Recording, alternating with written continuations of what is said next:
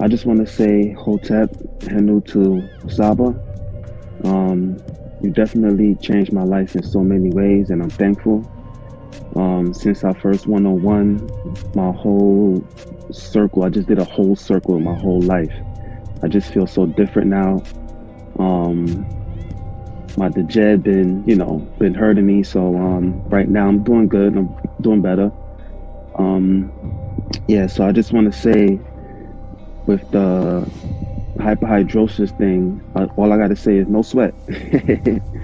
You know what I mean? And a lot of people saying that, you know, this is a scam, and, you know, and it's definitely not a scam. I could say SABA scammed me in the good way, you know what I mean? So, I've been taking, you know, my remedies, you know, my rosemary, my sage, and it's definitely working for me. So I just want to say peace and love and handle to SABA, and I'm forever in your debt. Forever in your debt. Thank you so much. Tua. So peace and love.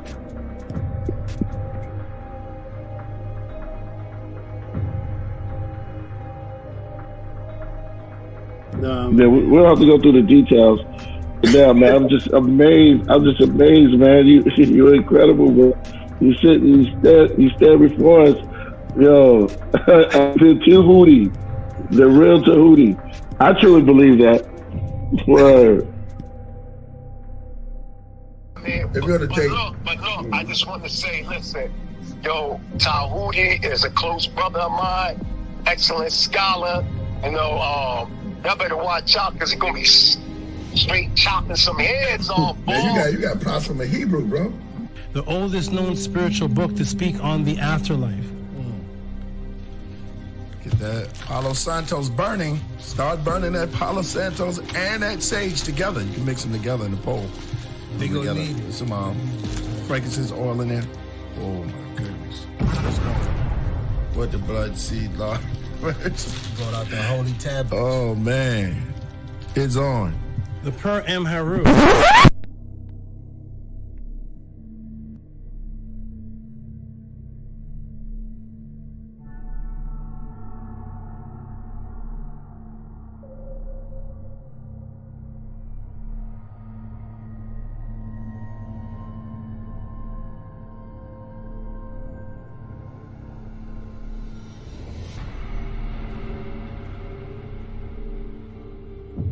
Coming to you live. He has been teaching for over 20 years. A 9-0 record in official public recorded debates. You've heard many teachers out there before in the so-called conscious community, but none with the demeanor, calmness, and detail as Tehuti Amun Hotep Ra on such topics as breaking out of the matrix, truth on religious origins, underground conspiracies, secret societies, mental, physical, and spiritual health, the Anunnaki, the Neteru, Kemet and the origins of Maat, meanings and symbolisms of MEDU Neter, the only one who will stand in front of question of this wide range of subject matters, answer, question, and debate. Some have podcasts, but Tehuti is the teacher, so he has a Podclass. Subscribe to the channel for updates, classes, and much more. Join the chat, call in, participate live. Get your notepads ready. Welcome to the Tehuti Podclass. Open your mind.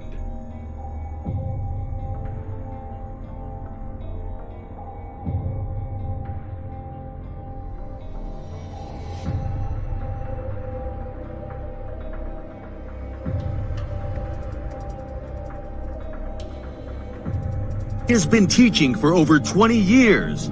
A 9-0 record in official public recorded debates. Correction.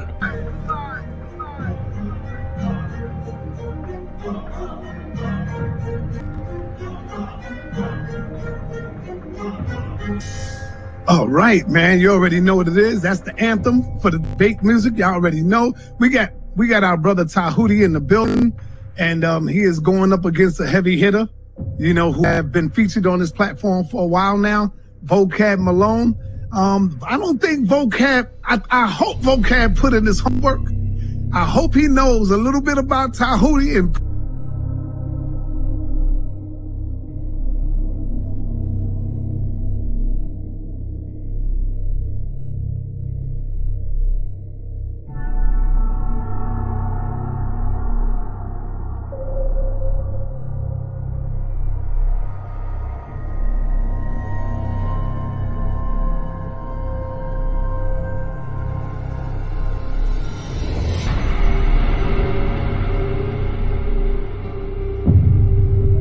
I appreciate everybody. Press 1 for Tehuti. Press 2 for JJ, y'all. Yes, I appreciate always being here. It's fun, it's educational. It's good to hear all these crazy views and just hear where people are coming from. Peace and love, everybody. Check me out every Friday, 7 p.m. Pacific on the Tehuti Podclass on YouTube.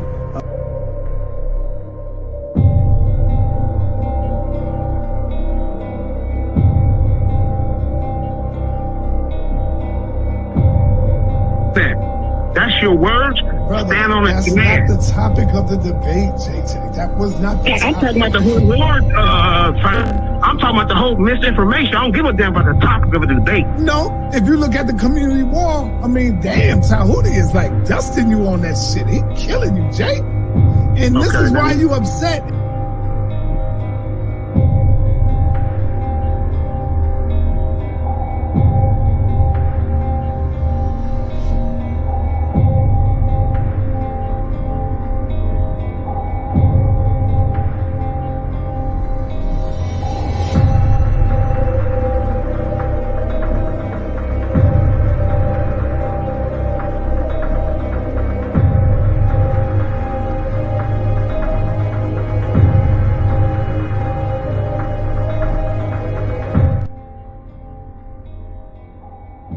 Correlation of her not being a literal person with having the sun on her head. I'm trying to link in why you're bringing up the sun is on her head.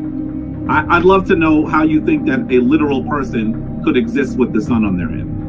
So because this image has the sun on her head, therefore this cannot be a literal person. Is that your stance? That's exactly what I'm saying. And I also want you to recognize that I'm saying the same about a rule and the same about a star. Okay, great. Can I screen share, please? Yes, sir.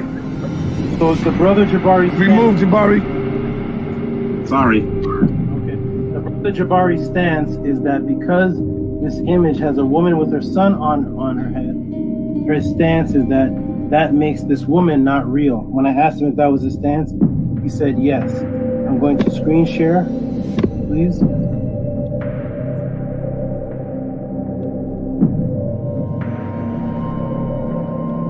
That is the premise that we are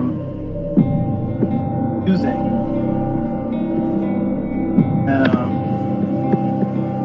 I want to know is was Anksenamun a real woman, Jabari? Yes or no? Anksenamun, or was that a myth?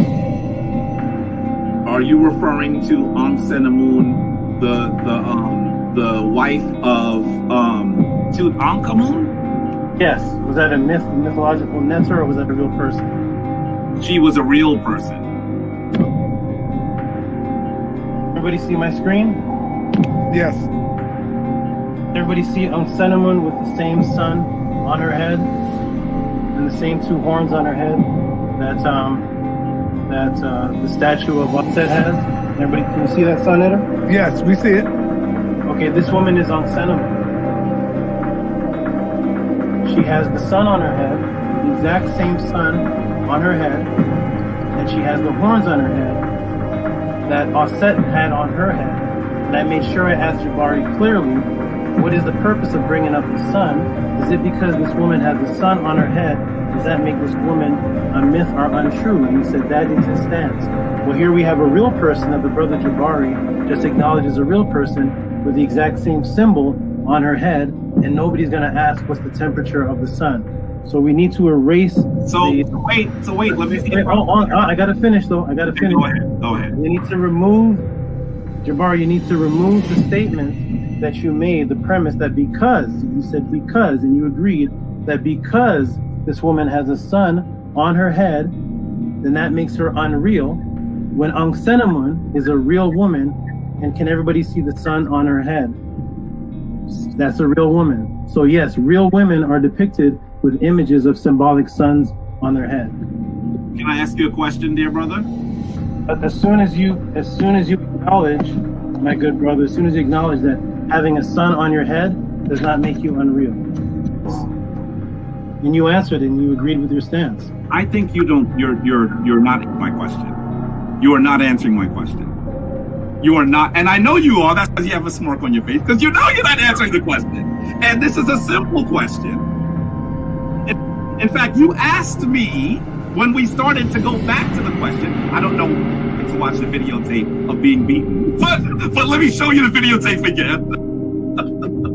Because we could have started someplace else. But you asked the question. And I started by asking you how hot was the sun. All right. And let me say something. Let me finish on that. And I wanted you to explain to me whether it is possible for a literal person to have the sun on their head. And you are not answering that as yes or no. I'm not sure. That's your question. Is it possible? I've asked it like 7 times, brother. It's not possible, and that's why that is symbolism. I'll send AMUN and I'll set with you. Answer the question. You're not answering the question. Is it? No. Let me ask you again. It's not possible, but you set your premise on it. This is 8. This is 8. I'm gonna ask it to you one more time, and hopefully you'll give me a clear answer. Is it possible? Is it possible for a literal person to have the sun on their head? No. Oh, good. Thank you. Okay. All right. Let me right quick. Yeah, sure. Now, Jabari, you know I love you, brother. You did get hit with a straight right on this one right here. If the brother asks you, Jabari, hold on. In all fairness, the brother asks you Now, I agree.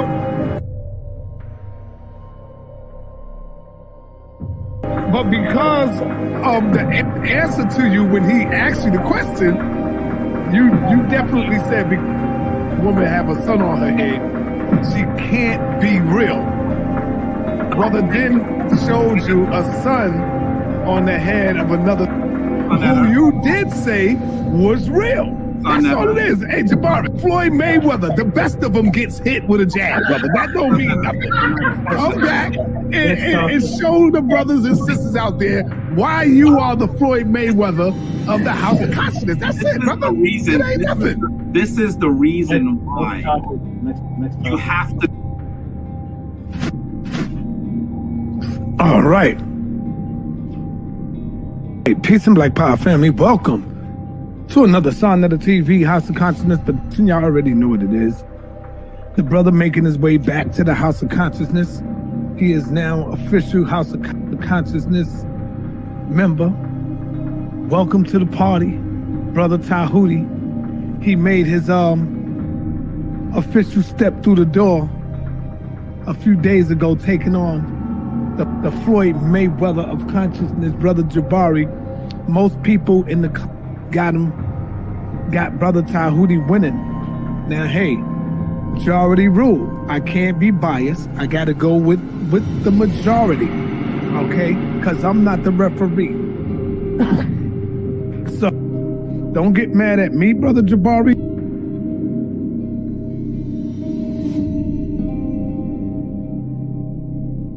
Oh, man. Well, I just got to keep it real. I'm going to keep it real, man. I can't be biased when it comes to this, you know.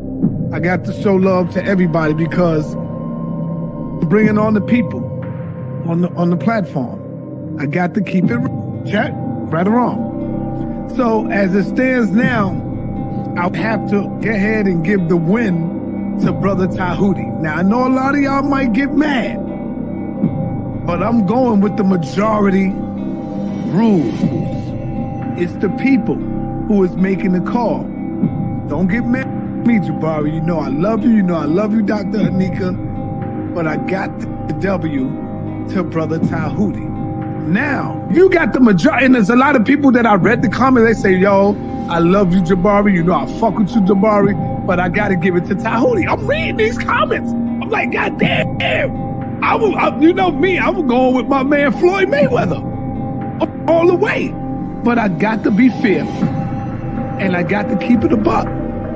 So as it stands right now, brother Jabari has, hey, and you know the best lose sometime, man, you know? The best lose.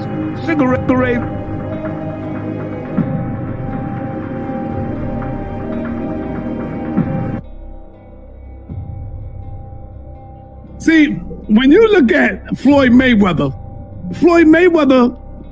in order to beat him, you got to knock him out. In Tehuti, you gave Jabari a little knockout hit. You know what I'm saying? Because you caught him. I'm going to be real. You caught Jabari in that opening argument when you asked him about the sun. I got to give you that. And then you caught him again later on when you asked him about something else. I'm giving you that. How could I be biased? Everybody know I fuck with Jabari. See, when you look at Floyd Mayweather, in order to beat him, you got to knock him out. In Tehuti, you gave Jabari a little knockout hit.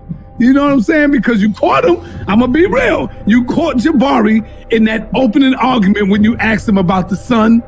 I got to give you that. And then you caught him again later on when you asked him about something else. I'm giving you that. How could I be biased? Everybody know I fuck with Jabari. I just gave Floyd Mayweather his first loss to this brother.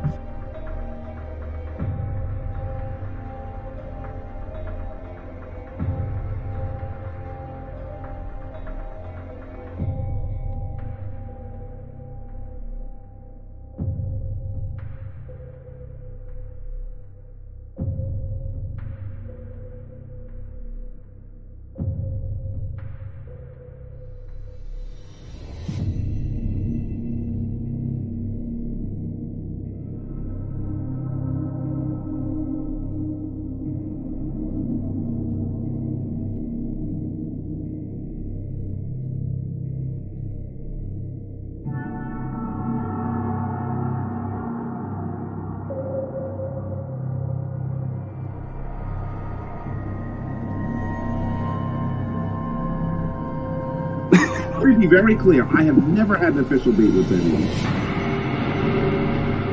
And there is not, on Sonetter's platform, Sonetter announces the winner? And on the people, on the platform. I got to keep it check, right or wrong. So as it stands now, I'll have to go ahead and give the win to Brother Tehuti. And there is not, on Sonetter's platform, Sonetter announces the winner?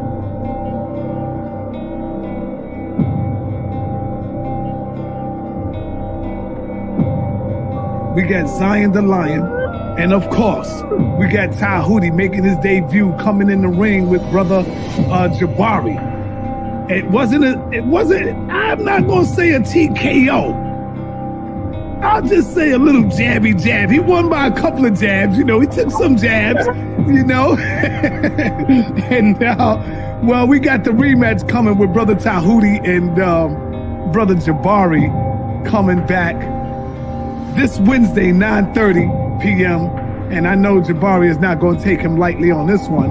I know everybody is looking at Zion, Tehuti. To be very clear, I have never had an official beat with anyone. And there is not, on Sonetter's platform, Sonetter announces the winner?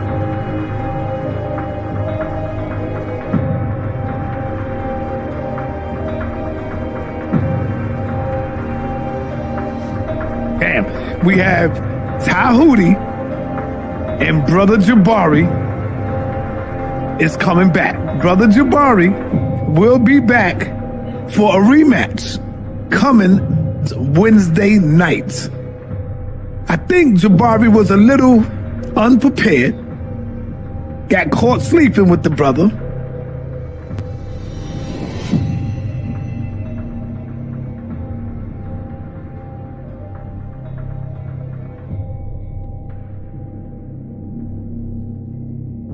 Shout out to HOK.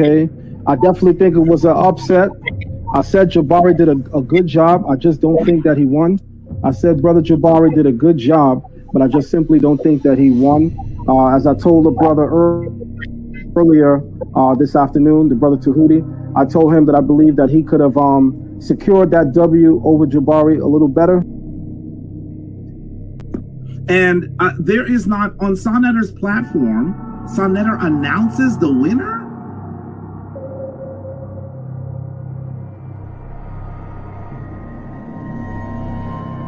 So, I just got to go with that. I just got to go with the win. We're going to be giving out some powerful trophies coming up soon. So now.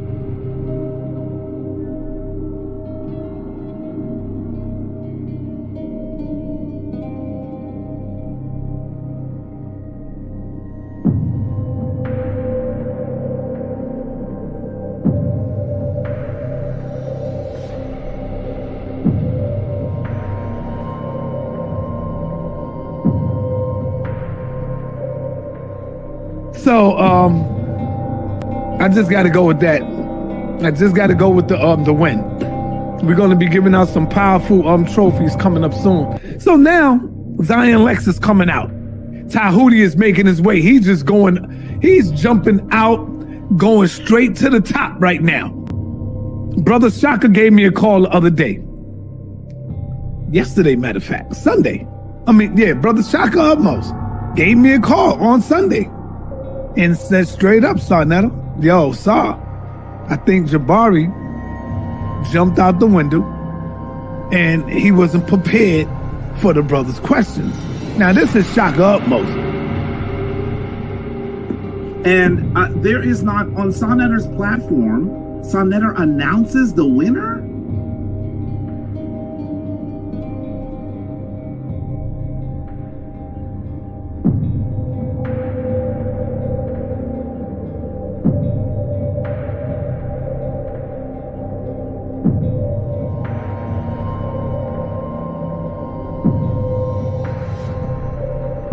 Yeah, we got Zion Lex.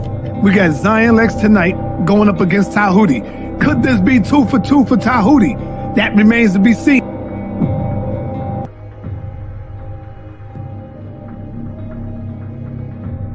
I've beaten people. The winner was announced by Sarnetta. The winner was announced by the judges. I have the certificate, the proof. I have Sarnetta saying I beat Jabari. I have all the judges saying I beat Kemet. You have me saying you beat Jabari. Right? Yes. You got me saying you beat Jabari. If I said you beat Jabari, he can't be Floyd Mayweather, bro. That is exactly the point. So shall I screen share again? I mean, I have to keep doing this to people. I must have been half asleep or some shit. I don't know. Go ahead, show it, bro.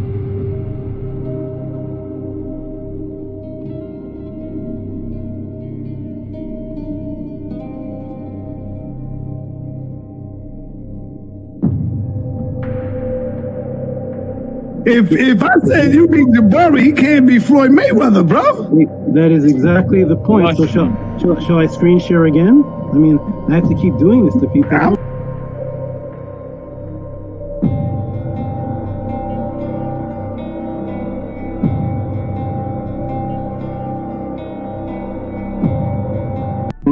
And I took out the Floyd Mayweather, so I guess I'm the House of Consciousness champion. I just came here for an interview. That's my you can't be the House of Consciousness champion yet. You got to go through some. You can't be the champion from one battle. You got to go through some scholars, brother. And now you face right now with Zion. So I'm sorry. When you beat Floyd, you don't get his title. I'm sorry. Go ahead, brother. I just gave Floyd Mayweather his first loss to this brother.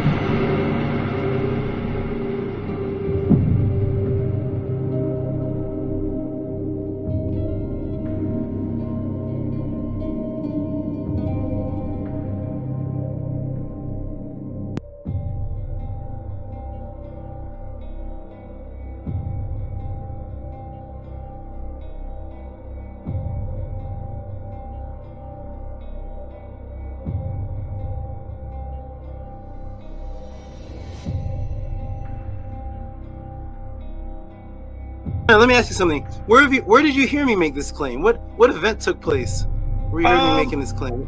Have you ever seen me before? Yes, was it any kind of debate that happened where I was making the claim, or you just saw me on Senator teaching? I think you was going at it with Jabari. Is that one? Yes. That's how you know. That's the reason why you know that I came in for my first interview and you immediately called it were the Natiru real, and then Jabari came in, and it was the first and last and only debate on that topic in all of the Kemetic since Dr. Ben till now. that's never been debated. Me and Jabari. So thank you for hosting, making history. That was the very first debate ever took place on that topic, right here on Signature TV. Okay, well, in the intro of my podcast, I have sections of me and Jabari's debate, and you announcing me as the winner, and then you and Shaka Akmo saying that he wasn't prepared for me. Right. I caught him sleeping, and he wasn't prepared, so therefore we should have a rematch. Right. I never heard you say that about Jabari before in any kind of debate. Well, sometimes we got to be honest. That don't mean Jabari is not the champ. You can lose one bout and still be the champ. You can. What sport is that? No. You can lose one and still be the champ. Like your record is now, like 75-1. To be very clear, I have never had an official date with anyone. Maybe I think so. So you do acknowledge. Me and Jabari did have a debate, and I won the first one. Yeah, I'll give you that because I already done came out and said you won that, so I can't go back on that now. I give it to you.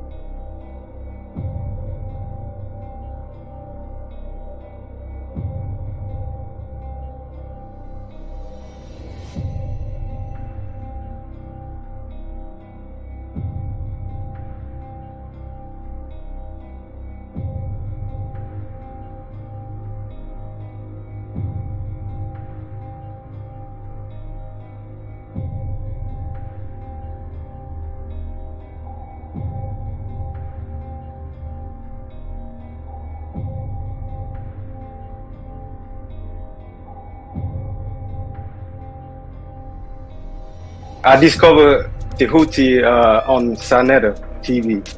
He was at the Jabari debate. He was a brutal one, very brutal. And I was one of the Jabari follower, and Tehuti won me over. I couldn't believe that somebody that I call a teacher, master teacher, was making stuff up. Tehuti Arakuti, I overheard you while I was in the background. You said that you were would you say your heart was broken when you saw your master teacher making things up? Was that Jabari? Yes, sir. Somebody's making something up. When you went in to see the debate, did you go in saying, "Oh, Jabari's gonna wipe this guy off the scene"? Did you know that you had faith in him? Like, hey, every Jabari debate on Sonetta, he blows everybody away. So here's just another one, right? Yeah, I mean, I saw all his debate. They claim him as the Floyd Mayweather. That time, I mean, it was just unbelievable. I was like, they need to give you the title, and until today, I'm still waiting. They still don't give you no title. I mean, in the same time, I feel this title is too little for you. It really was not a match.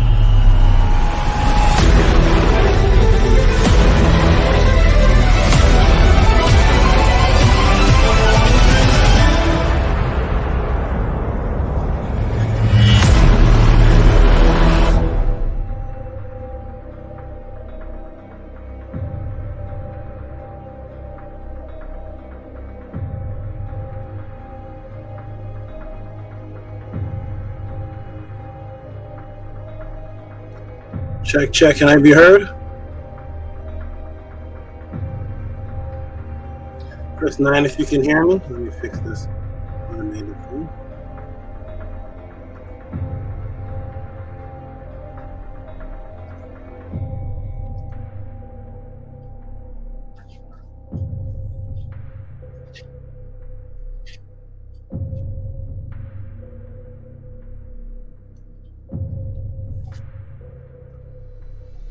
Oh, is it registering my shirt as green? I come to you as a ka. Okay. Let's see what's happening. Taking my shirt. Hold on a second.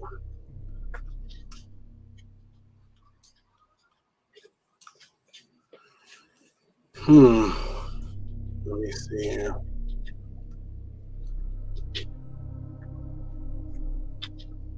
Okay, I need. Okay, you all can hear me. We're going to fix the visuals in just a moment.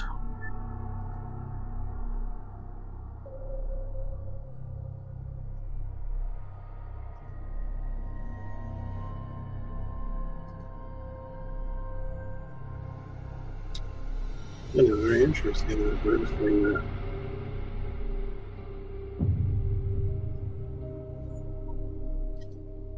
Okay, there. We're just going to do this like this for now. Wonderful. Mic check. Can everybody see me? Can everybody hear me? Check, check, check, check, check. Yeah.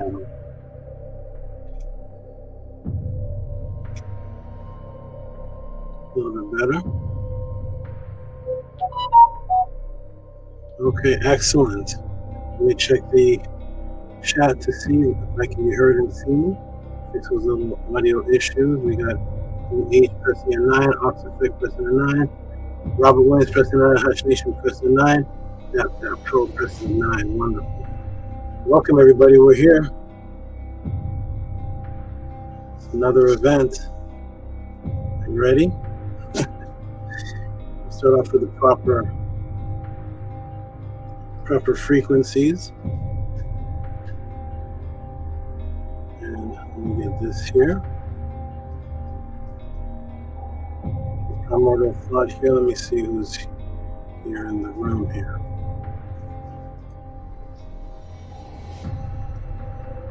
Peace to everyone. Peace and love to everyone. Peace to NAPDAPRO is excited. Everybody's all okay. A lot of people are in attendance. Nicholas Noatic all the way from Norway. Gabriel Lopez and 2 and new. Tanya 23. Hush Nate. Robert Williams, Hush Nation. SABA, the one punch line killer. Interesting. Peace and love, everyone. We're going to start off with the proper frequency. That is the affirmation. Everybody ready? For the new people that are in the room, I'll put it on the screen, and I welcome you all. You all can read it with us. We're going to go ahead and start on the count of 3. 1, 2, 3. Anki Ma'at un an S Nin Tet Aset and Ma'at Min Habapet and Ma'at her and hu kiui per ikut. I live for Ma'at. I exist within her. I do not speak in the place of Ma'at. Every day I advance towards Ma'at. My being is surrounded in darkness. I come forth as conscious light.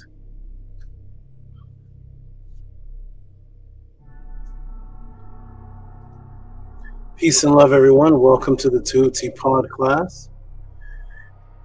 Welcome to the bigger picture.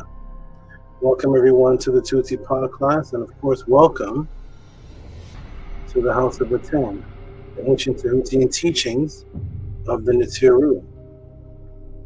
We are the last to represent that, and this is why every time I am invited into a debate pertaining to those type of topics, the Nichiru always win, because we are the representatives and representations of their ancient and consistent and present energy. Ancient and present energy. One moment, everyone. Hold on. Let me do this. Okay, you should be able to hear me, but you can't see me for just a moment. No problem. And now you should be able to see me on the count of 3, which is 1, 2, 3. I am back. Welcome, everybody, to the Tehuti Podclass, the House of Atten. We are going to get right started. Everyone, is there any new people in the room, first off? If you're new, go ahead and press the 7 if you're new.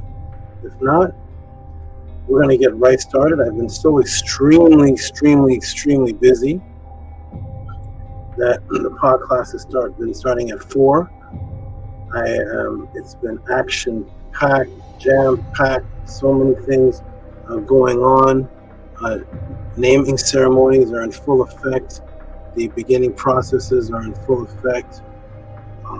Things happening outside the pod classes, certain emergencies taking place, extremely busy, but I'm still here. Consistency, it's called Min-Ma'at. That's consistent order, consistent vision, consistent examination, and that is why we are here as the Netiru. So we're going to get right started. Are there any new people? I want to check to see if there's new people in the room watching. Any new people? Any new people in the room? Okay. We have Golden Eye. Peace. Golden Eye is a veteran. Tanya said, I started a beginner, met another class this week. It's never so far. Wonderful. Peace to Golden Eye. Peace to Tiny 23 Experience. Peace to Master K. Okay, so everybody watching this understands, and those who are new watching this, get ready for the experience. This is an event that is about to take place for the next possibly 10 hours. And this 10-hour event is the 10-hour event of opening the door called the SABA and breaking the matrix. That's what this event is. We have this event every week, once a week, called the Tehuti Podclass, where I come and share a particular gift, and that gift is my high sensitivity to the matrix and the ability to decode it and break it, because I learned from the other side. Those who want the intro, the long intro, and the detailed intro, go back to the class prior to this and all the classes for the last 3 years. This one's not going to have that intro in it, but I was taught from the other side. Thus I can see the matrix from both sides, and I am hypersensitive to it because of the hika and magic that I've dedicated myself and sacrificed my actual matrix life to. I did not have any type of experience in the matrix life. I've never had a 9-to-5 job. I was expelled from multiple schools at grade 9. I have a restraining order against me from multiple churches. I'm not allowed within 100 feet radius of particular churches. I am banned from several festivities and different things that are out there that are based in the matrix. I am banned from it. And because of such, I had to live my life out of the matrix and off of the grid, and understand what it is like to live without the dependency of job, taxes, social security, paperwork. Police pulled me over. Police stopped me, asked me for my ID. I showed my ID. They say, "You don't exist." I say, "I know." So what are you going to do with me? I don't exist, right? They say, "No, you don't exist, man." And so this is the life I had to live in order for me to be the teacher that I am, which is the SABA. More than just a teacher, but a door opener, the guide. And because of that hypersensitivity that I have and that gift that I have, to be able to expound upon matrices and bring you back to the original paths and frequencies of spirituality, and the original path and frequencies of biological imperative, self-preservation, and immortality, I've decided to come back and share this with everyone upon certain requests, because I was in secrecy for a long period of time, or not in the public, really in secrecy, but I was not in the public eye on the internet world. When I came back to the internet world, when I came back and saw certain things that were taking place, it was unacceptable, and I saw myself edited out of images, other people's faces photoshopped on top of mine with this distinct voice that I have teaching, but other people photoshopped, distributed from here to London. And very interesting what was going on upon my absence. I returned back and basically changed the paradigm of what was taking place when it came to so-called consciousness. I do not teach woke, conscious community, any of those terms. I don't teach that. I teach self-preservation, biological imperative, and how to break the matrix, and the agenda of the matrix, and also the original way of life to immortality. That is sometimes summarized under the word Ma'at. That is what I am here to teach, and I created a system for all the new people. The system is based on the audience being the stars of the classroom, which means that I do not come with a prepared lecture. My opening of doorways is based on what the audience asks, what my students ask. So every Podclass is based on them. It is not based on me. It is based on what the people ask.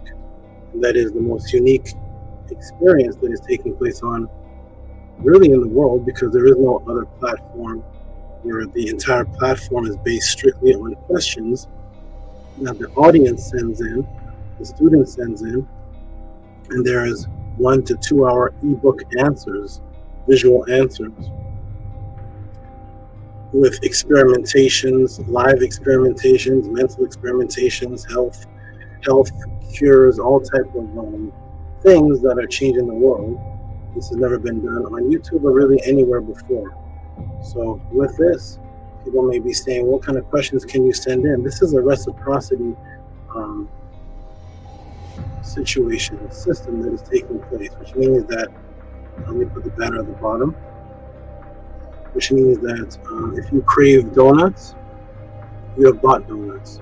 There is absolutely nobody watching this podcast that I can think of, or maybe so, maybe from a different country, but there's nobody watching this podcast or who is in the chat who has never bought donuts, who has never eaten donuts. You've given reciprocity to the donut company for the sugar and that which they use to kill you. Doritos, Lay's potato chips, wine punch juice, Gatorades, you've consumed it all into your body, which has no other purpose other than the purpose to destroy you. You've seen every movie, you've gotten all type of every holidays. Anyone here who has never participated in any of the holidays, Christmas, Valentine's Day, millions of dollars on Thanksgiving, and all type of Halloween costumes, dressing up, and all these different things we participated in. This is a paradigm shift. Now, this is to separate those who are serious about life change and those who just consider the woke consciousness as a hobby. And a hobby is something that you don't truly invest in other than your fun and enjoyment. But your eating, you invest in because you have to survive. You're going to work, you invest your time in that because you have to feed your family. You're going to school and getting college and university tuition and college loans is not a hobby. It is an investment, because that which you put your money into is that which you're truly serious about, because it's based on your survival. Other things, such as playing chess, you want to watch a basketball game, hanging out at the barbershop and talking in the mall and going out for Halloween, these are hobbies. These are things that you could stop at any time and you could still feed your family. You could still do what you're going to do to survive, and your bills will still get paid. Biological imperative states that in ancient cultures and today in these cultures, the things that are done that are important directly linked to your direct survival. And so we have a reciprocity system, and the reciprocity system is to keep this going, to keep me here, to keep this going, and to see if this is appreciated more than Cheetos, more than the popcorn you bought when you went to see the Avengers, more than the new Nikes you bought or the new system you bought for your car, or whatever it is that you, whatever it is, buying graduation outfits, dressing as Masons with your children, more than that. If this is more important than that, then reciprocity will be shown as support for that. And as long as that reciprocity is shown, you will get the highest aspect of visual, interactive guidance, the movement. You'll have access to all of this, because it takes time.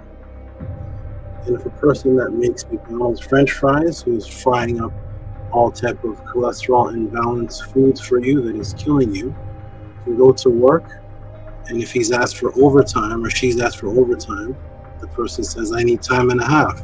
For doing what? For serving McDonald's French fries, which is killing the people, but I still need time and a half because it's my time that I'm putting in to flip these fries, to kill these people. So I would like time and a half, please. And you will not work unless you get the time and a half. If what you're about to see, and I only want you to see it first, if what you're about to see or if what you have seen in the past is more important and more valuable than a time that it takes for a person to work flipping McDonald's French fries and frying the burgers and the KFC that you've eaten, or the waiter that's walked over to you.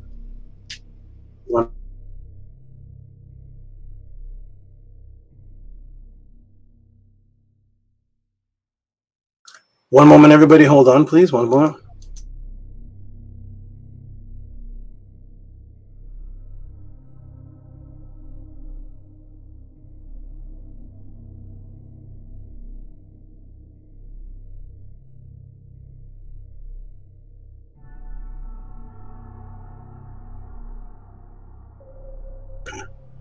All right, so this is a reciprocity system, and if those things are as valuable or less valuable, then the reciprocity will be given to this. So we're about to start this beautiful event called the Tehuti Podclass, and the new people that are watching may be wondering what type of questions can be asked at the Tehuti Podclass. Well, how do you give reciprocity at the Tehuti Podclass? You see it scrolling down at the bottom to keep this movement going. Questions such as, Dr. Daniel Roach, what is the origins of algebra?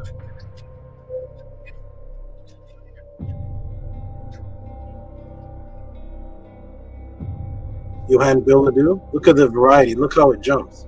The origins of algebra to a whole class on ADHD. That class really affected people. That class was I think 2 hours and 15 minutes. How can you come somewhere and ask in the same channel about the origins of algebra, and on the same channel ask about the in-depth breakdown, solution, and origins and agenda of ADHD? Is there such a thing on the internet? And in this class, say, well, I like this movie called The Never-Ending Story. Tehuti, can you give an elaboration, since you see from behind the matrix, can you give an elaboration on The Never-Ending Story? And I said yes.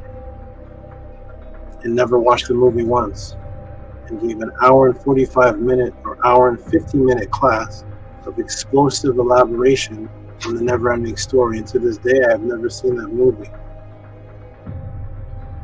It doesn't matter if I see the movie. At the end of the class, everybody was jumping. Now, one person may not be interested in Never-Ending Story. They may be suffering from hyperhidrosis. So they give Cash App TT AMUN, PayPal at Rocky SV for less than they paid for their shoes. People may be saying, wow, $50? Yeah, the shoes that you're wearing are more than that. This person has had hyperhidrosis since they were a little over 9 years old. They're over 30. Over 3 decades of hyperhidrosis, came to a class, sent in a donation that's less than taking your families to the movies, and now does not suffer hyperhidrosis after 30 years of torment. Have you ever been to a class? Is there any movement on this earth, planet Earth? Is there any YouTube channel? Is there any teacher? Is there anything you've ever seen where you can send questions in on hyperhidrosis, get solutions, Never-Ending Story, algebra, 88 breakdown on origin of libations, and ADHD? Is there such? If you could put the channel in the room, we would greatly appreciate it. If not, then appreciate this great event, because this has never happened before, to my knowledge, in Earth's history. This person's parent or grandparent had heart problems.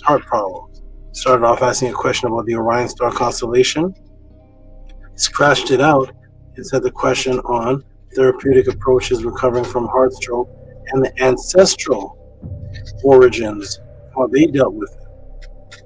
Have you ever seen such a class? This person says, I'm into wanting to know about heart stroke for my grandmother. This person says, my grandmother doesn't have heart stroke. I'm going to jump to across the world. I'm going to jump all the way to the Navajos. And you give a class to Tehuti on the Navajo skinwalkers. That person is in the room right now and was totally blown away by the answer. The answers and guidance is so impressive that a brother named Stranger put a $200 bounty on anyone that can bring their teacher to answer these questions and get the same type of answer, or even get any type of answer. And this is still sitting in the PayPal right now, ready to be given out to the teacher that can be approached and asked questions about the Mandela effect, spiritual and anxiety, heart stroke, hyperhidrosis, eyesight curing, the never-ending story, feng shui, Gorgon energy, gingivitis creating toothpaste, Ark of the Covenant, algebra origins, libations,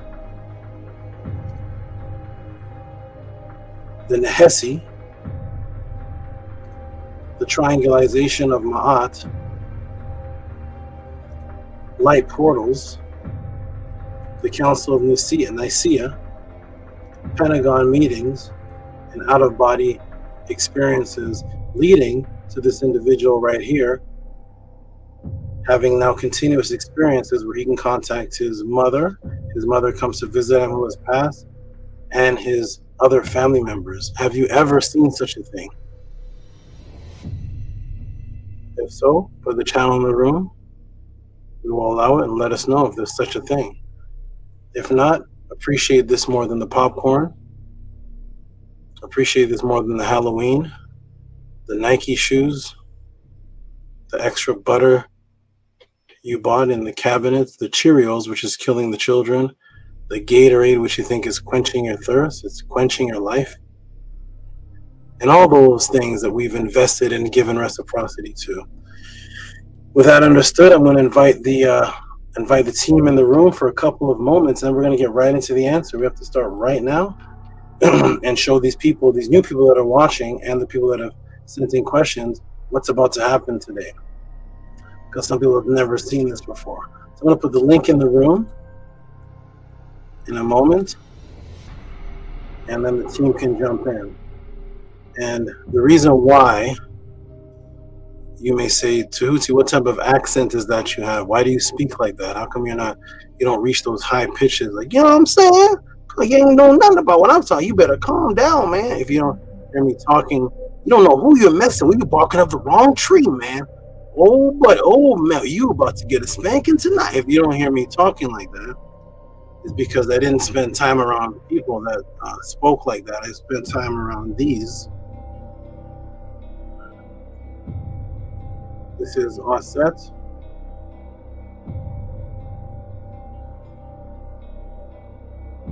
The Lamenter. And she is one of my Cobra family members. White Hypo Cobra.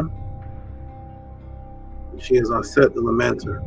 I'm too big to completely show entirely on this Podclass from top to bottom, but she keeps going and going and going. And so when you see Tehuti, he is not just wearing the symbols. He does not just have, oh my.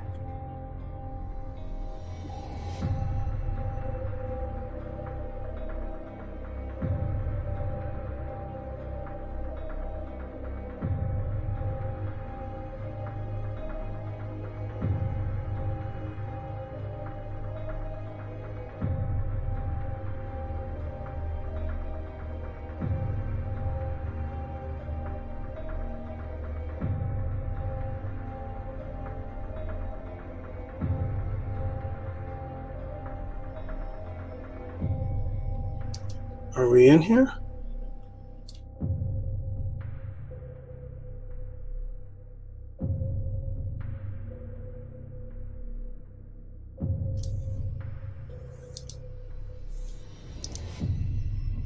I don't know if I'm in the... things taking place. Always a technical situation. Let's see if I can fix this here. Here we go. Boom.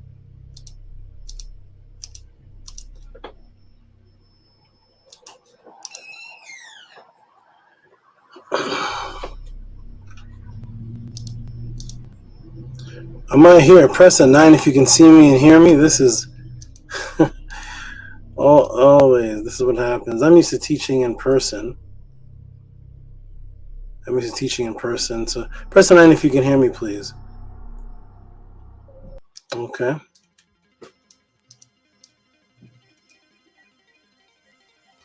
Let me see the room. Am I back in the room? I'm back in the room. Wonderful. Okay. All type of interesting things. So this is Osset the Lamenter. And by the way, two new additions to the family. A few new additions to the Tehuti family, but two of them are cobras. So we have two little baby cobras were found in a hatch of dead, decaying eggs that were laid by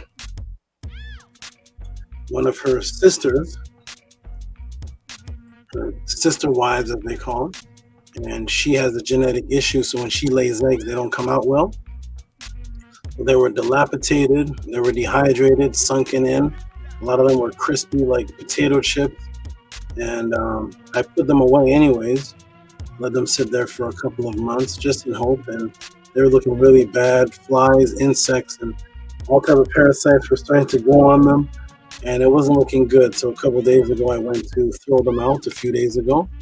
And when I looked inside, I saw a crack on one of the dying eggs. And out comes a little baby one of these. And then yesterday, or the night before, another baby comes out. So 15 eggs that were dilapidated and 2 survived. So three little snakes, but two little snakes in cobra form are added to the Tehuti family.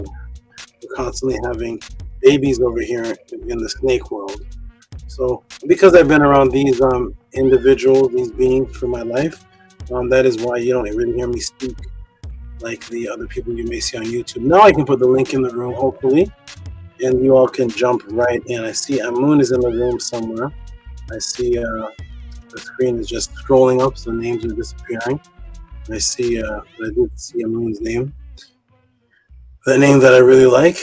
So there's the link. Let's see if it comes back up in the room. Did it come in the room yet? Oh, let me try this again. Okay. There's the link. Right there. I think it popped up twice. Peace to Amun Min Ras Atum. Peace to you. Bella says, the Nectar is back. Support the Nefer SABA he deserves. All right, wonderful. So I am back. I see Anu has jumped in the room. Peace, Anu. How are you, good brother? Hotep, Uncle Justin Neb, Hotep Marie T, wonderful Saba. I'm doing excellent and wealthy. Life is going great. Looking forward to seeing you at the Pathways. Staying consistent in some practices from the MEDU class. We're watching the MEDU classes recently. Fantastic classes. Happy you're here. I'm happy you're alive. Throughout for your life, your ka, your Baal, 9 aspects of yourself, for your energy. How are you doing, wonderful Saba? I am doing Hanu Nefer Netters with double heart. I am doing excellent, super busy, especially in the animal world. In the animal world, I am extremely busy. It's the only other thing I do now other than the podcast. I gave up most of what I do, except for the my interactions with people in the animal community, and I breed these very rare, all type of rare species, and people know of me all over the world, and they will always contact me, want to come, and I am super extremely busy. Even last night, someone from the Podclass, who I deal with in the animal world, drove 4 hours. Drove 4 hours to see me for 4 minutes. to see me for 4 minutes to pick up a rare animal, and the person drove 3.5 or so hours away to pick up 2 rare animals. So that's my that they only get to see me for 5 minutes. Quick exchanges, no questions, no Tehuti. Wait a minute, hold on. In the podcast, I said this. No, there's none of that. Any people come to see me, they get 3 minutes, 4 minutes, unless you're actually here involved in the family. If you just come in, I have no time for any. I am extremely busy, especially in the animal world. So I'm doing good. I'm doing very good. Thank you for asking. It's gonna be a great one tonight. We're gonna get into people's minds today. We're gonna get into mind tests today. I'm gonna see if we're gonna see how people's brain works today. Live, we're gonna see people's brains work and fail. We're gonna shut down brains live on today's show. So thank you for asking, brother. I'm doing good. Unique SABA, and 2 out 4 having the class being interactive. I love when my mind is tested in that way. Wonderful, thank you. Tehuti Arakuti says, Otep Mary to the great SABA Tehuti. Hands, Tenu to the HOA, House of Atten, and to all the great supporters. All right, Tehuti Arakuti, thank you. I haven't seen you on the panel in a while. Definitely come click that screen. Let the people see you again. So thank you. And is Antu just there and I can't see her again, or is she actually not there this time? For real. Is the trick and magic trick again? She's about to come into the camera right now. She's in her AMUN stage. Okay. So how you doing, Hush Nation? I'll talk to you from. How are you, Hush Nation? I good, Saba. Can't complain at all. All hush, all good. How you doing? How you keeping? Excellent, wonderful. I'm keeping good. I'm keeping well. Me and the animals are doing extremely focused and well. I don't know if Ox Effect beside you. I don't know if I should start him off with one of these, or I'm not sure what snake. Say he's a little bit nervous around snakes. I don't know if I should start him off with a cobra. Or he's already shaking. I don't know.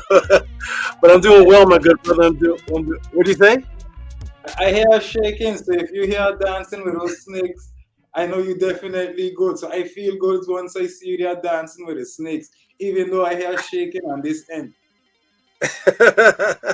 Wonderful. Okay, I'm gonna go to glad to see him. By the way, those who are watching, this brother is from all the way across the world on an island that's far away, and he's still tuning in from somewhere from far away. We are affecting people all across the students all across the world. There's no limitations to this.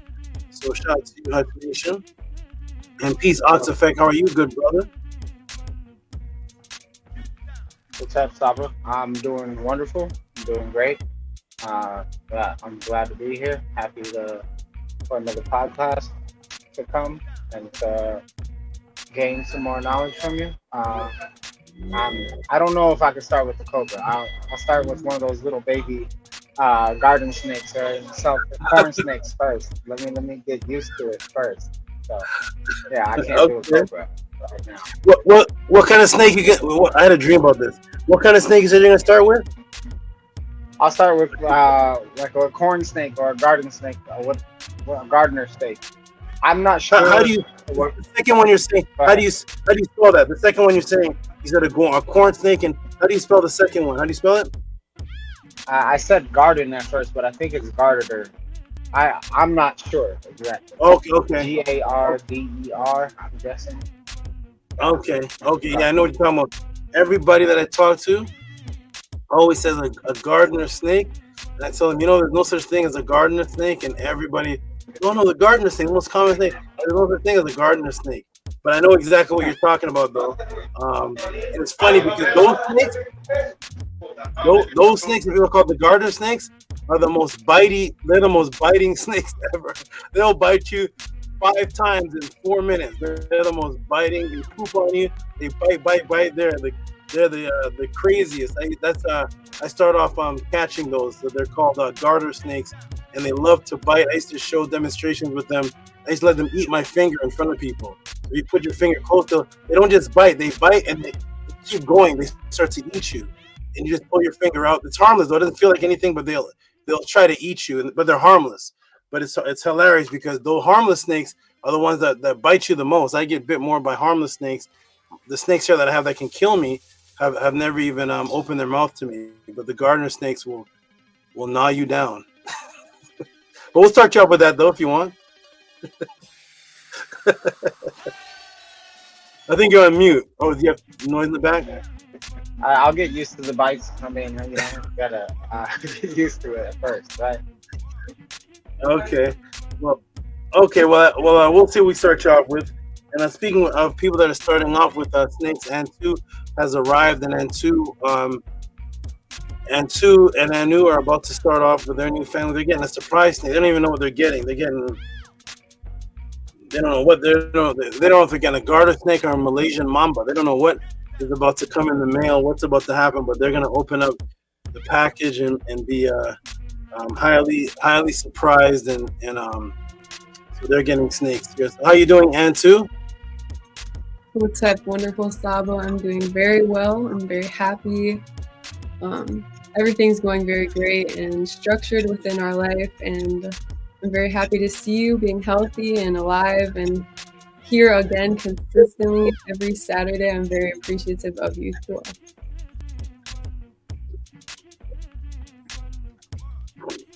Wonderful. I'm glad you're appreciative.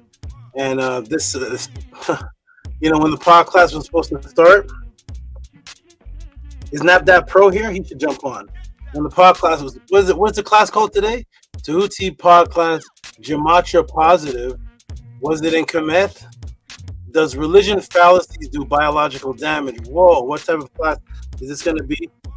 When it was time for the Podclass to start, you see the first one there? Is Gematria Positive? Was it in Kemet? It was time for the Podclass to start.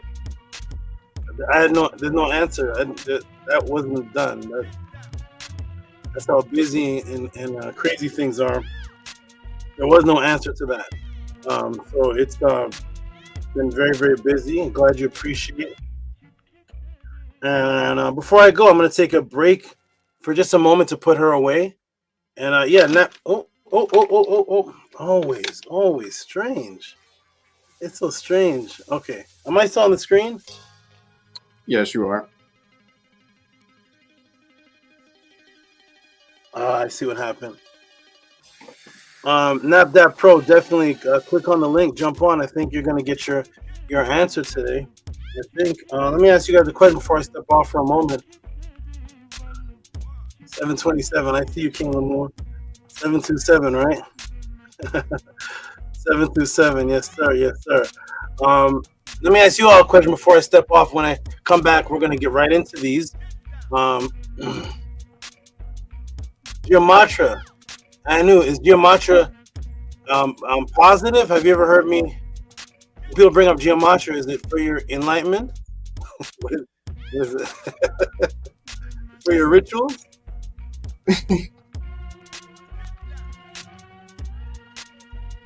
No, usually not. That's no. Usually I like the murder and all that stuff.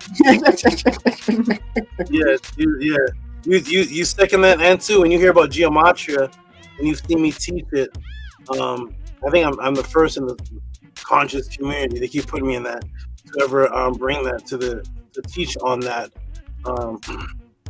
But when you've seen teachings on that, is it something that's positive, or is it something that's used by a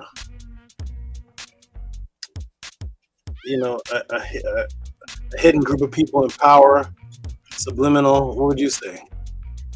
It's the second one. It's always something negative. Right. And was Gematria in Kemet? Was there Gematria in Kemet? Somebody sent me something. I taught a class and they said, you say you're a Kemetic teacher, but you're teaching on Gematria. I was like, what does me being a Kemetic teacher have to do with me teaching you about how hypnotism works? you're a teacher, and you're exposing somebody else's system of a mathematical, numerical, sublime, hidden system that they use to affect people's minds, and you're saying I shouldn't teach on that because I'm a Kemetic teacher. So we're gonna go over that today too. So Gematria is Gematria in Kemet? Anybody? Is Gematria Kemetic? Add up letters and numbers, and equal something else. Anybody? Give me some Kemetic Gematria examples. Kemet? No? Ox effect, Gematria in Kemet, you know how they say that the A equals 1 or 6? Is it like the B equals 2, the C equals this, and then when you put together certain words and you get to the end and it's a certain digit? Is that in MetaNetter? To be safe, I don't know, but I don't think so. To be safe? Yes. To be safe, I don't know. You don't want to get dangerous? You want to be? No, not right now. Okay. Hush Nation. Gematria and MEDU. Is Gematria, the ancient priests developed Gematria? I don't know. I can't answer that question. I know when it comes to you, there's a lot of whole numbers going on. I know everything when it comes to you and numbers, it all tied in, so I can't wait for this one. This one gonna be adventurous. Okay, good. Adventurous. I like these words everybody's using. Steven Oxifex says he wants to be safe. Hush Nation says this one's gonna be adventurous. This is like a movie or something. This is like a thriller movie. So we're gonna definitely get into this, everybody. I'm gonna step away, and I'm gonna put I'm just stepping away for a few moments to put her away so that I can have my hands free to press the keyboard. And we're going to come back, and I'm going to answer the questions sent in.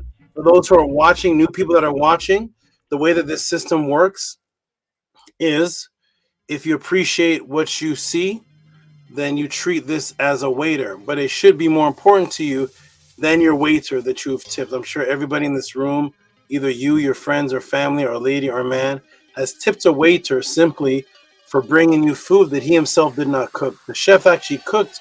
We hardly see anybody tip the chef, which is very psychologically interesting. The chef is the one that cooks it for hours. The waiter just holds it and walks maybe about 14 to 20 steps to you, gives it to you, and he's the one that lives off of tips. And the chef is just cooking for hours, getting hourly wage. And the waiter's leaving with like $500 a night, $200 a night off of tips. So if this to you, of what you're about to receive, if it has benefited you as you're listening, then show support as you do for everything that you've ever supported. For the bubble gum that you bought, the pack of Cheetos that you bought, the cotton candy that you bought your children, all of those things that you've given reciprocity to, the funnel cakes, the Six Flags, the what's that thing called, the roller coaster, the haunted house, all those things that you've given those companies reciprocity to, going to the movies, going out, buying shot glasses of drinks that cost $12 or $15 a glass, all of those things that we've done for reciprocity for companies who have never come to our house and knocked on our door and said, could you give us reciprocity? Could you support this? We just go out on our own and actually do it. You can make your own toothpaste, but we buy Colgate. You give Colgate reciprocity when you can make the toothpaste, but you purposely give reciprocity to program thing that we do, and we spend our money on things that are actually 90% destroying us. Now you're about to see a brother on the screen in front of you do what you've never seen before and actually dedicate hours of time. I'm going to be here for 10 hours of time answering questions, the hours it took to put the questions together. They're not my questions. They're other people's questions. The time that it takes to become interested in and open up. Sometimes I get these answers at 4 o'clock in the morning. Sometimes I get them while I'm eating, and I stop eating. I stop eating and I go and put what I got to this answer. It doesn't matter what I'm doing, but it's hours and hours, and then putting it together in a systematic form, in a book form. I write a book. I write 2 to 3 books every week, and then teach them live for you. If that is more impressive than you, than the taco man that walks down the block, that you buy your the tacos, whatever it is that people do on the weekends. You want to see these music artists? Please support. Cash App, TT Moon, PayPal at RockySV. That is the PayPal. When you see me answering the questions, you can send support while I'm answering, or at the end of the answer, when I guarantee you will be blown away at the end of the answer. I'll go ahead and put it on the screen also in this way for those who want to wave their phone over the QTR codes, or now that it's nice and big for you to see. The PayPal works fine. The Cash App works fine. And I hope people appreciate this more than bubblegum. I'll be right back, everybody. I'm going to put her away, and then I'm going to get into the question. I'm going to put the banner on the banner to the questions I've received so far. I received these questions in all type of different orders because people send me a question, then they correct their question, re-edit their question, then I may go back to the back of the row. So people say I want to change my question.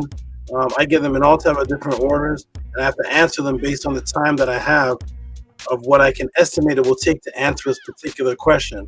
So for today, these questions were sent in, and this is wonderful questions. Is there a biological effect on the brain by receiving falsehood and religious lies?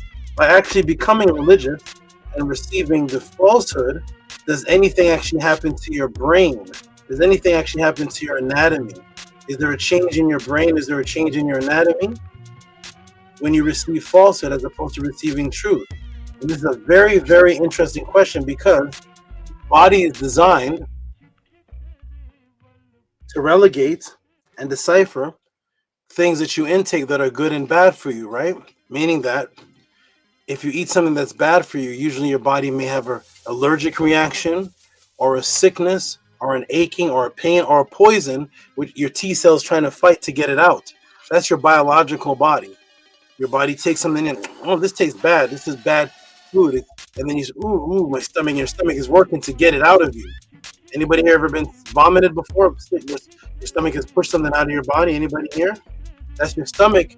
So your physical body is designed to push things out of you that are bad, to react and give you things like diabetes, cancer, letting you know this is killing you, and it results in these type of things. And now the question is, we have religion and spirituality, and most of the people claim there is a God that loves you, a God that created you. Well, he created your body with antibodies to fight that which is not supposed to be inside of you. He created your body with allergic reaction to say, I'm allergic to this. Keep these peanuts away from me. My neck is going to start swelling. My mouth and lips are going to start getting big. Something's going to happen. That's a warning. Keep this away from me or I will die. So that's your biological body. But to the religious people, the spiritual body is more important. When I ask people, are you in the image and likeness of God physically? They'll say, no, he's not a physical being. It's our spiritual body that will move on and live with God. The spiritual body is that which is, this body here is just an outfit that we're wearing, but the spiritual body is more important. Wonderful. Well, that God created you with the ability to fight off things that are bad for the physical body. One of the first things that took place in the so-called Bible was the story of truth and lies and who to believe. One of the first commandments, thou shalt not lie. Thou shalt not believe in falsehood. Thou shalt not reteach falsehood. Thou shalt be of the truth. Every religion, your God tells you to be of the truth. Did he also put in your spiritual body the same mechanism that he gave your physical body that's supposed to be less important? Your spiritual body is more psychic. Your spiritual body is more refined. Your spiritual body is that which lives on to the next realm. Did he put any mechanisms in the spiritual body to have a reaction when it receives bad food for thought, just as he did in the physical body when it receives bad food? Does your God care about your spiritual body so that when you receive lies, you also have a type of reaction to the brain? a reaction in the neurons, a reaction to the physical body, or a reaction to your spirit? Are you allergic to lies? No? You're not allergic to lies? You're not allergic to the devil's words?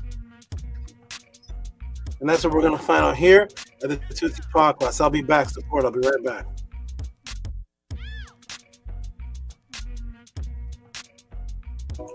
Peace and love, Saba. Hotep Marie. Who offer that? You're already teaching and opening up our minds. I never thought about that. Everybody make sure to support a wonderful Saba Tehuti.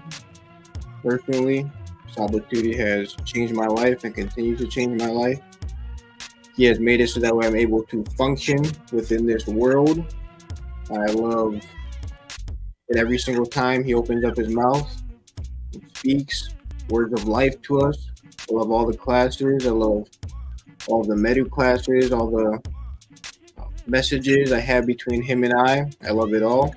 I'm looking forward to this class to learn more how to function within this world, how to understand myself better and understand other people more, to learn how to purify myself more, and to potentially help people in the future purify themselves. And if any of that is worth anything to you, then you would definitely support a wonderful Saba. Get your notepads out. Get ready to take notes on this class. Get ready to try to learn something. If you pay attention, you'll learn a lot for sure. You can get as they say, people say, write down your takeaways, but make sure you also give back to what you're taking from. Reciprocity. Make sure to give what you think your learning is worth back to our wonderful Saba Tehuti, because if you're truly paying attention, then your life will change, the way you think about things will change, and you will be able to help other people change as well. And that is, from my perspective, worth way more than money. It's worth dedication, and it's worth eternity. So to our very much wonderful Saba Tehuti, I'm looking forward to this class. I'll pass it on to Antu. Well, Anu, for your wonderful words and the light that you bring to everyone, and your supportive energy as well to the great Saba. I appreciate everyone here for being alive and healthy and supporting the great Saba and yourself as well, and healing yourself within, and being here to help the purification. Saba is here to, he's the doorway to take us back to the original state of mind, without all the ISFET and the toxins and the lies. So here we are purifying, and it is happening nowhere else in this fashion. And Saba is super, super powerful, and nobody is like him. He is truly a lifesaver. He has saved Anu and I's Ka, and we are forever grateful for that. My mind state has completely changed. I've said this before. My thought processes have changed to a more purified state, and I am the happiest I've been in my whole entire life. So I'm very appreciative to Saba for that. And if you guys don't know, I am the social media manager of the House of ATTON. So I am the one who's creating the videos and posting them on our social media channels.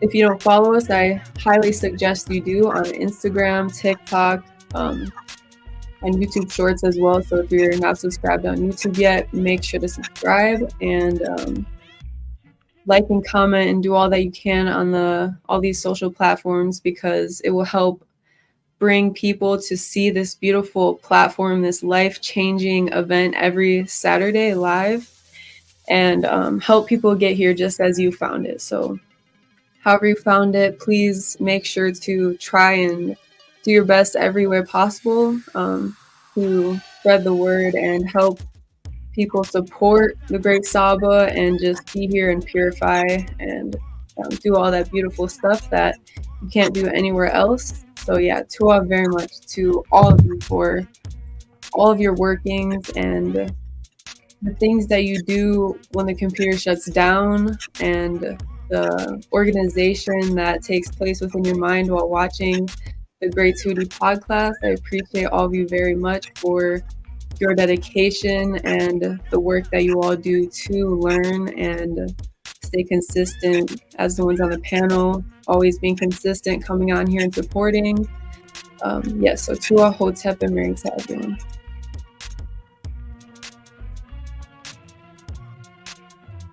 Hotep Marie, to everyone in the chat, everyone on the panel. Hotep Hanu, the SABA Tehuti.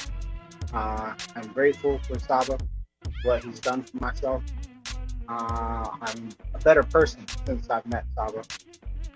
Since before the podcast and I was introduced to SABA on Killer Priest Podclass, I am a better person in all facets of my life, mentally, health, physically, health-wise, and there's nothing I can do besides continue to support SABA, and with my full support to repay what he's given me. That Hotep, the reciprocity that he's taught about several times to repay, and not only just for myself, to put it out in the world with the people I interact with on a daily basis, people that I care about, people I don't even know that I will know in the future, and for the future children out there. This information SABA gives is important and definitely needs to be out there. So I would encourage everyone to continue to support SABA so he can continue to teach in this class comfortably and be happy teaching it, just as happy as we are here to take in the information. So yes, I'm grateful. I'm grateful for you, Anu and Antu, for everything you do for the House of ATTON as well. Both of you are inspiration to myself and my talk, my eat, continue to do better, and to see to what I can provide for the House of ATTON in the future. And to you too, Husk Nation, from Henry to you, and to you for what you do, and you coming to the panel and showing yourself, and being a great supporter of SABA. And also to you, Menku Ara, being a great supporter and organizing all the great events that you have done. So yes, Hotep and Henry, peace and love, everyone.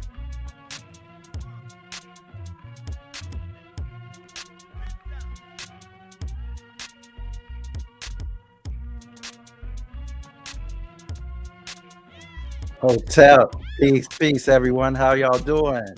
And cool. Bless up yourself. Big love, big love. Good to see you, Hush Nation. Good to see you, Anu, Antu. Peace to Ox Effect. Good to see you, great brother. Peace and love. Henu Hotep Marie, to the ancestors, to the Netaru. Peace and love to the great Saba Tehuti. Peace and love to Ani Patah and Atef Rim Kim, Primordial Thought 9. Looking forward to this wonderful, powerful class. Looking forward to talking to you all about the pathways to awakening. We are 15 days away. Peace, Saba. Peace.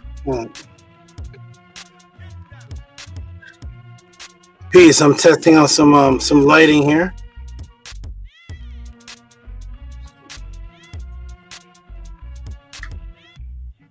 Take this off then. What? Okay. All right. Welcome to the Podclass. I'm just a pair of eyes. This is interesting. It's supposed to be. Oh, I see. There it is. Okay. Okay. I see. All right. I think can I do it like this without blinding my eyes? One second. I'm gonna fix something here. Peace, Mekora. How you doing, good brother? Nice to see you as always. Doing wonderful. Nice to see you, Saba, as always. Tool for the Magic Light Show right now.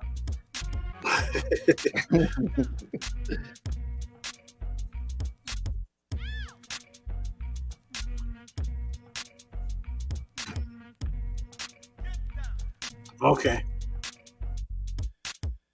That can be seen clear, right? I'm good. Yeah. Yes.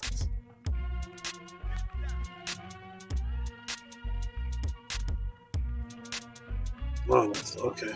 All right. Yes. Good to see you, good brother. Everything's on the move. Everything's great. Is Annie Patat? Yes, she's in the back. I see. Okay.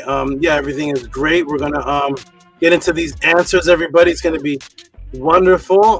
Gematria, man. Gematria is a positive, negative, Menkura. You've seen anybody break down positive Gematria? Only you, SABA. Okay. And Gematria, was it in Kemet? Was there Gematria in Kemet? We're about to find out. Okay, wonderful. Annie, are you there on the screen? He's gonna appear like David Blaine. Where's Annie? Annie is there? I'm not sure if he's there. I just see the input. Hotep, yes, I'm here. I'm coming to the screen. Okay, great.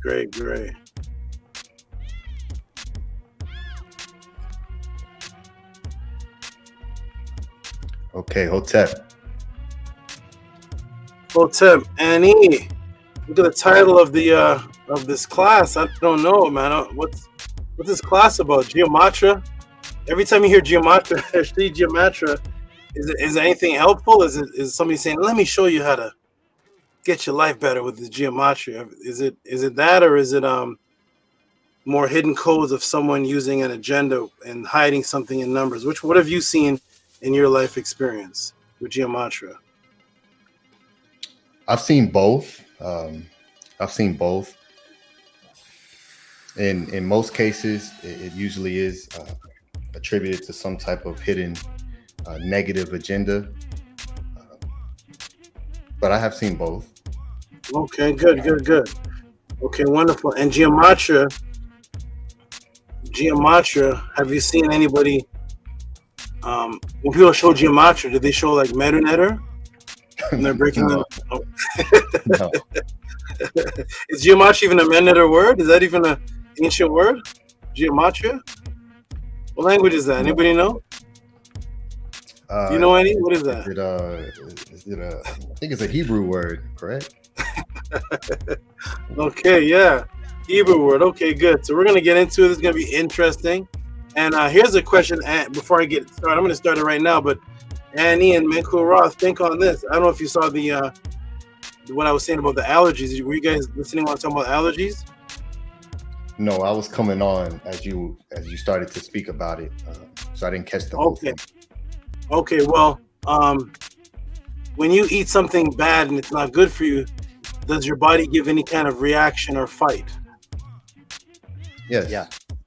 Right. And now we're taught that we're spiritual beings and there's a God that made us in his image and likeness, and his image and likeness is not physical. His image and likeness, when I ask the Christians and the Muslims, they say his image and likeness is spiritual, and the spiritual body is the most important body. That's the body that's going to go with God in the heaven. That's the body that's the echo of him, not your hands and feet. Flesh and blood will not enter the kingdom of heaven. Everybody sees about the spiritual body. Now, when you eat something, your T cells, whoever created you gave you T cells and an immune system to fight off disease, fight off poison, fight off things that are attacking you as you bite something. Even your taste buds before you swallow it gives you a bitter taste. If it's semi-poisonous or not good for you, it gives a little bitter taste. It may give you a sweet taste, but there's little warning signs. Your neck may puff up if you're allergic to nuts, right? Now, what about spiritual food? What about if you hear lies? Is there any reaction that you were given by any higher being? It's a natural reaction to when you hear a lie, as opposed to when you hear the truth.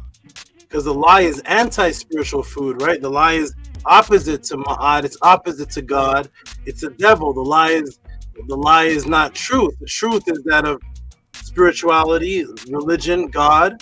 The lie is that which is bad food for thought. There's good food for thought and bad food for thought. But is there any mechanism that you have, any one of you on the panel, that would react if I tell you, if I give you two sentences, hold on. If I give you two sentences right now, one is a truthful sentence and one is a lie. Like as if I was to give you bad pasta that's decaying and your stomach starts getting upset. If I give you a sentence right now, Annie, and give you a sentence right now, Manko Ra, and give you another sentence, would your spiritual body start vomiting, start having an allergic reaction? When I heard the lie and when I hear the truth, it's like, oh yeah, this tastes good. Do you all have that ability? Because I'm gonna start shooting out sentences right now about my auntie. You better tell me. You better tell me about your allergic reaction. Do any of you have an allergic reaction if you hear a lie? Like you taste bad food. Not a lie that you know is a lie. There's a difference. Not a lie like you hear about they're giving you Jesus. No. You're in a jungle.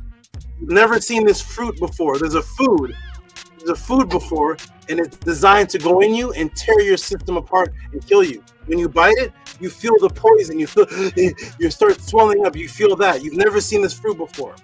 If you hear a sentence that you've never heard before, you know nothing about, do you have a reaction? No. And can I lay 5 questions, right? So now does religion give you, if you get fed Christianity, Islam, Judaism, is there an effect on your neurons or your mental health by receiving the information about that? Like any kind of disease result from that? I would say yes. Right. You see how that change? It's weird, right? It with the religion, it's like, yeah, it's definitely doing something bad to our brain.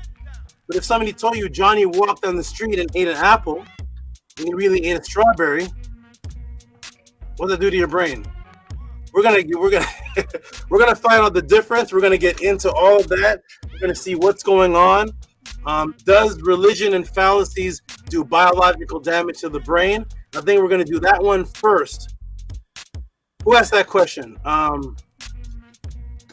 Nefertaten. Of course, those are her kind of questions. Nefertaten asked that question. We're gonna get into that. Let me put this away. Nefertaten. This isn't doing anything. Okay. Nefertaten asked that question. We're gonna get into that, and then we're gonna get into the NAPDAPRO questions. Everybody, get your seatbelts ready. We're gonna get right into it. It's already 6 o'clock. We started the Podclass a little bit later than usual, so we're gonna get right back into it. Get ready to support the Tehuti Podclass. Is there a biological effect on the brain by receiving falsehood and religious lies? Was there Gematria and Kemet? Is Gematria good or is it evil? Send live questions. Support the Tehuti Podclass, and as you read the bottom, support the Tehuti Podclass with reciprocity if this has benefited you in any way. Only if. If not, you can type in the room while the class is going on. None of this is benefiting me, and I will not support this, even though I have bought a bag of Doritos and a box of donuts. I will not support this, though. So just go ahead and type that in the room as I'm teaching, and I have no feeling towards you. Just go ahead and just be honest. Just say the donuts were better, the Doritos, the Six Flags funnel cake, the cotton on my mouth, white face with powder, that was beneficial. So if this benefits anybody as you're listening, support the Tehuti Podclass. We're about to get into this. Let me go ahead and put the question on the screen, everybody. We're going to put the question on the screen. This question was sent in by Nefertaten. Raise your hands if you know Nefertaten. Raise your hands. Anybody here know Nefertaten? Nefertaten, anybody? Okay, Nefertaten is one of the largest, consistent, most serious. I do not like dividing men and women when I'm describing certain things, but unfortunately, in this type of situation we're in, there is a divide in the way that women behave towards this level of information and guidance, and the way that men take to it. So I have to give the females, it's kind of babying them, but I have to give them extra props. Like, oh, look at the little baby. No, the women have to say, look at the women supporting. Women and men should be supporting equally, and that's not actually what's happening in any conscious, any type of anything like this. The women and men are not equally in this. As you can see on the screen right now, there's one woman. So, but I do have to give a shout out to Nefertatan as a female is one of the highest supporters in front of the scene, behind the scenes, is responsible for certain things that I have in my dwelling right now that's actually helping the Podclass take place, that she supported, that has not been announced. She sends in some of the best questions ever sent in. I believe, is she the timekeeper for the Podclass, Annie? Is she the one doing the timestamps? Is that her? Yes, she does the timestamps for the Podclass and House of ATTON. I don't even know who works for the house. I don't even know what's going on in the House of ATTON. Annie and Nana know about it. I don't even know what's going on. I don't know what's happening. But so there it is. So I leave it up to Annie and Nana to do certain things, and they tell me, well, this person's doing this, and two is doing great. Nefertatan, they do ask permission, but as far as after they ask permission, I forget about it because I have too many things on my brain. So shout out to Nefertatan as the timekeeper. I did give permission for that. And I think I gave her a wrench. Let her get a wrench. Is that how she's doing it, Annie? We gave her a wrench. Yes, so she can upload the timestamps directly to the video itself. Shout out to Nefertatan. She has a wrench. I didn't even know she had a wrench. I think Annie asked me one day. I forgot about it. I looked in the room. I said, Nefertatan has a wrench? Oh, yeah, Annie asked me. So I don't know. But shout out to Nefertatan. She has a wrench. She puts up the timestamp. She has some of the best questions ever asked. Her question is so good. I'm going to put some of her answer. I'm going to put some of the information from her questions that she asked scattered throughout the next question, and it's a little bit in this, but the next question, and you're all going to see that. But her question led to some of the best answers ever given. Shout out to Nefertatan. If you're in the room, we're going to put up her we're going to put up the question that she asked everybody. We're going to give her due respect for the support. Huge supporter of the Tutti Podclass. And she really wants to represent for females. She's definitely not satisfied with the mind state, especially females that look like her. Unfortunately, in this matrix that we're in, females that are more melanated with woolly hair are not attracted to in abundance to this type of actual discipline type of information. And she wants to represent. She wants more of that to come in. She's not satisfied with the state of females that are melanated with woolly hair. There's not much that are supporters at all of the Tutti Podclass, or that really start any movements or anything like that. So she wants to give energy to that and be a motivational role physically, mentally, and physically, with her body, with her mental, with her ka, her ba, and everything. So for those who are a little bit intimidated, the black woman has been attacked in a specific independent way that has her reacting in ways that have to be corrected, and she wants to be the uplifter of that, to reach into the sands, into the muds, into the quicksand, and pull out especially women that look like her that are going under those type of mental attacks, and say, come on, sisters, you can do it. Come on, you can do it. And by that, she sends in questions, and the questions have other people in them. So when she sends in a question, it will say, may this do this for other people. It's not even a question just for her. She puts in codes and different things in a question. I know what the codes are because I speak to her off here, but she puts in codes in the questions that are for other females in the Podclass and other women. And I know what it is. So when I give the answer, it's not just for her, but I take individual women in the Podclass and give answers that hit them, because Nefertatan asked for that in a code way. She's extremely advanced in that type of way. So if you don't know her, get to know her. Let me put in her question right here that she sent in, and that is where is she? Right here. Boom, boom, boom. The computer is moving in a slow pace, but let me see if it here it is. All right, here we go. Nefertatan, we're going to give her some noise for sending in this great support and asking this question to the Tutti Podclass. Here it is right here, ladies and gentlemen. And she based it on a class that I gave with the 444 the 444s. Here we go. So boom, boom, and boom. We're going to give her some, oh, it's not showing up. We'll fix it here. It should be boom. Okay. Windows, Chrome. Here it is. Okay, here it is. Boom. Shout out to NEFERTATEN right here. Here's a question. And 2, could you read that for us, please? Yes, I can. NEFERTATEN requesting further build on the foundation sets forth last class on confusion, creating actual disorder and disease. Beyond the morality of right and wrong, what is the biological consequence on the bodies when we believe falsehoods, accept illogic, and entertain stupidity? May this answer aid us to be better critical thinkers, warding off unnecessary ailments by sourcing from within our being and then external symptoms after the fact. Wacha he.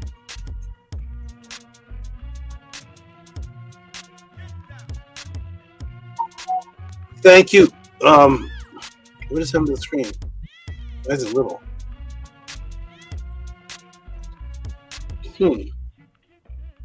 My screen is a little baby screen. Why is that? Okay, maybe it's because of the screen share. Thank you. Thank you, N2, for reading that. So very good. NEFERTATEN wants to know, is there any actual confusion that leads to disorder and disease? And she said she made it very detailed, beyond the morality of right and wrong. Yeah. Oh man, hold on a second, everybody. 1 second, hold on.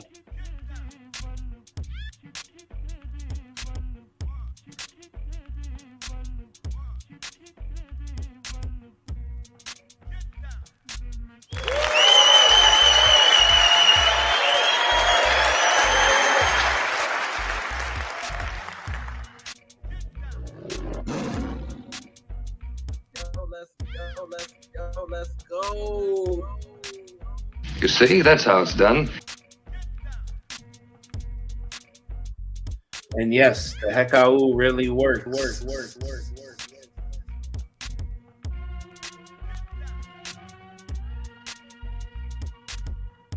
Yeah, we're here, and we're the best.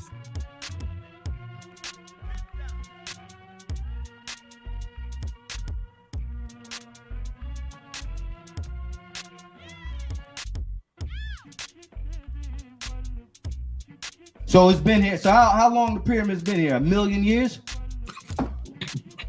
Oh, the pyramid's been here before the Big Bang, brother?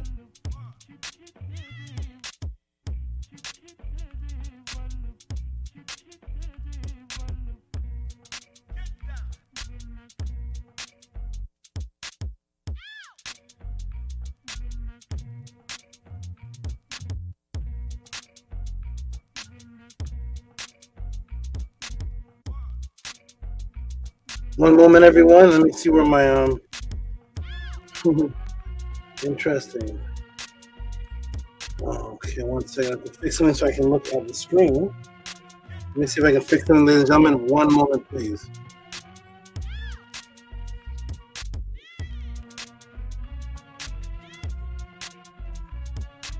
Everyone hit the like button if you have not done that. Oh, wow. Hit the like button and share this to your platforms. Support. The links are pinned to the top of the chat. Utilize those links. They're also in the bio for those who are watching on the playback. Support the Tehuti Podclass. Okay, wonderful, wonderful. Can you all see and hear me? Yes, we can, SABA. Perfect. Okay, thank you, gentlemen. Thank you, everybody. Okay, wonderful. So she says beyond the moral and the beyond people saying that you're going to get spiritually punished, so beyond morality of right and wrong, is there something that leads to a disease, any kind of mental breakdown, anything when receiving a fallacy? So we're about to get into that, everybody. Let's get into it. So I need Pata, peace and love to you. Jump back in the chat. Anu and two, peace and love to you. Jump back in the chat. Peace and love to you. Menko Ra, Octafect, Hush Nation. We're about to get started. Everybody, get your pens and your pads out. Let's get to a topic that, to my knowledge, has never been addressed before. We're going to help Octafect. I think he froze on the screen. That has never been addressed before. And we're going to get to a press 9 if you can see and hear me. And I'm going to press screen share to see if you see the screen. It's going to start echoing. right here. Press 9 if you can see the screen. Echoing if you can see and hear me. Are you ready, everybody? Let's go. Ready? I have to wait because there's a lag. We got a 9 from Ox Effect, 9 from Hush Nation. Okay, good. Panook, Panook, Panook. Rob Williams. Nicholas Noetic. Lisa, there you are. Wonderful, wonderful. Lisa, NAPDAPRO. Okay, good. That's all I have to see. Now I'm going to come off the screen for just a moment, and I'm going to come back on and start the class. Here we go. So first I'm going to come on mute.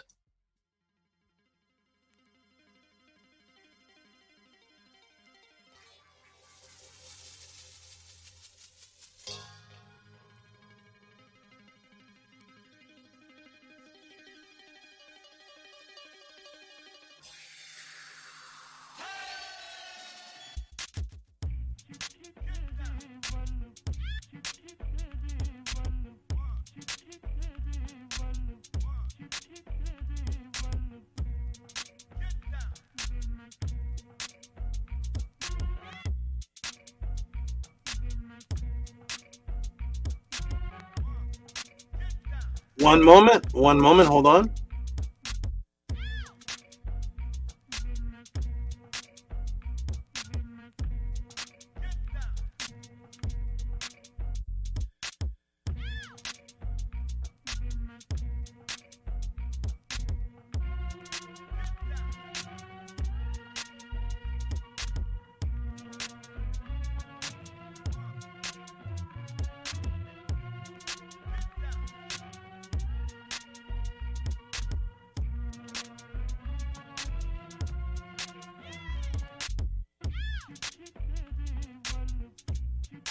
Okay, wonderful. Let's get started, everybody. Let's get started. Here we go. Welcome to Podclass. We're gonna get right into this. Answer. Shout out to all the great supporters and those who appreciate what it is that I do here at the House of Atten. We're about to get started here. Boom, boom, boom. Get the timer on. Okay. I see Minty. I see a message there. I'll check out when I can. Okay, boom, boom, and let's go, everybody. Ready? Okay, here we go. Go here. Is this on the screen? I'm gonna get this off the screen. We're getting everything that can slow down the quality of the answer. I'm gonna raise the camera up so we can put it down. There we go. Boom. We want everything to be good with the quality. Once I start going, I want to just keep going. Ready? Okay, so that's good. And we're gonna go here. Click that box off. All extra boxes are clicked off. And let's see if this pulls up. Today we're gonna be patient and deal with it. So we're gonna go like this. Boom.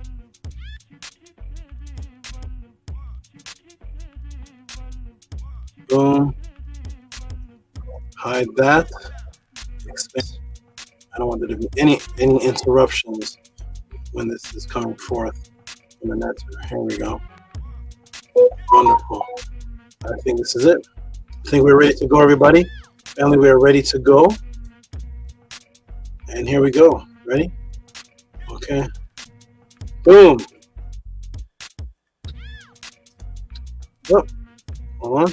Stop that. Okay, ready. Now we're getting ready to go. Here we go. Reset the preset. Reset the share screen. Entire. And there we are. Boom. There we are. Here we go. Right, everybody? Let's get going. Boom.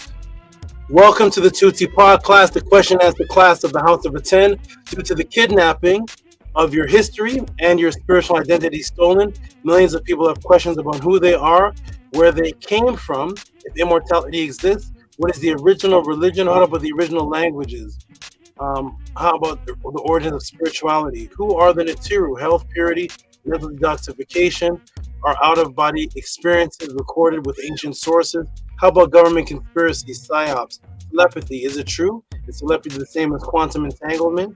Is there quantum entangled consciousness? Unfortunately, in the agenda of atheism, now hidden and disguised as an and has infiltrated. So atheism is now hidden and disguised and has infiltrated in the form of New Age Black consciousness and atheists who have disguised themselves as quote-unquote Kemetic teachers in the agenda of their matrix just to focus on quote-unquote knowledge, but not the spiritual discipline of the ancients, who will not have classes on the actual teachings, disciplines of the ancient writings of the indigenous people themselves and their spiritual beliefs, but they just wear ancient symbols for fashion and egotistical self-gratification, who do not live by any actual written culture. Thus, they can only teach from memes or what's called counter teach, which is just to go against what someone else says. The only time you see them pop up and start teaching is when they're going against someone else.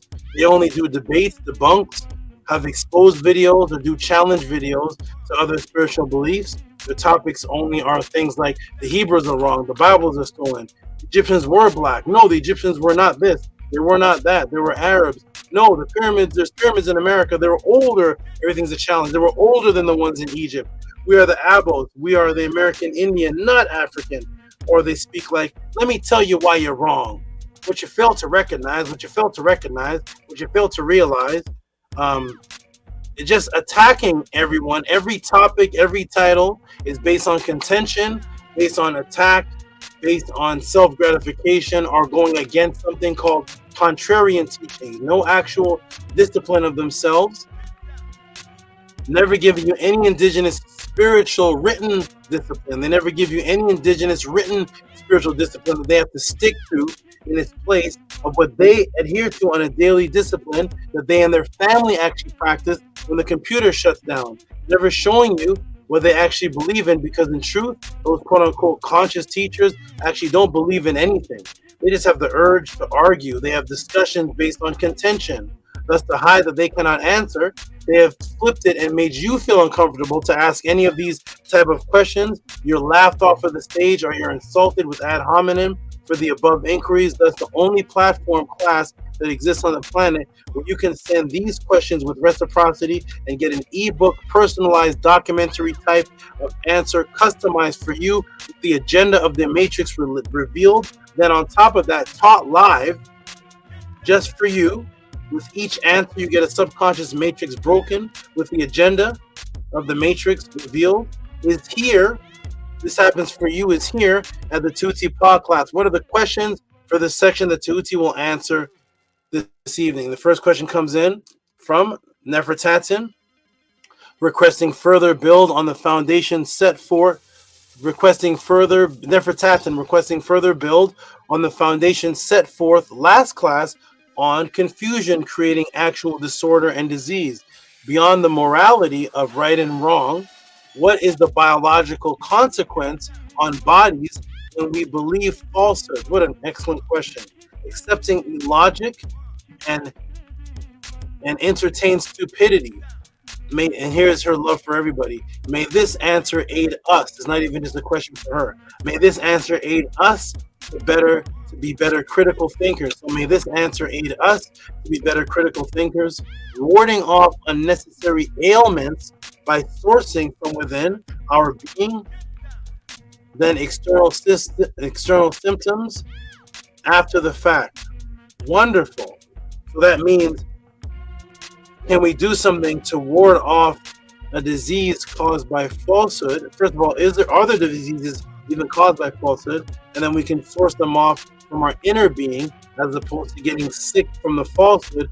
And then we look for external symptoms after the fact and end up going to the doctor for diseases caused within us that are not caused by what shows that the doctor can see. And she says, watch your hair. Strength and healing for eternity. It's one of the definitions. Wonderful question. Here we go, everybody. Another great question that will be answered in depth only here at the Tehuti Podclass. So first, let me start off with a common religious fallacy story and the factual root of where it came from pertaining to the Nile Valley Ma'at mathematics. Now this is a mathematical equation of 1.73 to the square root of 3. You see how this answer is starting off already? Here's the mathematical equation. W over H, width over height equals the division of the square root 3, which equals 265 over 153. Wow, Tehuti, where is this going? So here it is. What is this here? Okay. The square root of 3 is 1.73. This ancient measurement, when drawn out in its ratio, gives you a shape which equates to the as above, so below principle of two 360 worlds, the physical and the quote-unquote non-physical meshing in the center, a concept for the response to the world by the followers, a concept that was brought to the world by the followers of Ma'at. So this is a concept, little typo there, a concept that was brought to the world by the followers of Ma'at. The mathematical shape which forms a perfect Aku pyramid in the center. So this is a mathematical, this 3 square root of 3, 1.73 is the measurement when you draw it out. Shape equates to the as above, so below, two perfect 360-degree circles that actually, when brought together, create a mathematical shape within it, which forms a perfect Aku, which is what they call a pyramid in the center, which is a symbol of merged worlds into immortality. So here it is right here. Now this right here, what you're looking at, are two perfect circles that actually not only give you the square root of 3, they give you the 1, 2, 3, which we're going to get into in a moment. So this here, and below you can see an energetic field or force that's being studied by scientists on a quantum level that's been generated by what's called the Aku, that today people call the Great Pyramid. And here in the center are two worlds. The result of two worlds being brought together form this exact shape of 265 over 153, which gives you 1.73. The ratio that gives you the square root of 3, and what forms, drawn a line directly in the center, forms this perfect triangular shape that is actually the top of another triangular shape that's formed perfectly at vertices when these two circles are brought together to form this shape in the middle, which is the only shape that's brought into itself that can give you the square root of 3. Now, this is a mathematical fact. This cannot be debated. This cannot be debunked. This is not something that a conversation can come up to disprove what you're seeing here. Your mind is right now seeing a mathematical fact. Let me close all these out.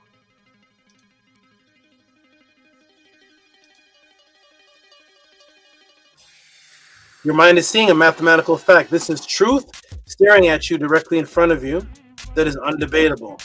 It's the science of the 153 measurement. Okay? This mathematical code brought to the world by the followers of Tehuti also elicits the square root of 2 and the golden pi ratio equation. These are mathematical facts that can be registered and taught, accepted by the incoherency, a coherency which does not change. So it's a type of, it can have coherency that does not change regardless of your belief. So this is accepted in the brain and registered and retaught and accepted by the brain as a coherency which does not change regardless of your belief system, whether you're a Muslim, Christian, or Jew, atheist, Baptist, Buddhist, Hindu. This mathematical shape does not change regardless of your belief system. And here, boom, the same shape, two circles are brought together, not just give you the square root of 3, 1.73, but also within this shape gives you the square root of 2 in angles, and also over here gives you the half plus 5 over 2, which is the golden pi ratio, the golden ratio and pi. All within here is the square root of 3, square root of 2, the golden ratio, and the pi ratio. Mathematical equations are in here. The mathematical code of 153, which has not changed regardless of your belief system or whatever you claim. This is the brain seeing a fact, an undisputed fact that it's registering right now. The shape of this and its two connected lines symmetrically on either side form something that looks like a fish, thus became known later as the mathematics of the fish, and on to the word Vesica Pisces. So later on, this became known as the measurement of the fish, because where these two parts coincide form this shape right here, and then when they start to curl outwards, forms what look like a fish fins on this side. And this is the shape that it gives you, which became known as the measurement of the fish, which is width over height equal to square root of 3, 1.73, and 265 over 153 gives you 1.73, also giving you the square root of 2, also giving you the golden ratio, which is 1.168, also giving you the pi, which is half over 5 over 2, pi ratio, all within there, boom. Now what happens to the brain when the agenda switches from the genius that brought this mathematics into the brain, now the brain accepting religious fallacies? We now find this in the Bible as guess how many fish are associated with Jesus. Let me come to the class. Now what happens is this beautiful mathematical equation that gives you the square root of 2, the square root of 3, the golden ratio of expansion of the Fibonacci, couple that goes side by side with the golden ratio, which is the expansion of something expanding at 1.618, and 1, 3, 1, 2, 3, 5, 8, 13, 21. That's an expansion, giving you that, and the pi 1/2 over 5 over 2, giving you all of that. It gives you all of that in this mathematical equation that some ancient ancestors had. And now this gets placed into religion. And when it gets placed into religion, the same fish is there. And guess how many fish? Go ahead and type it in the room. How many fish now are placed in the Bible from this mathematical equation, but now the agenda has switched and the power is given to Jesus? Guess how many fish? Type it in the room. It looks like the chat is on lock. I don't know if anybody's typing. I still see comments from way earlier before, from 6:10 and 6:14. Are you all still hearing me and seeing me? Press A9 and press how many fish now are in the Bible associated with Jesus. There's only one set of fish associated with Jesus. Oh, you guys can hear me, okay? Good, can. T-Dog Alpha. Okay, you can hear me? So we just looked at this measurement now.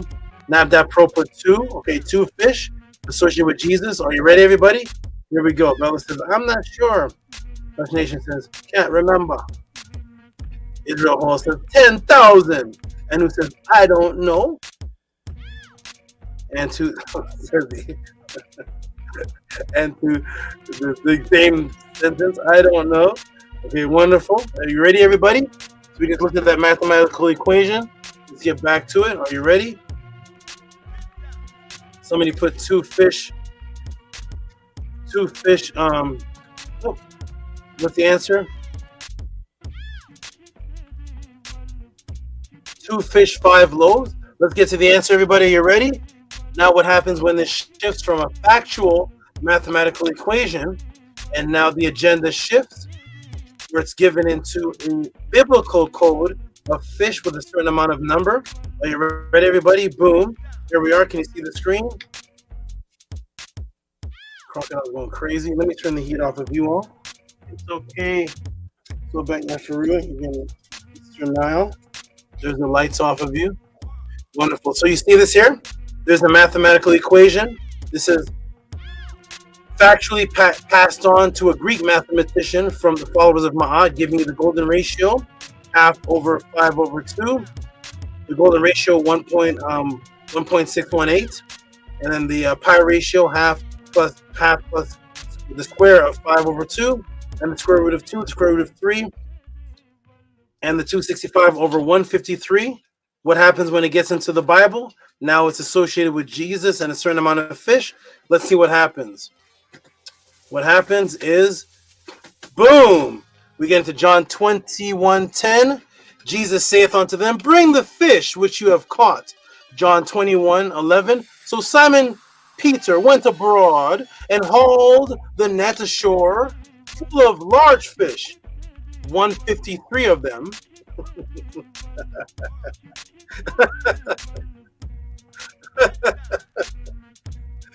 153 of them, although there were so many, the net was not torn. So now it's in your Bible as Jesus, whose symbol is on the back of cars. By the way, when you see the back of cars with Christian emblems of Jesus, you see this image. Anybody ever seen this before? This is on the back of Christian cars. Christians wear this as pendants. This is on the back of cars. It's on Christian books. Anybody ever seen this? This is on Bibles. This is the mathematics of 153, called the measurement of the fish. Now, that same fish, 153, is placed in the Bible. It just so happens that, what is the relevance? Ask a Christian, ask a Hebrew, please tell us. Without the mathematics of 153, what is the purpose of telling us there's 153 fish? Only use the Bible's words. What is the purpose? What does 153 signify at all in the Bible? Why would he even give us that number? Why not just say he hauled it out and there was a lot of fish? There were so many. Why give us that number? Because that is the measurement of the fish of 153, the same symbol that Christians have on the back of their car and wear as jewelry. And now it's in the Bible with the exact same number, 153 fish. So boom, 153 fish. So now the brain comports this number and fish with Jesus's miracle, and thus the mastery and genius and credit of where this actually came from is erased from the masses of people's minds, thus lowering their IQ and removing the pragmatic application of this mathematical that's used for architect work, capability, paintings, mathematical equations, graphs, calculating the square root of number, multiplications, into a simplified, look at Jesus's miracle. Look at Jesus' miracle, childlike mind state, which leads us into epistemology. Wow, Tehuti. Are we in Tehuti overdrive already? Now this is going to lead us to epistemology. So when you ask a Christian or a Hebrew or a Bible follower, what is the pragmatic knowledge? What can you actually do? If this was any other number, how would that change you as a Christian? How would you apply this to your life? How would this change your faith? If this was 78 fish, if this was 211 fish, if this is 154 fish, if this is 149 fish, what is the relevance of this number being here in the Bible? Why? Why tell us this sentence right here? Tell me, Christian, Muslim, Jew, whoever reads the Bible, tell me what you can do now that you know that's 153, as opposed to 98, as opposed to 212, as opposed to 123, as opposed to 242, as opposed to 344. What does this number telling us this in scripture? Why is it? Why does this number match the exact symbol that's on the back of Christian cars, which is the measurement of the fish, which is the mathematical code, how to decipher square root of 2, square root of 3, 1/2 plus 5 over 2, and the pi ratio, and the golden mean ratio. You know why the ancients brought this, what they use it for. What do you Christians use this number for? Absolutely nothing. Are we into Tehuti overdrive already? Now it gets shipped to Jesus. All you can say about this miracle, all you can say about this sentence is, look at what Jesus did. Then it's over. Look at what Jesus did. What did he do? He got 153 fish. Why? I don't know. But look at what Jesus did. And it shifts your brain into that. Are we into Tehuti overdrive? Almost. Not quite yet. Let's continue. Now, the study of epistemology. What is that? That is the differentiation between belief and actual aspects of knowledge and truth. It's called epistemology, which leads us to Edmund Husserl.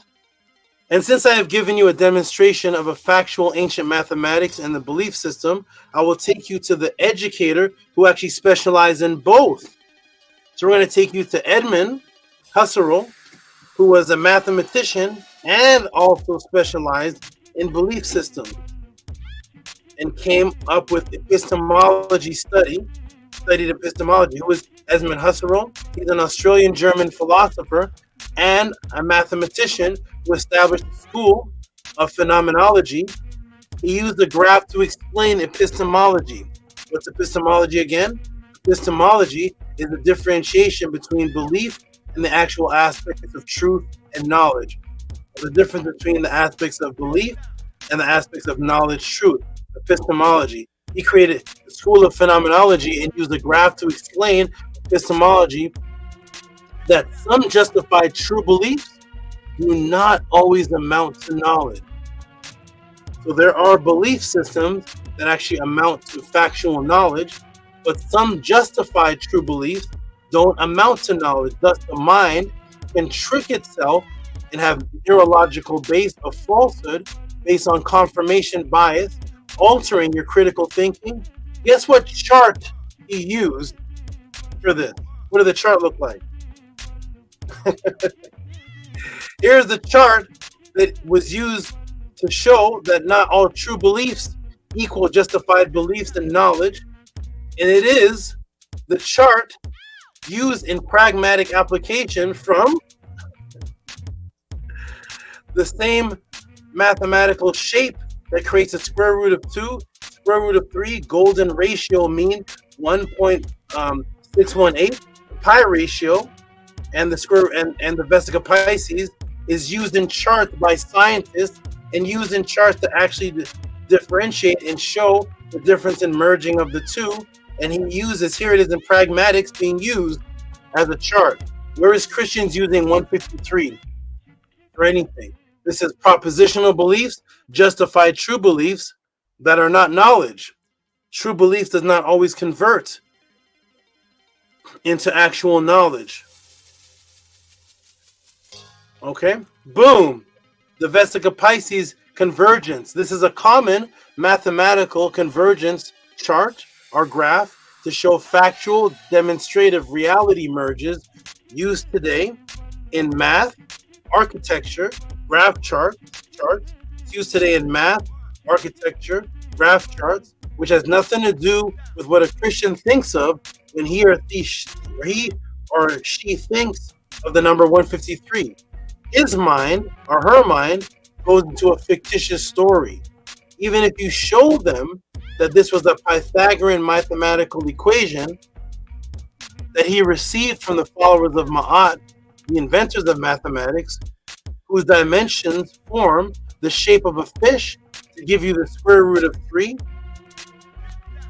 they will go into a state when you tell them this, what's called cognitive dissonance, which, yes, can cause mental disruption through cognitive neural distortions, which I will elaborate on shortly. When you tell a Christian, hold on a second, Mr. Christian, this book of Matthew is 64 AD, this book of John is 60-something AD, but this 153 mathematical code has been used in architecture and the building of the great Aku pyramids, and was with Pythagoras 500-something BC, and was used in over 5,000 BC in architect work by the ancient people of the Nile Valley, equating to the 153. Your book of Matthew or John pops up in 70 AD, 4,000 years later, associating Jesus with fish and 153. When you tell them this came from a prior source and was placed in the Bible, but it's placed in the Bible in a way that your brain doesn't know how to do anything with, whereas the original 153 code and the pi ratio and the golden mean ratio and the Fibonacci sequence ratio was used to build the greatest architect works that are unexplained on this planet to this day, that it was used to build cities, used to build architect, the Akkus, the pyramids. When you tell them that, they will go into a state of cognitive dissonance, which goes into around 5 states of cognitive neural distortions. And they will say, no, this is about Jesus. Jesus brought this. The book of John brought the 153. They will go into what's called over 5 states of cognitive distortions, at least 2 of the 5 states of cognitive neural distortion, and they will at least go into this first state of cognitive dissonance. Let me ask the class, does it make sense if the mind receives lies? And I asked this actually live to everybody. Does it make sense that if the mind receives lies, fallacies, the Bible, religion, etc., that it will affect your physical body and possibly result in disease or illness, or at least brain disorder? Now, we can flip that question back to the religious people. Okay, I put the Bible in here, but to the religious people, you receive lies or false information, would that result in your physical body having a reaction that could possibly result in a neural illness or a disease, or at least some type of brain disorder? Just like if you eat a food that is allergic to you, your body will automatically respond in a way signaling and telling you, don't eat this. It will cough, sneeze if you're allergic, vomit out, you'll get sick, you may get the flu, some type of disease, your body, your T cells will come into effect. Does your mind do the same thing? If you were to receive false information and lies, so if you're a Christian, false information and lies may be Kemetic information, no problem. If you're a Muslim, lies and false information may be Christianity. If you're a Hebrew or a Jew, false information may be you're receiving some Hindu texts. Do any of these things result in neurological, factual, proven disorder or disease? Just like if you bite into a cheesecake that's been sitting there for a month and has mold and bacteria on it, and you chew on it, your body will start wanting to spit it back up, vomit it back up. If you touch poison ivy or something you're allergic to, you may get rashes or bumps on the body. God gave you that ability to say, no, we don't like this. Let the body tell you. Without your mind, you may not even know that it's bad for you or that you're allergic, but your body, God's body that he gave you, will automatically tell you, nope, nope, nope. And you will get rashes, you will get, your T cells will come into, you'll get swollen neck. Does your body do that for spiritual bad food for thought? Anybody? If anybody says yes, I will definitely put the link in the room, and I will give you a set of 5 sentences, and 3 of them will be truths and 2 of them will be falsehood. And you tell me, without me giving you a hint, which one you're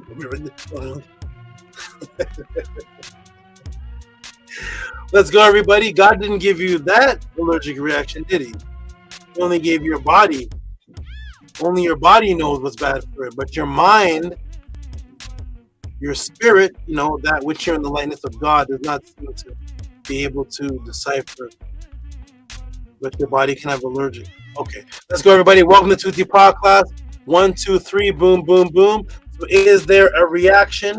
Is there a side effect to falsehood and lies? What is it? It was a question that NEFERTATEN sent in. Let's go. Boom. What does Tehuti say? What is the answer that Tehuti gives?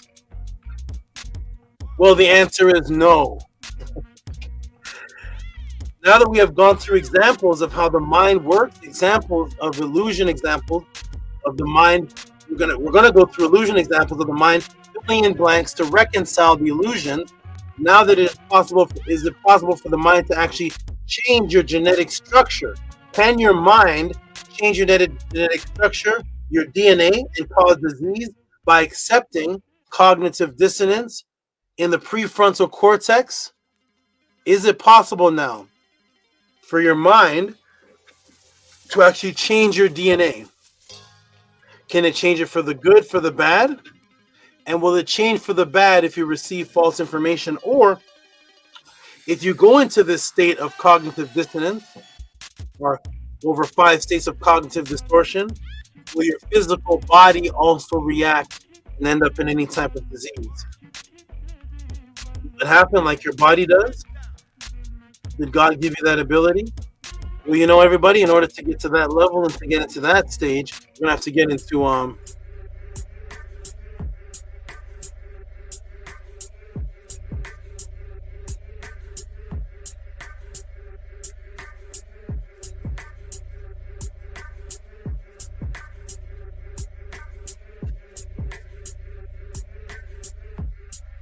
Tehuti Overdrive. Ready? Here we go. Ready? Here we go. So I asked the class, which was the question that was asked and wanted elaboration on, does it make sense that if the mind receives lies, fallacies, whether it be the Bible or whatever religion you're against, or whatever is a lie or untruth, etc., that it will affect your physical and possibly result in disease or illness, or at least brain disorder? No, Tehuti, you say no? No, it is much deeper than that. You will see the mind originally does not know what is true or false. The mind does not know what is true or false, as it itself is based on an illusion as a holographic computer. Your mind, being a holographic computer, is already based on things that are illusionary and false in order for it to survive. What, Tehuti? What do you mean? The mind needs the lies to survive? It's actually based on things that are... Wait, no. Lies are against God. He made our body to receive goodness and well-being, and our mind, our true nature, is that which receives truth, that which receives nothing but untainted truth. Lies are of the devil. God didn't make us and design us to live our life based on receiving lies. Your brain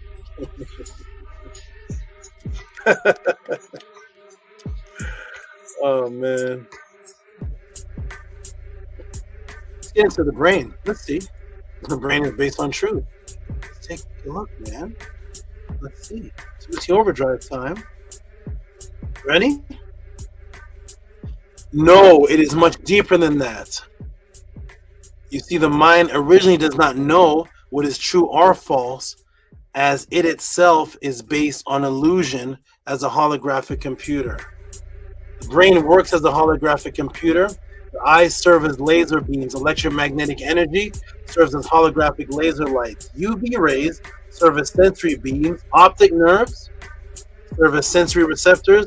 The visual light spectrum serves as available colors to create the hologram on the canvas, and the hologram is created in the back of your mind through the visual cortex, and here's where you see your reality, based on the brain itself and the mind working off of the base of illusion of it being a holographic computer, creating the images that you see that are not the same images that a bee sees, that are not the same images that a deer sees, that are not the same images that a shark sees, that are not the same images that a dolphin sees, that are not the same images that a polar bear sees. Which one of those images are the truth?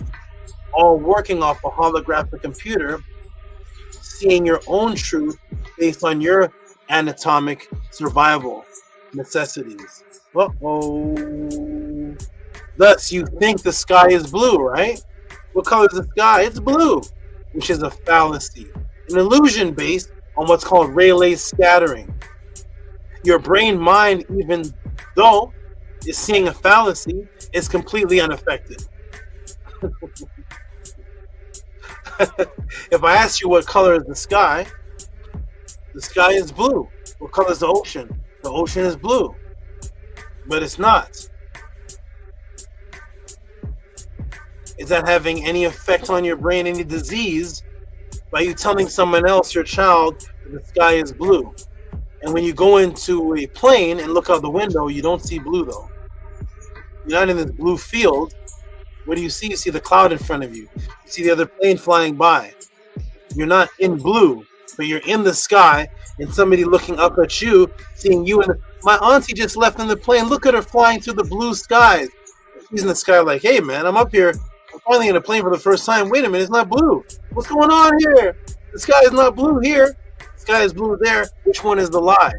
Does any of those realities, whether you're in the plane, seeing that the sky is actually clear, or you're on the ground, thinking that you're seeing that the sky is blue when it's actually clear, are any of you having a psychological disorder? Because which one is the truth? Or does the truth change subjective to what your perception is?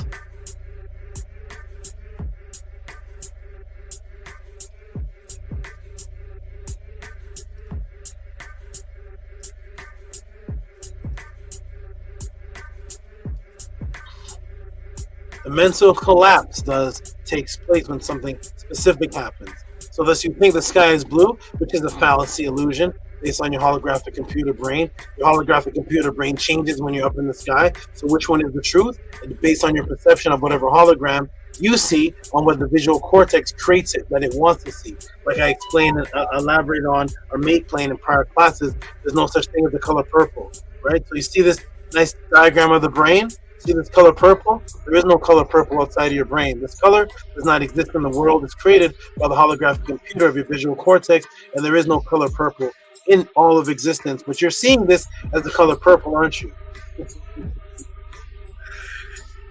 But it's unaffected. You're not going crazy. The mental collapse, though, takes place, that which results in the DNA change in physical disease from a particular type of fallacy. There's a particular type of fallacy that will result in the disease. Let me ask the question, what is the popular phrase that you've heard of throughout your life? You can lie to everybody but, let me look in the room. What is the popular phrase? Finish, fill in the blank. You can lie to everybody but, who's the one person you can't lie to? It is deep, isn't it? Have you ever heard of that before? You can lie to everybody but who? Who? Santa Claus? They don't even say Jesus. They don't even say God. They don't even say your mother. All throughout the world, you could be in Jamaica. You could be on SABA Island. You could be in Germany. You watch a German show translated to English. You hear this. You can watch a French show. Everybody, this seems to be transcultural. You can lie to everybody, but who? That's right, Lisa. But yourself. Jason, but yourself. Yourself. How do you all know that answer? Anu doesn't live in the same place. Boots. You live in the same place. You and Anu talk? How you and Anu have the same answer? Hush Nation, you're across the world. You're across the world. Robert Williams, where are you?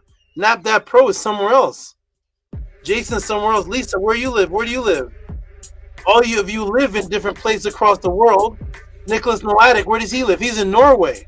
All of you live in different places across the world. But how do you all know that answer?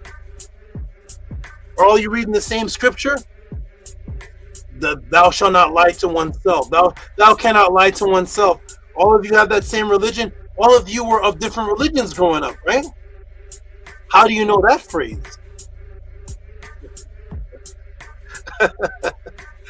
The phrase that pertains to a lie and that which you cannot lie to, everybody from across the world, St. Martin, SABA Island, Jamaica, Nicholas Noatic, all the way in Nicholas Noatic in Norway, somebody over on some other island, somebody in Canada, somebody over here in Florida, somebody in Atlanta, somebody in New York, somebody all the way in some other place. All of you know that answer? Did you all talk amongst each other? You see how that's programmed? All of you knew it. Wonderful. Great answer, everybody. Rob Lowe says yourself. Lipinuk says yourself, you're Eve.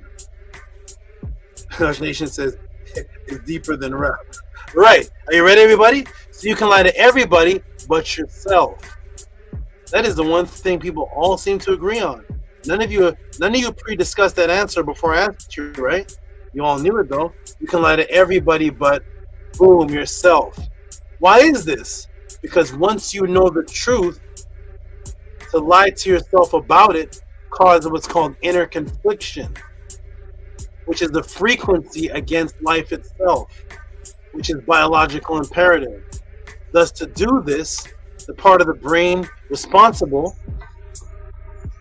for critical thinking has to deteriorate and work against itself to reconcile the contrary frequency. Again, when you already know something is true and then you try to lie to yourself about it, this causes inner anxiety and an inner conflict. It's a frequency that's against life itself, which means that your life is about that which makes sense for biological imperative. Your life is not about knowing this is an apple, but I am going to call it a banana. Thus, to do this, there's a part of the brain that's responsible for critical thinking. That part has to lessen. The IQ and the deterioration has to go down, and you have to start working, and a fight goes against yourself in order to reconcile a contrary frequency. And this form of fallacy acceptance is called cognitive dissonance. This is why people get upset when their belief is challenged. Why are they upset when their belief is challenged? Because their foundation is being removed of that which they believe. They get upset. They're not upset with you, everybody. They're upset with their own self. Why would I be upset with you if my belief is challenged? Only when my belief is challenged.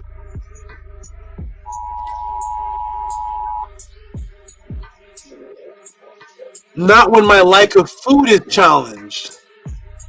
You see that? So if somebody asks you, what do you eat? What's your favorite food? And you say, I'm diabetic. I have to eat this type of food.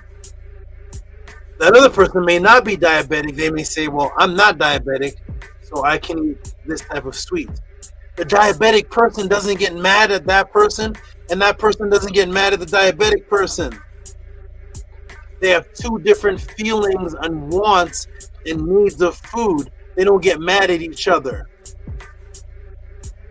Because if people got mad at each other, if you take a Christian, 50 Christians, 20 Christians, 20 Muslims, 20 Hindus, 20 Kemetic people, and throw them all in a room, what's going to happen, everybody? And they all start talking, what's going to happen? They're going to argue, aren't they? Is that right? So why do people in restaurants not argue?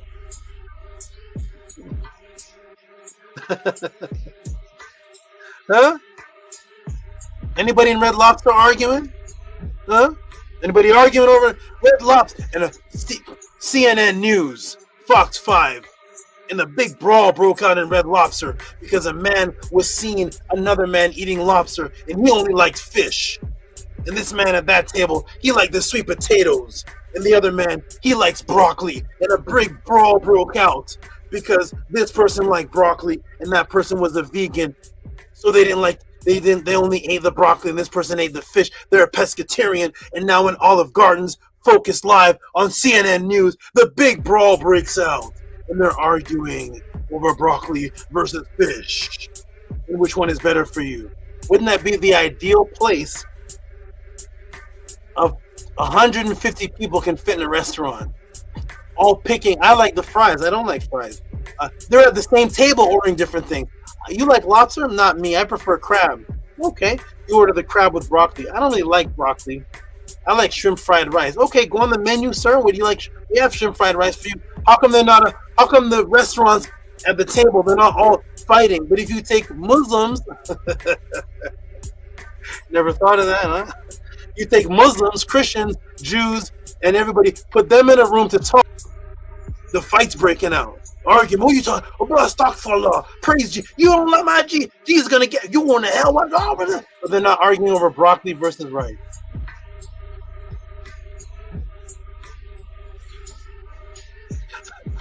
Put people in one room of a different bunch of different beliefs. They're arguing. Put people in the same room and give them a menu to eat, and nobody's fighting. Even though they all disagree on the food they like. I don't like rice today. I'm gonna go for the pasta. I like lasagna. I like pasta too, but I think I'm gonna have it. I'm gonna have pizza. You want the pizza? Hey, waiter, can you get a pizza for my wife? She likes pizza. I like the shrimp, the steak shish kebab. You like steak? How dare you like steak shish kebab? How dare you? You better eat that lobster, boy. Nobody's fighting over the food choices in restaurants, but they're fighting over religion, because cognitive dissonance, because the religious based is what you think you need to survive, when actuality it's the food that you're eating that has you surviving, not the religion. But let's continue, everybody. So this is cognitive dissonance. A mental conflict occurs when beliefs are contradicted by new information. This conflict activates areas in the brain involved in personal identity, emotional response to threats, right? That's the reptilian brain. The brain's alarms go off when a person feels threatened on a deeply personal and emotional level, causing them to shut down and disregard any rational evidence that contradicts what they previously regarded. So that they have to reconcile the lie, even if they find a contradiction or a lie within what they believe in. Their body has to go through what's called a deteriorative reconciliation. And a deteriorative reconciliation is that the body has to comport or reconcile two things that are actually opposing each other. And within the body, because you know deep down when is true, when is falsehood, internally you start to go through subconscious and even outwardly anxiety. And you actually get angry. But you're not angry at the guy eating pizza, walking on the street. You like tamale? I like pizza. The word for a continuous life, biological imperative, the circle of life, was called the SHEN in the MEDU. This is seen as a rope shape, and to shape the word to put a person's name in that wanted continuous everlasting life. So this is the word for continuous life, biological and spiritual imperative to continue on, and it was called the SHEN. Shenit, circle, endless time of eternity. That's the SHEN. Okay? In the MEDU, to make a word, its exact polar opposite, you add this little bird to it. This little bird is called an or bird. It makes it the exact opposite of what the word meant in the first place. Okay? Guess what the meta word for mental illness is when the mind is defunct? It's the same word, Shen.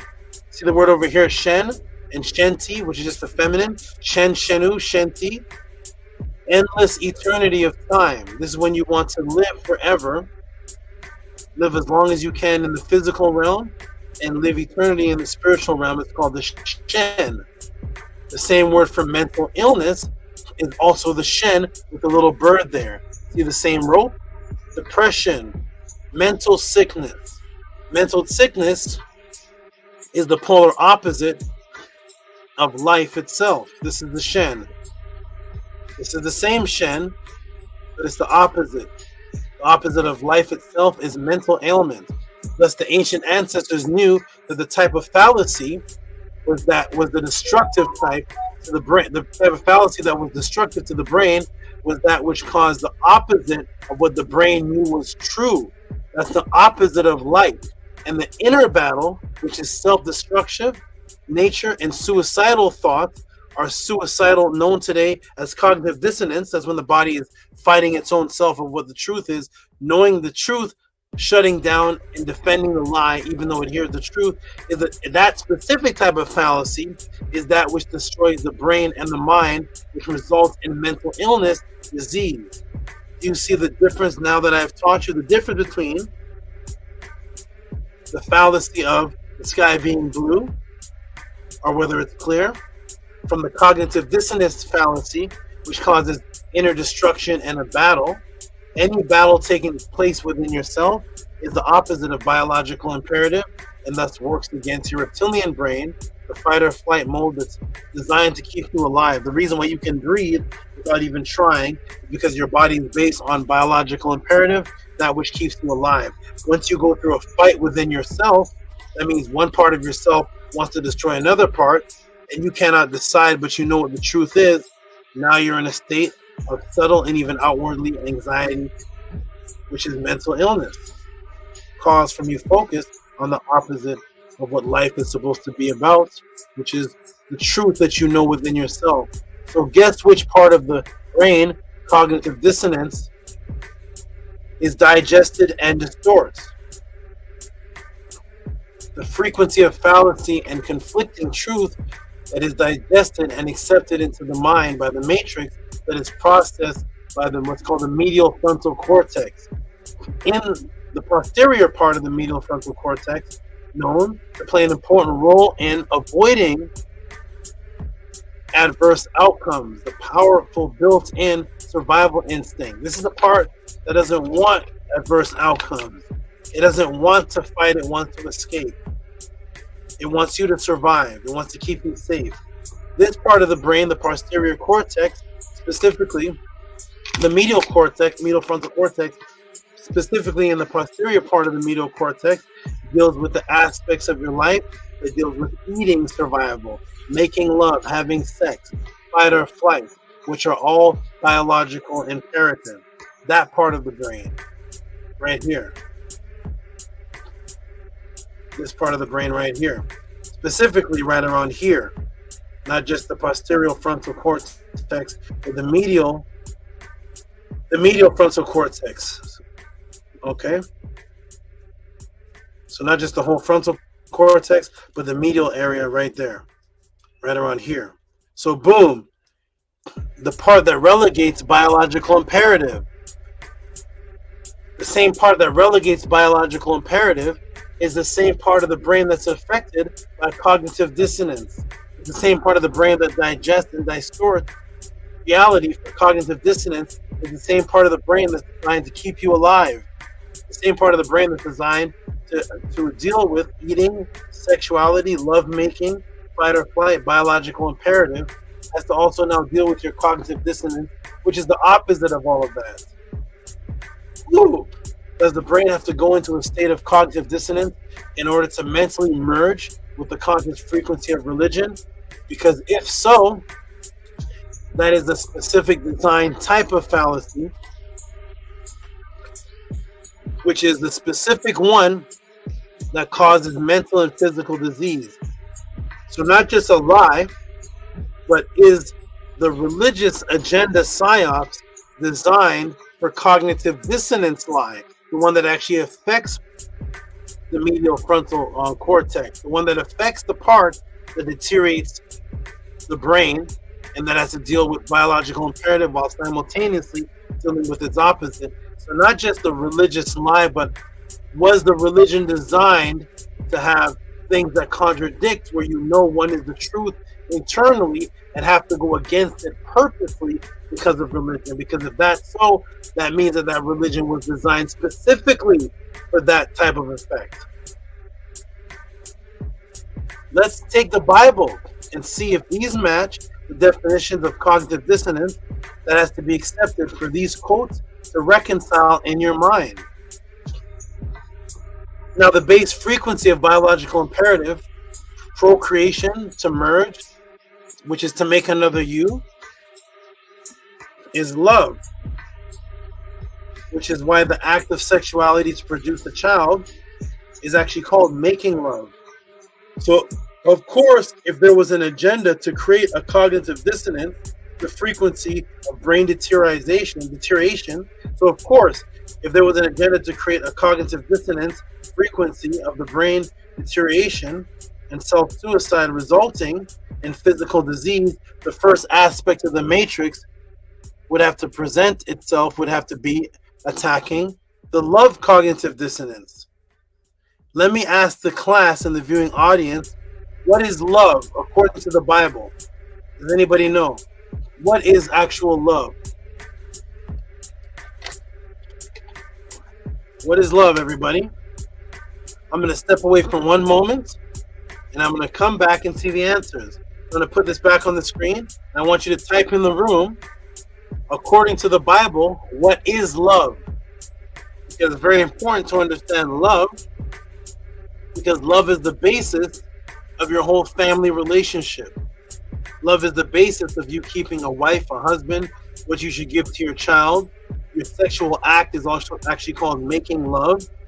love thy neighbor. So what actually is love according to the Bible that your brain has to accept? I'm going to put that on the screen. I'm going to be right back. Here we go.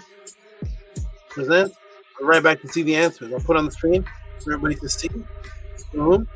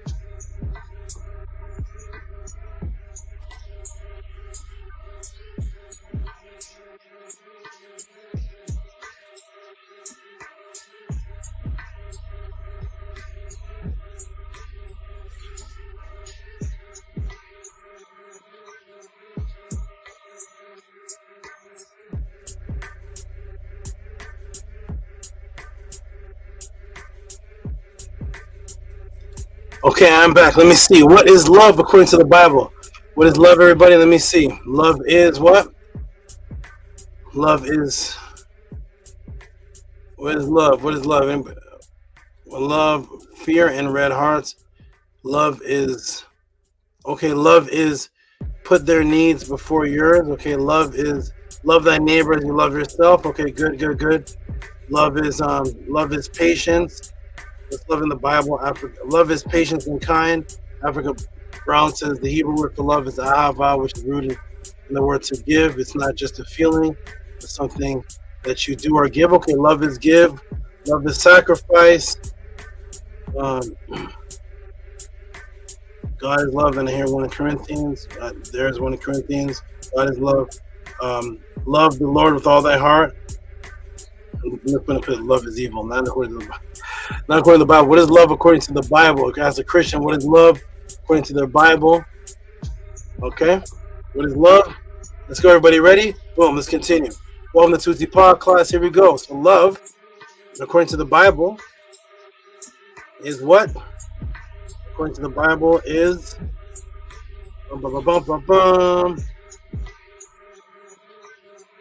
he that loves not knows not loves not knows he that loves not knows unto God, for God is love.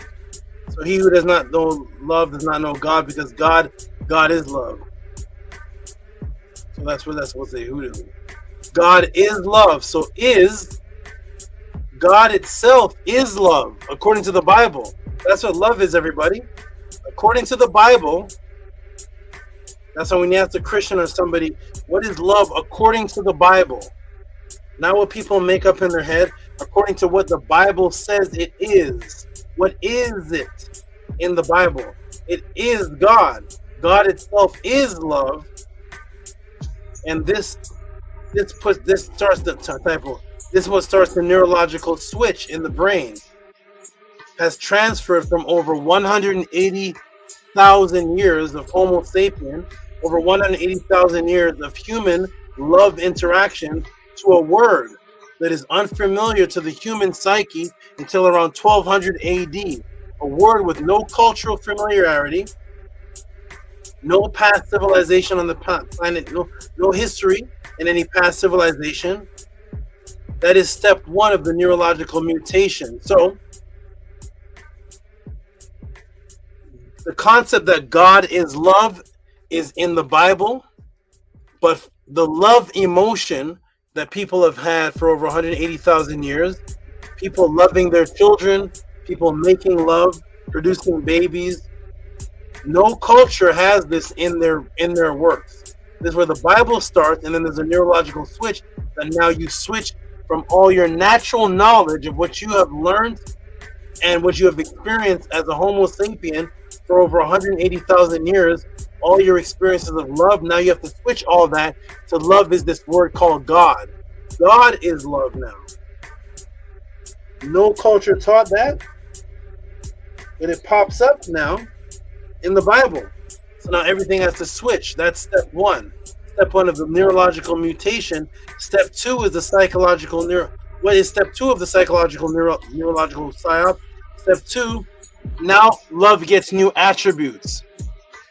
So now after you get into the Bible and you now turn all your feelings that you've had as Homo sapiens of what love has been throughout all the tribes of Africa, all the tribes of India, all the Native Americans, all the Aboriginals, everybody on the planet, the Eskimos, everybody that's experienced love, scratch all of that, because now the new definition of love is just this word God.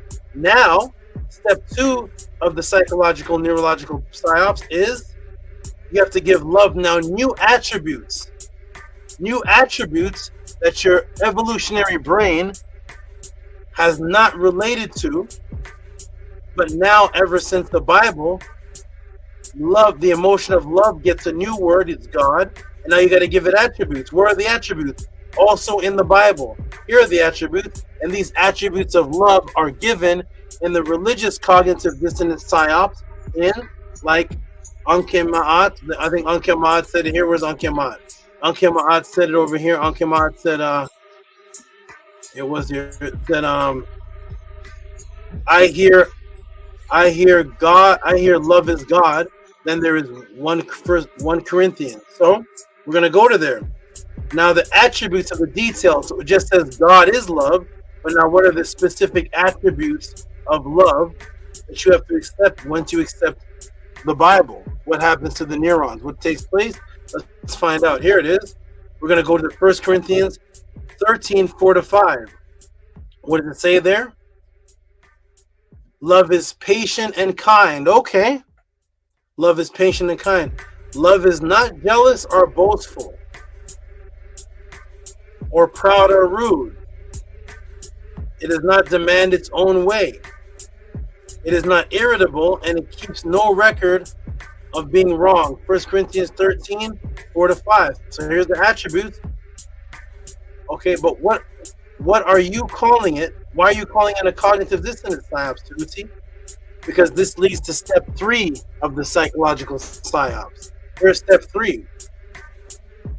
Remember, I have established the specific fallacy is to take the mind and the mind and the body into cognitive dissonance, which is to reconcile two conflicting opposites and accept the lie within itself, and it breaks down and attacks the area of reproduction and survival and love governed by the prefrontal medial cortex that is not designed to accept anti-survival contradictions. So let's deal with the first of love. What does it say here? Let's do the first sentence. No typo, the first sentence. Love is patience and kind. Love is not jealous. Sounds good, right? The biblical definition of love, patience and kind, and then resulting in you're not jealous. You're patient. You're kind. You're not jealous. So it goes from what love is to what love is not. So let's deal with this. What love is not jealous. That's what the mind has to accept. Now we're going to go to Exodus 34:15. Exodus 34:15. For thou shalt worship no other God, for the Lord, whose name is jealous, is a jealous God. Your mind immediately goes into cognitive dissonance to now comport and reconcile this. God is jealous. God is jealous. His name is jealous. Let me ask the Christians and Hebrew Israelites in the room. How many people that are Bible believers, Hebrew believers, praise your God under the name jealous? Why is everybody afraid? Why is everybody ashamed of that name? My Christian brothers, my Hebrew brothers, how come you talk about praise Yah, hallelujah, praise Adonai, El Shaddai, the Most High, El Elyon. You say every other attribute, but nobody says praise jealous. I say, what's God's name? His name is Yah. Yahweh. That's his real name. Yahweh. People say, over his name is Adonai. What does the Bible say his name is? I don't want your opinion. I don't want your add-on. We'll see what happened is the left degree of the 5th Bible on your vacuum cleaner. I don't want any of that. Just quote the Bible. Don't lean into your own understanding. It says his name is jealous. That's his name. Hallowed be thy name?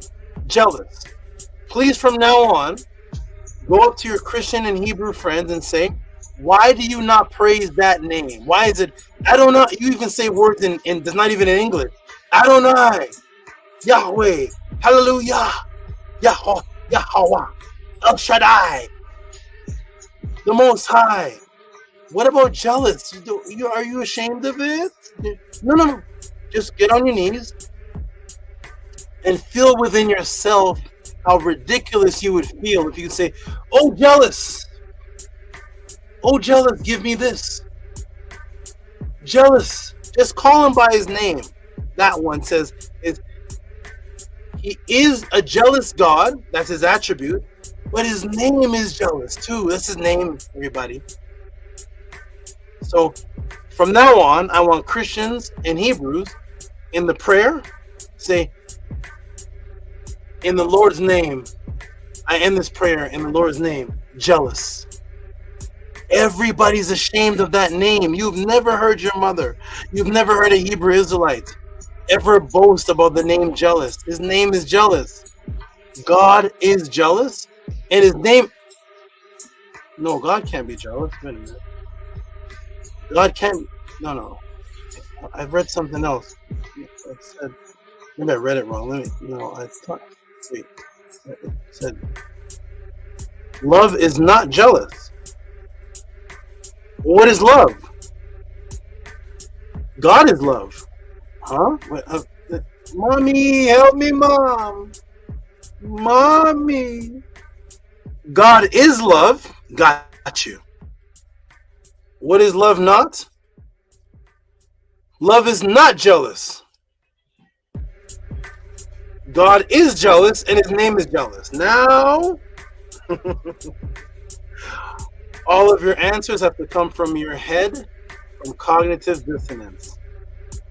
Because you know the truth, and you know that you can't say, God is love, love is not jealous, God is jealous, and his name is jealous. Huh? Let's sing that gospel song again. Let's make it a gospel song. Let's sing it and see how we feel. God is love. Love is not jealous. God is jealous. And God's name is jealous. God is love. Love is not jealous. God is jealous. God is love. Love is not jealous. God is jealous. God is love. Love is not jealous. God is jealous.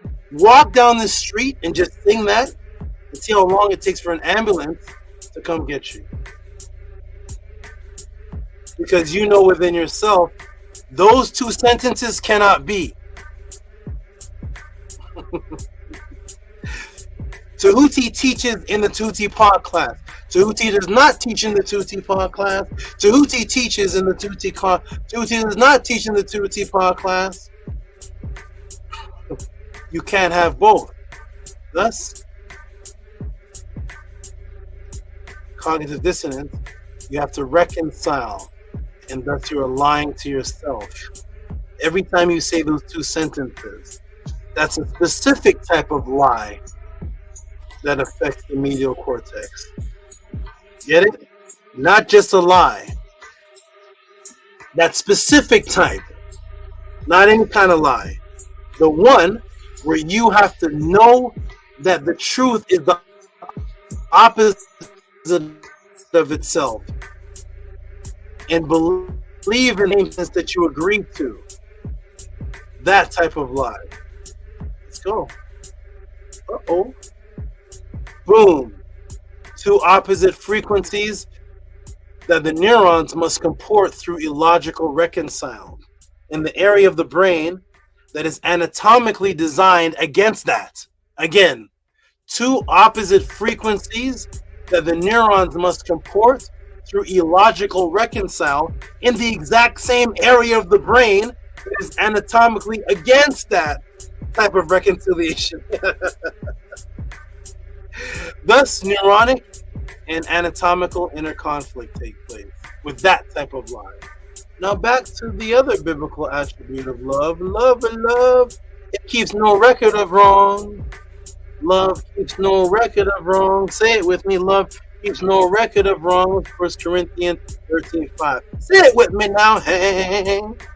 Love keeps no record of wrong. Say it with me now. Now to Revelation 20:12. Love keeps no record of wrongs. Revelation 20:12. What do you got to say? And I saw the dead, small and great, stand before God, and the books were open, and another book was open, which is the book of life.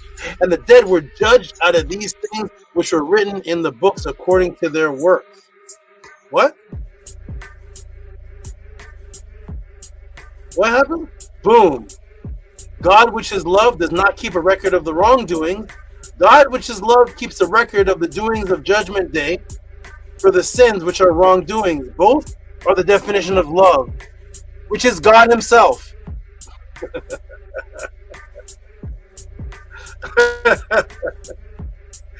That is to comport in the exact same area of the brain.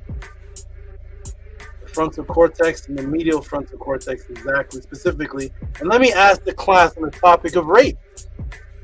Let's talk about this, everybody. Regardless of what your spiritual system is in the audience, is that something that is acceptable? Let me go into the room. You can just type a no, yes, no.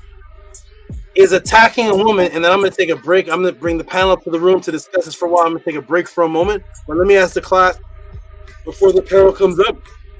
Is the aspect of attacking a woman, beating her till she's almost unconscious, are forcing yourself sexually to enter into a woman, is that acceptable? Yes or no? Type it in the room. I want Christians to type. I want Muslims to type. I want Hebrews to type. I want Kemetic, everybody type in the room. I don't care if you're a Hindu. I don't care if you're an atheist. If somebody grabs your daughter and knocks her unconscious or beats her up so bad that she cannot defend herself, and then they force their dry self into her vagina, is that a good thing? Let me put the link in the room for the panel just to discuss that part, and then we're going to get into this. Here we go, everybody. Let's see how far and deep this psyops actually goes. Type it in the room. I don't care if you're a Christian, a Muslim, or a Jew, whatever you claim to be, that's the link in the room. Supporters jump in the room, and I'm going to take a quick break. You all discuss just this aspect. Regardless of what your religion is it good for your daughter? Is it good for your daughter? Lisa? Is it good for your daughter? T-Dot? No. ETG says nah. Boo says never. Is there any Christians, Muslims in the room? Hebrews? Anybody? Bible believers? Is it good? Is it a good thing? Meaning, would you recommend that for your daughter? Nana Amun pops up. Nana Amun pops up. No, daughter, no. Sounds like a back door for Isfed. Right. Anu and Antub. Anu, you don't have a daughter, do you? No, not yet. Not yet. You have a nice young lady beside you, don't you? Yes. What's your thoughts on you opening the door to a bunch of men coming in and having their way with Antu and Antu screaming no? You gonna pull out the chessboard and play chess with them? You're gonna pull out something else. You're gonna pull out something else. What are you pulling out? You pulling out some dice? No. Pull out an M14 or something. The R15. Primordial thoughts about to have a daughter. Jump in the room, Primordial. Amun Min Ra, you're a supporter. You can jump in the room. The link's in the room. Jump in the room. Discuss this for a moment. I'm just going to step away for about 5 or 6 minutes. You all discuss just this part, and then we're going to go into the cognitive dissonance of it, okay? Anybody who has daughters, if you have a wife, a mother, a niece, a friend, a school girlfriend, anybody, just tell me if the aspect of forcing yourself. Now, for me personally, before I taught Ma'at in a structured form, that is to me the most sensitive topic for me personally. For me, I cannot think of something worse. The only thing equivalent, which is actually the same thing, is doing that to a little baby child, which is the same. It's the same act. The person's just smaller. Anybody, I don't care if they're 6 years old or they're 82. The act is not any different. In my eyes, I think that is one of the most sacred things that you can defile. There's a biological imperative, and it's an irreversible thing. It's not something you can get stolen from, and it's reversible. If somebody could steal your bike, and you could buy another bike, and you're like, okay, and that person goes to court, they forced to write you a check for $200, you buy a better bike. Now you got a better bike. But when somebody takes your body, that's something irreplaceable, and it would create a damage in a relationship because the man whose woman that is, that's never getting erased. That's not that whether he thinks it's her fault or not, that's not something that that's not something reconciled within him. He is not happy unless that other man is on a dinner plate. Menko Ra, you have any sisters? 5. 5. So you got a menu. You got a menu. You got a menu for the attackers, huh? You ready? You want sister number 1, sister number 3, sister number 4. You got a what is it called? Multiple choice. But you have another multiple choice, right? All right, so you're not having that. If you have your even if you have older sisters that are older than you. One is older than me, and all the rest are younger than me. And it doesn't matter, does it? If it's the older one, she may be even bigger than you. It doesn't matter, right? It doesn't matter. It could be the younger one, the older one. You're not having any of that around you, right? No, absolutely not. Primora, do you have an actual daughter that's born yet? Yes. What's her name? Yeah, Bernadette. I don't know, but you do have a daughter, right? You have a daughter. Yes.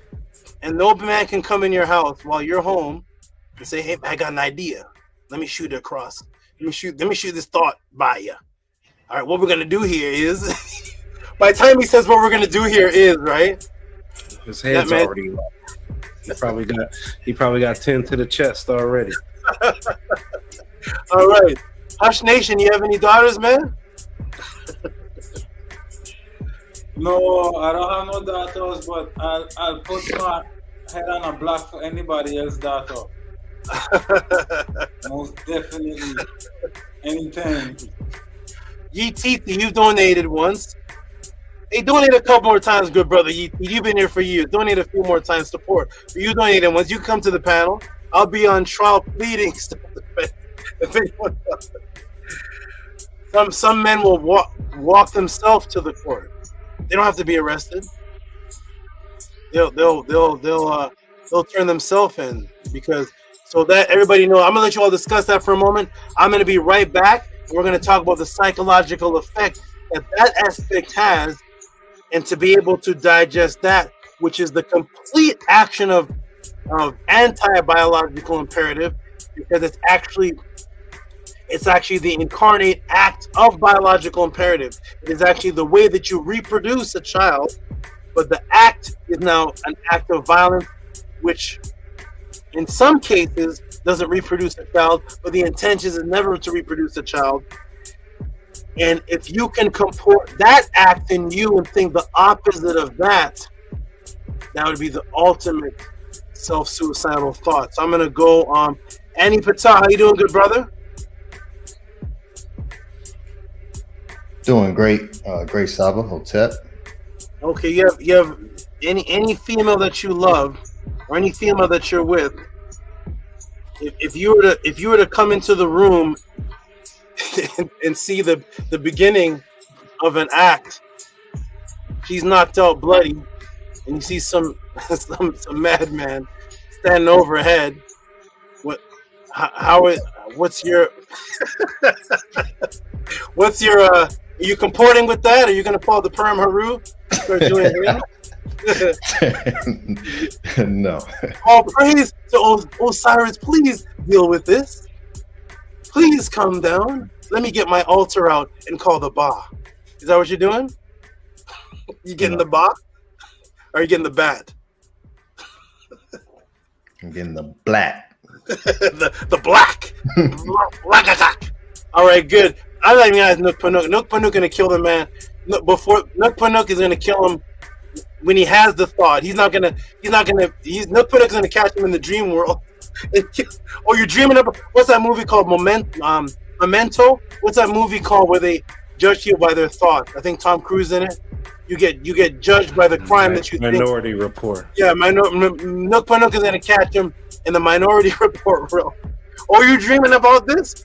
Axe to the head, axe to the chest. That man's gonna wake up dead. But I'll be right back. Everybody, you all build on that. I'll be right back, and then we're gonna get into how crazy this collapse actually is. I'll be right back. Peace. Support the Tehuti Podclass. If any of you are listening and enjoying this answer so far, this is interactive. The next one is gonna be even more interactive. But it is Cash App TT AMUN, PayPal at Rocky SV. If you are just stepping into the room, you have stepped into the House of ATTON, the ancient Tehuti teachings of the Nibiru. Support this over supporting the donuts and everything you bought. If you are enjoying yourself, if you are receiving any benefit from this, taking notes, it's going to get even deeper as this goes on. Support the Tehuti Podclass. I'll be back. Peace. Yeah, from Hotep, everybody. Peace, peace, peace. Yeah. When Saba mentioned that, like I put in the chat, all I know about someone giving up their daughter was definitely Sodom and Gomorrah. I think it was the character's Abraham's like nephew or uncle or like that or something like that. And they wanted to you know the story of Sodom and Gomorrah, you know, they're with the same sex state of mind, right? And all kind of isfet. Animals, all that. They getting down with everything that walk. So these people, they come up to the door and they knock and they like, yo, send us out, I think like your sons or shoes. Oh, no, they said send out those quote unquote, it was some angels that came down in the form of men. And they came down. And they were like, yo, send us out those men who we saw go into your house. And the guy literally, Abraham's, like I said, uncle or nephew, something like that. I can't remember. He said, how about my daughter? And he gave his daughter up to that whole mob, that whole town who came in looking for the dudes. And straight gave her up, yo. Gave her up. Gave his own daughter up. Now, mind you, this is the same dude who got saved. That town was going to get destroyed. And him and his household got saved. After, I don't know how you get saved by sacrificing your daughter up for rape. That's wild to me. That to me right there in itself is the belittlement of the female entity in general, right? So that always sparked a curiosity to me, like how is a whole city about to get destroyed due to their wickedness, and yet this man doesn't get punished for sacrificing his own daughter. He gave her up as if she was nothing to quote unquote protect the angels that came down and in the form of man, and he didn't want the mob to get them. Now we talking about angels is supposed to be powerful, strong, you know, they could transform into whatever it is they need to look like. And they have the ability to protect themselves, but yet he gave up his daughter, threw her to the mob, and they ravished her. They ran all through. And that never sat well with me when I read that. And people just overlook that. That's just that's overlooked, man. That book has so many evil deeds that blurs the lines between those who are quote unquote good and those who are not. And that always baffled me. That always was weird to me. Even the story of the character Abraham going to go sacrifice his son Isaac because God was just testing to see how loyal he was. What God do you know that would have you even considering a thought and an idea to go and sacrifice your own son just to prove, to see if one is loyal or not? And that is weird to me, because if God is all knowing, then he will already know the heart. There's a scripture in there said, I know you before you was conceived in the womb. So meaning that I know you, I kind of have a relationship with you before you was conceived, but yet you don't know if the character Abraham is loyal to you or not. But when you go to the book of Job, it got a story in there about God and the devil talking about how loyal Job is, and the devil saying, oh, he gonna rebuke you and he gonna curse you, and God saying, nah, I guarantee you pretty much he gonna be loyal to me and ain't gonna be no issues. But yet on the flip side, you go and tell Abraham to go up to a mountain to go sacrifice his son just to see how loyal he is. The contradiction in that is crazy to me. And it's because I used to read it, man. I was in it. You couldn't tell me nothing. You couldn't tell me nothing about that Bible, man. And then when you start going to go read for yourself, and you're kind of coming out of those churches because you just being taught to like a teacher, like going to school, you can't question the teacher. There is no critical thinking for the most part. Everybody, you just listen to what the teacher said. Teacher said how this is how you figure out the formula, and this is the only way because they teaching it that way. Just the same way, you cannot question the pastor or nothing. And I know what that feels like. I know that realm. So if my memory served me correctly, SABA maybe might talk about SABA more, maybe. Because that's the only, when it comes to rape, that's the only story I kind of knew about.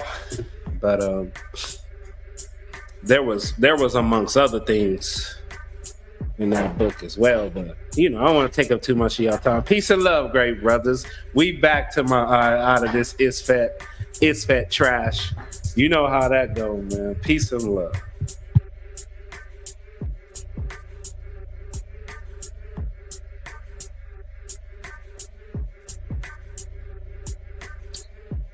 Well, primordial thought for hearing that. I didn't know any of that because I was never into the Bible so very much. I definitely learned some more things, especially full on debates when people are so proud of that book. Very much. It make a lot of sense that they would have that in the Bible, primordial, because they were spiritually raping the original people of everything that came before that. They were like, this is the ceiling. This is it. This is the word of God. This is the ultimate. And it's like a glass ceiling, right? And if you don't learn this or you don't follow this, then something's wrong with you. You're not worthy, right? And so that is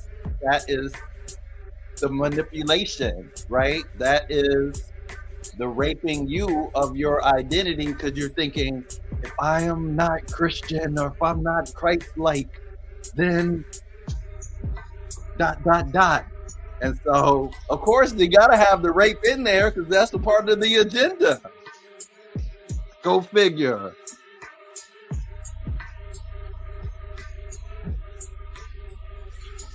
Yeah, man, it's fat at its finest, man. You know what? Don't get me wrong. I'm happy that I was raised in it because that's what we're kind of surrounded. We're surrounded more by Christians and Israelites than we are like Hindus, and and some people may be surrounded more by Muslims, but Christianity and Catholicism is of the highest, and you're definitely surrounded by them. Now, if you probably live in an area where it's more brown-skinned people, then you probably would be surrounded by those who are either Israelites or Muslims. But majority of the country that we live in is Christian, and they believe in Catholicism, right? So I love that I know about it, because I can have a conversation.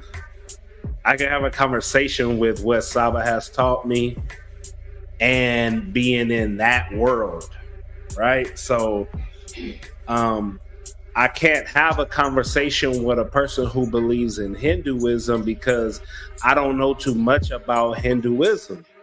I know the basics of it, but I can't go into details of certain stories to try to like pull them. You kind of get me try to like open that mind, right? But when it comes to that Christianity, I'm like, oh, we're very familiar. We're very familiar with that. And I just want them to be rational, like logical. But what Saba's breaking down right now, man, you're messing with people's reality, their identity. They base everything on that. And he's absolutely right when he said in the beginning, like, it's interesting how your body can identify something that's wrong for it and notify you through, you know, trying to get out whatever you just put in. But the actual spiritual side of the lie, one, they don't have that defense mechanism. And so that's, I know people who die hard. Hey, you say anything about Jesus, they give you 2 to the face, right? But their religion couldn't get them over heart disease, couldn't get them over diabetes. And when Saba said that, I was like, ooh, like, hey, the way he words it. So that's phenomenal to me. That was big. Saba, Hey, peace and love. When I left, primordial thoughts on a nice violent frequency tonight. When I took my break, he was talking about 10 to the chest. As soon as I come back, I heard 2 to the face. I don't know what primordial is called primordial today. 10 to the chest. I take a break and come back. He's 2 to the face. I'm like, whoa, you're a real wrestler or something. But okay, 10 to the chest, 2 to the face. That's the new theme right there. So, yeah, you know Christians that'll give you 2 to the face. If you question their religion, they'll punch you twice in your face. That's hardcore. I don't want to mess with those Christians at all. That's some strong Christianity. Nook Panuk. I think you like to fight Nook Panuk. Nook Panuk he's a quiet fight. He's it man. Nook Panuk is it man. I officially acknowledge Nook Panuk is it man. He wants to fight his pet daily. I'm gonna make Nook Panuk in the afterlife. Nook Panuk is gonna be the being on the end of the boat with the spear, the Heru. But anyways, yeah, we're gonna get right back into this, everybody. I don't want to lose the momentum. We're gonna get right back into this answer, everybody. I'm gonna say peace and love to Annie, Anu, Primordial, Menkura, Hush Nation. Let's get right back into this answer, everybody. We are back. Here we are. I had to take a little break, and I'm back, right back with the answer to this question. People who just tuned in, they're wondering where are they? Let me put the timer back on. We're already deep in the time. Put the timer back on right now, and now we're getting right back into this question. And for those who just popped up, there it is on the screen right there. Is there a biological effect on the brain by receiving falsehood and religious lies? Let's get right into it, ladies and gentlemen. We're getting right back. Get your pen, your pads out. Support the Tehuti Podclass with reciprocity. If this has benefited you in any way, Cash App, TT AMUN, PayPal at RockSV. Let's get right back into it. Everybody ready? Here we go. Back to the screen share. Boom, boom, and boom. Hey, little one. All right. See somebody looking. Okay. Boom, boom, boom. And here we are. Boom, right here. All right. So I asked the class about that. Obviously, it's unacceptable. So let's get into it, everybody. Let's see where the cognitive dissonance comes in. That's happened to your brain to accept the religion. Now, remember, the definition of cognitive dissonance is hearing something that goes against what you feel or know is the truth, and your mind has to reconcile it. Thus, both opposites fighting each other, both opposite frequencies are existing within your neurons, causing illness. Now, in order to be a Christian or a Bible believer, here's the reconciliation you have to make with the same topic that you are naturally against. These are the laws of rape. Deuteronomy 22:28. Let me shrink this down. If a man is caught in the act of raping a young woman who is not engaged, he must pay 50 pieces of silver to her father. There, he must marry the young woman because he violated her, and he will never be allowed to divorce her. The word there is Asher, and it means humiliated.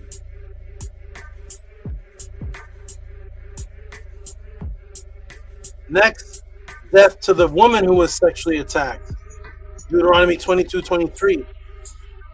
If within the city a man comes upon a maiden who is betrothed and has relations with her, you shall bring them both out of the gate of the city and there stone them to death. The girl, because she did not cry out for help, though she was in the city,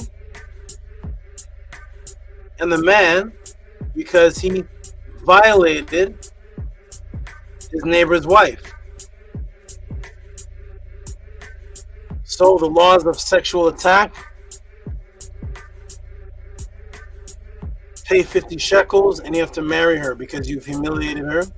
Or if a person is caught violating a woman in the city and she's not heard crying out, she's to be killed. She's to be killed. That's what has to comport and reconcile inside of your brain, while your mind knows that you would never apply any of these rules to your daughter. That there's a neurological self-attack that takes place in the brain against your own self, because you can quote this, you can believe this, you can say what you wish, but you know you would never apply these rules to your own daughter because you know that it's wrong. So this cognitive dissonance has to reconcile the lie that you know is against what's within your own natural self.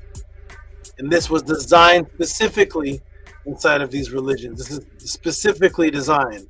It's not coincidence.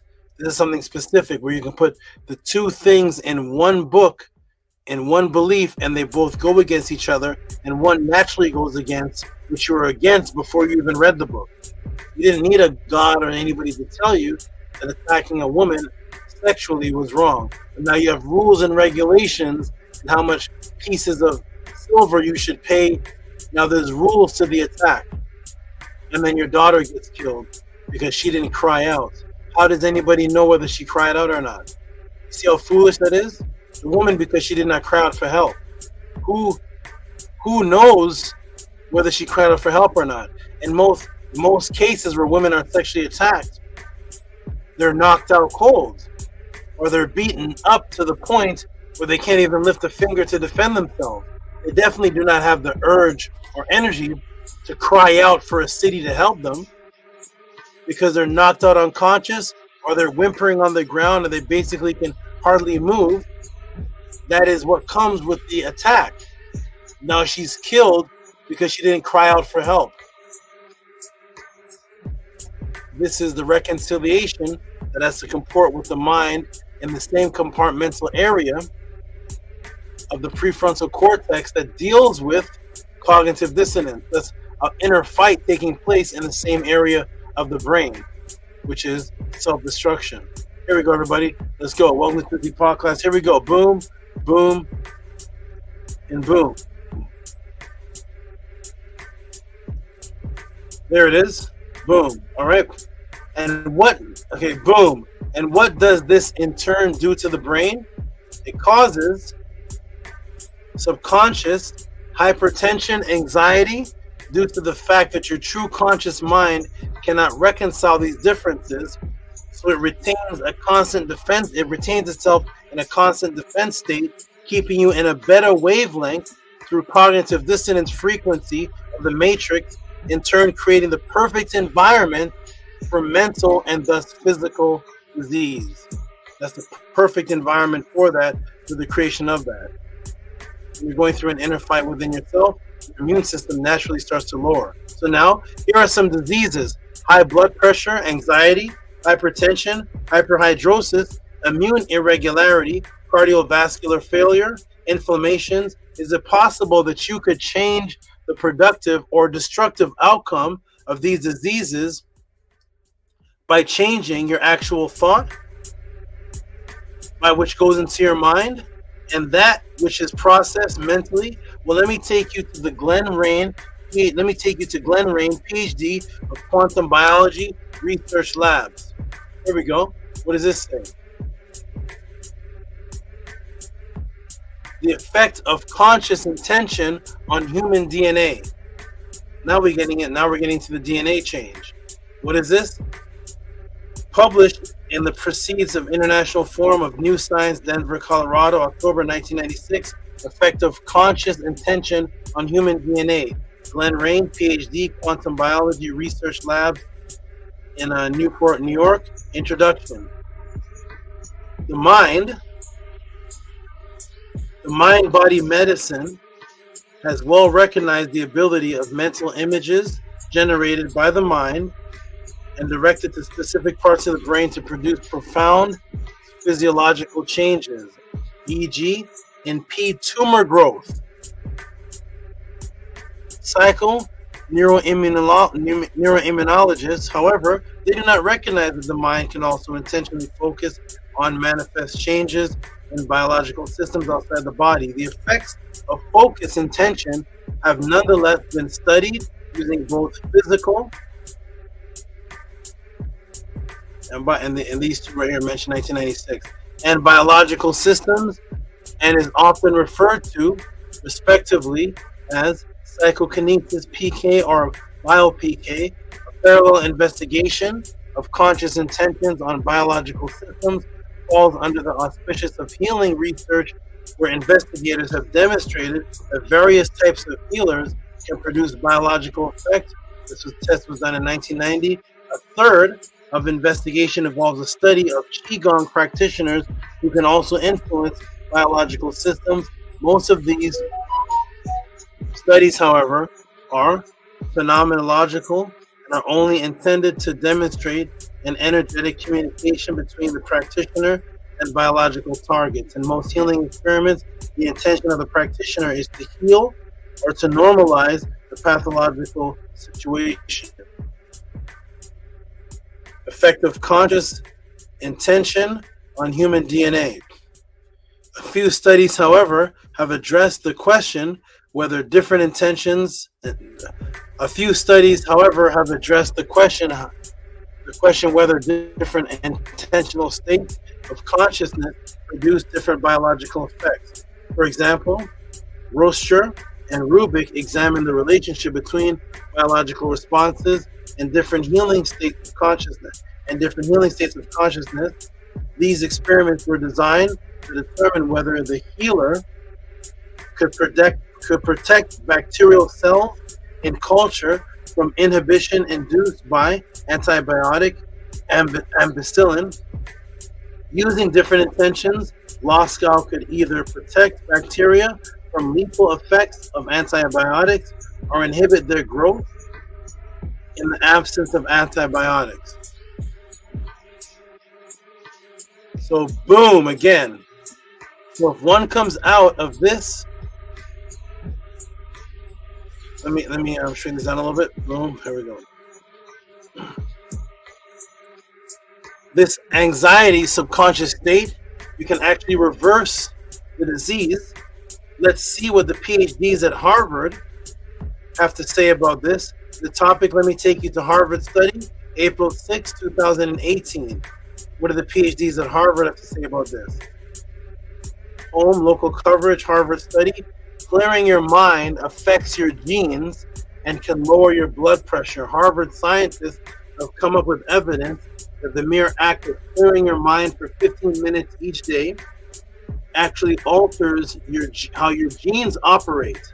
A new study, so again, Harvard scientists have come up with evidence that the mere act of clearing your mind for 15 minutes each day actually alters how your genes operate. A new study indicates that people who medicated over an 8-week period had a striking change in the expression of 172 genes that regulate inflammation, circadian rhythms, and glucose metabolism. And that in turn was linked to a meaningful decrease in their blood pressure. The study is small and didn't include a comparison group of non-meditators, so it doesn't count as absolute proof that the meditation lowers blood pressure by altering gene expression, but its authors hope it will be seen as a milestone on the long road to convincing skeptics of the power of meditation to promote health and reverse disease.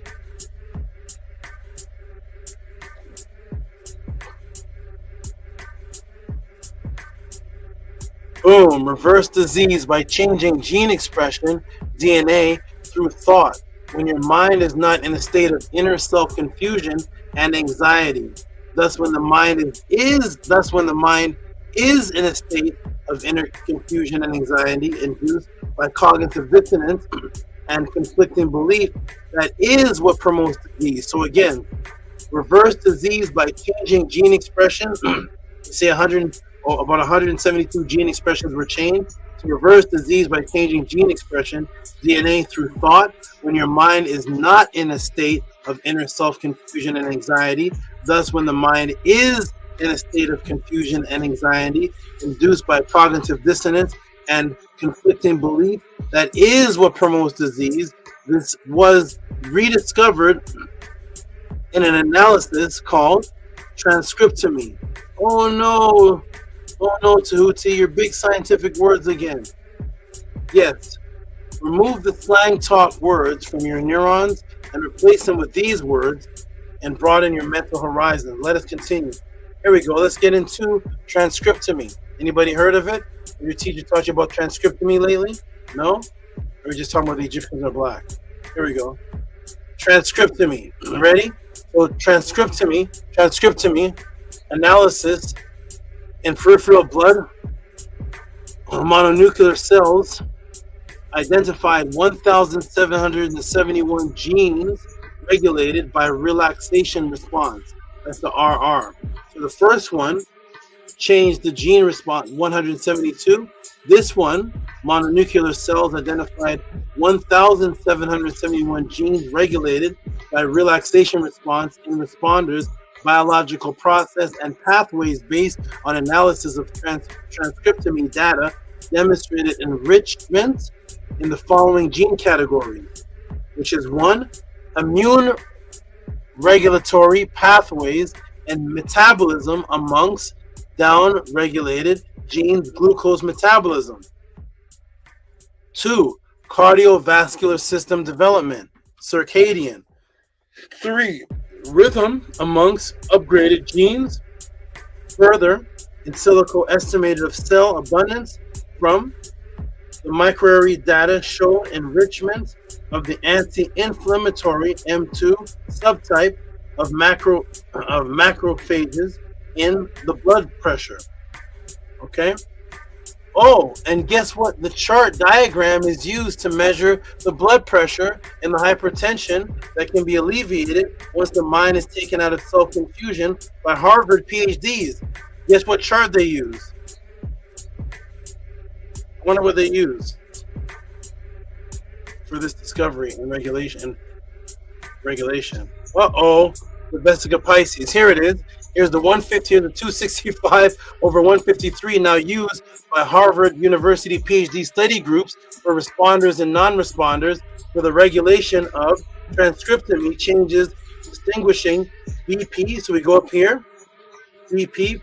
So BP responders, BP blood pressure. So BP responders, and this is the study that was done.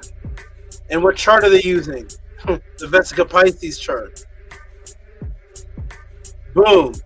The Ma'at Vesica Pisces 1.73 square root of 3, the Aku Pyramid Phi ratio chart brought by the followers of Tehuti. This is now a pragmatic chart used for the ratios of how the mind can resolve disease. This mathematical shape is also used because it is a perfect symmetrical balance, and the mind goes into a relaxed state when it sees symmetry around it. This Vesica Pisces is perfect symmetry. The mind goes into a relaxed state when it sees images that are in perfect symmetry. Okay? And now I will do a live example right now with everybody watching in the class, a live example of the mind taken from a factual state of symmetry to create relaxation and something else very interesting. But first, let me ask a question to the class, and let's have a little bit of fun with this image of a ring box. let's take a look at this, okay? What are the two colors of the ring box? You can just type in the room that the upper part is blank and the lower part is blank. I'm going to put it right here. Let me shrink it down a little bit. What are the two colors? You can just type in the room right now. The upper part is, and the bottom part is. Now, if you see them as a similar color, you can put the upper part is a darker shade of blank, and the lower part is a something shade of blank. Go ahead and type it in the room right now. The upper part is a color of something or a shade of something, and the bottom one is what? Type it in the room for me, please.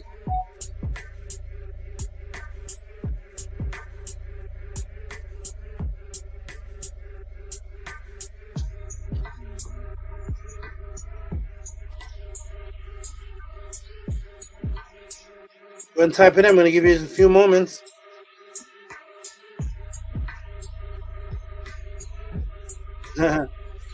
TT working on glucose metabolism. Same thing I'm teaching on. That's her project. All right, let me come in the room and see what you have typed. Everybody participate. Don't be shy. There's 52 people watching. What are the two colors? Are they? You can put a color or a shade of something. Let me see what the answer is. Okay, so let me see what. It doesn't matter what the answer is. It matters what you see the color. Somebody may say it's a light shade of dark, black. Some person may say gray. Some person may say a darker whitish, whatever it is, whatever you see, just type it. Okay, so upper part is dark gray. We got Robert Williams, upper part is dark gray. Wonderful. Okay, good. What's the upper? I need the upper part and the lower part. So there should be two answers here. Lower part, light gray. Okay, good. Dark. Oh, silver. That's interesting.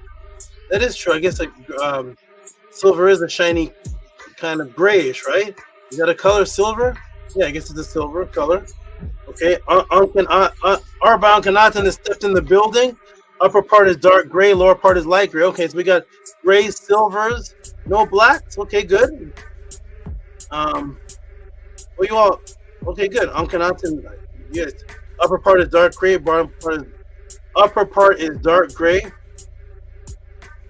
What are the colors? Upper part, there's a couple of them, but I'm scrolling through the room.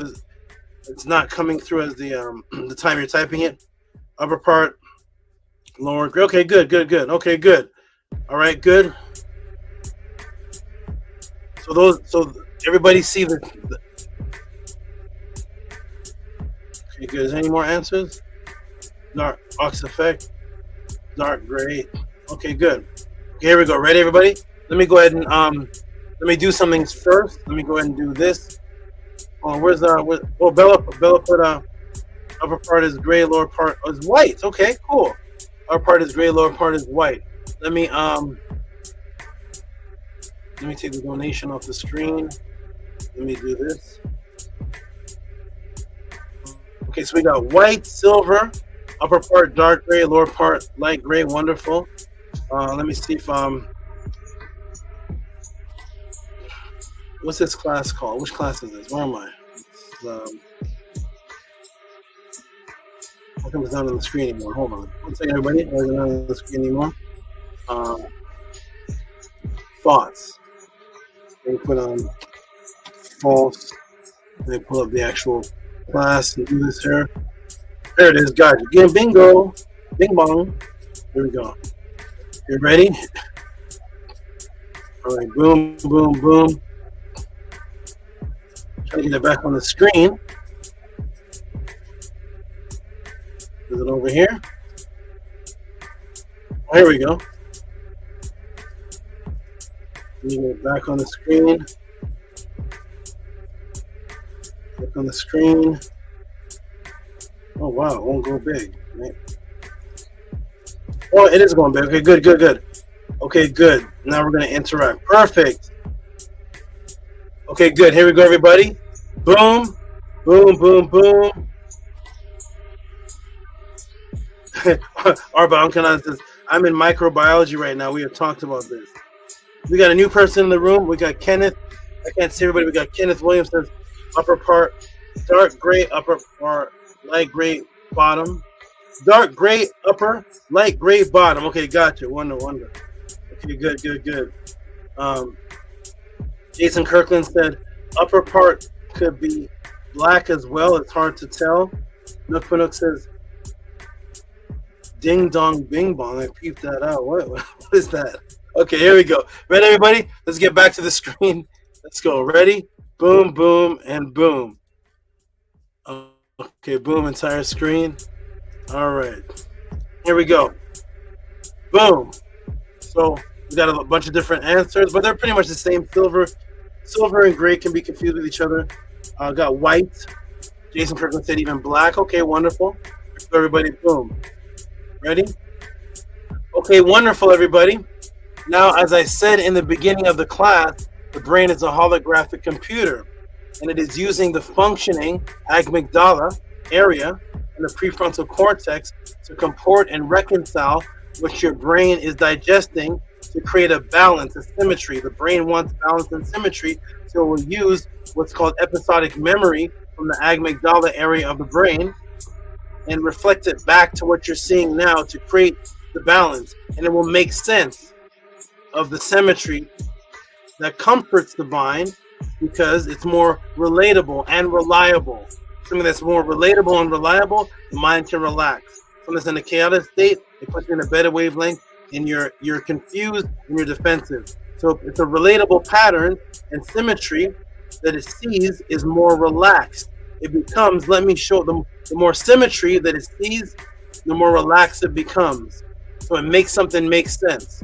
I heard people say it today, make it make sense, make it make sense. That's exactly what the brain does. The brain is going to make it make sense. It's going to take a memory, an episodic memory from the amygdala. It's going to shift it into what you're looking at right now.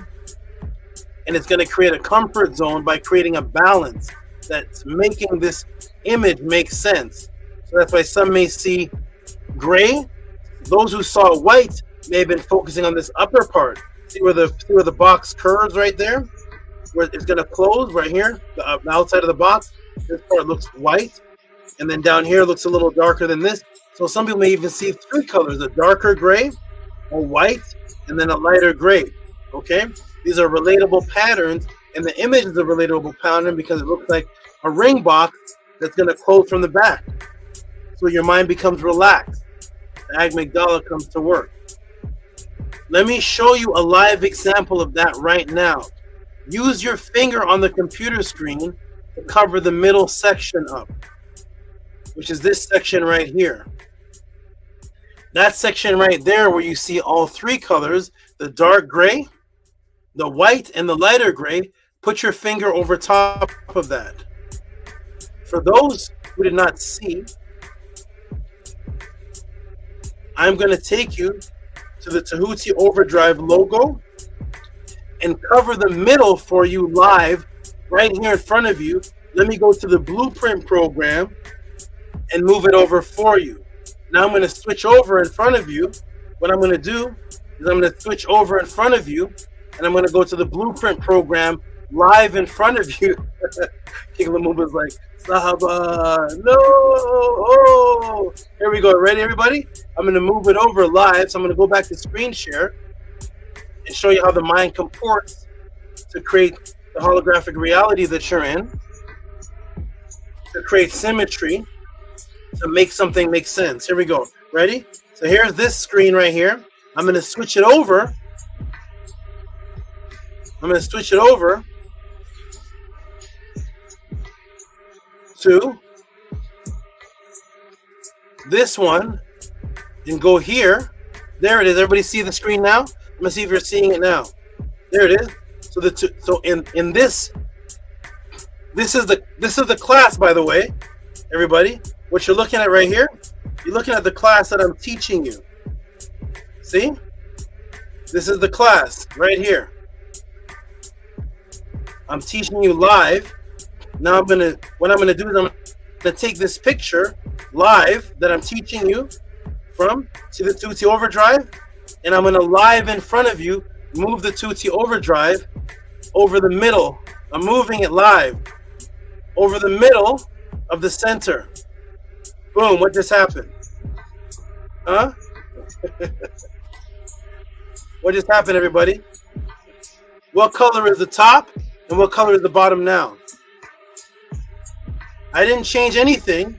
I just took the Tehuti overdrive. I'm going to move it away. Uh-oh.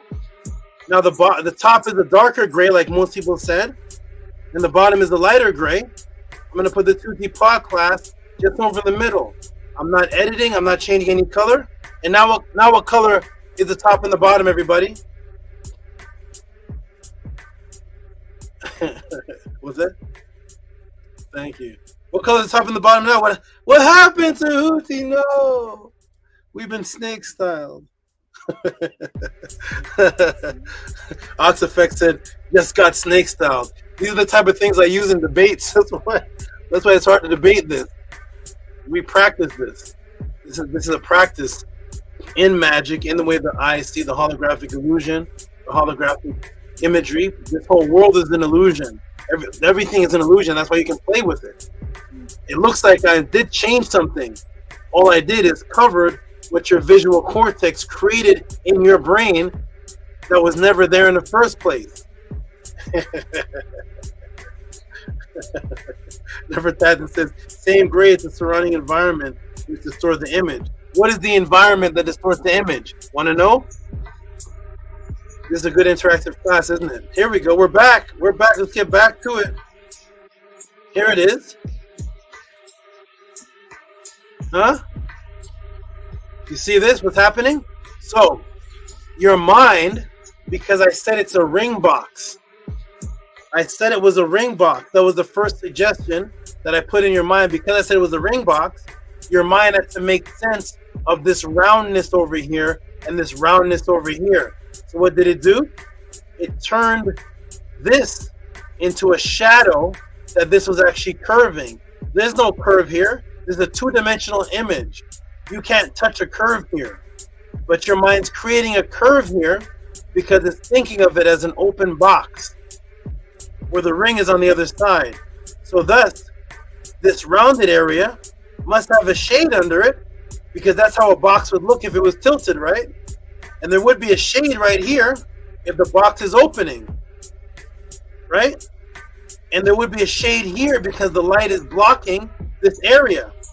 When in actuality, it's a two-dimensional image, and none of that is happening. None of that is happening. Dark gray, dark gray. Dark gray, dark gray. Light gray, shadow, white, back of the box. Shadow right here. None of this is here. It's not there anymore. Your mind comported and reconciled.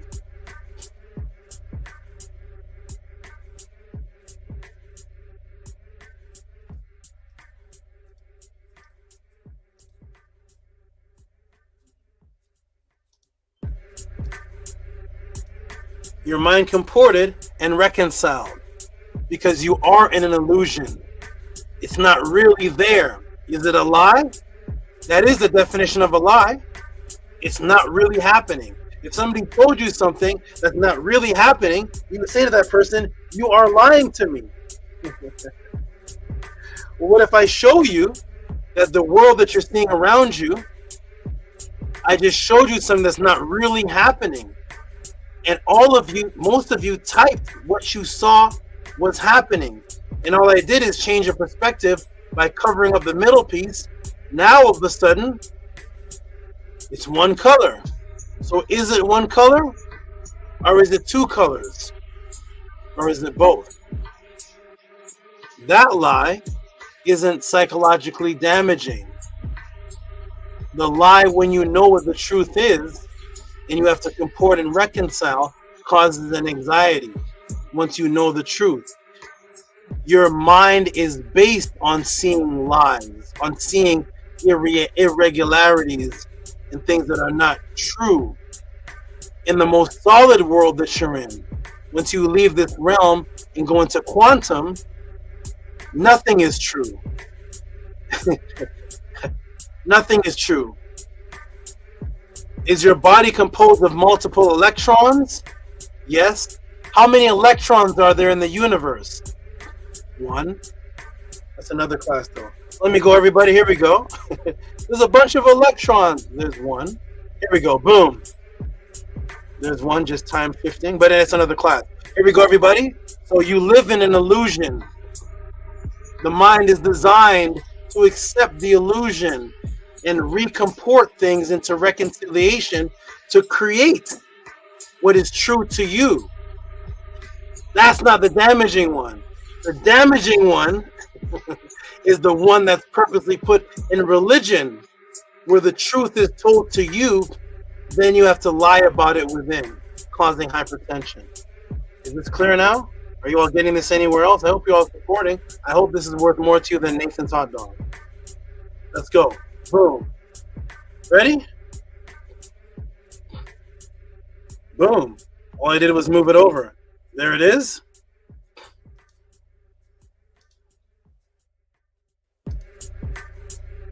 There it is. I'm moving it on the screen. There it is. Uh-oh. Uh-oh. Uh-oh. And so easily, that is how your mind is fooled. It's not fooled. The whole world that you're seeing is an illusion and untrue. Here we go, everybody. Let's go. Uh-oh. There we go. Ready? Boom. Boom. They are the same color. The mind took the memory of what it had seen before in your life. Remember the shadows that you saw in a prior ring box, turn that way, and remember the shadows, so it created shortcuts. These were fallacies, shortcuts. That's why people say today, you hear, make it make sense. That's literally what you're living in. You're making this make sense. Your mind created shortcuts by taking memories of shadows that it got from the amygdala area of the episodic memory, because all of you have seen a ring box before. So thus your mind, once it registered this is a ring box, it had to create the shadows to make it make sense. You're living in the holographic computer. That's your brain. This is how the mind functions to calm itself and put you in a relaxed state. Now that you know it's a ring box, the shadow's supposed to be there. That angle's supposed to be there. Now you're more comforted because it makes sense to you. Now you can relax. Now there's symmetry going on. This is how the mind functions to calm itself and put you in a relaxed state, a state of self-hypnosis. You're hypnotizing yourself. And thus throughout the class, you have heard me mention several issues that are caused by cognitive dissonance, and the research that proves that cognitive dissonance causes this, and I call them diseases. And some skeptics may have been saying those things are not diseases, Tehuti. This cognitive dissonance is not called disease. Those things you mentioned, hypertension and all those things, those are not diseases. Harvard study, clearing your mind affects your genes and can lower your blood pressure, which regulates inflammation, circadian rhythms, glucose metabolism, and blood pressure. The power of meditation to promote health and reverse disease. Why don't you think those things are diseases? That is because the Matrix had you forget what the definition of a disease was. Disease, discomfort, inconvenience, distress. Dis, to take away, and ease. Disease is the opposite of being in an ease state. If you are unrelaxed, you are suffering from a disease. Ease, physical discomfort, undisturbed state of body, tranquility, peace of mind. What did the Harvard study say? Harvard study, clearing your mind affects your genes and can lower your blood pressure, promote health, reverse disease, because they know the true definition of disease is the peace of mind and non-conflicting, anti-comporting reconciliation of cognitive dissonance, and calmness is your body at ease. not to be at ease, a state of non-tranquility, inner conflict, thus no peace of mind. Hotep, I am done. For those of you who appreciated this more than the waiter that you have tipped, or the past reciprocity that you have spent over the years at the amusement parks, July 4th, Thanksgiving, getting rims for your cars, smoking weed, or if you have learned anything from this, or if this has had any impact or has advanced your recent current understanding of the subject matter, please send your tip of reciprocity appreciation called Fact versus Fiction, Plot DNA, Cancel Contradictions, or any creative title you can come up with to Cash App TT AMUN, PayPal at RockSV. Hotep, I am done. Somebody's staring at me in shock. Hotep, I am done. I'm going to put the link in the room. We're going to go immediately now. I want to see if anybody benefited from this and if anybody appreciated this. Oh, by the way,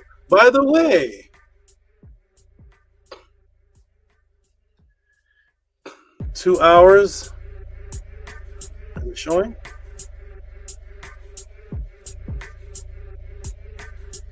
That's interesting.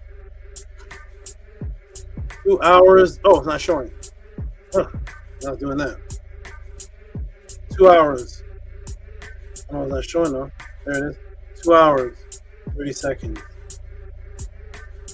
If this 2 hours and 30 seconds was worth at least as much as the last Krispy Kreme donuts or Lay's potato chips, if it's worth as much as the Avengers that you supported, if it's worth anything like that, the waiter you tipped for walking 15 feet to you to give you greasy shrimp, if it was worth the greasy shrimp, please support. I know the Matrix only wants you to support death. Please support life and that which I am teaching, the time that it's taking to give this guidance. If you are getting this type of class anywhere else, please put the teacher's name in the room. Please put the class with the timestamp, the book, the chapter and verse. Please show us where you are getting these type of teaching from a question like this. Show us this. If not, support this more than you supported your Halloween, more than you supported the Avengers, more than you support. Has anybody here spent over $5 on marijuana? Anybody in the class? Or is that some type of new drug that just came out? Is there anybody in the class that has spent over $10 on marijuana? Anybody in the class that has spent over $10 on marijuana? If that has sufficed you for what this class has done, just put yes, the marijuana is equal. If not, just as you pay off the weed man for whatever it is that he's doing for you, buying the blunt or the cigarettes, whatever that is, support the truth, support life, support this information, support the time that it took to put this together, which was 7 times 2 hours, and the 2 hours to teach it, if you've ever tipped your waiter. If not, feel free. I won't feel anything against you. Just of the 51 people watching, just type in the room, I will not support you. I watched this and I just do not like this, and that's fine. I will do better next time. I will not support this, but I will buy Colgate toothpaste. How you doing, Anu and Antu? How you doing? How you doing today? Doing excellent. Wealthy SABA. 12 very much for this class. It was definitely fantastic and wonderful. 12 for all that you went over. 12 for going over how cognitive dissonance can harm and cause disease within the physical body, and how when you fight the truth within yourself, it can cause like suicidal thoughts and stuff like that. So 12 very much for going over that part. 12 for tying the Bible into all of this. And this will definitely be definitely is a fantastic class for many different people from many different walks of life. So 12 very much for that. Wonderful, good brother. Appreciate you. Wonderful. I'm gonna hear from Antu real quick, and then I'm gonna go see what the support is. I want to see what if this is worth what this is worth to anybody. And two, I'm sure you just echo Anu's thoughts, or you can add a couple more sentences.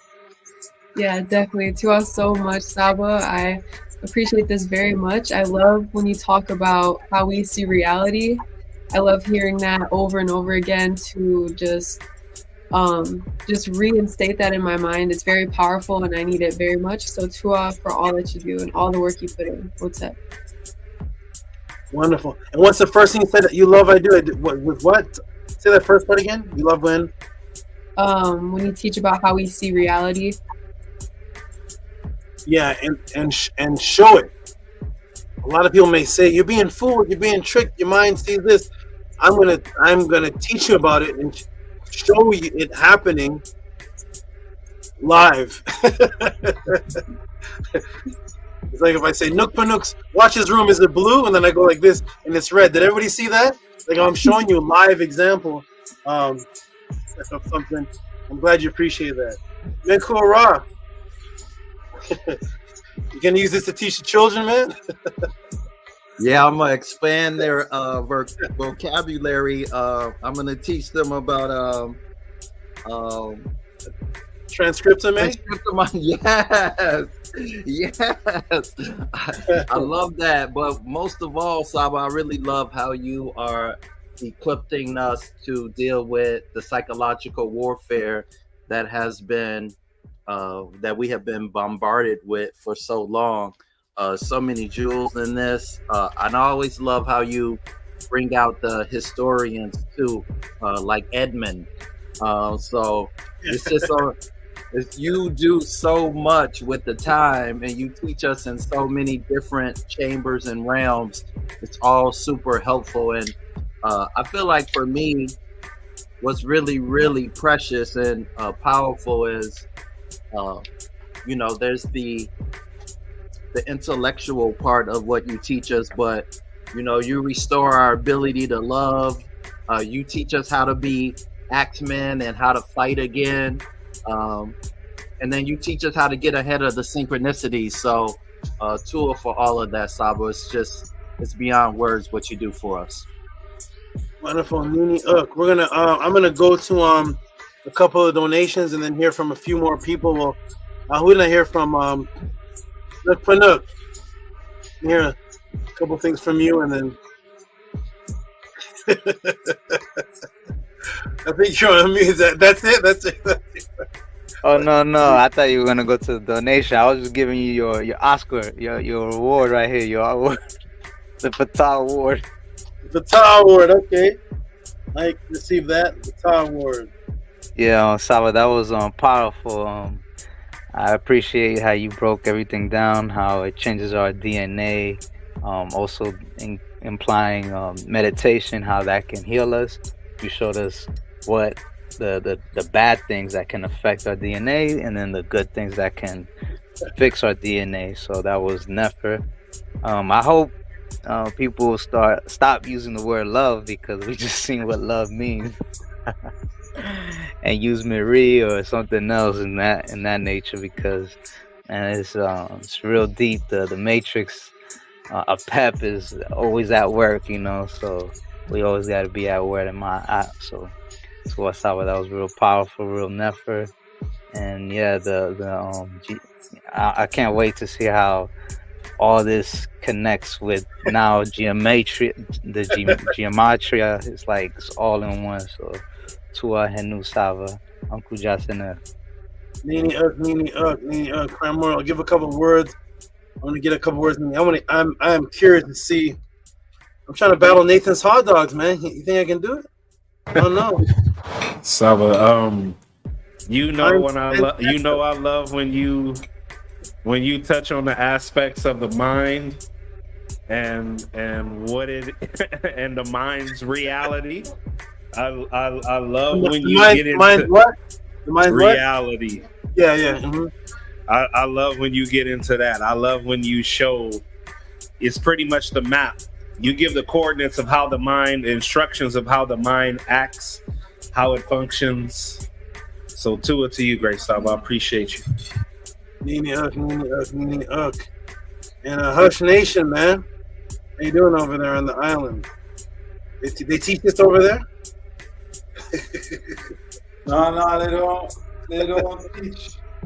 They don't teach that at all. The last thing they want us to know over here is that God's name is jealous, and jealous is not God, and love is not jealous, and that's the last thing they want us to know over here. So to her, with this big knowledge, and I can try to pass it on to somebody else over here. Wonderful, wonderful. I taught multiple classes in there, so there's multiple. When I'm doing a class, an answer, there's multiple sections for different types of people. So that's one of the. There's a pattern. There's a thing that I am doing that's why it's so interesting, and it's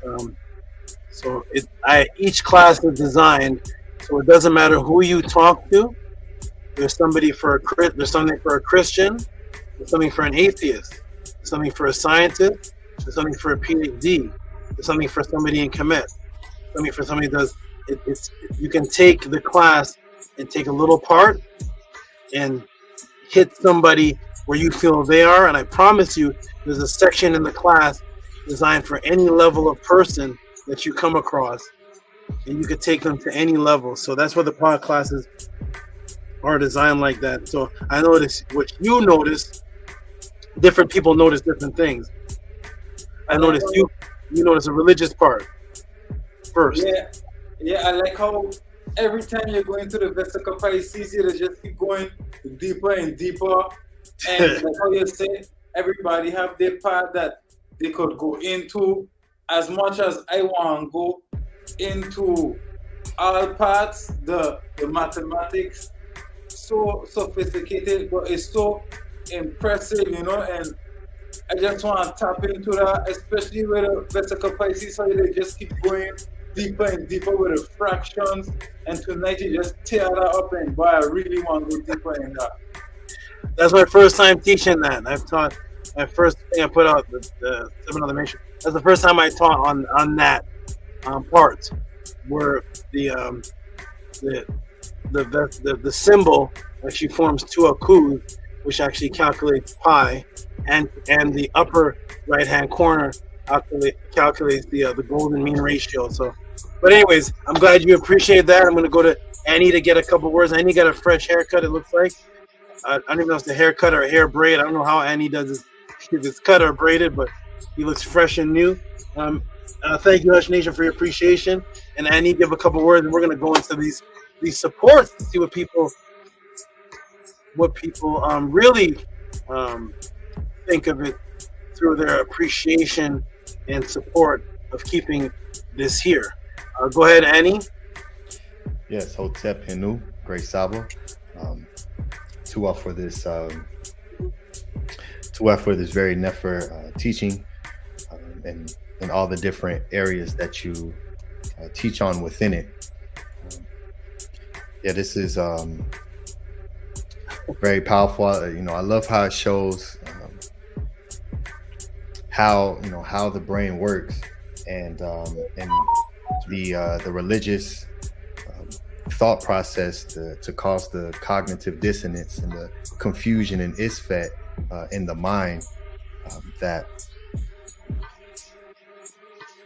plays a very important part into how people act on a daily, even those who may not even be into religion, just by receiving teachings from or habits from others who are and what is built on. So to offer that and showing just the duality of the Medu Netter, which is just beautiful. I love that. Oh, I'm here. I'm just coming off the screen, but I'm here listening to you, but I'm just off the screen. Okay. Yes, Tua. Yes, the word Shen in the Medu, showing how it's eternity, while applying the Ord bird to it, it then turns to sickness. And it's just such a powerful thing that the great ancestors knew what they knew, and the way that they taught it and brought it forward within the language is just fascinating. And yeah, I love how you also went into the God is love and God is jealous, because that's utter confusion, and to defend that is just shows the isfat. So yeah, to our great Saba, it's my few words. Appreciate you very much, and I hope everyone is supporting the great Saba, supporting the Podclass. If you're here, support. If you're watching, support. Thank you, brother. Thank you. I like that. I like that. Yes, that people don't even think that they're under the religion. They're still being affected by the thought patterns is the same. It's really deep how this matrix is, and I'm glad you see those little minute things. I appreciate your appreciation, good brother. We're gonna get into the support system. Let's see what people oh, that's the last dragon question got changed to let me take this off now. All right, let me go up and see what everybody done to support. Let me reload this. Reload. And let me see what people really thought of this. And where are the monster donations? Where are the monster donators? Where are they? Let me see. Of course, Robert Williams first to show. First, I'm going to show. Robert Williams always is multiple. He's never supported one time a Podclass. Multiple supports. Appreciate you. He feels and he knows he's getting multiple lessons. So thank you. Let me see where. Let me put in the right file. October 5th, right? Yes, October 5th. And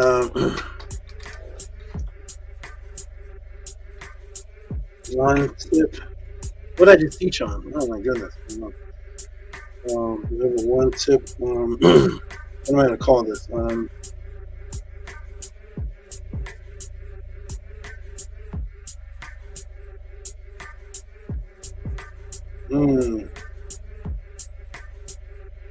I don't want to call it a common word. I'm going to call this, let me see. I'm going to call it.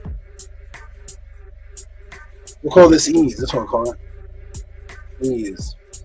I have to label these, Scribe, I got to label these classes and the supports, the donations, the classes, such individual things because I have so many files that may have a word on it. So I can't call this mind.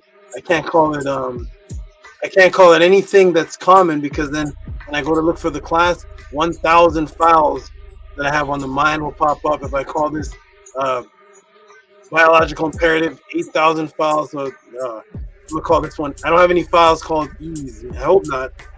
We call ease. So shout out to we'll call these the ease tips. Yeah, watching you and most definitely helped with my organization and how I construct my folders and how you were just able to pull things up on the fly. So yeah, you're absolutely wonderful, man. Wonderful too. Okay, let's go and read this. Where's N2? Is N2 and N2 still on the screen or they came off? I think they're not currently on the screen. Okay. Look, Pinnock, could you read this from them? Wait. Yeah, read this for me, please, Look, Pinnock. Yes, SABA, New York. This is from Robert E. Williams Jr. 2772, biological harm from Twisted Truth, Hotep Breathe. Give him some big noise, please. Give him some big noise.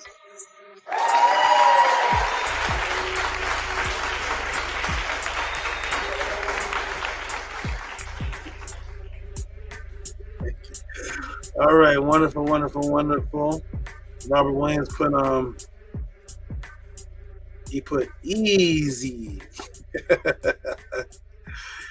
Easy. That's what he used to say in the end of End of like rap battles. Easy. We got that from this brother named Murder Monk. Easy at the end of we think we won. Easy. All right. Shout out to Robert Williams. Easy. That's right. This was easy. We're gonna all be at ease. All right. Easy. All right. Shout out to Robert Williams. Who's next? Where's the support for this class? They got to refresh. Am I missing something? Am I in the right Gmail? Nathan's hot dogs. Come on, I'm gonna be the tamale guy. Lotte. All right, here we go. Lotte.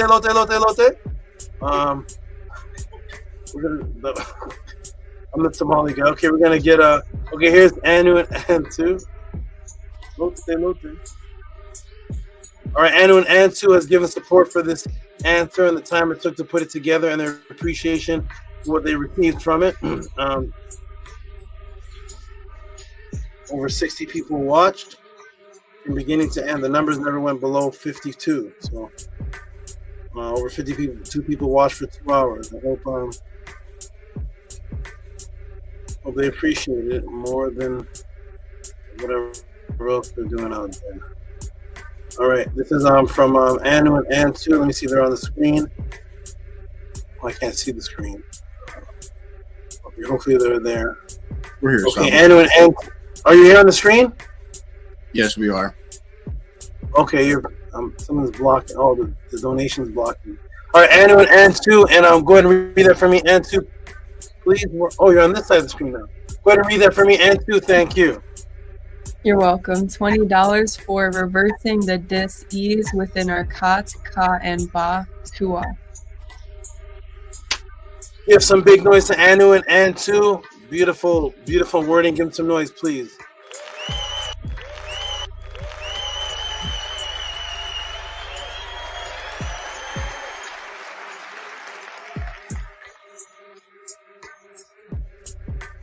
Hold on a second. Am I screen sharing still?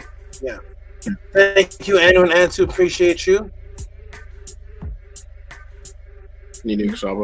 Ninu.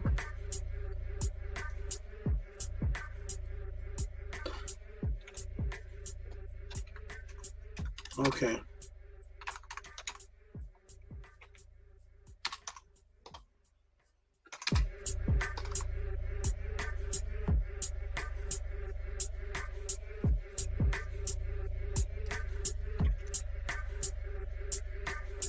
Okay. We will do it for Monday. Okay, wonderful. Shout out to you too.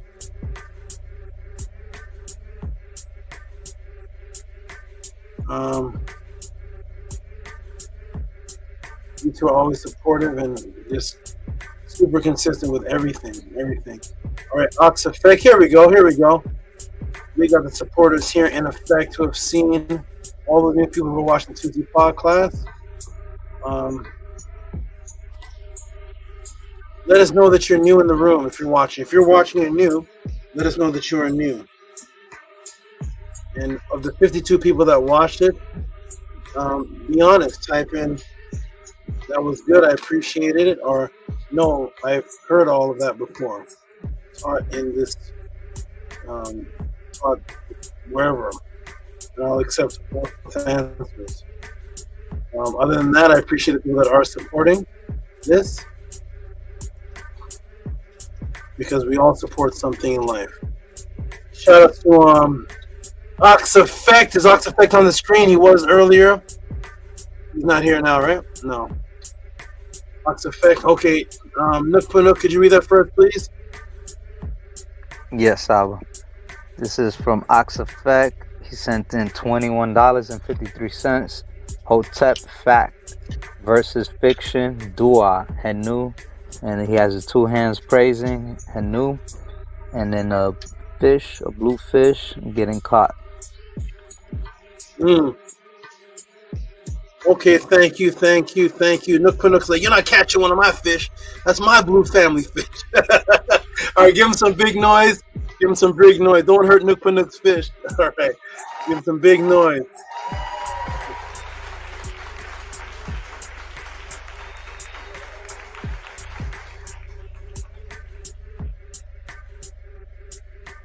art by Akhenaten. I definitely appreciated this. As usual, you were giving us diamonds or gems. Israel says meditation, silence is golden. That's actually one of the laws. That's actually was taught by the scribes of Ma'at. So beautiful thing. Okay, here we go. Next supporter of the Tehuti Podclass from what it is that I okay, here they the PayPals are coming in now.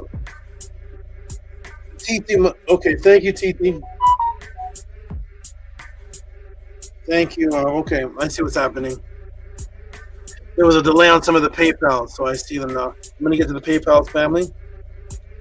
Those who supported with PayPals. Okay, people did like this class. Okay, thank you. And of course, Israel Hoyley. I gotta ask Israel Hoyley if he's still a waiter anymore. I want to give him I always give him a shout out for being a waiter, but I don't know if he's still a waiter anymore.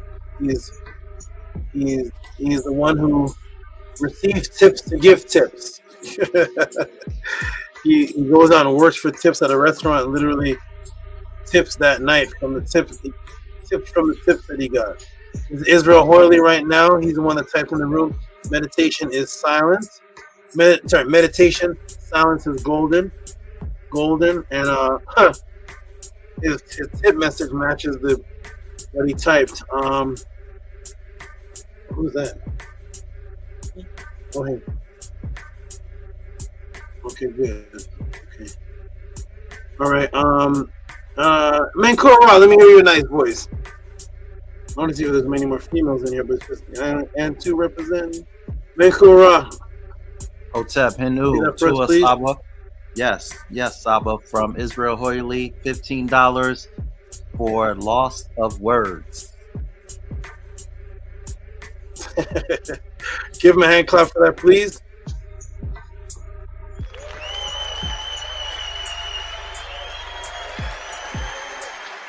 Thank you, Israel Hoyley. You are great. You've been you're one of a kind. I remember when you came for the Pathways, how excited you were about Hollywood. I thought you were gonna move here. Shout out to Israel Hoyley. Appreciate you. You all remember how excited? Did anybody hear how excited he was about Hollywood? He was talking about Hollywood. Shout out to you, Israel. He was super excited. Who's this? The man who has ordered every single Magnetic class.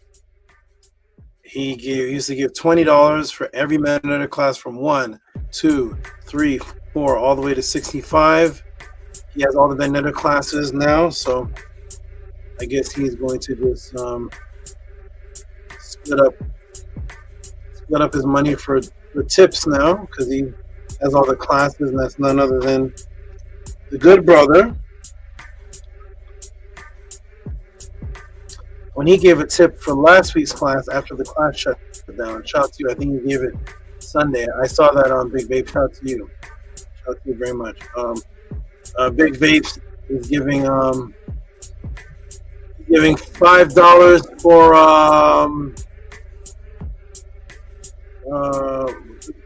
the Hush Nation. Could you read it for me, please? Woo. Yes, SABA, no problem, for sure. For $5 from Big Vape.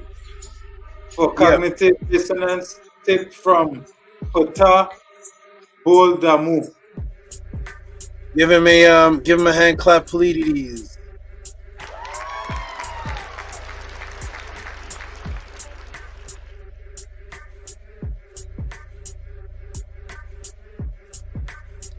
Shout out to Menkura. Wait.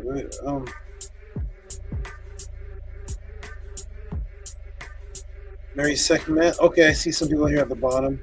Okay. Anaconda babies. No, wait, let me cut all this now. 250? Are you crazy? Okay. Ox Effect, Men in a Class, Nito Campbell. Who's this here? Hey, NAPDAPRO actually gave a tip prior to me even answering, because he knows the roller coaster ride he's about to get into. Well, the Gematria one's gonna be. Oh my gosh!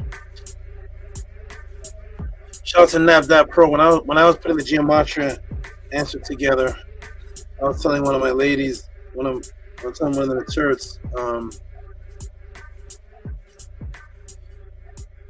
I was like, I need. Where's Eddie Murphy, man? Where's Eddie Murphy? Eddie Murphy needs to be one of the students. I was like, where's the Eddie Murphys? I want to put it together. I was like, oh, this is I was saying that I was doing too much, and I wasn't, and I only had to stop because I had to start the Podclass. I only had to stop the answer because the answer was being put together past Podclass today's starting time, and I was like, wow, this is a lot. This is a lot. This is really, really a lot. Shout out to all the people out there that supports, and that Gematria one is going to be. That's going to be different. That's going to be different. Okay, so shout out to where's that? All right, Lawrence J. He's the NAPDAPRO. He's the one that gave for the Gematria question. And this one's big. I can read this one. For the roller coaster ride we're about to go on, give him some big noise, please.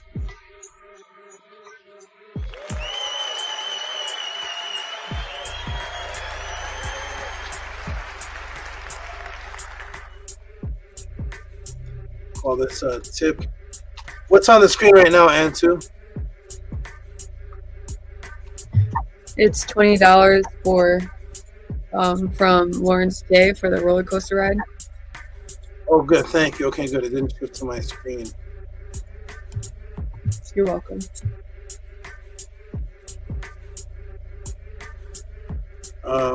Appreciate the. That's supposed to be appreciate. Appreciate the breakdown and wisdom, Sabatuti. I love when y'all get into hip. Appreciate the breakdown and wisdom, Sabatuti. I love when y'all get on the hip hop bag. Y'all think they had rap battles in the ancient world? One of my turds, it was funny. She showed me, Scribe, you there, Scribe? Yes. I was like, oh, what's he gonna say? Scribe, one of my turds showed me a Scribe battle.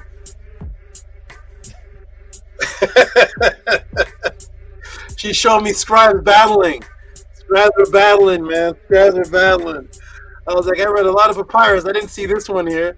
And the church showed me this scribe battles. I was like, oh man, I forgot about it till now. I said, let me show Scribe this. Scribble battles. Have you come across such things, Scribe? Scrabble battles? No, I don't think I have. Okay. I have to email her.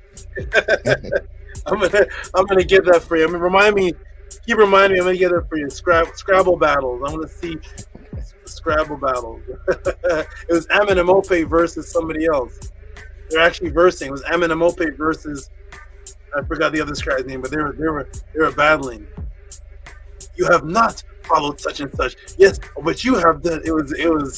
I was like, let me just see where it rhymes, and I'm about to do a class on the first rap battle. I'm like, let me find it rhyming in any way. Let me find one word, anything. I'm gonna claim this as the first rap battle. Ye have not followed Ma'at as I have followed Ma'at. I have a larger staff. Your cubits. It was. I'm gonna read that. The original verse is, yeah. Your cubit staff is not what I represented in my past years, and the years in my monument will be larger than yours. I'm gonna find it though. Okay, Scrabble Wars. Nook Nook versus somebody. Nook Nook versus the Scribe. Scrabble Wars. All right, here we go. We're gonna get into the next support here. Shout out to Gabrielle Lopez. Beautiful. Gabrielle Lopez. Just that's a special being right there. That is a very special being. This is one of the beings we witnessed live. We were trying a transformation live as the Podclass was taking. In the experience of the Podclass, we witnessed a conversion, and that was That was this young lady right here. Was not in the times when her wonderful man was supporting and attending. She was not in the picture, and she literally something awoke in her, and then she came out. We saw the process. That was such a beautiful thing. That she didn't exist, and all of a sudden she existed as one of the most consistent, especially female donators. Shout out to this young lady right here. And now she's yielding now she's going to bring, now she wants the full Ma'at family, bringing a new child in the world. What a beautiful thing. Shout out to Gabriela Lopez, 2222. What does it say there, Ann, too? It says to offer your time and energy with a purple heart. Give her a big hand clap. There's another word she created. What's the other one she used to say? Inner time and energy. She's like creating words. Inner time, right? Yep. Inner time. Shout out to you, Gabriella. Appreciate you.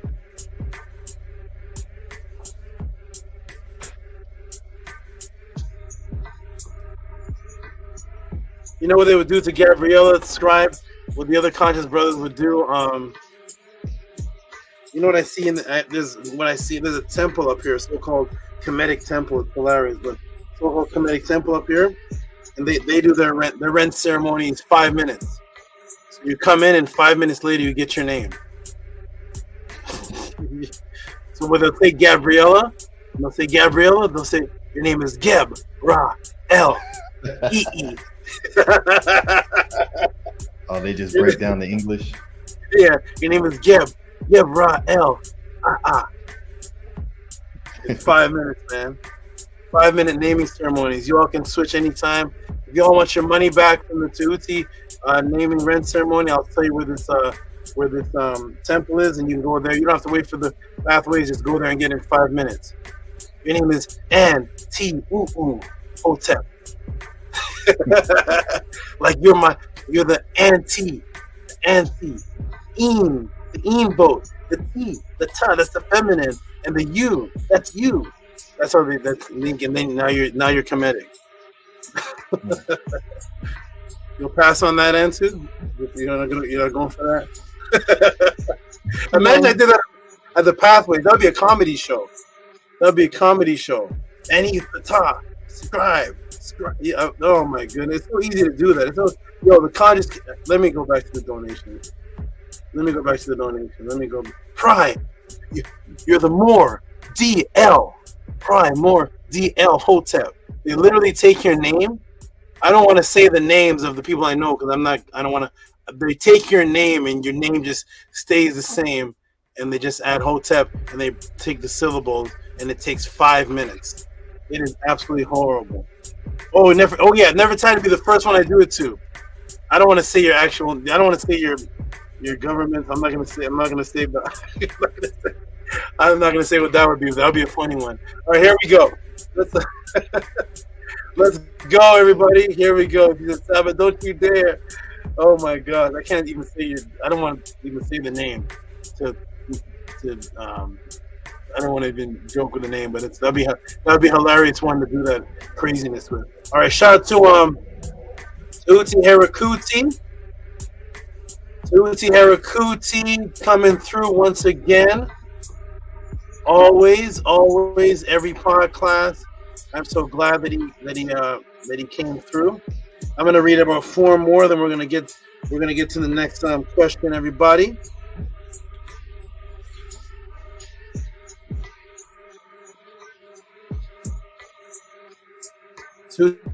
Harakuti is wonderful, man. He's wonderful. He made a switch in front of us as well. Very good switch. Tehuti Harakuti. I can read this one. It's nice and big for me on the screen. Tehuti Harakuti, $31.72 From Tehuti Arikuti, immense appreciation for fact versus fiction. Yet another life-changing breakdown and breakthrough. Hands, hands, hands. With every class, I feel a deeper sense of freedom and clarity.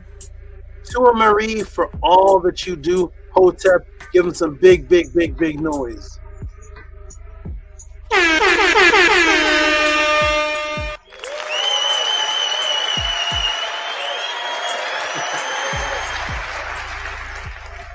Thank you.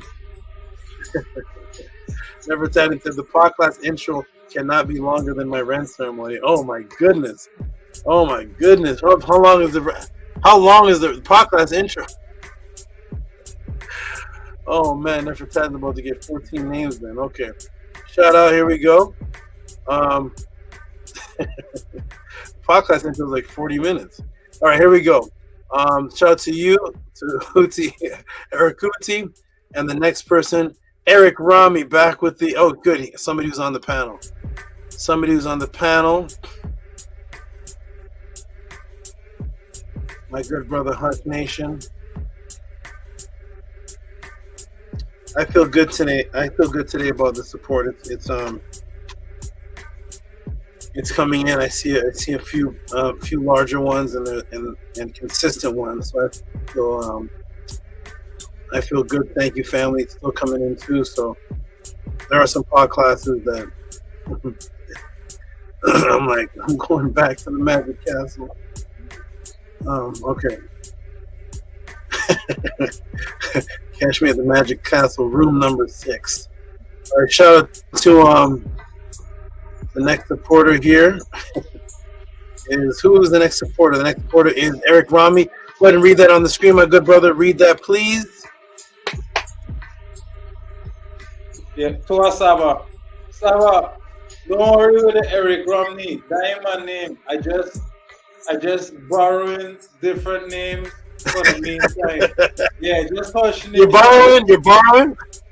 Yeah, I just borrowing names here and there, you know. But Eric Romney ain't my name. Just the Hush Nation good enough, you know. Yeah. Hush Nation, okay. Eric Romney is on loan. He is borrowing. Yeah. I think I don't need that one. To SABA, Tehuti, AMUN, Hotep Ra for biological build-up. Give him some hand claps, please. Hush Nation. From now on, it's Hush Nation until he gets his rent, right, Hush? Yeah, SABA. Hush Nation. Okay. Hush Nation is it. Oh, our fix. Okay, good. All right, give him some hand claps, please.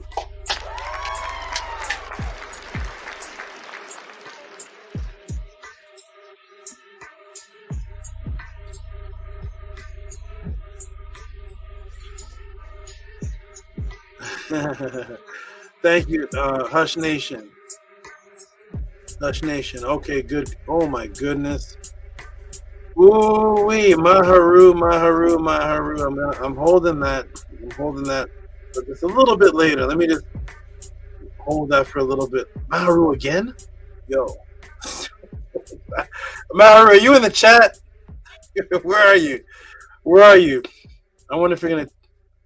When are you gonna make the revelation, Maharu? When are you gonna make the great revelation? Are you gonna keep that on hush? Let us know, because that'll be that may be a great motivation for others. All right, I'm gonna keep those two a little bit later. Okay, Jason Kirkland, my good brother, my good wonderful brother. He reminds me of a little brother. He reminds me of a little brother, man. This brother here is so pure. He's really pure, brother. I can see the innocence in some people and the purity. It's that kinetic, that nature of purity, and he's one of the ones with a really good untainted. His Eve is not tainted by aspects of the matrix that make me uncomfortable. Shout out to Jason Kirkland. I think his name is, what is it? Netter. What is it, Scribe? Netter J. Kirk. Never Nature J. Andrew, could you read that for me, please? Yes, I can. Wonderful Saba. $5.72 for 2 order Saba. Uncle Justin Maat eases the minds. That's nice. Eases the minds. Give him a hand clap for that. I like that.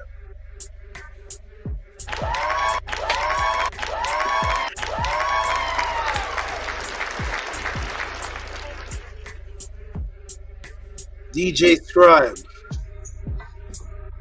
All right. Maharu, you're just giving out hints, huh? You're not gonna. It's 7 a.m. here. You're just giving out hints, huh? Let me know when you're. Let me know. Oh, are you coming to the pathways? Maharu has changed his life. Maharu has changed his life. All right, thank you. Thank you, good brother. Appreciate you. And let's go to the next. On to the next one, which is Primordial Thought 9. Primordial Thought 9. Is Primordial in the room today? I'm right here, Saba. Wonderful, brother. Wonderful. I'm going to put this one on. I'm going to read a couple more and then take a break, refurbish myself, and then come back to the answers. So there's been a lot of support for this one. Thank you, everybody. This is great. And there's a few more. Maharu just giving hints. Maharu just giving hints. Okay. Shout out to Primordial Thought 9. You go ahead and read that for us. Great student, great brother. Yes, it says a tip for the map of the brain to a Great Saba, Hindu Fist, Black Ebe, and the Great Ra. That's exactly what it was. Map of the brain. Yes. Give a big noise to Primordial Thought 9, please.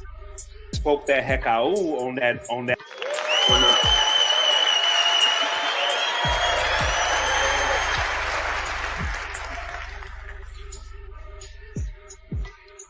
Okay, we got Tanya 23 experience.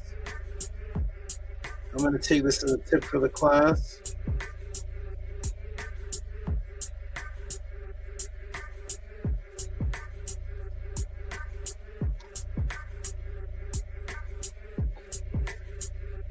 Tanya 23 experience. Giving the good number. Good numbers. Nania Setmer says, Tua for all your support and donations. The snake, mind blowing answers again and again. And 100. Tua to everybody, really, your support is still coming in. That is excellent. Okay, we're gonna go to move that off. Well, thank you, Nania Setmer. Welcome. Okay, and 2023 experience. Did this save? Yeah, I'm trying to break down. I have to take a break. Okay, 2023 experience. Shout out to you. And it's just 11:11. I'm gonna take that as a tip for class. So give her a clap, please.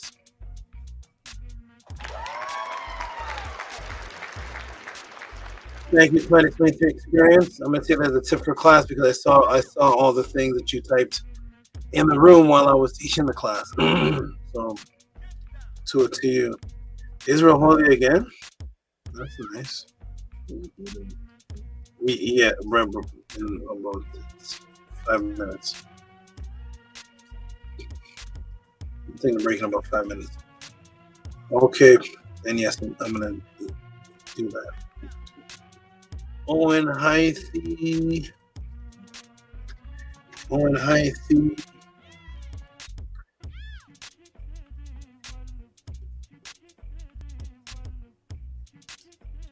Shout out to the Sister Africa Brown. When I asked that question about love, she actually went into a Hebrew word that was there for love, which is interesting type of answer.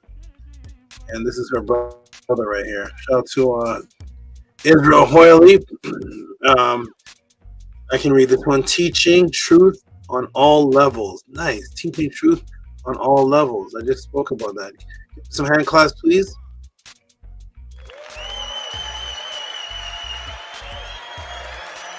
Teaching truth on all levels.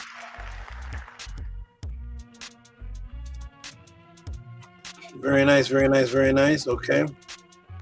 Let me go down here again. Oh, Anno and Antu, I see that. Okay, Jinx, I see you. Let me go down back to the bottom. Let me go down so I don't end up losing.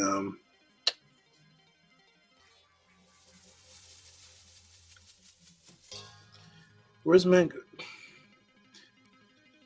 Where's Manko? She must be way at the bottom. Manko, if you could for me, you must be on another page because you sent that you sent that in the week, didn't you? The reciprocity with the question.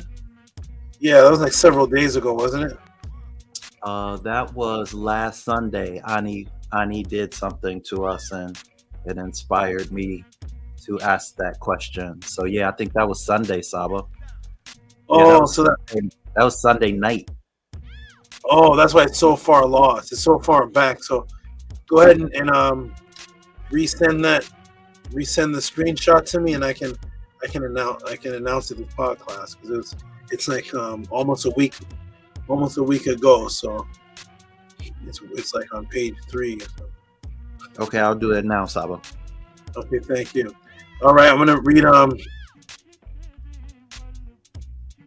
me go down here to Jinx. Jinx is a superhero 34. There's no words to this one. It's just a quick little donation. No words. No, just a donation, and so I'll put up there. And shout out to Jinx.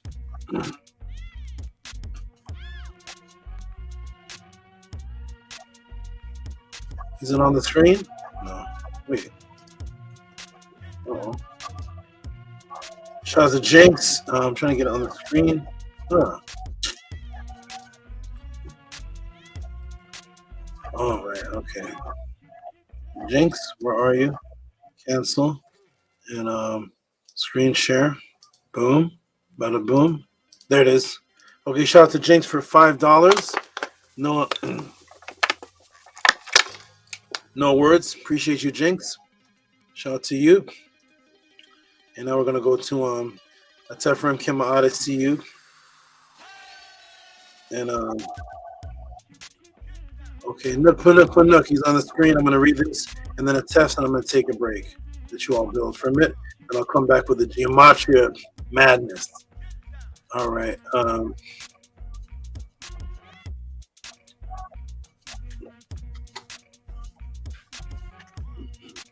man. Oh boy.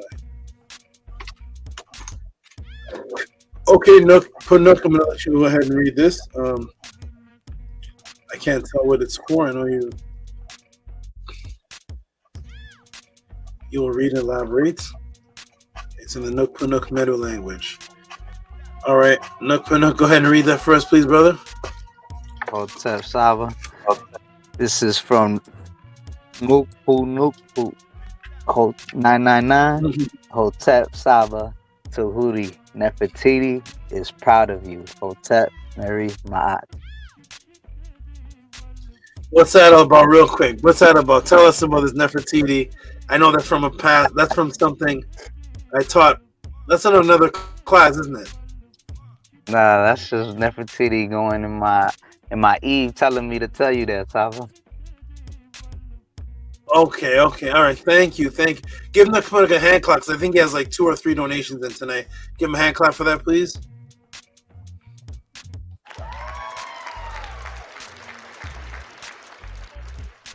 Thank you very much. Thank you very much. Okay, and we got Anu and two, but that's for Ren. And I'll read these two. Then I have to take a break and come back to life. Back to okay. Shout out to Tefrem Kim Ma'at. Oh man, I'm starting to break down a little bit. Here we go.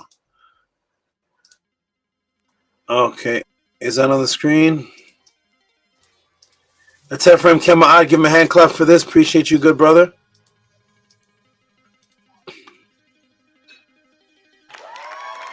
Is it on the screen? Yes. Yes. Is that you, Menku?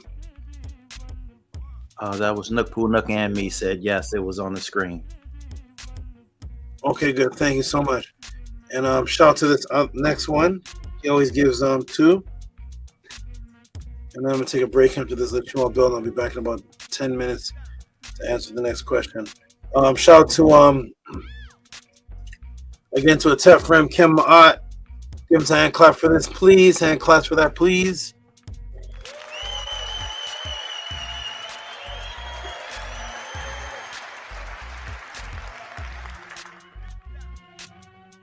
Okay, everybody, I'm going to take a break, and when I return, we're going to get into the next Podclass question that was sent in. I will put this on the screen,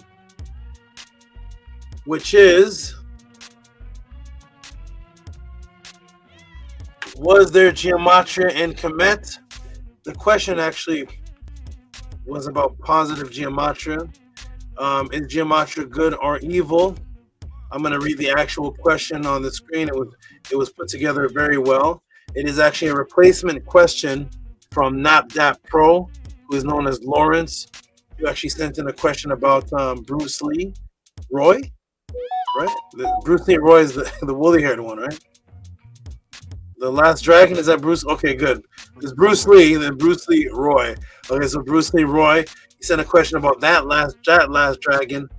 And I had a little bit of information, but it wasn't enough to do a Podclass answer for him the way that I would like to do it. It would be really quick. So I told him if he could change that to something else, and he changed it to this one. This one's going to be a blow-up question. It's going to be awesome, wonderful. So to everybody, you have entered the House of Atten, the ancient Tehuti teachings of the Neteru. Support the Podclass, Cash App, TT AMUN, PayPal at Rocky SV. That is the Podclass donation for the support for what is that I'm doing here. What is it we're doing here? It's an interesting path that I have to take to get these answers. For those who want the magic classes, the ritual classes, you can order. There are donations of $20 and up. It can be $20 on the dot, $21, $25, and you just send your Cash App, ask for a number. There's 1 to 65, and each class is explosive. And once it gets past class 45, it all starts going into every class is a ritual. Every class is magic. Class 45. You can ask those who have it. Shout out to everybody. Support the Tehuti Podclass. Cash App, TT AMUN, PayPal at Rocky SV. Let me put the AI moderator up right now. That is the AI moderator. It's going to go above Primordial Thought 9. I wonder if I should bring on 9 for this answer. Primordial Thought 9 right there. And for those who are wondering who the people are with the wrenches in the room, these are the moderators, which is none other than the beautiful Nanny Aset Mur, the wonderful secretary Ankia Ma'at, the incredible technician, scribe, designer Ani Pata Tehuti, the scribe with 3 eyes, and the strong father Tefrem Kim Ma'at, who is the Techa 2. That title does not even have one description. That title has so many meanings to it. Shout out to the moderators. and Menku Ara Marie Ma'at, wonderful brother. He's also he's a counselor of the youth. He's he does a lot. He's the Heb. He's the Heb, Mr. Heb, man. He's the one that is over the festivals, any ceremonies coming up. That is that good brother right there. He is definitely the Heb. Heb is a word for festivals and ceremonies. He's interviewing Osama bin Laden. He's doing all kind of things. Shout out to he has exclusive interviews. He's gonna interview Osama bin Laden before Nook shoots. Before Nook sends an arrow across overseas. There you are, you misfits. You isfet fiend. Take this axe. All right, so shout out to Menko Ra Marie Ma'at. I'm going to take a break right now. Everybody support the podcast. I'll be back. Peace and love. Only put the banner at the bottom so people know how to support. Put the links in the room, family. Cash App, TT Moon, PayPal, Rocket V. As V, when I come back, Gematria on. It's interesting. Everybody says, people always say something negative about steroids, right? That's just something interesting. I'm just thinking. But people always say something bad about steroids. But anytime somebody wants to compliment something, they always say it's that on steroids. Have you noticed that? Anytime somebody compliments something, yo, man, that's such and such on steroids. Yo, this is great, man. This is a amusement park on steroids. It's such and such on steroids. Then when they talk about steroids, it's bad, but they use it. This world is crazy, man. I'll be back. Peace. Peace. Hotep Hinu. Makaru. Yes, Hotep Hinu. To everyone who is supporting the Great SABA, supporting the Podclass. Appreciate everyone. Houseofatton.org. Go and support. Get your shirts. Get your notepads. Everything that we have there. Go collect the House of Atton products that we have. Many things in the works. So too, for all you, everyone who supports and utilizes what we have to bring forward. Much love to you all, and go leave reviews on the website. Hinu and Tua to everyone who leaves reviews there, because that definitely helps. So Tua for that. And yes, Pathways to Awakening 2024. It's this month. We've been speaking on it for a long time now. So we are here. And I'm going to pass it to the great Heb Ma'at, Menku Ara Marie Ma'at, and let him speak to everyone about the pathways. So Hotep Hinu, peace, great brother. Peace, Hotep Hinu, to a great brother, Anipata. I'm really surprised of how many people are not excited and attending this ceremony, but I am extremely excited for all the people who will be attending. You know, we cannot take this time for granted. And so there was a time where SABA was not teaching. He's teaching now, but it's, you know, it's virtual, right, on the computers. But what he loves to do and what originally he was teaching in person. So it's really beautiful that we have this opportunity to be in his presence. And what's really beautiful too is him doing the Ren ceremony is actually teaching. I feel like super lucky in that I ended up in this position where I could bring us all together. That is so important for us to be united. And so we are the most divided people on the planet. I mean, we're very diverse people, but we are the most divided people on the planet. And so this is an opportunity for us to come together. So I just want to encourage all of those who are watching, who are interested, and are kind of on the fence on if they should attend this ceremony, because it is a ceremony and it's a sacred ceremony, and SABA is sacred and all of you are sacred. And so for us to have an opportunity to come together, do not take it for granted.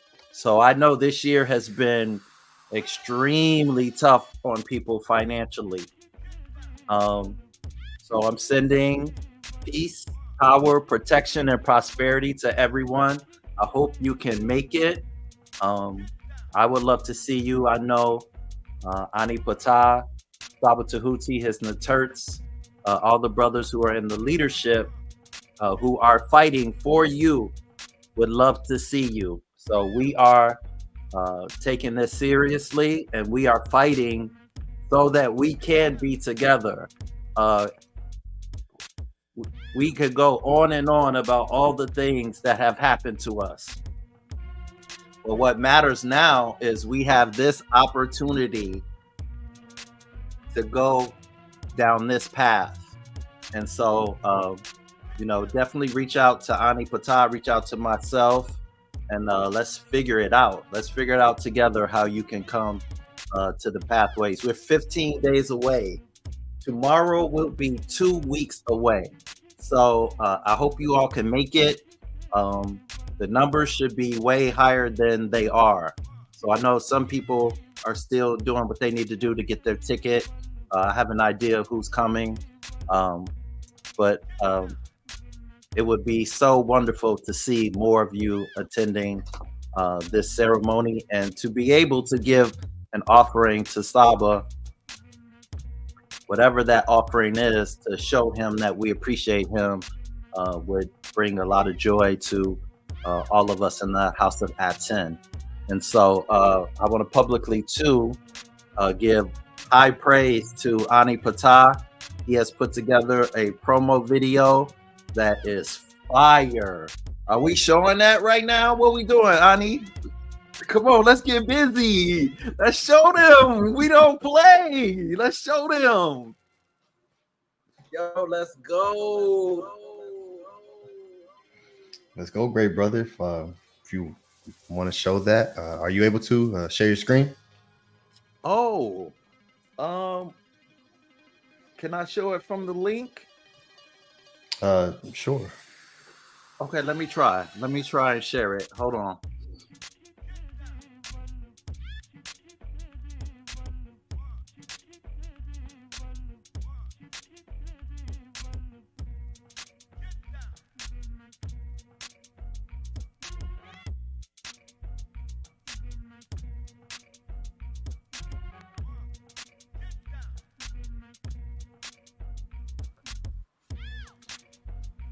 Yes, to everyone who has already set everything up and got your tickets and chose your meal.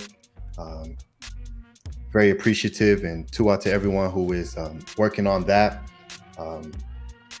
The last day to get tickets will be the 14th, because we want to make sure that we give enough time for the preparation for everything that is needs to take place. So this coming up week is the final week to be able to get your tickets, do all the heka'u aku you need to do, turn the lights off, put some candles on, and use that MEDU. Bring it to you. So yes, tuahinu.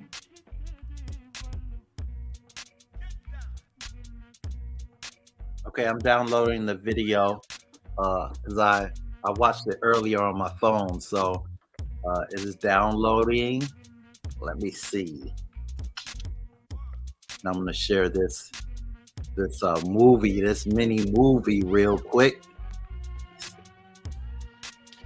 Yes, this Nkua Ra asked me to put together a promo for everyone to help to inspire everyone to do what's necessary to make it to this. And I asked the great brother to write me out a script.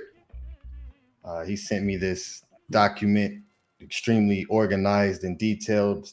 First scene, second scene, third scene. So that was very Nefer, and it assisted a lot in putting this together. So Hinu to you, great brother, as well, for creating that for me.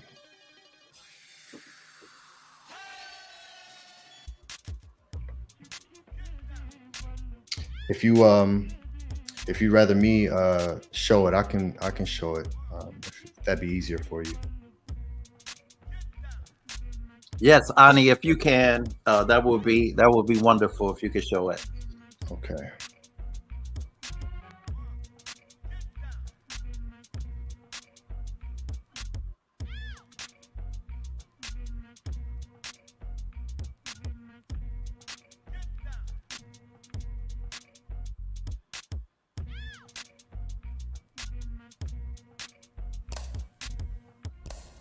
Light the pathway.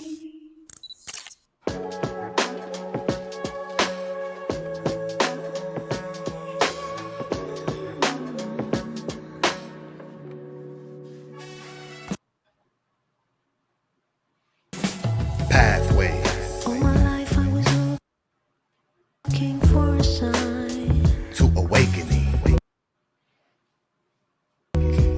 Wasn't sure where to find.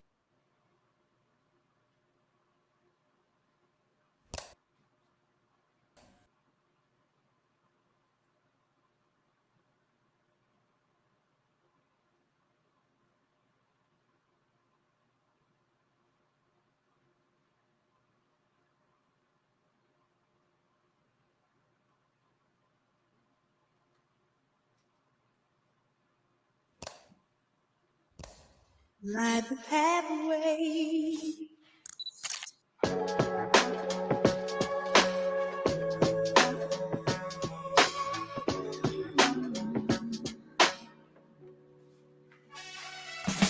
Pathways. All my life I was looking for a sign to awakening. Wasn't sure where to find a peace of mind. House of Act. Sometimes you can see things when it ain't time. Pathways. Well, for you, I'll be putting it all aside. To awakening. Open up your eyes, I see they dreaming sleep. Knocking on the door, I'm for sure they're not hearing it. Open up your eye, let the light inside, stop fearing it. Please don't be surprised when we rise and appearing it. Traversing the boats of consciousness. Are you steering ship? Are you dedicated? Are you focused? Are you serious? Are you motivated? Is your inspiration clearly lit? Are you advantageous of opportunities hidden in the SABA to the pathways? We are past the last days. We do more than have faith. Put in action in place. Pathways to awakening. Travel to awakening. Pathways to awakening. Travel to awakening. Awakening. Don't need to control the Pathways so alive. to awakening. When I look at you, it seems House of Act. I can get so high. Pathways to awakening. Are you awakened or are you staying asleep?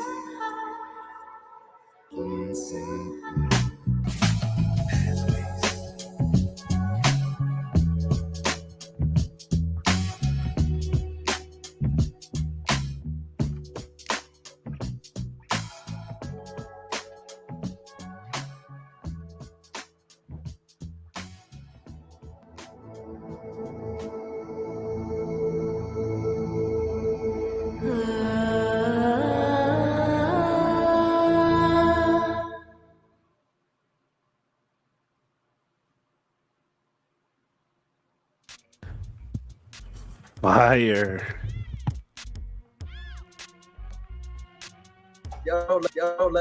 Let's go. The hekau is real. Yes. That was Ani fire. Patah. Yeah, Ani is a real one. Yeah, this is gonna be. I can't wait. All I can say is I can't wait. The light show with the eye that had the House of Atton, that was just fire. The opening up of that was fire. Tehuti live in concert. I'm not missing that. No way. No way. Saba outside. Yeah, I'm looking forward to this. Looking forward to seeing you all. Hinu, Hotep, Ani for putting that together. Very powerful, definitely. With the tones, the sample, the music, the visuals. Yeah. Hinu Hotep, great brother, yes. You get Saba live. A lot of people don't understand that. You get him live. You get to hang out with Saba. You get to it don't get no better than that. You get what's not allowed on YouTube. You get what you can't put on social media. It don't get no better than that. To chill with Saba? Come on. And we ain't have no time frame. Ain't no time limit at this joint, man. Cool. Ain't no time limit on there. So we ain't even rushing up out of there. We ain't even gotta be on no schedule. You get Saba on his free day. We may get to meet some of Saba's animals. We gonna be lit. This is gonna be the magic. It's gonna be definitely a magic show. So I'm looking forward to this. And Ani's performing. You think I'm missing Ani performing? You already know we bootlegging everything. We selling CDs, DVDs, we selling them out on the street, man. I'm teasing. A Tef coming through with all kind of different shades. This is gonna be a movie. This is definitely gonna be a movie. We're definitely recording this, and so yeah, this is gonna be powerful. Definitely looking forward to the healing. Saba's and the Turks are gonna be there. Definitely giving us that right nourishment. It's just too much good for me not to be there. So definitely looking forward to it. Nook Poo Nook is performing. The talent show is gonna be powerful. Hush Nation, you're performing, right? You in the talent show? I was just thinking that when I see the trailer and I see you looking like generals and thing and checking like yo, I gotta get my A game, my son. I can't be on this t-shirt and jeans pants business. Well, I want my house ATTON shirt. That really matter, you know. But after I see the trailer, they're checking like but this thing is the real deal, my son. It didn't really hit me.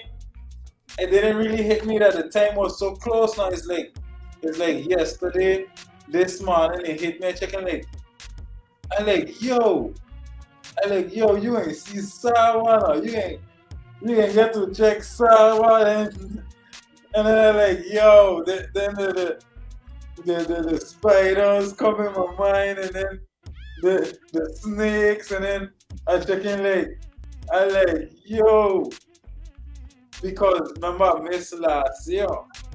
You see, last year I was watching my colleagues I'll quit this operation right now to make it to pathways, and then I checking you know what? Let me just leave them have the fun, and let me just be patient. Cause the way how they just operate on that job where I was working, October 28th, around that time is where I would be working double. You know what I mean? So I was like, look, little did they know that I could just pull the plug on them right now, you know what I mean? But I was like, fool me twice, shame on me. You know what I mean? Fool me twice, shame on me. I miss pathways once. Yeah, donkey fall in the same hole twice. Shame on he. And you're coming. How far are you traveling? I come in from all the way St. Martin, Soliga. Yeah, so all the way from the islands, all the way from the Caribbean. So I'm gonna have to fly all the way across the states. Yeah, so right now I southeast of RU. So I'm gonna have to be going from the east straight west. Yeah. Touchdown in Florida, then Florida, Miami. I mean Florida, LA. You coming from another country to come to the pathways. That's love. That's powerful. We appreciate you. Yeah. I was gonna say something. I forgot my thought. So yeah, this is gonna be powerful. I'm definitely looking forward to it. Yeah, definitely get your tickets. Yeah, don't miss it. Like Hush Nation said, if you missed last year, missing 2 years in a row is crazy. Ain't no way I was missing two. The first one I had to be patient and breathe and just leave it pass by. You know, I had to just be patient and just be like, okay, a whole 365 days after wait for the next one. But then it gave me time to prepare and be more organized for it, you know. So then it still fall. Yeah, even though I prefer to be at both of them, but at least I catch this one. Nice. I remember my thought. Oh, I got a sneak peek of what's going to be the in the bag for the raffle, and I'm like, can I enter? And he's like, he wants to enter too. The prizes for the raffle, somebody is definitely is going to be blessed. That is the gifts that's going to be in there. Super Nefer. So yes, we are almost 2 weeks away from the Pathways to Awakening. I knew it. Antu's going to be there. Primordial's going to be there. Hush Nation's going to be there. Of course, Ani's going to be there. Everybody here on the panel is going to be there. So I don't know what to tell you. I don't really have any much more to say. Like, you don't want to see SABA. I don't know. That's weird to me. But anyways, that's all I have to say. Nook, you got any thoughts? Yeah, man, I can't wait for this event as well too. It's gonna be very Nefer. That trailer was fire, man. It was powerful within itself. It's definitely something that y'all don't want to miss. You know, you get definitely feel the hecka that you feel here. You're gonna feel it live in effect. You see how powerful this is. These mind-blowing answers. So imagine just being at the pathway of awakenings. You're definitely gonna feel all the healing, all the hekau is definitely gonna raise up your vibration, your frequency, especially that we get to eat together is gonna be Nefer. So it's gonna be very powerful. I can't wait to see everybody there and perform our hekkas. So Hotep, Mary Mat. I'm seeing the flames in the chat from Israel Hoyley, from Black Alucard. Robert Williams gave it hand claps. Atef said fire. Great brothers. Henu Hotep, yes. The promo video came out really well. So once again, Tua to Ani Patah for all the gifts that he has that are coming forward. Definitely a visionary, artist, a scribe, a digital scribe. It's very powerful. Director, producer, MC, teacher. So Henu, great brother, for your dedication, your work ethic, and you being able to manipulate time. I don't know how you do all the things that you're doing, but you are a real one. You are dedicated and you're putting so much work and time into everything. It's beautiful. So ideas I share with you, like Saba said, or Saba said we shouldn't say, on steroids, things get magnified through your power. So to a great brother for that video. I was waiting. I already knew what was going to happen, and so you definitely put some hekau in the script. So teamwork definitely makes the dream work.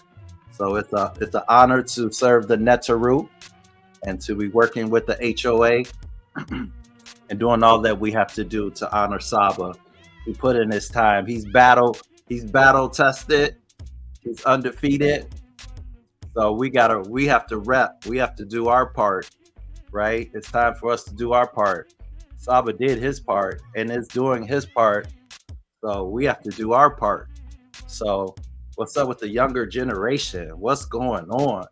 This is our obligation to represent the Netaru. So I'm just doing, doing my little part. So, Inu Hotep. And tour to you, Menku, for putting this together as well. Definitely appreciate that, and finding the location and everything that you're doing, hosting this major, magical Heka event. So tour to you.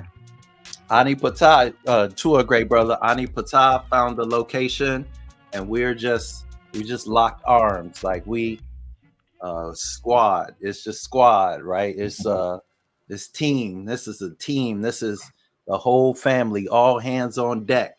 So, we got to steer this boat. So, everybody's got a role to play, right? Like, it's a ceremony. Like what Ani has inspired in me. Like if somebody in our family passes away, what kind of ceremony we giving them? We're gonna put them in a church. We giving them a funeral? I don't think so. That's not happening. So we got to be prepared. It's the younger generation. Like y'all can't sit back and just watch everybody else do the work. All hands on deck. We have to be like Smaitawi, like people of the Nile. We have to work in unison. We have to work on the right consciousness for us to achieve what they achieved. So I'm just happy to be on the team. I'm just here to serve. Hotep Inu.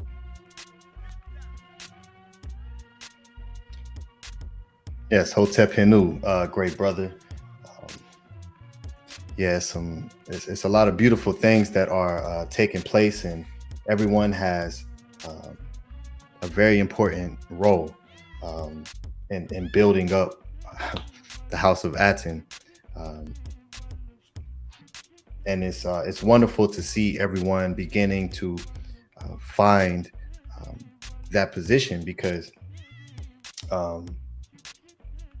with where we're at now, and you hear the great Saba speak about it, and from the very beginning, this was just a collective of brothers who wanted to do something based on what the great Saba Tehuti brings forward. And we started to gather around that. Saba Tehuti didn't say, you do this and you do that.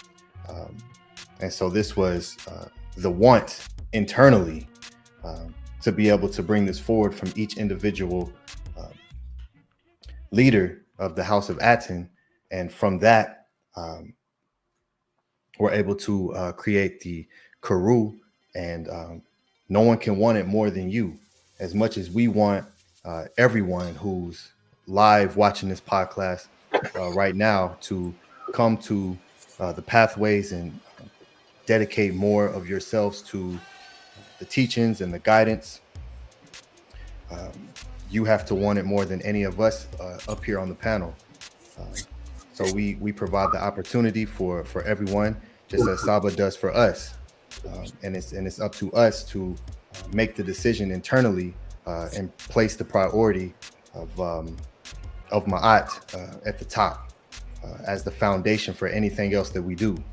So this is the last week, do all that you can to come and support the Great Saba, meet the Great Saba in the flesh, and participate in the Heka'u and the rituals that we're doing, and the ceremonies, and all just the Nefer events that are taking place within the larger event.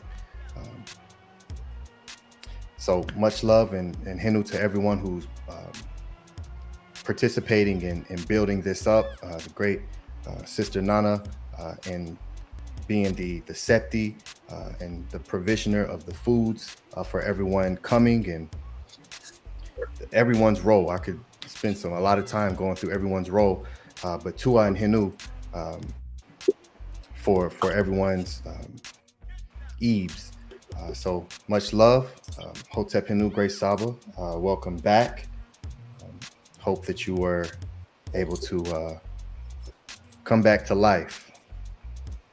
Yes, I'm back to life. I feel much better, much better, rejuvenated, ready to do another answer. And I want to give a shout out. I want to give a big respect to Brother B Get Leisure. He gave a monster donation. I'm actually going to start off the vibration with his big donation. I want to hear all kinds of noise, all kinds of things. This brother here,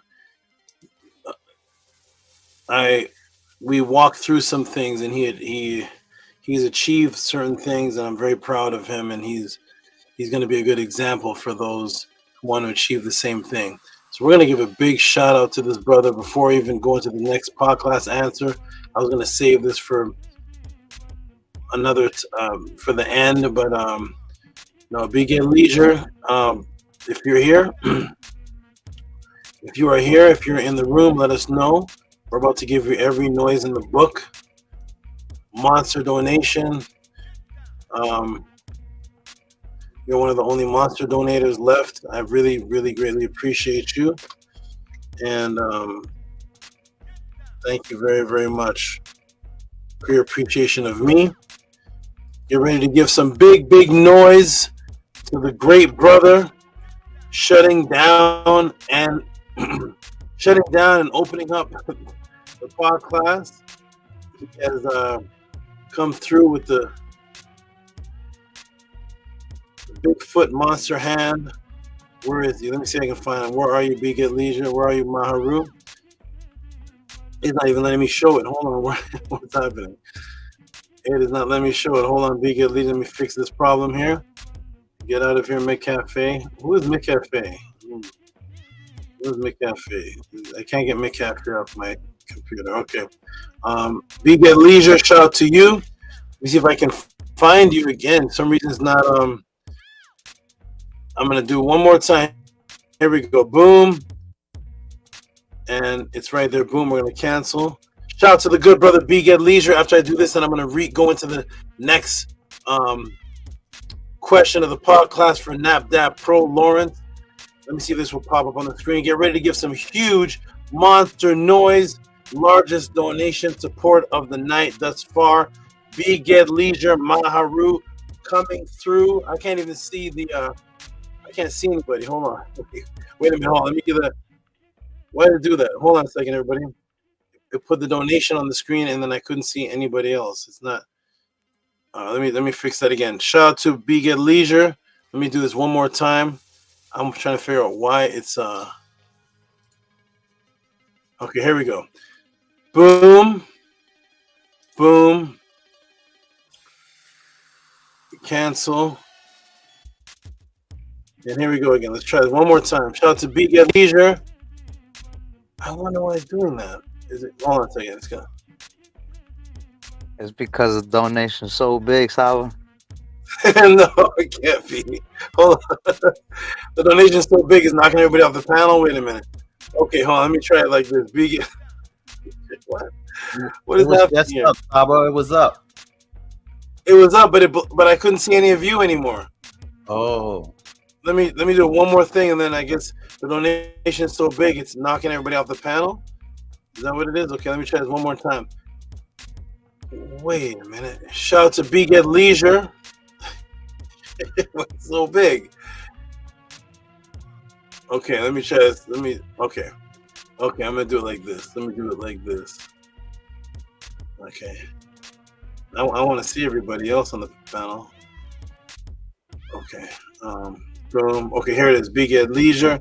Maharu coming through. Let me go like this. I'm gonna put it in the tab. Maybe that'll work better. Okay, boom in the tab. It is huge in the tab. Big at Leisure. Okay, let me just show it. That doesn't matter. Okay, Chrome tab. Is this it? Shout out to Big at Leisure. Here it is. Is it? Can I see everybody? Why? It's that big, okay, so I'm trying to tell you. Give some big noise. Oh man, give some big noise to Big at Leisure. I don't know why it's wiping everybody out. Give some monster noise to Big at Leisure, please. It's so big.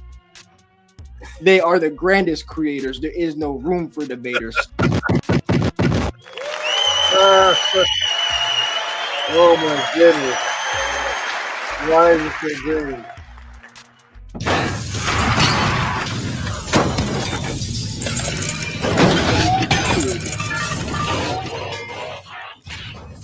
Humans have asked us to play by their rules. The Egyptians are black and the Hebrews are wrong, and the Egyptians are black. The Hebrews are wrong, and the Egyptians are black, and the Bible is stolen, and the Egyptians are black. And yes, the Hekau really works.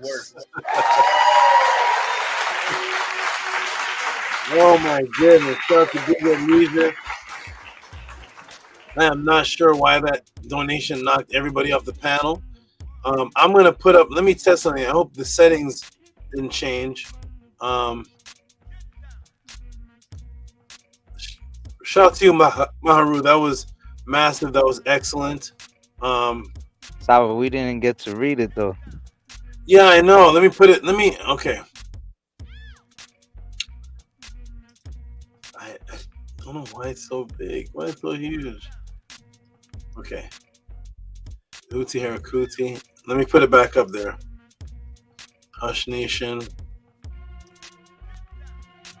Okay. Let me try this one more time. Here we go. Why in the world is huge?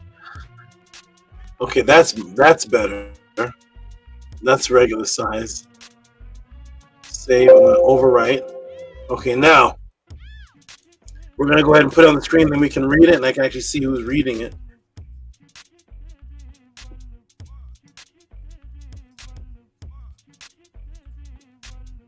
Okay, let's try it again. Here we go.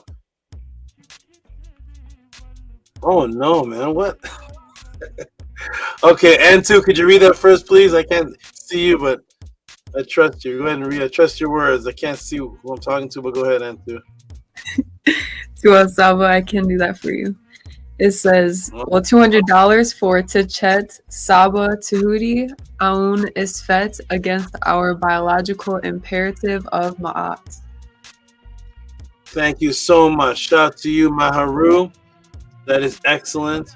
I'm gonna put another donation on the screen just to see if it's out of whack or something, or what's happening.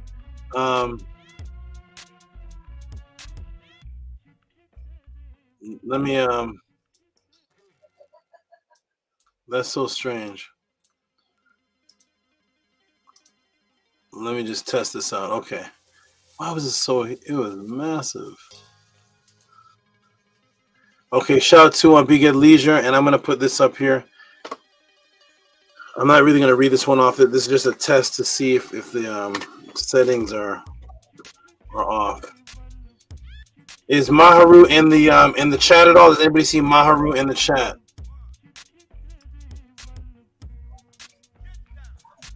No, I don't see him. He was here earlier in the class, though.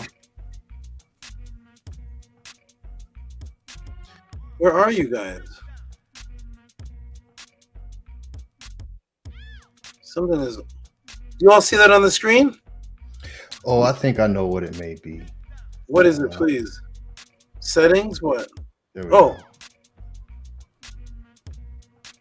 It's the right underneath the screen where it has all those different boxes. Oh, God! You said it switched. Yes. Okay, shout out to you, Okay, good. We'll read that afterwards. Okay, I wasn't reading that to read it, chat. Okay, wonderful. All right, everybody, get ready. We're going to get into the next question of the Tehuti Podclass. I wanted to give Maharu that big respect for that. The next question, everybody, in the Tehuti Podclass is the NAPDAPRO stay awake? Is he still here for this?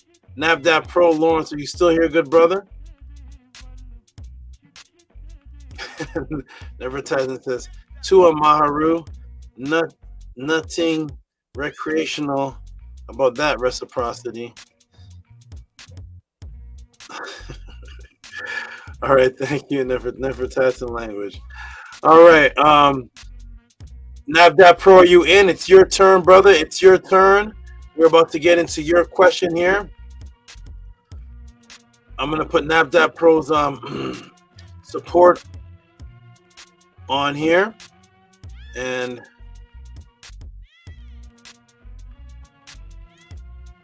let's give some, so first, I see. I put his supporters in the answer because he put he changed it. Okay, well, let me go and put the whole thing up. And he put some wordings up. NAPDAPRO. And Lawrence, you can always come to the panel anytime. You can actually, if you want to come to the panel, read this if you want to clarify anything. This is a very good question. And I'm surprised it's never been asked before. I'm surprised. Okay, here we go. So we're gonna have to put on the screen like this. So shout out to NAPDAPRO. Is he in the room? Yes, he is. He is there. There he is, NAPDAPRO. All right, so here we go, everybody. The last answer was, my goodness. The last answer was 2 hours and 2 hours on the dot and 30 seconds. Wow. Let's go ahead and put this on the screen. And shout out to NAPDAPRO.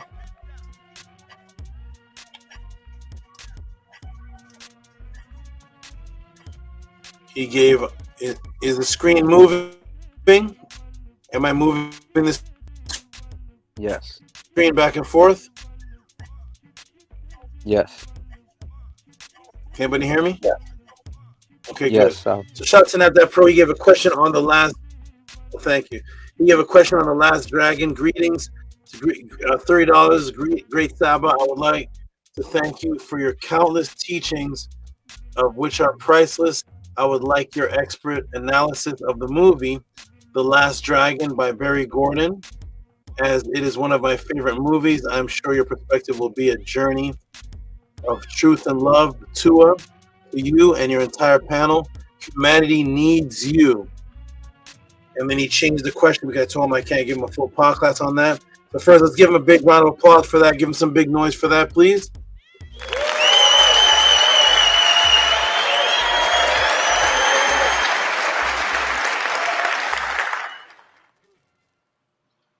Okay, the question then got changed too.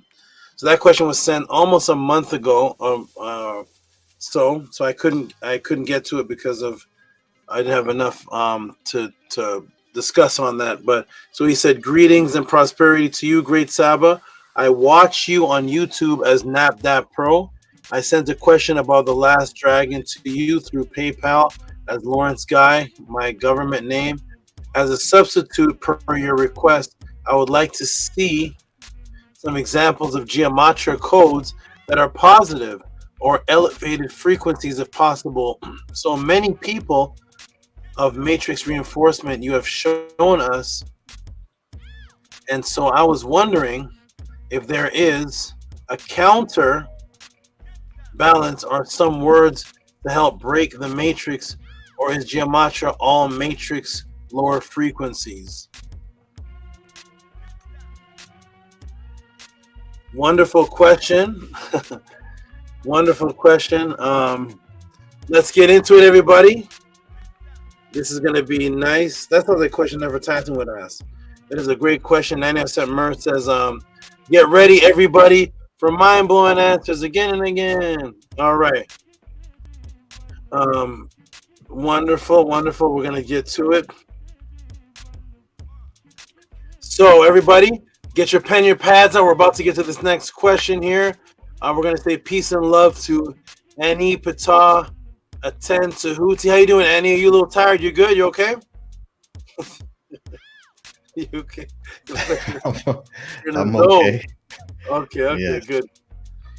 Okay, good. Anu and Antu have taken the immortal wake-up pill. I don't know what they did over the last 7 months, but about 7 months ago, Anu was always 5 months ago. Anu was sending me messages. He's going to sleep. He has to get to bed. So they're up, ready for the next answer. Antu smiling brightly. Primordial Thought is in the room with Annie. Oh, well, it looked like Primordial Thought was in the Anpu room for a second. Shout out to you. Menko Arad looks like he's right. Looks like he's right in front of me. I never seen him looking so clear. Man, you got those baby squeezable cheeks, man. You got those little baby. you got a baby cheeks. This man's like, oh no, man. He has the fountain of youth. He came over, told me how old he was. I was like, no way. You're like 24. So shout out to you, keeping the baby look up. Baby look up. I know the ladies like that. Shout out to you, Nook Poo. Shout out to you. I'm not a man, I'm a min. I'm not a man, I'm a min. Shout out to you, Min. Okay, Min. Wonderful. And Hush Nation. Hush Nation. He's gonna keep under the name Hush Nation. He's just borrowing the name, the other name for a while he's going through the Matrix, and he's probably gonna get his Ren soon too. Shout out to you, Hush Nation. All right, everybody, let's get into it. We're about to get into it. Peace and love to you all. Jump in the panel, and let's get to this next question of the Tutti Podclass. Here we go, family. It's about to be wonderful. Get your pens, your pads out. It's late, but we're still going. People stay up dancing and bouncing in the clubs till 4 in the morning. It's only 10:15. We can stay up for this. Let's get into it, everybody. Get your pen, your pads. If you can hear me and see me, press the 9. We're about to get into this next Tutti Podclass answer. Let me put the timer on, and here we go. Ready, everybody? Are you ready? Here we go. I'm still excited. I'm still energetic, and I am ready. I hope you all are ready. We're about to break this matrix.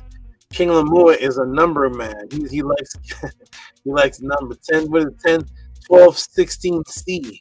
Shout out to PestJet 999. All right, Nefertatan says, great. Get my voice tuned up for the talent show. Okay. Wonderful, wonderful, wonderful. Nanny Set Mercer says, I definitely look forward to our meeting next week. At Nefertatan, you may get a meditative singing lesson. Okay, wonderful. Them Matrix numbers about to have a whole new. Oh, man. Yes, true. NAPDAPRO pressing 9. Okay, everybody, you ready? Here we go. Welcome to the Tutti Podclass. We're about to get into the next question. Everybody who just tuned in, you're about to go through the phenomenon. You're about to go through a movie. You're about to go through the Matrix breaking. This is the House of Atten, the ancient Tehutian teachings of the Netzaru. Get your pens, your pads out, your notebooks, your iPhones, Samsung, the Galaxy 8000, whatever you have to collect information on. Get your camcorders, whatever you need, and most importantly, please get your support out as I'm teaching the class. If you enjoy what you're seeing, give a tip of support, any type of support, to Cash App, TT AMUN, PayPal at RockSV. This answer could be 45 minutes, this could be an hour, this could be an hour and a half. I have no idea what this is going to be, but I know that it's going to be, was anything mind-blowing answers again and again. We're about to blow the roof off of the Matrix. So you ready, everybody? I hope so, because here we go. You're ready, NAPDAPRO. Put your seatbelts on. You're about to be in a movie starring you. Here we go. Ready, everybody? Boom. We are about to start in 3 seconds. 1, 2, 3. Welcome to the Tutti Podclass, the question and answer class of the House of Atten due to the kidnapping. Whoa! Getting too excited. Hold on. The keyboard is flying, levitating. The Harry Potter show has begun. Hold on, everybody. One moment. We got flying keyboards. Let me go ahead and spray this. We got jumping. Okay, here we go, everybody. Oh, my goodness. Getting too excited. Here we go. Reset. Can I still be seen? Let me check the room if If that knocked the room out. Am I still on? Yes, I'm still on. You all can still hear me? Let me check the mic setting. Mic is good. Camera's good. Okay, good. That was just a little interesting thing that happened. Here we go. We're going to reset it. Okay, here we go. Boom. Let's get started. 1, 2, 3. Welcome to the Tehuti Podclass, the question and answer class of the House of Atten. Due to the kidnapping of your history and your spiritual identity stolen, millions of people have questions about who they are, where they came from, if immortality exists, what's the original religion, what are the original languages, spirituality, what is that? Is it true? Is it false? Is there a spirit? Who are the Netiru? What about my physical health, health purity, exercises, mental health, eyesight health, breathing health, mental detoxification? What about my mind detoxification? Are there any ancient sources to out-of-body experiences? Are the government psyops actually happening? Is there conspiracies? Is there any plans, programs happening? Are the government watching us? What's actually taking place in the world? Telepathy, quantum entangled consciousness, are they the same? Unfortunately, the agenda of atheism now hidden under the disguise, now hidden in disguise, unfortunately, in the agenda of atheism, now hidden in disguise and has infiltrated the new form of new age black consciousness, and the atheists who have disguised themselves as quote-unquote conscious and Kemetic teachers and other forms of YouTube celebrities on the internet, and the agenda of the Matrix to just focus on quote-unquote the knowledge, but not the spiritual discipline of the ancients. They will not have classes on the actual teachings, disciplines of the ancient writings of the indigenous people themselves and their spiritual beliefs, but just wear ancient symbols for fashion and egotistical self-gratification. They do not live by any actual written culture, thus they can only teach from memes, or they do what's called counter-teaching, meaning they only come on and do shows when it goes against what someone else teaches. They don't have any classes on any actual teachings that they live when they close down their computer. They only go against somebody else's teaching. They only do debates, debunk, I expose you, I'll do challenge videos on you, challenging other people's spiritual beliefs. All their titles are like, the Hebrews are wrong, the Bible is stolen, the Egyptians are black, the Egyptians were not black, the Egyptians are this or that. The pyramids, you have pyramids in Egypt, but we have pyramids in America older than the ones in Egypt. We're the Abos. Oh, you're African? Okay, we're Native American. We're not African. All their quotes are, let me tell you why you're wrong. Let me tell you why you're wrong. What you fail to recognize, what you fail to recognize, what you fail to realize, attacking everyone but never giving you any indigenous written spiritual discipline in its place of what they adhere to on a daily discipline that they and their family actually practice when the computer shuts down, never showing you what they believe in, because in truth, those so-called conscious teachers actually don't believe in anything, but they just rather love to argue. They have the urge to argue and have discussions based on contention. Thus, the high that they cannot answer, they just make you feel uncomfortable asking any of these questions, and you are laughed off of the stage or insulted for the above inquiries. Thus, the only platform class that exists on the planet where you can send in these questions with reciprocity and get a personalized ebook, personalized documentary type answer that's customized, and on top of that then taught live with the agenda of the matrix broken. With each answer you get a subconscious matrix broken within you. Your whole reality changes. Is here at the Tehuti Podclass.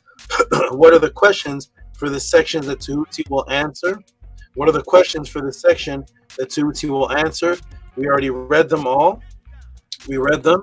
This is about Gematria. We read that already. Let's get right into it. Are you ready, everybody? Here we go. Boom. Another great question. And yes, usually when I refer to Gematria within, hold on, everybody. Usually when I refer to Gematria within the class, it is usually from the intention of the matrix that the matrix is using. So usually when I refer to Gematria in the class, it is usually from the intention the matrix is using for it, which appears on our end to be something negative, which of course would make it on their end something productive. Thus, in reality, the Gematria or Gematria of numbers or numbers to letter equations are not positive or negative. They are mathematical equations and substitutions. Let's see if this Gematria or Gematria is something that is spanned, something that has been used for different cultures and span different cultures. And let's look at the word itself, because at one time when I was on a particular channel, someone challenged me that I was one who was arbitrarily just putting these numbers together to letters. Let us go to the largest, if not one of the largest, Hebrew Jewish websites of education on the entire internet. And one of the largest Hebrew education websites, respected Hebrew education websites on the entire internet, is none other than Chabad.org. A section right on their website, what is Gematria? Okay, so Gematria, this lettering to number system, is not something that Tehuti randomly is putting together. What is Gematria? Gematria, from the Greek word, Gematria refers to a process by which numerical values are ascribed to the letters of the Hebrew alphabet, as seen in the chart below. Each letter from Aleph to Tav has a special numerical value. And they give examples. Aleph 1, Beta 2, Gemal 3, Deleth 4, High 5, Vav 6, and then there's values 30, 40, 50, 60, 70, 80. Okay? So some examples of Gematria is also from the Chabad.org website. Simple examples of Gematria. As a simple example, the Hebrew word ab, father, would have a numerical value of 3. 1 plus 2 equals 3. When two words or phrases have the same numerical value, this may indicate a connection. See below for the exact parameters of how this method may be applied. Additionally, Hebrew does not make use of Arabic numerals. Therefore, numbers too are written using Gematria systems. For example, if one wanted to write the number 50, one would write this and this, which is the noon and the kaf. Different methods for calculating Gematria. There are various systems for generating the numerical value of each letter. In other words, there is more than one Gematria number to each letter. That's very, very important, because sometimes you'll see me show a word that has a geometric value, and then I'll show the same word and it has another geometric value, because there's Gematria English, Gematria Hebrew, there's reverse, there's ordinal. So there are various systems of generating there are various systems of generating the numerical value of each letter, aside from the straightforward method. So there are various systems of generating the numerical value for each letter, aside from the straightforward method described below. We must list some more well-known ones. So here, Milieu, a system where each letter is spelled out. Instead of Aleph being 1, it is spelled out in Hebrew. There's the ALF, resulting in a total of 111. Mispar Cotton. Here the zeros are removed. Yod is 1, Kaf is 2, Kuf is 1, etc. Atbash, not exclusive to Gematria but used there too. Atbash is a system in which the first letter of the alphabet Aleph is replaced by the last letter Tav, the second letter Bet by the second to last letter Shin, and so on and so on. So the different ways of doing the Gematria. Okay, boom. All right. So as we can see, in the time prior to the matrix, as we have today, numbers and letters. Let me shrink this down a little bit. Okay, good. So as we can see, in the time prior to the matrix, as we have today, numbers and letters were interchangeable, and there were no numbers that were individually written. There were not also letters. As a matter of fact, before the English language was even developed, certain letters that are common to us in English were actually numbers thousands of years earlier in Rome that everyone here is very familiar with, such as this right here, an inscription near Hadrian's wall featuring Roman numerals. The inscription reads, "This work of the Emperor Caesar Trajan Hadrian Augustus, father of his country, the 20th Legion Valerii Victrix 117-138 AAD." And so as we can see here, there are what they call Roman numerals, and these Roman numerals were Roman numerals before English ever existed, but these Roman numerals are English letters today. So when you see these numerals, what would be numerals in Rome, us today, in this day and time, in this culture, we would call these letters.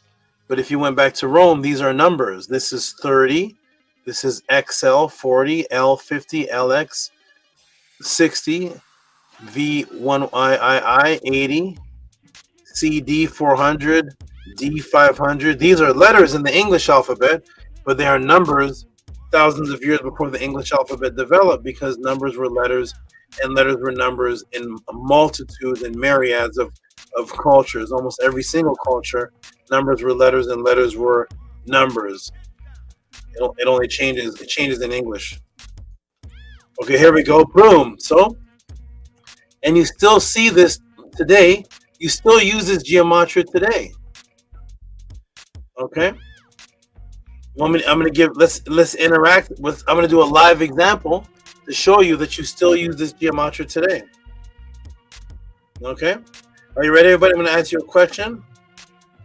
I'm gonna ask you a question, and let me see. Everybody, right now, what's another name that you call? What's another name that you call the $100 bill in your wallet? What's another name for the $100 bill?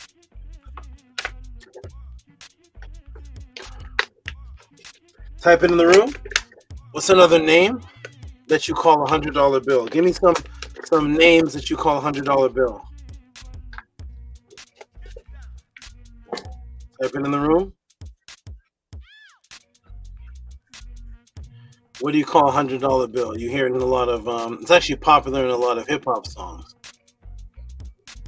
Another name for a $100 bill.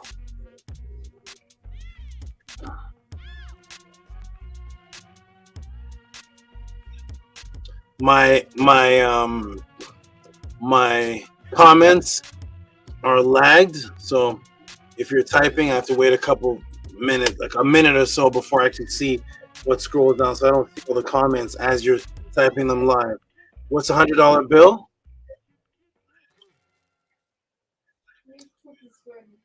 We got okay, here we go. 100. Okay, Benjamins. Atef put C notes. C notes. C notes. Okay. Okay. $100 bill is a C note. Why is that? Why is your $100 bill called a letter? Now, if you look on the front or back, whichever you happen to call the front or back of a dollar bill, it will say Mary Allen Withrow. Signature, Mary Allen Withrow. This note is legal tender for all debts, public and private. So the $1 bill, the 5, the 10, and all of them are actually notes that are debt. They're debt notes. Now this is called a C note, but you don't call any other number a letter, do you? You know. But I remember when I first heard, I think it was in a Coogee rap, trying to collect the C notes because I ain't trying to be broke. So C note is a letter that is the definition of money that's a number. So you still use a letter to signify numbers today. Where did that concept come from? It came from gematria. It came from this right here. It came from the numbers, which were letters before the English language even existed, and the numbers, which were the letters, which were numbers before the English language existed, are right here. Ready? Boom, boom, boom. C notes. You're still using gematria today. So to you, C note equals a number, 100. If you have somebody, if somebody owes you a C, If somebody owes you a C note of all the notes, the dollar bill's a note, $5 note, $10 a note, $50 bills a note. But if somebody owes you a C and they give you $10, you're like, no, that's not the C note. That's a $10 note. I need my C note. You have a letter that designates the amount that you want in numbers. Where did that come from? Are you ready? 1, 2, 3. Boom. Here it is, everybody. So, and you still use this Gematria language to this very day. Let me ask the class a question. What do you call a $100 bill? What do you call it? Boom. Most of you got it right. A C note. Why are you calling this a C note? We know it's a note. Why are you calling this the letter C? Ready? Because of right here. Boom. Because the C to this day equals to 100. You see? That came from this. That's the Roman numerals. C. C is 100. So the letter C to you to this day is still equal to the Gematria of the letters equaling a number in Rome, which is C. So boom, because this C to this day is 100, to all the people that think that Gematria is pseudo, or Tehuti are arbitrarily losing numbers. It's in their daily language. The skeptics are still calling a $100 bill the letter C. So it's in their daily language to substitute, superimpose a letter over a number, and everyone knows what they're referring to. So if you say to somebody, pass me a C note, they will not pass you a $1 bill. They will not pass you 50. They will pass you one number and one number only, and that one number is the number 100. So the number 100 is equivalent to C because way before there was English, C was 100. Ready? Here we go. Boom, boom, boom. Let's continue. So letters were numbers and numbers were letters in ancient cultures and still is used today. The C is still 100. So here we go. Ready? Boom. All right, let's continue. All right. And now I'm going to get into the origin of the positive Gematria and how the number system of MEDU were actually words that mathematically and grammatically were also words that equated to immortality, and how the original MEDU and Gematria was stolen to create Christianity, then into the English and the Hebrew Gematria that coded the dictionary words and even the sentences that you use today to echo the positive concepts of immortality right in front of you, hidden by the Freemasons. So again, from this point, we're going to take a shift. I am now going to get into the positive Gematria because the brother asked me, is there positive Gematria? Gematria is neither negative or positive. It's the equation of letters that are numbers in multitudes of cultures, starting actually with the Nile Valley. So I'm going to take you into now I'm going to take you into the origin of the positive Gematria and how the number system of the MEDU were actually words that all mathematically and grammatically were also words that equaled immortality, and how the original MEDU Gematria was stolen to create Christianity, then into the English and Hebrew Gematria that coded the dictionary words and even the sentences that you use today to echo positive concepts of immortality right in front of you, hidden by the Freemasons. But you know, everybody, in order to get to that, we're going to switch gears and we're going to go straight into early. We're going to get into this early. We're going to get right into the next stage, which you all know what that is, and that is Tehuti Overdrive. Ready? Here we go. Boom, boom, boom, boom, and boom.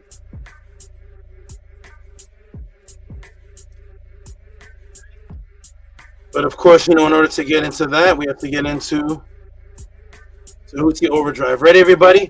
Here we go. Time to shift gears. Ready? Boom. There is nothing inherently evil about Gematria. The powers that be in the Matrix are just imitating the oldest number system in ancient history, which compounded an entendre double frequency and tension in the vibration of a number.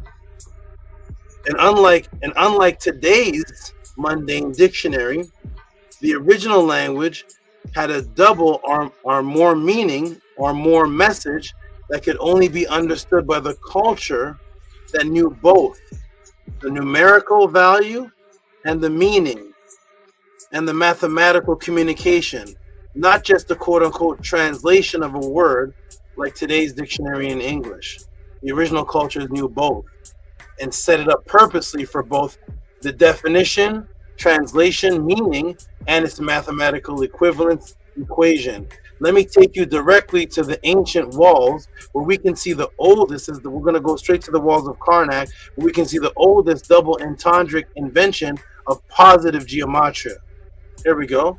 Boom. Here's the number system. I'm going to shrink this down 1. So this can all fit. Boom. Here it is. So here we are on the temple walls of Karnak, and here's the actual number system. The number system without the slash digit ones go from 1 all the way to 1 million or all the way to eternity 1 million or infinite. So you have Au, which is 1, Senu 2, Kemet 3, Fedu 4, Diu or Ta, which is 5, Ying Su, which is 6, Sekep, which is 7, Kenemu, which is 8, the Pesju, which is 9, the Met or the Metu, which is 10, the Duibeti, which is 20, Maba 30, Chem 40, Diu 50, beings, you see they're repeating itself, 60, Sefechu, 70, Kemenu 80, they're just repeating as it gets into the tens. Pesjet 90, Shet 100, then the Kya, which is 1,000, Deaba 10,000, Kefen 100,000, Hef 1 million, or immortality or infinite. All right, so there's the numbers right here. Here are the numbers, and now I'm going to take each number from 1 to 10 and show you that the numbers are also words. But first, I'm going to break the matrix for you and ask you a question that you take for granted. I actually shortened it. I'm not going to do 1 to 10. I'm going to do 1 to 3. I'm going to do 1 to 3. But before I go through 1 to 3 and their numeric equations and their definition equations, letter equations, I'm going to ask you a question of something that you actually take for granted. Here's something that everybody takes for granted, and most people don't think on this, and there's a reason why this is wiped out of your mind. Ready? Here we go. So, everyone counting in your mind from 1 to 10. Everybody in the room pick a number and type it in. Count in your mind right now, 1 to 10, and just pick one of those numbers and type it in the room. I'll give you a few minutes.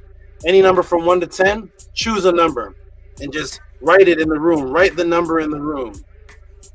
It doesn't matter if it's 1, if it's 4, 7, 8, it doesn't matter. Just pick up a number in your mind and write that number right now in the room. There's 41 people watching.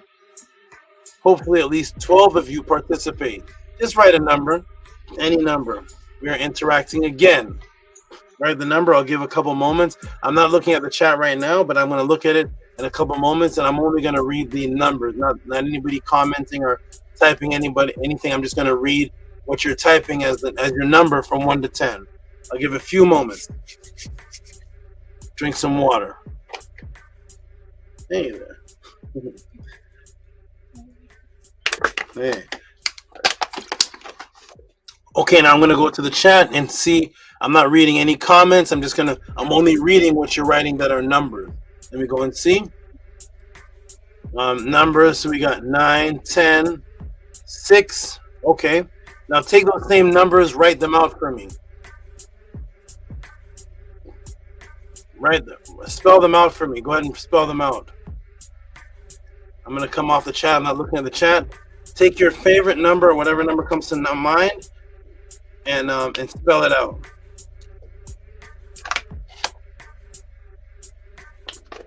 I'll give a couple moments and then I'll come back and check the chat. Let me calm off the screen for a second.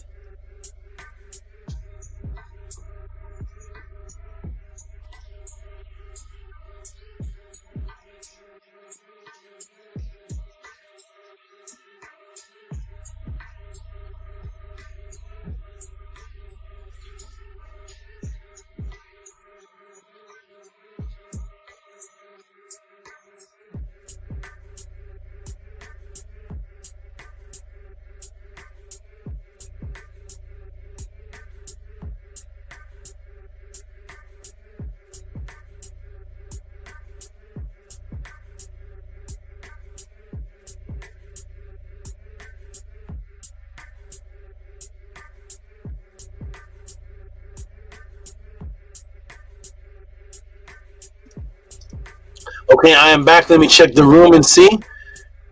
Okay, we got 10. Okay, good. When did you type that? What do you guys? Let me see this. When was this typed? 7, 9. Oh wow, was that gone that long? Okay, 6, 9, 9, 7, 10, 7. Boss fee, boss fee is for 4, 5. Okay, good. Wonderful. Okay, everybody. You all, Manny Setmer put 9. Of course, McQuinnick's going to put 9. Where's Primordial? He probably put a point to himself or something. Primordial thought 9. Okay, good.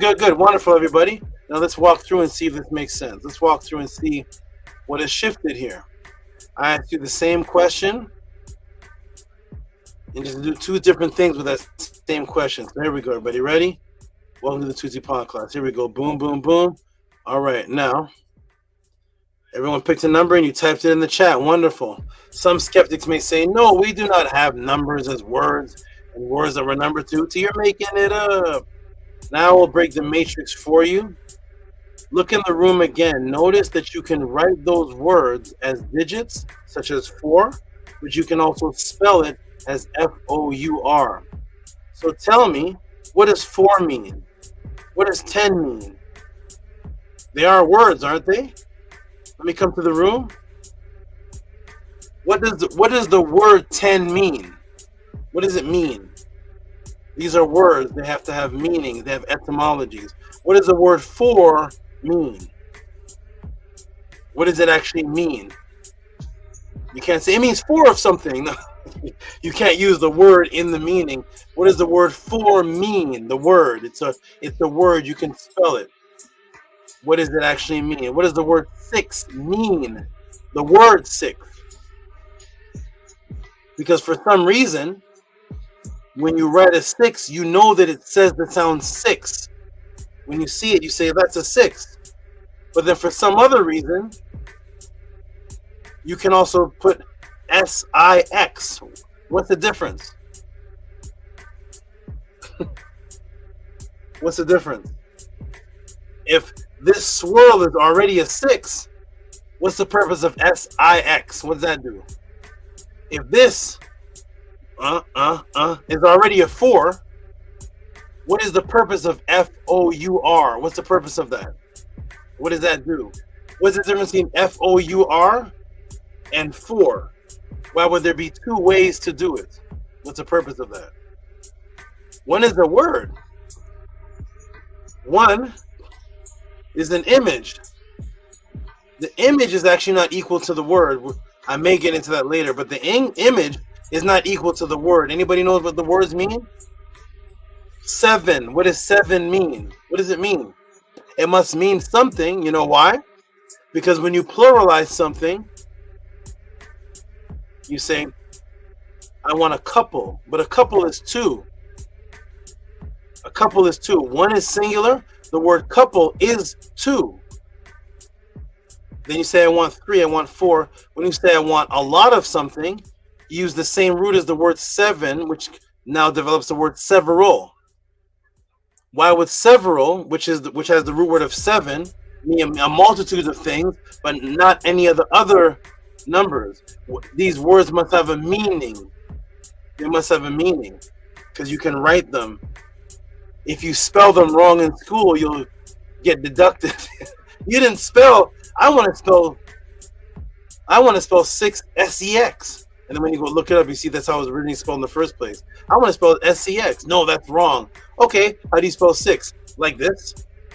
Is that right, teacher? Yeah, that is a 6, but how do you spell it? Why do you have to spell it? It's just a number. What's the purpose of spelling it? What do you do with the spelling? Nothing. So why is it a word? The number is also a word. It's just been removed from your psyche what the word means. What does it mean? Every word has a meaning, right? Are there words in English that do not have a meaning? Here we go. Teacher, are there words in English that don't have meanings? No? How do we know they're spelled wrong or right? Here we go, everybody. Boom. Ready? So boom. So you notice, I'll break the matrix for you. Look in the room again. Notice that you can write those words as digits, such as 4, but you can also spell the 4. So tell me, what does 4 mean? What does 10 mean? They are words, aren't they? And this begins the disconnect from the ancient cultures to the most modern one that has numbers. Okay, here we go. And there is the disconnect. Let me shrink this down a little bit so we can get all in here. There is the disconnect, everybody. The disconnect. You know you are saying a word, but you can write it out, yet you have no idea what the actual word itself means.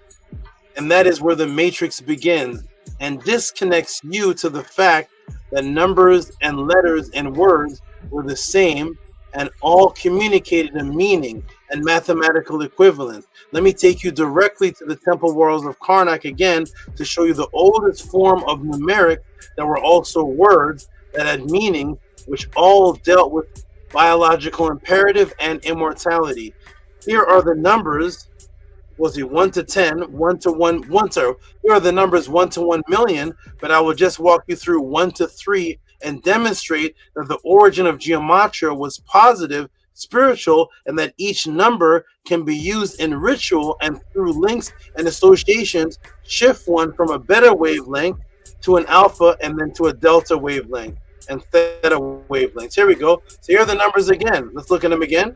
Here are the numbers, 1 to 1 million. These are the original numbers here on the walls of Karnak and all throughout the Rhine Papyri. Now, let us take the first number.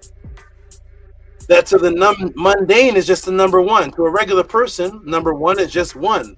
Let us take the first number. That to the mundane is just the number 1. This is actually said au or ua. Now, what appears to be the number 1 is also a word that is lamb. The word au, number 1, equals lamb, which represents you as the one child of the hidden Amun, who is depicted as a ram. And now we go over here, and there is the Amun, and there's the pharaoh Par-ee child under him. This becomes the au, the lamb, the one child begotten of Amun, because Amun, the father, was called the ram, and the child of a ram is a lamb. So that's the number.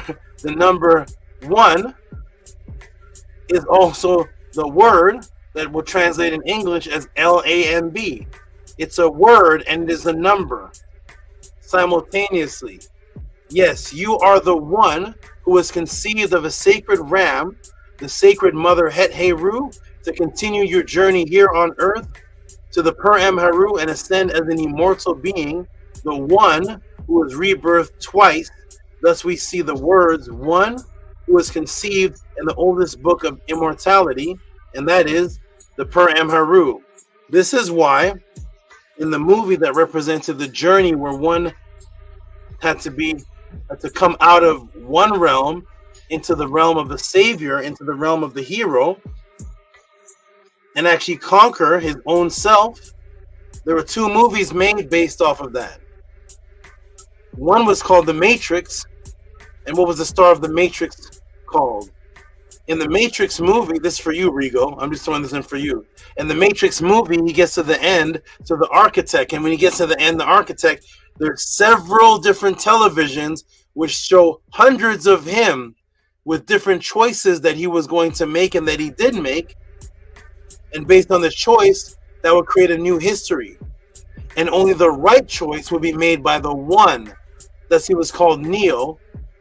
And when you look up the word Neo, Neo means the one.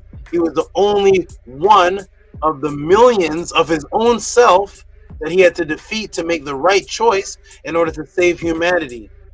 Thus throughout the Matrix movie, they kept calling him the one. The one. Is he the one? Is he the one? Is he the one? When he got to the end, there was 100,000 of them. But is he the one? So they called him Neo. Neo, which are words that mean the one. It's the word one with the word letter scrambled. Neo is the word one. So he becomes the one. The one birth, which comes from uno. Uno. You know, like before there was English, before there was the word one, it was uno. Uno, dos, tres, cuatro. What's uno? Uno is the one, the first begotten. Who's the first begotten in MEDU in the stories of the Purim Haru? Osiris. What's his other name? Un. His name is Uni. Uni, and that becomes Un Nefer. He's the one. That's the Un. What does Un mean? It means that one that exists.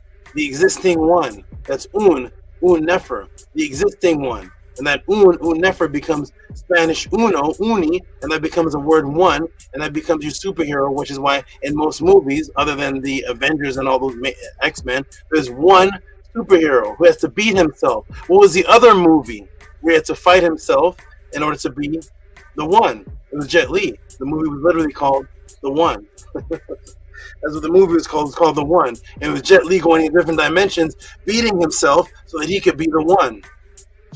To be the hero. That was the one. That was the begotten. That was the lamb. That was the child of Amun. Let's get back to it, everybody. Welcome to Tehuti Podclass. Here we go. Boom, boom, and boom. Boom. Now Uno's been diminished to like a board game. Here we go. Boom. So there it is. There's the lamb. The lamb is the one begotten son of the ram. Why? Because in the district there was only one pharaoh at a time. You don't go into areas of Kemet and there's like 5 pharaohs. There's one. You're the heir. You're the heir. You're the reborn of Osar. You're the Heru. There's only one pharaoh per time at a time. So when you are the pharaoh, you are the uno. You are the one. You are the lamb, which is the Heru, which is the child of Osar. Osar's name was also Amun, depicted as the ram. So you become the one pharaoh, the Par-Ii at a time. That's the one. So thus, in the original Gematria, which was a letter that equaled a word and a meaning, we have the explanation. We have the reasoning for it.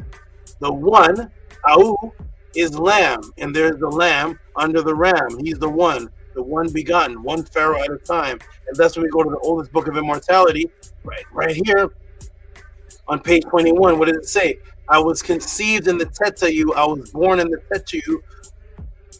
Look at that, conceived. I'm conceived. What's that word, everybody?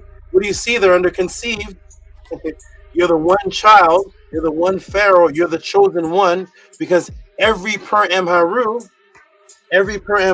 is only about you.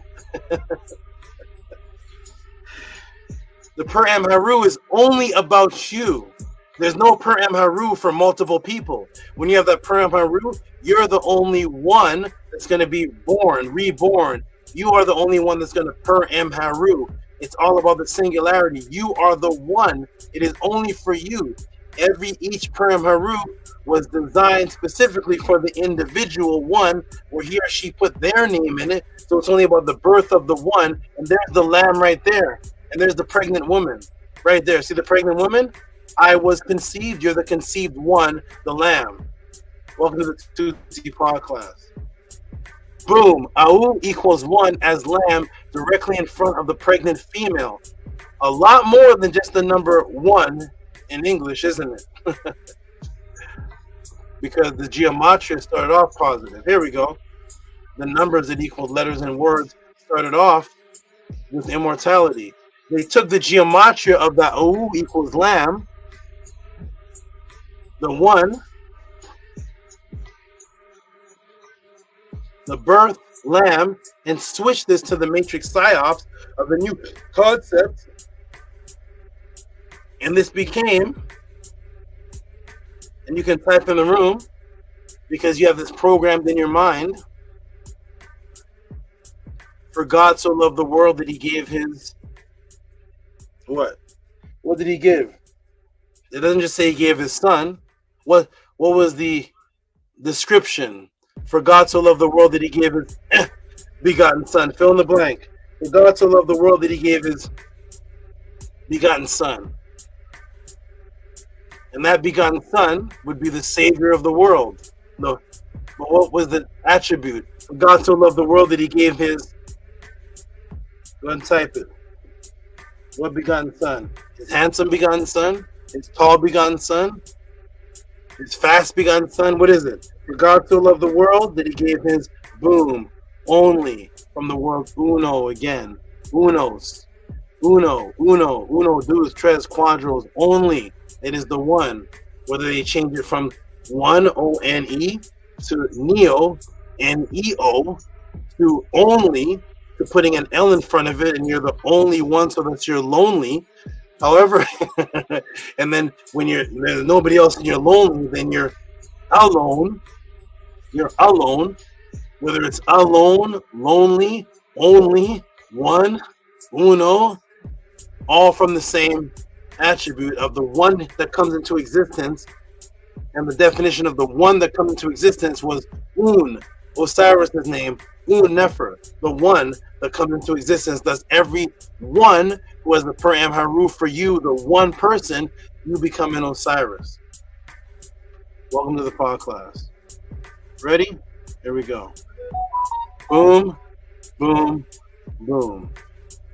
Let's speak. Let the Netter speak. Netter, speak to them. Speak to them. Here we go. Boom. You ready? Here we go. He gave his only. John 3:16. For God so loved the world that he gave his one and only son. Whoever believes in him has eternal life. Do you see that? The one is the one and only. Same as the metanetter. Boom, that's number one. The one, which is the lamb. Thus, when we go, what do we see?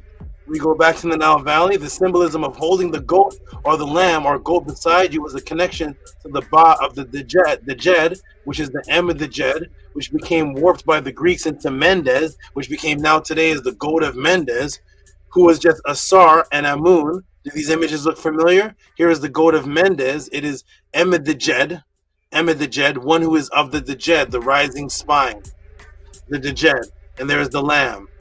And they turn Jesus into the lamb because he is the one. He becomes the one. The M of the Jed, and that's the lamb. See right there? For God so loved the world that he gave his only, his one. One was lamb. You see it? That was the lamb. That was the baby of the ram or the goat. So when they say, yo, man, they say today, who's top 5? Who's top 5 rapper? Da-da-da, da-da-da, da-da. Okay, good. Who's top 5 basketball player? Da-da-da, da-da-da, da-da-da, da-da. They always say, who's top 10? Who's top 5? But when you pick the one, what is he called? Okay, we got your top 5. Now, what's the one called? When you have to pick the one, what is the one called? The goat. That's right. Goat is one. Baby lamb, ram, which is a goat. Goat is one. And that transcended down into the culture you have today as Jesus being the one and the lamb. And the one thing that is the best that stands out amongst every becomes the goat, which is the ram. The lamb. One is lamb that came from the story of Asar, who was Uno. Uno. Here we go. Boom. Ready? Shout out to Grind Time. Here we go. Boom. Boom. And boom. There it is right there. Huh? Woo! That's number one. That's just the number one. See that? Who gave of his blood, which leads us to number 2. The number 2 in MEDU. So this Jesus, who was the Lamb, who was the one, the only begotten Son, the Lamb, he gives his blood, and that's now taken from the second number in MEDU Netter Gematria, the number 2. In the MEDU Netter, that's a typo. In the MEDU letter word for the to the number originally the original Gematria, which is also echoes life and biological imperative, was copied into today's culture. Let me ask the class, what is it when you and someone do the same thing at the same time? What is it called? A lot of people talk about this. Yo, I was doing this, and the person says, "Oh, I was doing that.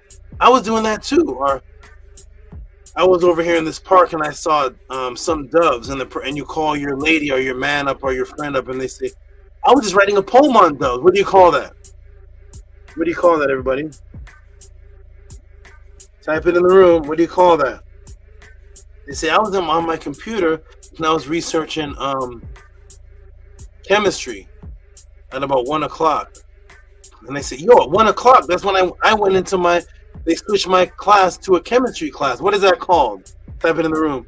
Bing bong. There it is. Synchronicity. Synchronicity. Synchronicity. Get it, fool. Synchronicity. They say coincidence. So synchronicity. Synchronicity. Synchronicity. What's number 2 in the MEDU Netter? Then it said, put synchronicities. Synchronicities. There it is. Synchronicities. Bing bong. Here we go. Ready? Boom. Boom. Boom.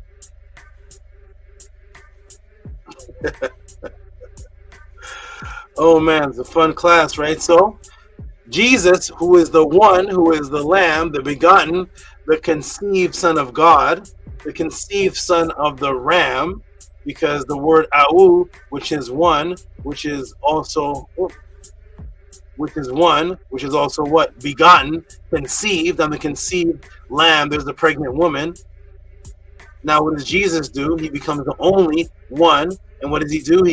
That's the number 1 in MEDU Netter, and he gives his blood, leads us into the equivalent of the number 2 in MEDU Netter, in the original Gematria, which echoes life and biological imperative, and was copied in today's culture. When I asked you what happens when you do the same thing as someone else, what do they call that? They call that a synchronicity. You got it right. Bing bong. You got it right. A synchronicity. When two things are synonymous. When you have a synchronicity, then two things are synonymous when they echo or double. That means two things are happening that echo each other because they're synchronicities. They are synonymous. They synchronize. When they double each other, which is the number 2, from sin, synchronize. Synchronize, synergy. Things that are working together, doubling each other. Where does this come from? Guess what the oldest Gematria MEDU word for the number 2 is? Sin. To double something in the MEDU Netter, the word was sin. Sen.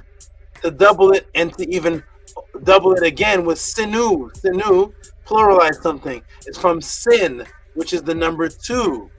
Now, today you have when two things are happening together, you say, well, that is synonymous with that. And you know what? You're doing something, and what I'm doing over here looks like it's echoing, doubling you. Oh, yeah, that's a synchronicity. Now they have the word sing. We're in sync. We're in sync. They keep using the word sin as a double of something or echo of something because the word to double something or echo, the number 1 was 2, and that was the MEDU Netter. Sin. The Gematria sinu was the number 2, but sinu has a meaning. So the numbers are words and the words are numbers, as opposed to 4. What does 4 mean? I don't know. It just means a 4. Thus, how did they take the ancient MEDU Gematria and formulate Jesus out of this from an original positive concept of numerical Gematria for synchronicity? Well, how do they say you cleanse yourself in Jesus? You're washed in what?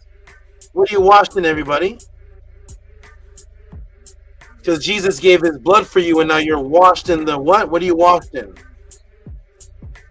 What are you washed in? What are you washed in?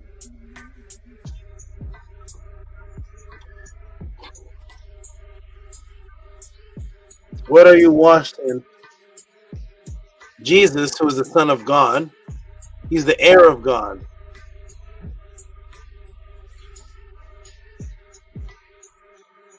When you talk about the children that you have that are echoes of you, you call them your blood.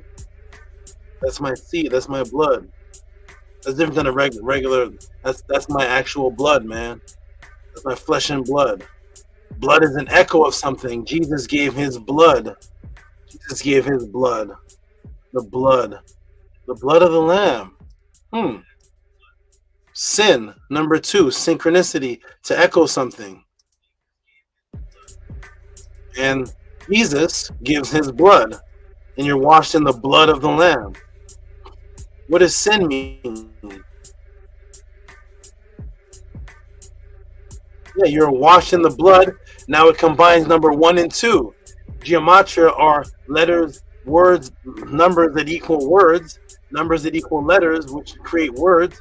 Now they combine them, both of them together. There's number 1, which is AU, which is blood, which is conceived of, the son of.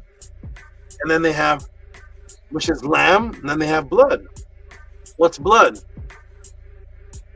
Well, the number 2, the way you say that is sin. It's to echo something, like a synchronicity. It created synchronicity. It created synonymous, in sync. Not the European music group, but in sync. You're washing the blood of the Lamb. Well, how does this take the original positive gematria from MEDU, AU, which equals 1, which equals lamb, and sin, which is 2, and combine them together to make Jesus? AU and sin. How? Well, guess what else number 2, the number 2, which is sin, and the original MEDU gematria means? Guess what sin means? Uh-oh. Uh-oh. Perm Haru, play 22. Sin, blood. Sin, blood. There's sin. Also said sin or sinef. There it is. Sin, sinef is blood. Boom, blood. There's metanetter number 1, for the number 1. Lamb, AU, conceived, and meta number 2, which is sin, doubled synchronicity, synenthesia, in sync, and there's your Lamb of Christ, and now the blood of Christ from the first 2 numbers in the metanetter. Welcome to the Tehuti Podclass. Let me break the matrix. Here we go. Now the original gematria for the number 3. What does 3 equal? You can say it as 3, but what's the actual letters and words that is? First, let me go over a few reasons of why the number 3 would be of importance in the original culture of Ma'at. So first, the culture of Ma'at was an agricultural culture that was based on seasons broken up into 120 days, which makes up what part of a complete circle? If a complete circle is 360 degrees, then what is 120 days equal in 360 degrees? What's the ratio? If the complete circle is 360 degrees, what is 120 of 360? It's 1 what? Boom. 1/3. Here we go. So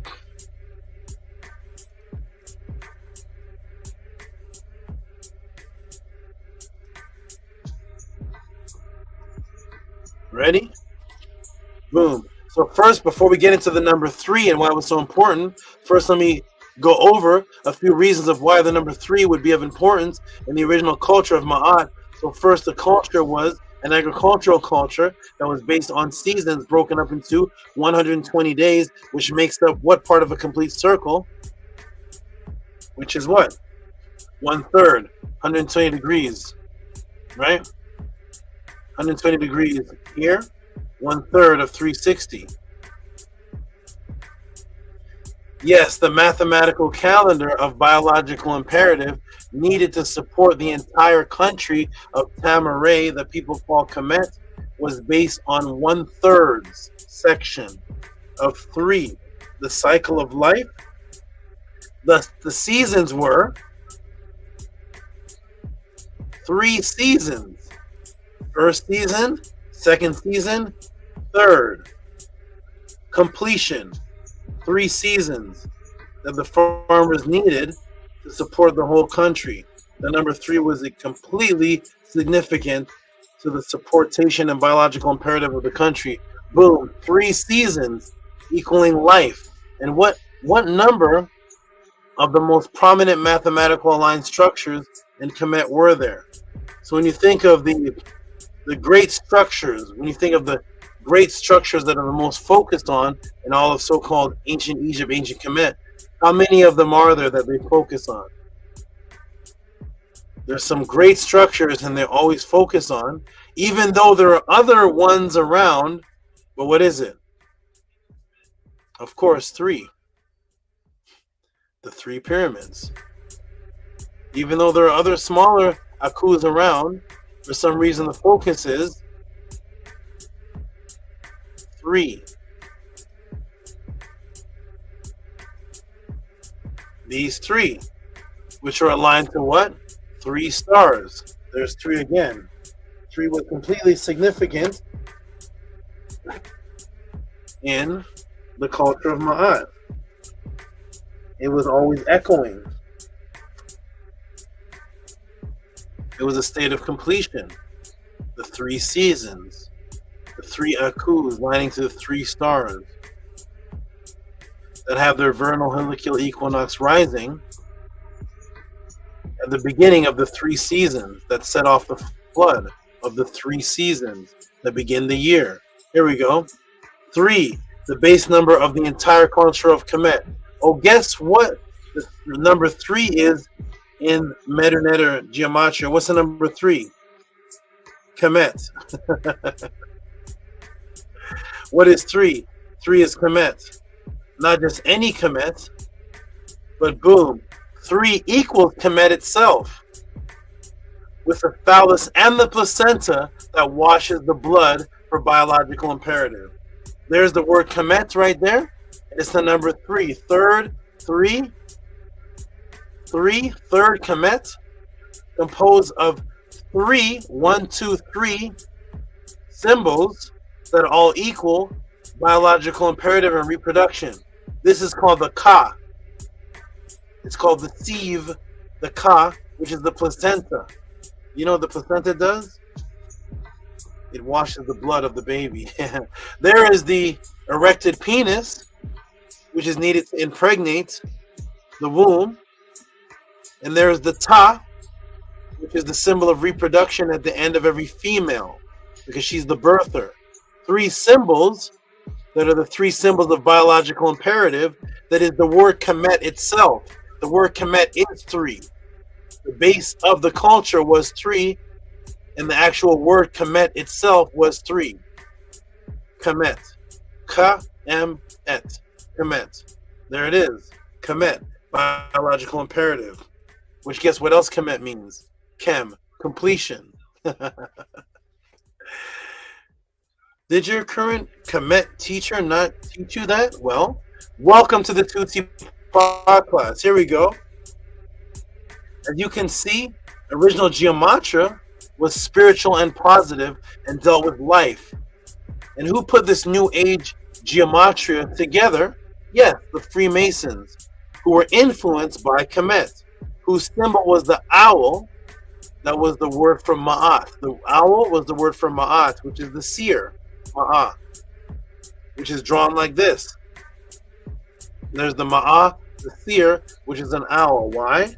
Because an owl can turn its head 270 degrees, because the cones in its eyes are too large for the eyes to move, so the head can almost turn into a 360-degree angle, and it sees vividly at nighttime. It was the great seer. Thus the word owl was ma'a, and the word ma'a means to see and examine. That's how you decipher the truth. Thus, it is on your dollar bill now as the almost invisible watcher. So on the back of your dollar bill, the Freemasons put this, which I'm sure a lot have already seen this before, but now you know why it's an owl. This is the Ma, this is the watcher. But on your dollar bill, when you first look at it, you can't see it. It is a tiny little thing that watches you, called the Ma'a. And it's right there in that little corner there. Only when you magnify, if you look at your dollar bill, you won't be able to see this. You have to actually magnify it. They took time to make this little owl and put it there for what? Because that is the overseer. That is small enough where you can't see who's watching you. But that is the Ma'a. That is the owl right there. The Ma'a, which is the way of life of Kemet, called Ma'at.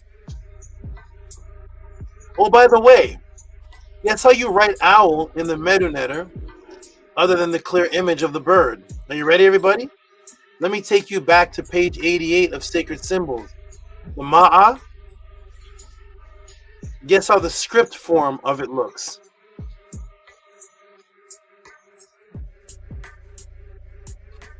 The number 3.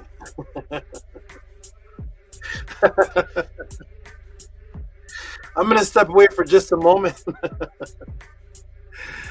Page 88 of the Sacred Symbols in Learning Language. The Ma'a was drawn from the 19th Papyrus Chester Betty as this number, is the number 3. 3 and 3. 3. There it is. Ma'a is the number 3. No, I'm just going to step away for just a second.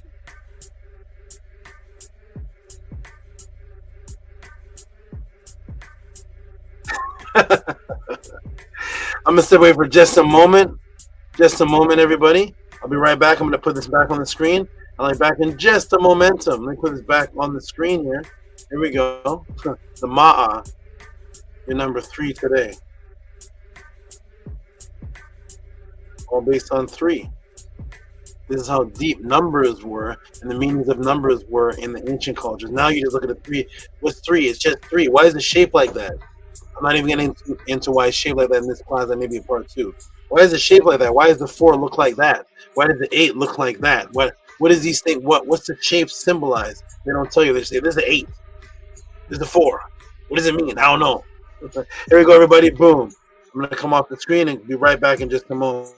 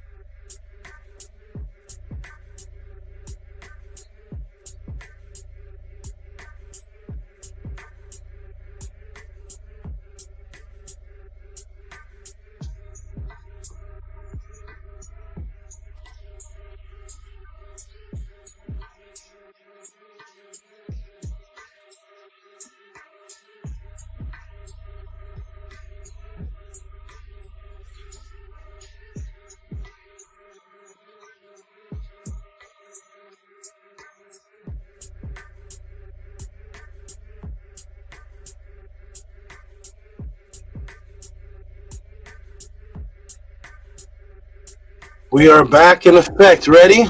Boom. We're back. Woo! Let's go. Number 3. The owl. There we go. Ready? Let's go. Bing bong. Here we go. Boom. The 3. There it is right there. The 3. That's the chem.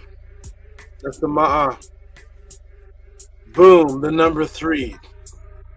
Oh my goodness. Yes, these Freemasons that studied ancient Kemet took the ideas of the Per Amharu and inserted them right into modern day gematria, which would actually make this positive. Are you ready, everybody? Is everybody ready? Are you ready? Press the 9 if you're ready. Press the 9 if you can hear me. Press the 9 if you're ready. Are you ready? Let me come back. I don't know if you're ready. Are you ready, everybody? Let's get right back into Nefer, who's Osiris, which they took the Un becomes Uno. That becomes 1. Au, which is the Lamb. The Lamb is the conceived one. That becomes the Lamb of God. These are all numbers that equal words that have a storyline that deal with immortality, because numbers were words, numbers were letters. These were letters and these were numbers. There were symbols that had numerical equivalents, and there were symbols that numerical equivalent was a word that had a meaning that matched the numerical equivalent. So thus the gematria in ancient times made sense, because you could say this is 3 because, oh, this is 1 because, yes, the one begotten. This is the one. This is the Au. It's the Lamb, the one chosen of the Purim Haru. Only you are the one to resurrect. Just you. It's only one person, and you're the conceived one. You're the one saying, I am the one. I am the conceived one. And thus you're the Lamb, the child of Amun that goes and is reborn back in the area of Amenta. Amenta, which is the feminine aspect of Amun. It makes sense in the original numbers to letters to numbers to words system. Are you ready, everybody? We are here. Let's go. JKO3 someone. Shout out to you. Got it fool. Shout out to you. VRI. My other little son is here. Here we go. Ready? Boom, boom, and boom, man. What else? What else? Here we go. Boom. Ready, everybody? Are you ready? So, I was the first to teach, and I've taught in previous classes that 7 was a very significant number in Ma'at, that to this day is used for immortality, out-of-body practices. First, the wavelength of relaxation. Why? Because the wavelength of relaxation, after you get out of the hyper wavelength of survival, the calm wavelength of the first stages of relaxation starts at the 7. Starts at the number 7. That's 7 alpha waves, 7 to 13 hertz. Meditation, relaxation begins. Effortless creativity flows, power, state of memory, and super learning. A harmonious, peaceful state, habits, fears, and phobias begin to melt away. Tranquility and calm. Sounds like the last class. And then the next one, when it gets deeper, doesn't begin at 7, it ends at 7. See? So one starts at 7, and the next one ends at 7. Theta, insight, intuition, inspiration, answers to important questions that can be found. Feels like you're floating, a wonderful realm to explore. Dream like imagery, good for problem solving. Feel more connected to others. The last one, because they don't get into gamma, the last one, which I'm not going to do this class, ties into the number 3 and the Freemasons using it because it ends at 4. The first one also is 4, but instead of 4, it's 40. Beta ends at 40, and the last one at the most renewal healing state ends at 4. I'm not going to show you how 4 is the Freemasonic 3, but here we go. Let's just continue this. So 7 and 7. There we go. Boom. So that's 7, which is a state of relaxation, which helps expand the fiery etheric cord that I taught on earlier.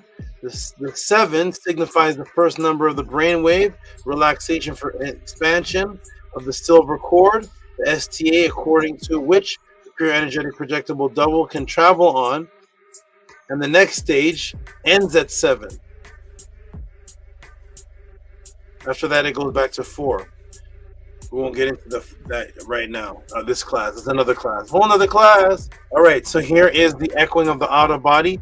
The ancient pre-matrix word for relaxation is sefek, which is to relax. That's found on page 665 of an Egyptian hieroglyphic dictionary, which is also the Gematria and MEDU for guess what? So here it is. Here's sefek. This is to relax. That's the stage of relaxation you have to get into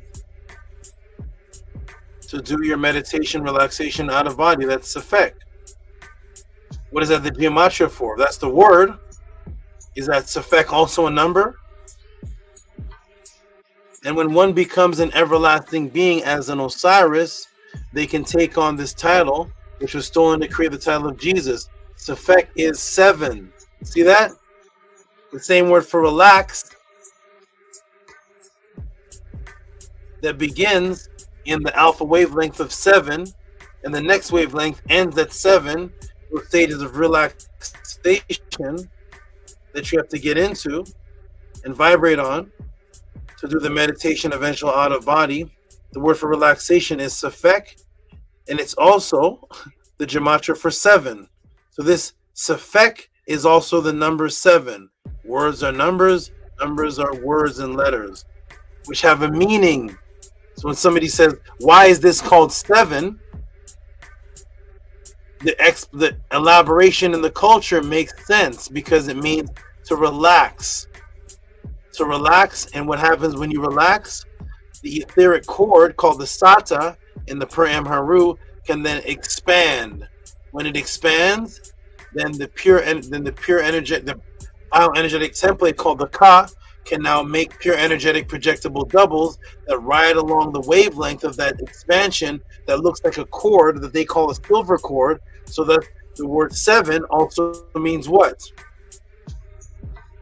To unbind, to untie, to loosen. You're loosening the cord.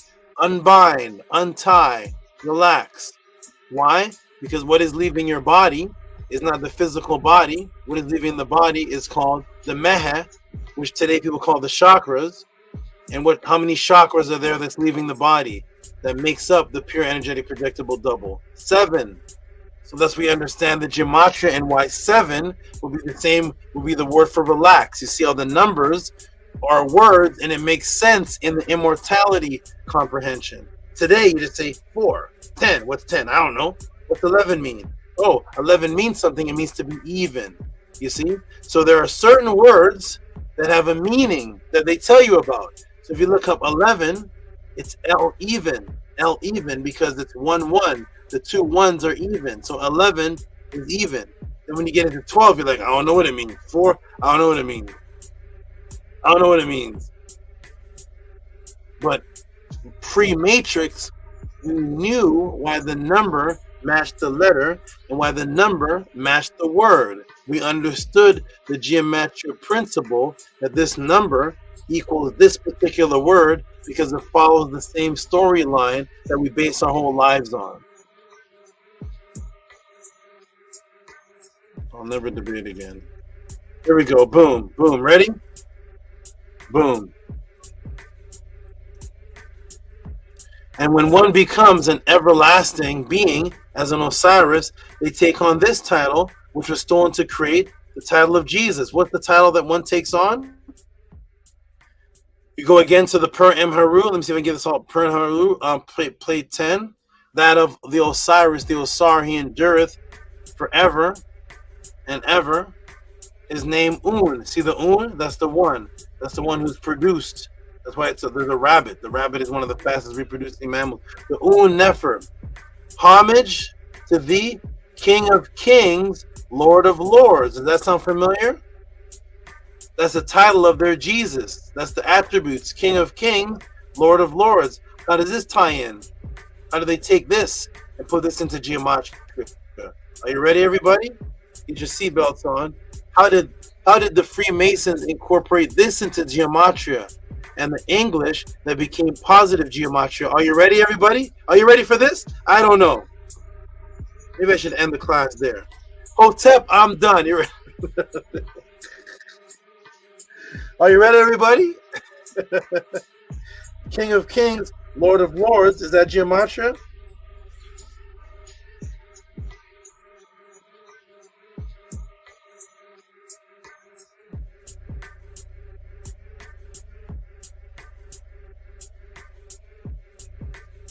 Are you ready, everybody?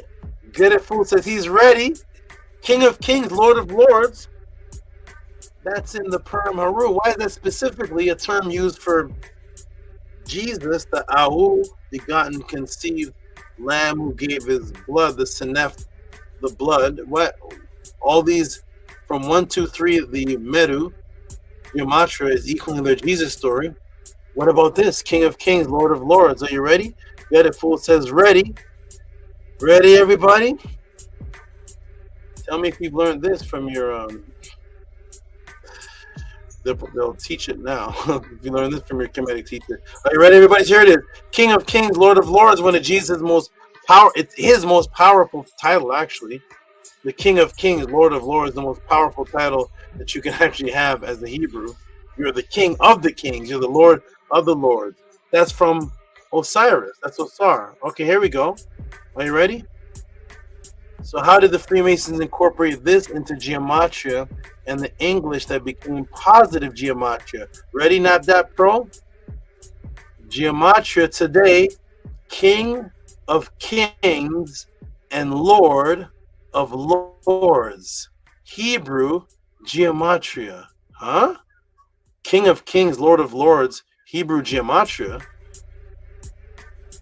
King of Kings, Lord of Lords is the Metanetter. What do you mean, King of Kings, Lord of Lords, Hebrew gematria? What is it in Hebrew gematria? What's going on? We just broke down to 7. King of Kings, Lord of Lords. Uh-oh. 10, 9, 47, 56, 10, 9, 47, 91, 44, 20, 50, 84, 50. F. Ready, everybody? Count it again. 10, 9, 47, 56, 10, 9, 47, 90, 1, 44, 20, 50, 84, 50, 60, 20, 50, 84, 90. What is that? 777.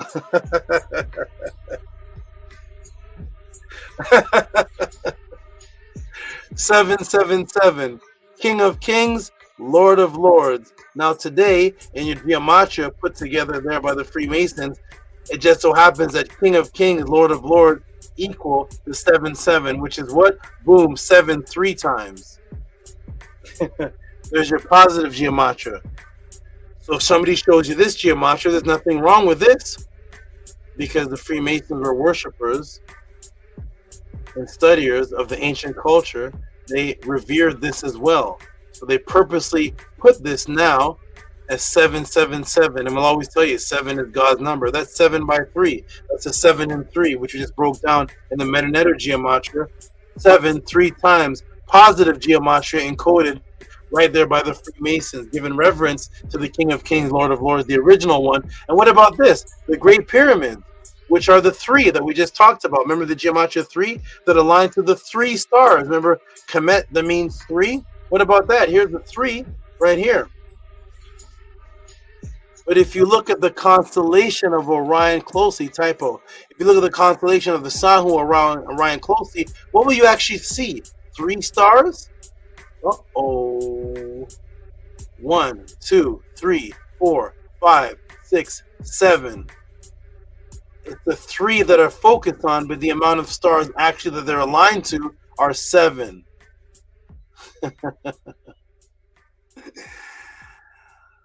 Oh my goodness, man. There's your 3 and 7. 1, 2, 3. They don't tell you about these ones. This is the rest of them. 4, 5, 6, 7. There's 7 of them. That's your 3 and 7. Ready? 7 stars and 3. Okay? 7 and 3. That's what we've been talking about for the last part of the class, the 3 and the 7. Because what appears to be 3 stars that they're aligned to is actually pointing to a star constellation that actually has 7 stars. And when you look down at the bottom of Kemet is actually shaped into the alignment of all 7, but the focus is just on the 3. Huh? 7 stars, 7 and 3. Are you ready, everybody? That's the Great Pyramids. Hey, Great Pyramid. Hebrew Gematria. Huh? Great Pyramid, Hebrew Gematria.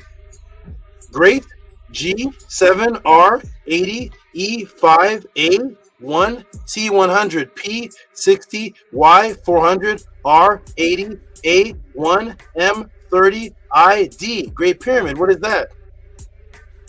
777.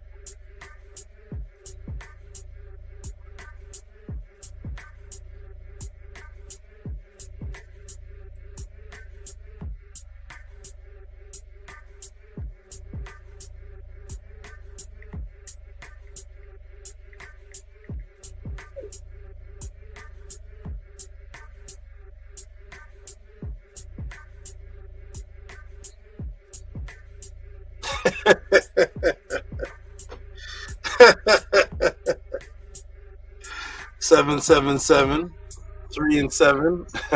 Huh? That's positive gematria. There we go. Ready? Uh-oh. Oh. Next question, NAPDAPRO. Ready for more? Huh?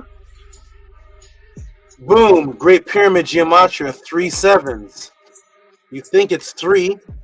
When you look up, you think you're looking at just 3. Was it Minam, Matam, and Mintaka? You think you're looking at 3, but in actuality, what the actual constellation is that they're aligned to is the 7, 3 7. Great Pyramid, Great Pyramids, 7 7 7, 3 and 7. Uh-oh, huh? Boom, Great Pyramid gematria, 3 7s. There's more. Are you ready?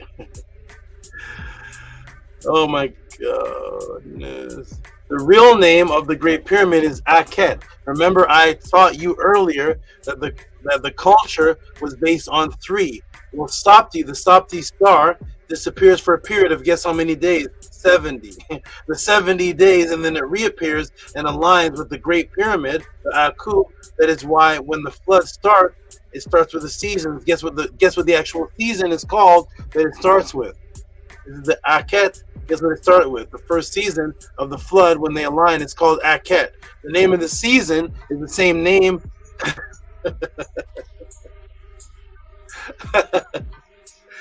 The name of the season is the same word for the same name as the pyramid. The Akhet. It's Akhet. Pronounced the same. They align with this, and then it begins, and it's the same name echoed, which the Sirius star disappears for 70 days in silence. Silence is golden. Huh? Are you ready? Are you ready? Great Pyramid, now in reverse. Reduction. Great. G2R9 E4A8 C7. That equals 30. Pyramid. P2Y2R9 A8 M5 I9 D5. That equals 40. Reverse reduction. 70. 70. That's the amount of days that the Sopti star disappears and then reappears to align in the vernal heliacal equinox night rising with the Great Pyramid. 70. 70 and 7 are the same word, safek, which is the word that means to relax, to go into the outer body. Great Pyramid, 70. Composed of something that appears to align with 3, which is really aligning with the 7.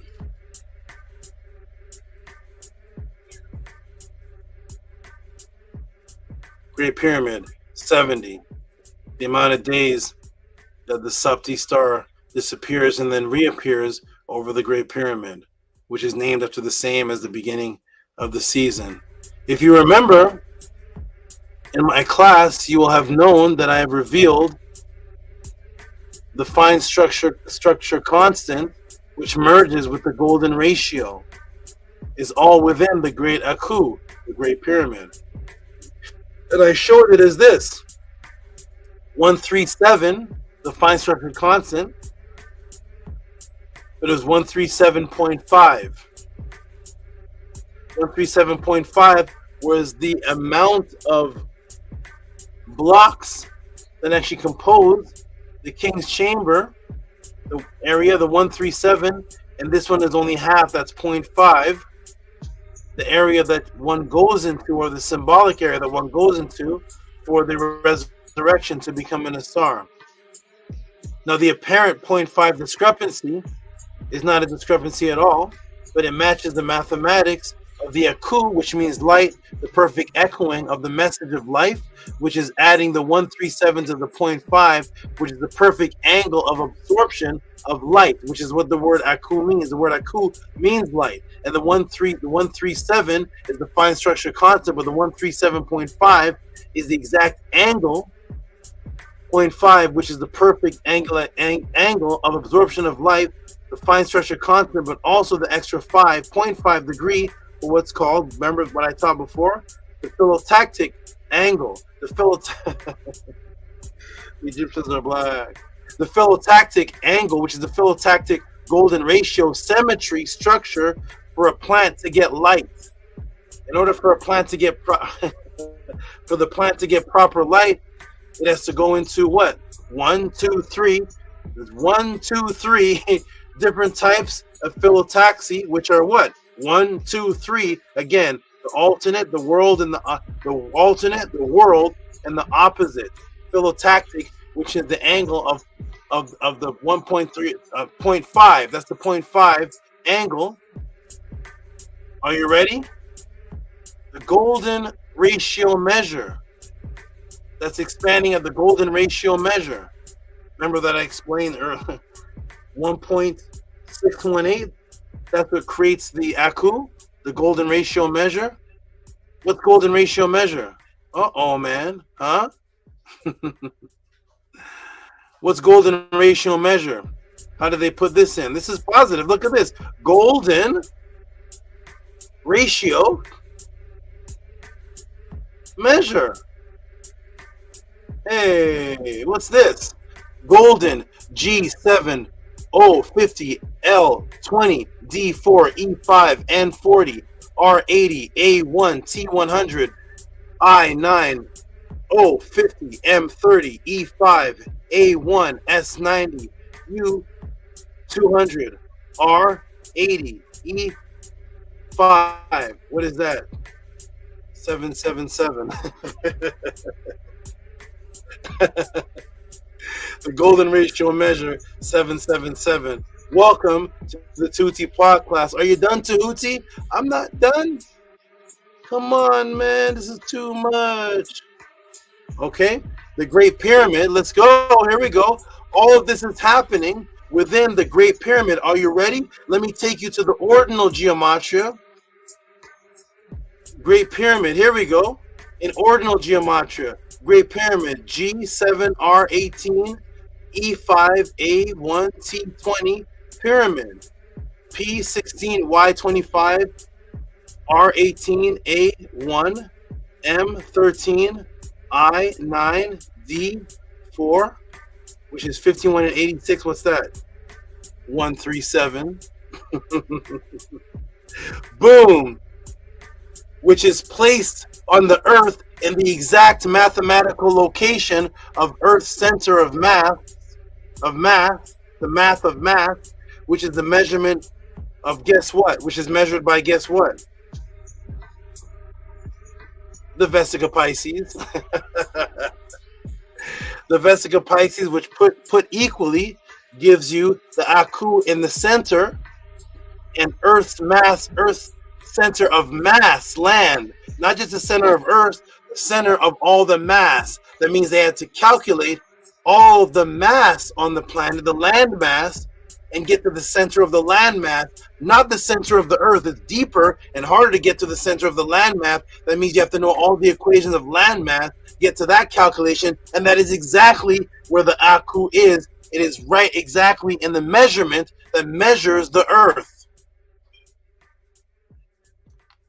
Boom. The Vesica Pisces, the mathematics of the square root of 3, which measures the Earth. But guess what? No one ever gave you the true definition of Gematria. All this time, I never gave the definition of Gematria, which would lead you back to the originators that designed this whole story of mathematics in the Aku, centered in the Earth, and every single word that I gave you, from Awu to the Lamb, to the Subti, to the 70, disappearance of the star, to the Chem, which is the 3.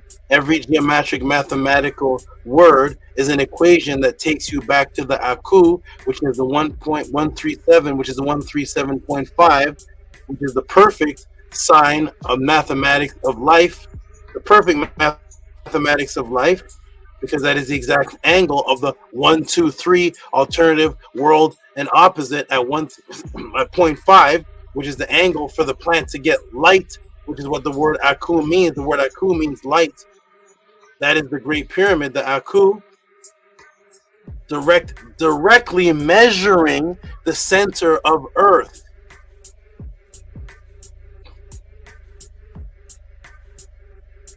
The Vesica Pisces, the mathematics of the square root of 3 from my last class, which measures the Earth, because guess what? No one ever gave you the true definition of Gematria, which would lead you back to its originators. And what is the true definition of Gematria? Gematria, from Hebrew, Gematria, geometry. Geometry, geometry. What's that? The matry, the measurement of the geo. The mathematics that would equate the whole story of the measurement of the Earth. Measurement, metry, geometria. That's the true definition. That is why in the modern definition, it can't link to why these words equal numbers, but the word itself means the measurement of the Earth, because that's what the Great Aku was, the direct measurement of the landmass that is Earth.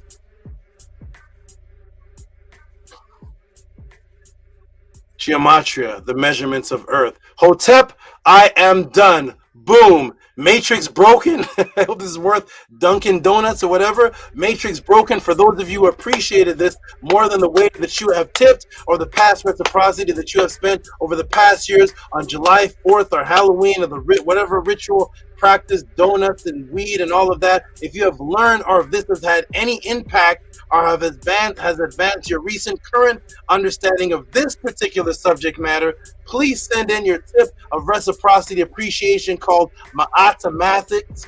MAATMATICS, that's a NEFERTATEN word. MAATMATICS, Gematria Truth, Numbers Speak, or any creative title you can come up with to Cash App, TT AMUN, PayPal at RockYesV. Gematria, the measurement of the Earth. There it is. Boom, I'm done. Huh?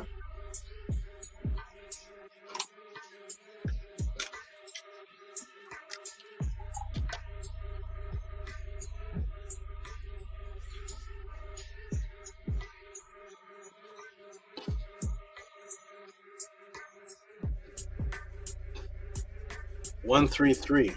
So we end. I'm gonna check the chat to see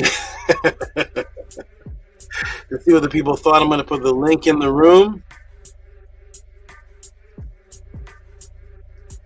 and then we're gonna go to the support.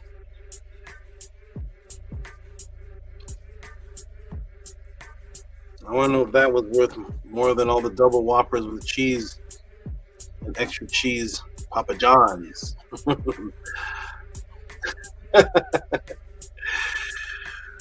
My favorite teachers are blank, and Tehuti. How you doing? You know what Gematria means now? Well, wonderful master class, Saba. Definitely know what Gematria means now. Class was phenomenal. A lot of it blew me away. The last part showing the. And too looks like he's trying to breathe. You okay, too? He's like, oh my goodness. The last part with the where the Aku is, that part blew me away. That part really showed how sophisticated the ancestors were.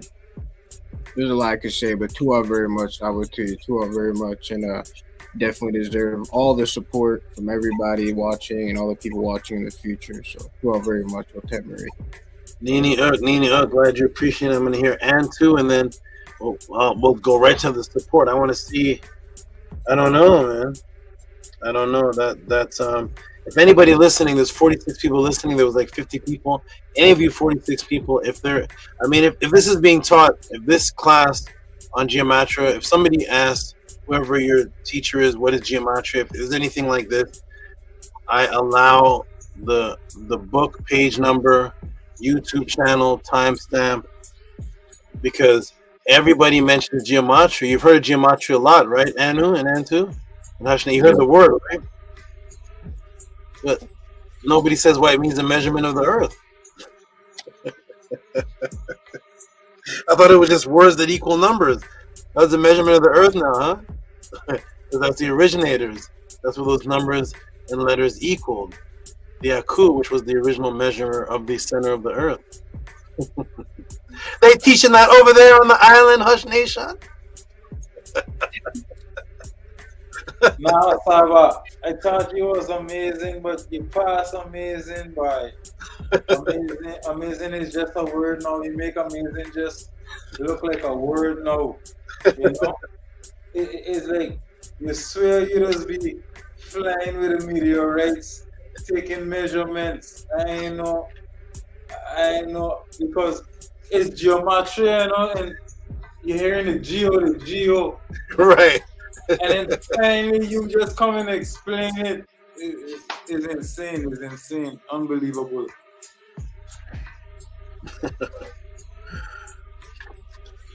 Unbelievable.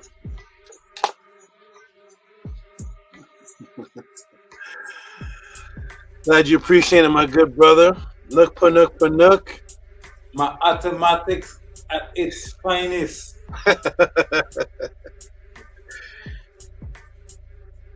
The beautiful thing about this class, students and everybody, is that there's a theme to the teachings. With the other teachers, with the other places you go to, they're just giving you certain information. There's no theme to it. That's why it's so addictive. This type of what I'm doing is addictive because it's one story. It's like this class is just a continuation of the last class because it's an actual culture with a story. Gematria, meaning the measurement of Earth, makes complete sense with the story. Why a number would equal what a word means makes complete sense with the whole theme of the Purim Haru and what they were basing their daily lives on. Of course, that number would mean that because that is the definition of the story. And this part of the story has to match this other part of the story, which has been going on for over 7,000 plus years. So thousands of years of one continuous culture of a storyline. It's not just saying, well, the Gematria of the three is this. Why is it even called Gematria? What is the words of the numbers actually even mean? And now we understand that the Gematria developed the words we're saying today. We're saying synchronicity because of the word sen, which is from blood. Why they say you're in the brother of Christ, which is why you call, what's up, Sen? What's up, Senti? That's a word for brother. It's blood. What's up, blood? Well, not Nook Panuk. He's blue, not blood. All right, Nook Panuk, how you doing, Nook Panuk, over there? Otep Saba, that was Nefer master teaching.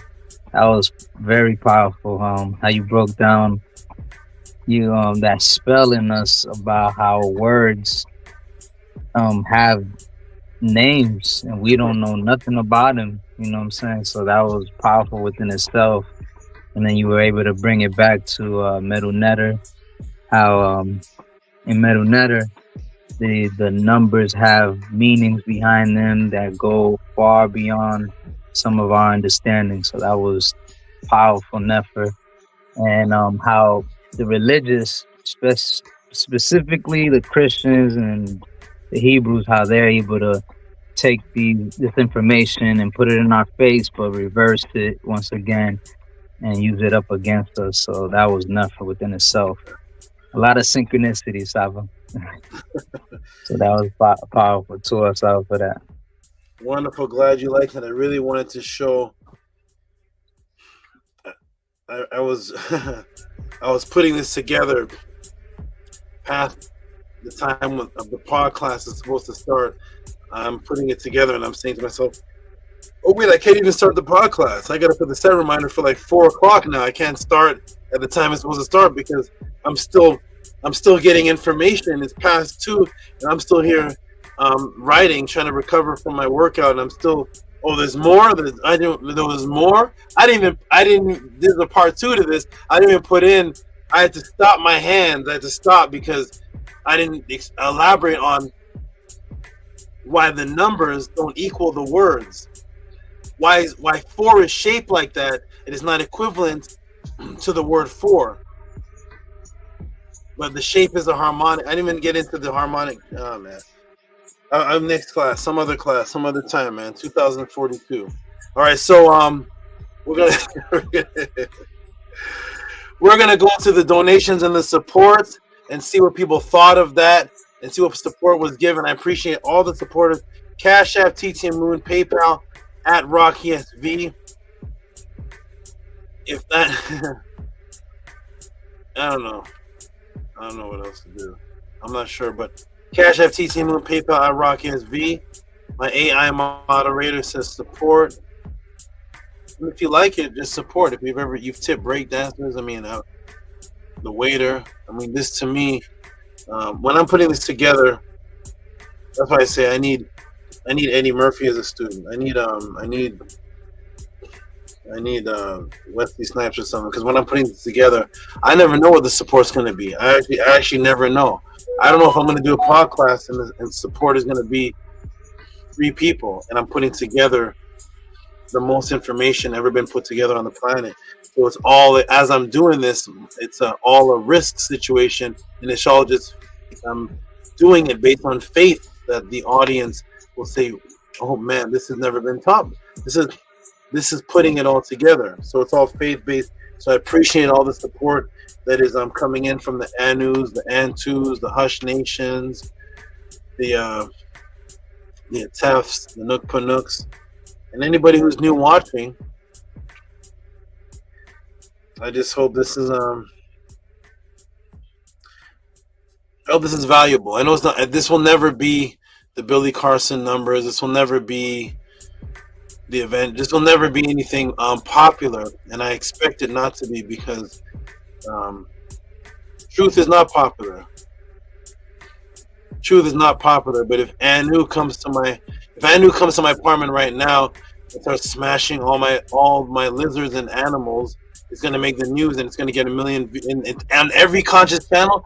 Tehuti student rebelled and it's come and smashed up, and it will make every YouTube channel. If me and a Tef get into a fight on this Podclass, I guarantee a Tef it will be on every channel. Tehuti students finally, they argue, they fought. Look what he said about his mama. That will be. But this class will not be on the other channels. This type of information. But the negative will be. Isn't that right, Atef? The negative will catch it, right? It'll catch the views, right, Atef? 100%, Saba. Foolishness. One thing negative. We should do that so we can get 1 million views. That's why I don't want 1 million. That's why I don't want the views equal ignorance to me. Views equal ignorance to me.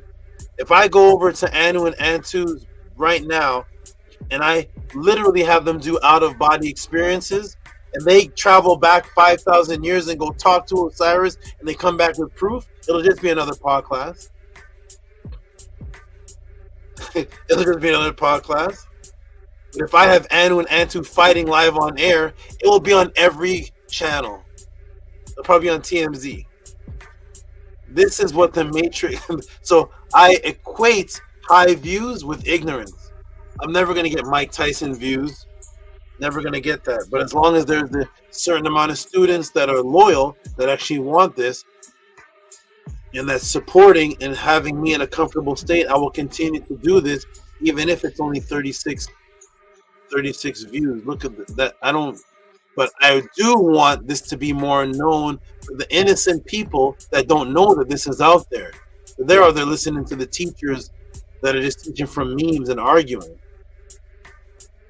But it's okay. The Tutti Podclass will continue on, and this will expand and expand only to the true ears. I don't want a bunch of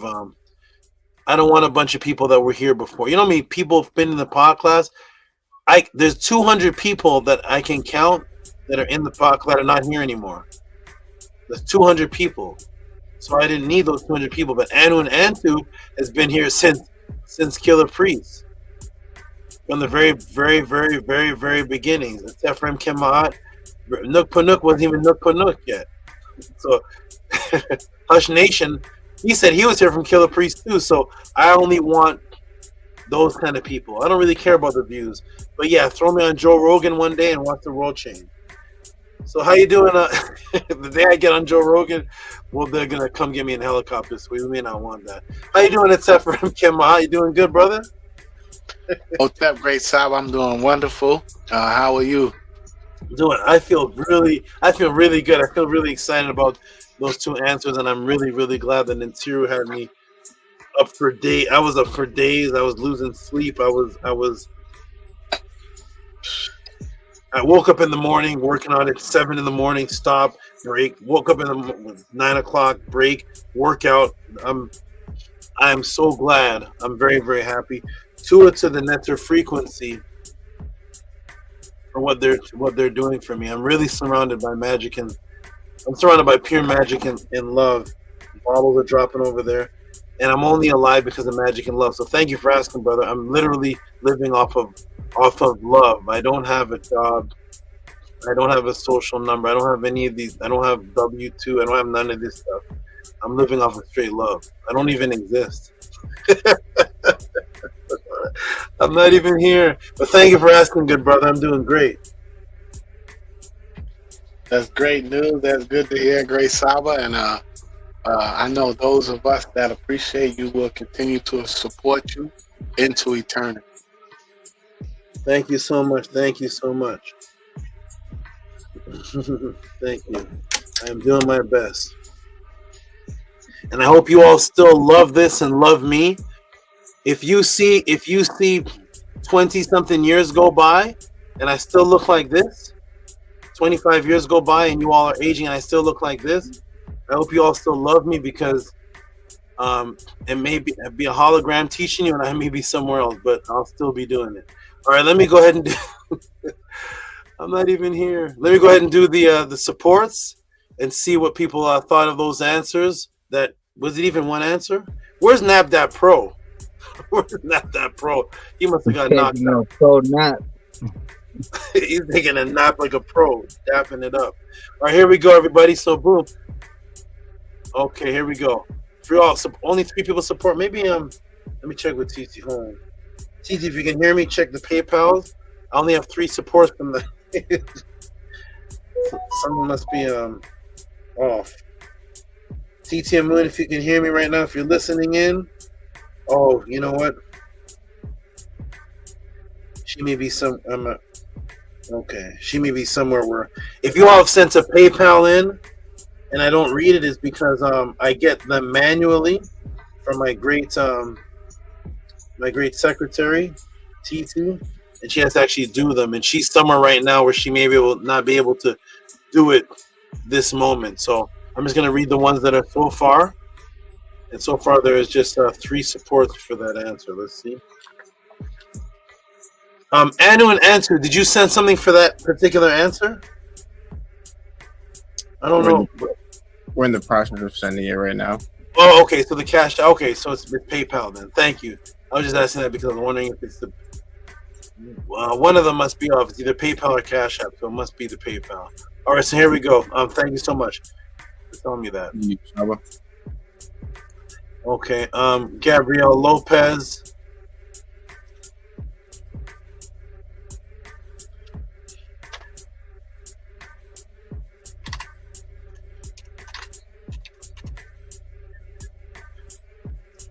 Shout out to Gabrielle Lopez.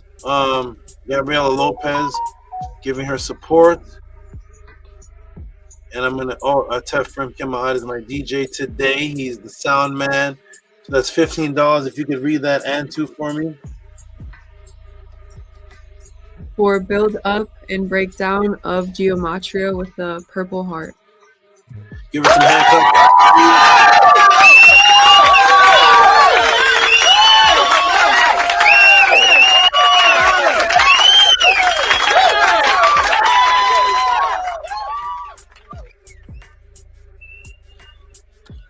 Okay, Robert E. Williams, here we go.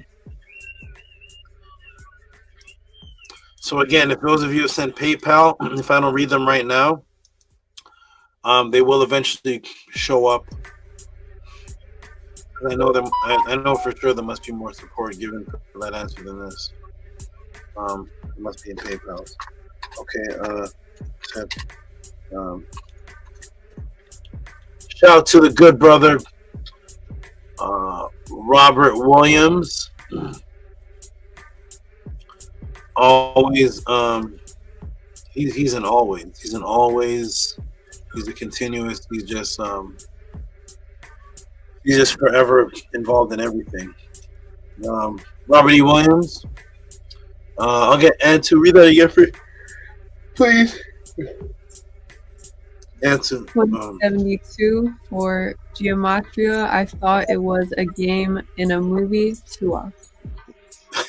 What? Give him a hand clap. Thank you, Antu. Give him a hand clap.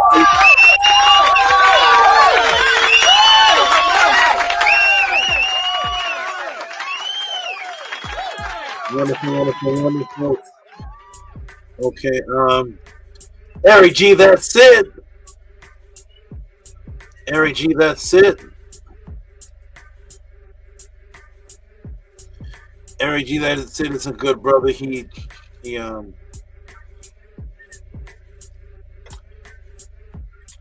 offered to drive so far to come give me transportation. Shout out to Eric G, that's it.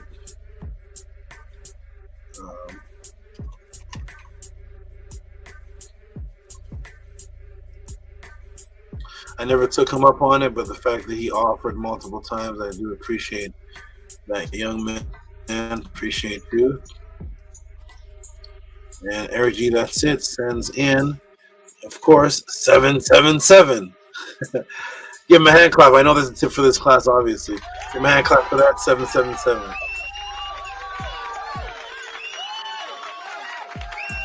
Thank you, Eric G, that's it.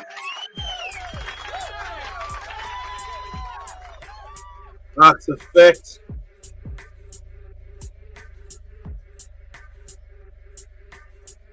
Where are my good brothers? Where's brother Nana Amun? Where's Vortex Ninja? Where's Vortex Ninja? Where's Vortex Ninja? Where's Rigo? Where's Stranger? Stranger's having some Stranger talk to me already. Okay,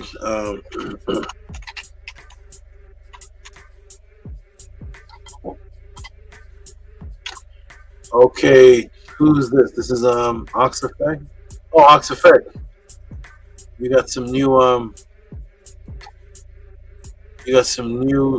definitions in history and elaborations on your name today. Ox Effect with the, and I'm going to take a break in a moment. Ox Effect with a 2272. Hush Nation, could you read that for me, please? SABA. You need AXFX $22.72 for Gematria, Sabai, Dua, Henu, SABA. I read it good? Oh, wait. Oh, I'm looking at the wrong thing. Okay, hold on. Is it still on the screen? No. Oh, something happened. Oh, let me stop this. Is it on the screen now? No, it's still in there. Huh. Let me do that again. Sorry, we're gonna give AXFX some big noise. It disappeared. Let me where is it?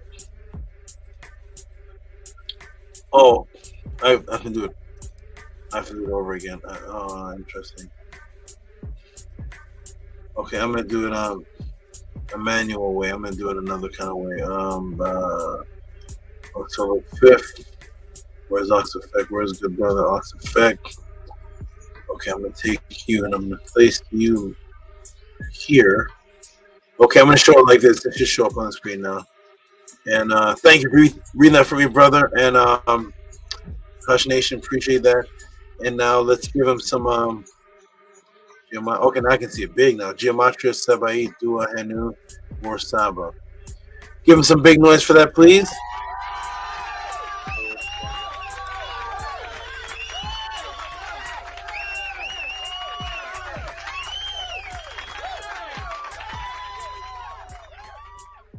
Did somebody say something during the hand claps? It was me probably trying to repeat what you was reading. I didn't mute my mic. I was trying to repeat what you were saying. Oh, okay. Yeah, you said Saba. Yeah, it was you. Yeah, okay, no problem, good brother. Okay, now we're gonna get it. Nini, we're gonna get into this good brother right here. Nook Poo.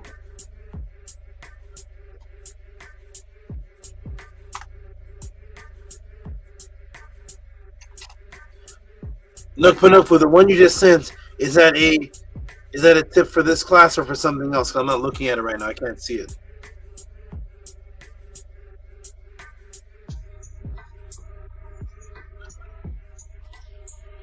Is Nook in the screen? I can't see him. Yes, but it looks like he's frozen right now. Okay, no problem. I just put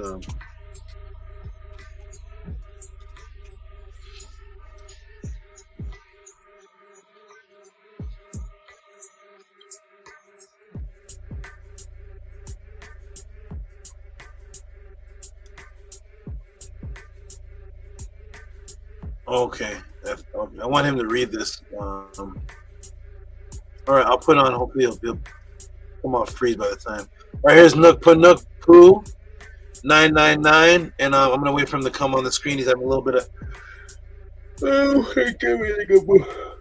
difficulty. I'll give him a minute, and then if not, I'll get Anu to read it.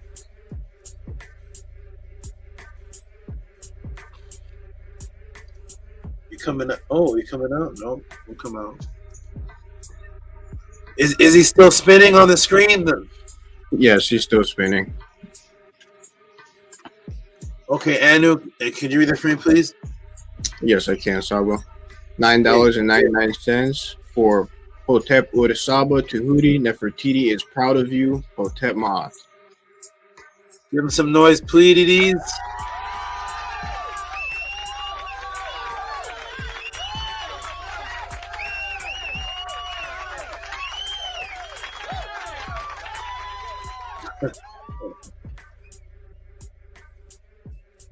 Isn't that crazy? Gematria says see geometry. What in the world? Oh man, no. Ooh, did you comment on the class yet? Did I go to you? Nah, Saba, it was fantastic, Saba. I feel like I feel honored because it just shows me that we have so much to learn. Like it's never ending, and I'm just appreciative because this is why I'm here consistently, because all that other stuff I don't have time for. I don't have time for unnecessary, right? Only like we're so far behind in our knowledge and information and our ability to move forward that I really truly don't understand how people don't appreciate you more and appreciate this. The truth is beautiful, but that was a fantastic class, great job. Nini, glad you appreciate it, and Tua for your great appreciation, and I'm glad you don't have time. You're right, you don't have time. You don't have. If people did understand how far back they were, yeah, there is no time for imagine watching 3 hours of some other stuff. That's 3 hours of your life gone to nonsense. So you're right, brother. There's no time for the other stuff. Glad you appreciate it.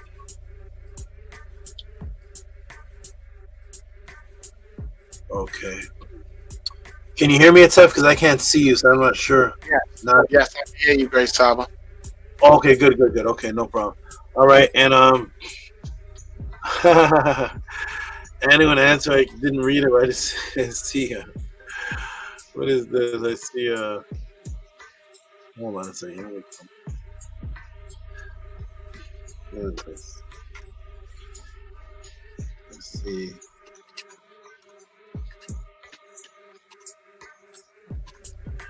I see like a cute little bird. Let me see. Shout out to Anu and Antu.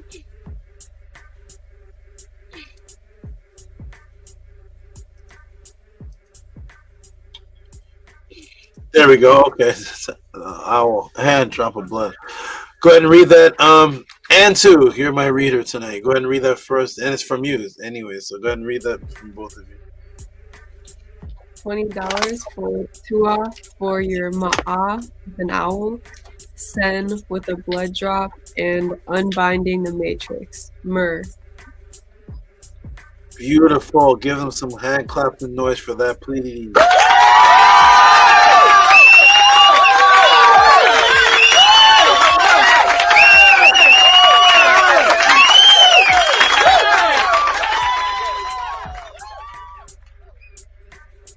All right, we have Israel Hoyley again. Israel Hoyley again. We're going to give him a hand clap. This is the second donation. A support of the night. Shout out to the good brother Israel Hoyley. Let me see if I can put this on the screen.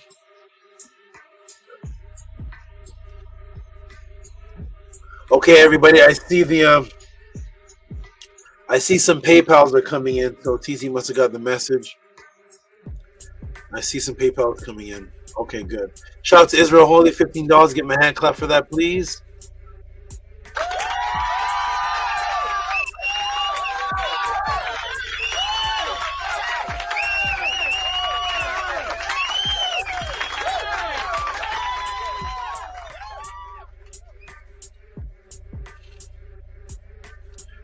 Oh, I see Menko Rod's thing. Okay, good.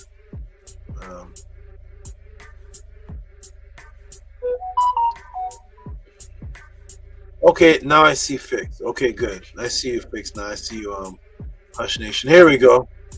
PayPal's have come in.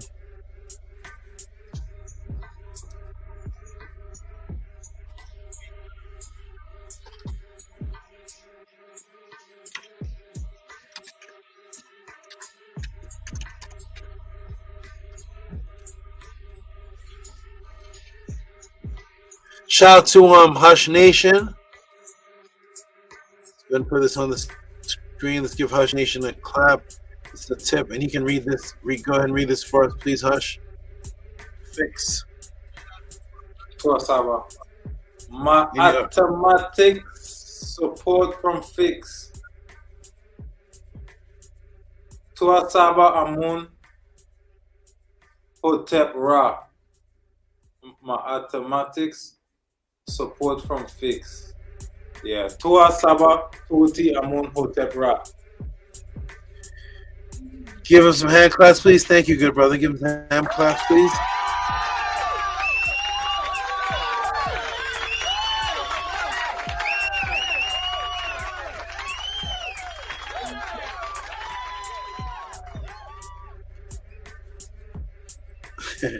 Like that, Nanny? That's the name I told him to put as the as a support. It's interesting that he said it too. Hold on.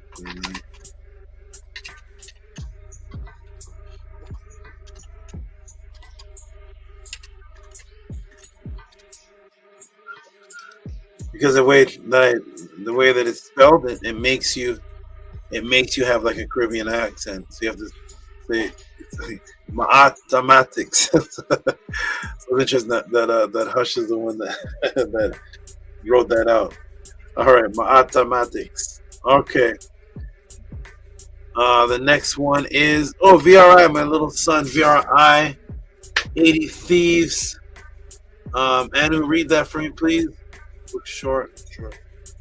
$23.10. It says Tua SABA. Boom. Give him a hand clap for that, please.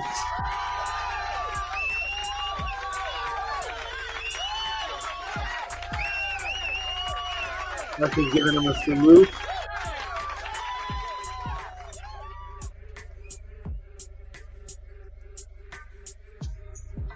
A lot of 666 coming in today. 6.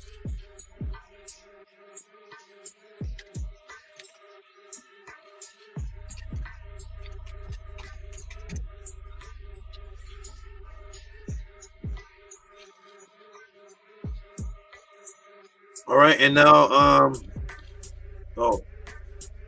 thank you, Anu, you just read that, right? Thank you. Yes, Nini SABA. Okay, good.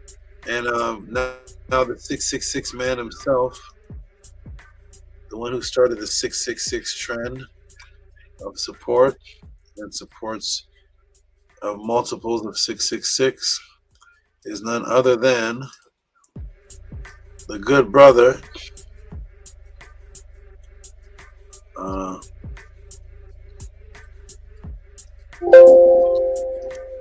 Okay, why is that showing up? None other than the good brother. Custom made tees. And two, could you read that for me, please? Like a big paragraph. Yes, I can. 666 for Hotep. This is pet food. Tua Ishin. Tua for your knowledge. I watched the podcast early in the morning here in the UK. Then have to rewind the whole podcast to watch it all. I am grateful to catch the live as it always good to see you in real time and to participate. Tua, I am Kunsani. All right, give him a hand clap for that. That's definitely a tip for this class. And he gave pet food. Anybody that gets the pet food definitely gets a hand clap. Thank you.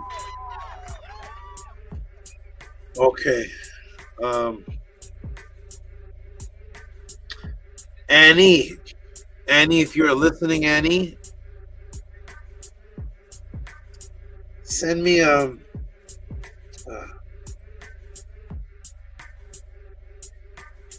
send me pictures that you have of me and then the turrets. You put the picture together. I need to get some. I'm getting together for Antu. Send me a picture of that.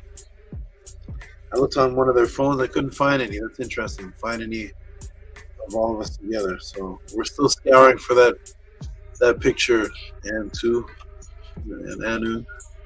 All right. Okay. Is that it? Wait a minute.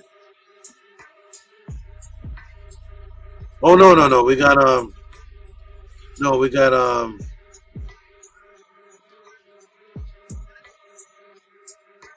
got Nito Campbell, okay, and then Mary Sekhmet for the Prem Haru classes. All right.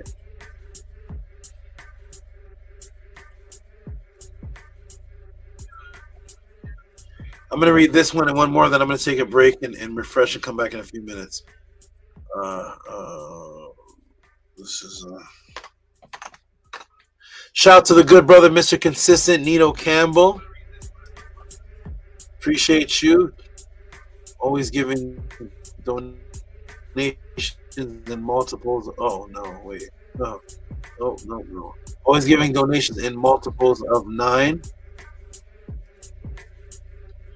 Give him a hand clap, please, Tef. Appreciate you, brother.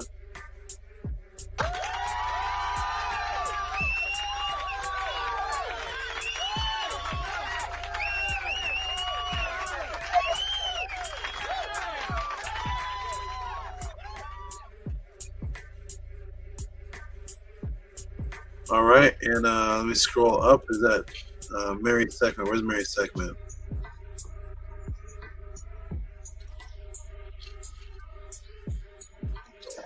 Oh, okay.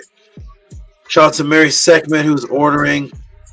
She's on class. Oh, let me fix that. Class 2 of the MEDU Magic classes. 3 hours plus of me teaching straight.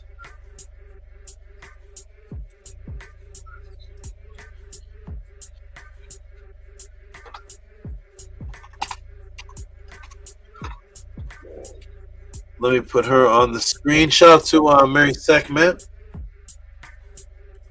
I haven't seen her in the podcast in a little bit, but I hope she's safe and well.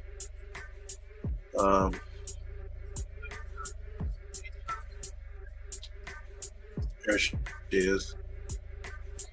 Give Mary Seckman some noise, please. Mary Seckman, give her some noise.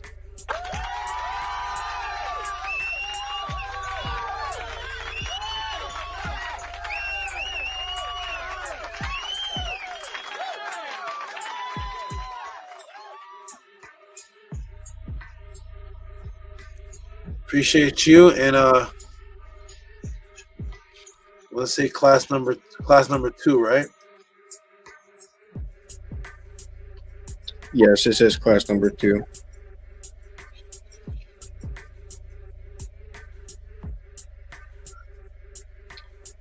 Let me see if I still have her.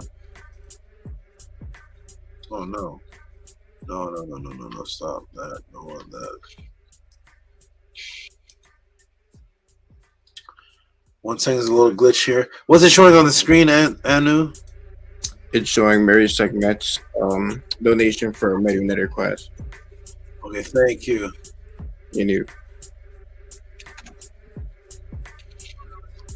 All right, Mary Seckman, if you were listening, you have that class now.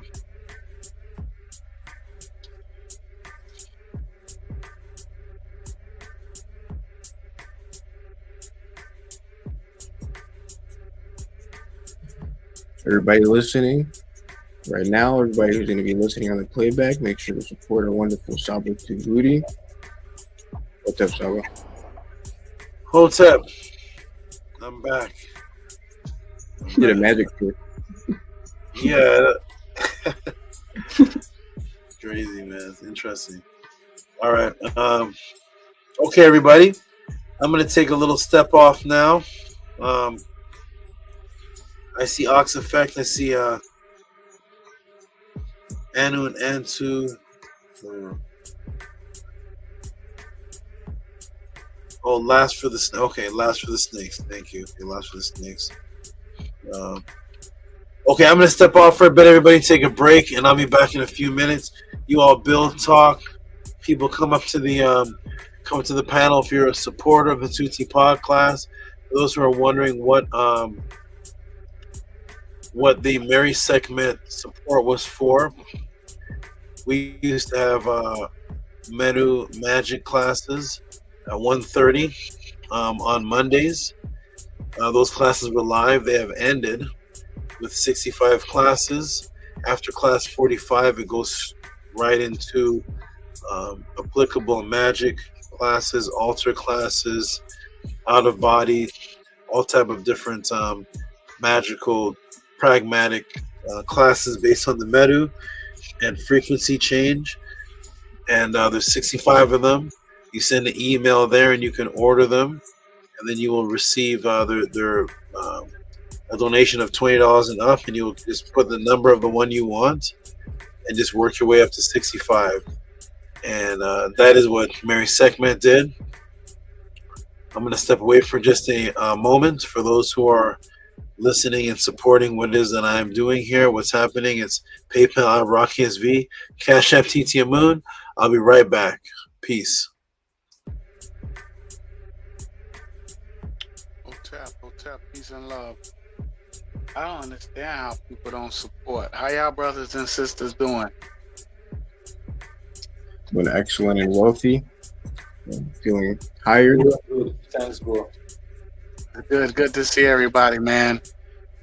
You know, it's like these classes get better and better to me. I say that all the time where I'm like, this is my favorite class. But every time I go back and I rewatch like an old class, because when I'm at work, and sometimes when I can't like look at it, I can't like hold my phone up to my ear or to my face, I'll just let it play in the background. Because I'm here at every class, I'm able to recall the information. But just like SABA said today, where how he said he's glad to be in the frequency of the material, that's the same way I feel. So even when it's a lot of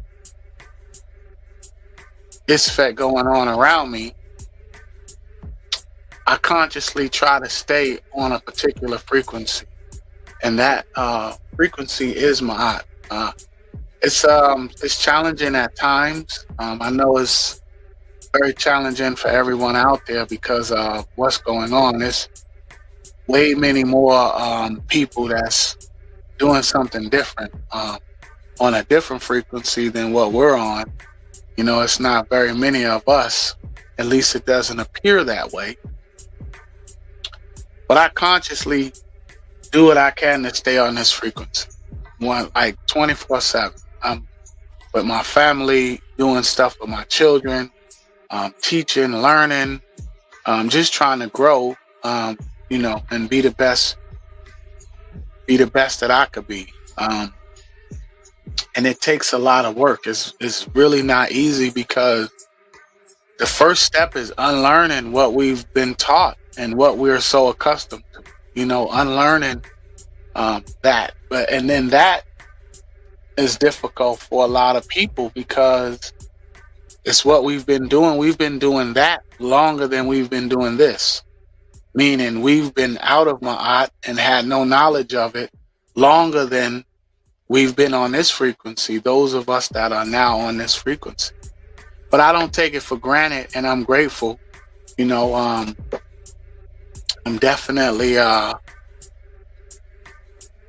glad for my journey. You know, it's been a beautiful struggle, you know, to get here and get to this point. And now that I'm here, I don't take it for granted. I truly don't. And thank you, Ann, too, for the work that you do with the social media. I heard you earlier. I want to give you a shout out and give you acknowledgement for that. Also, the great sister NEFERTATEN.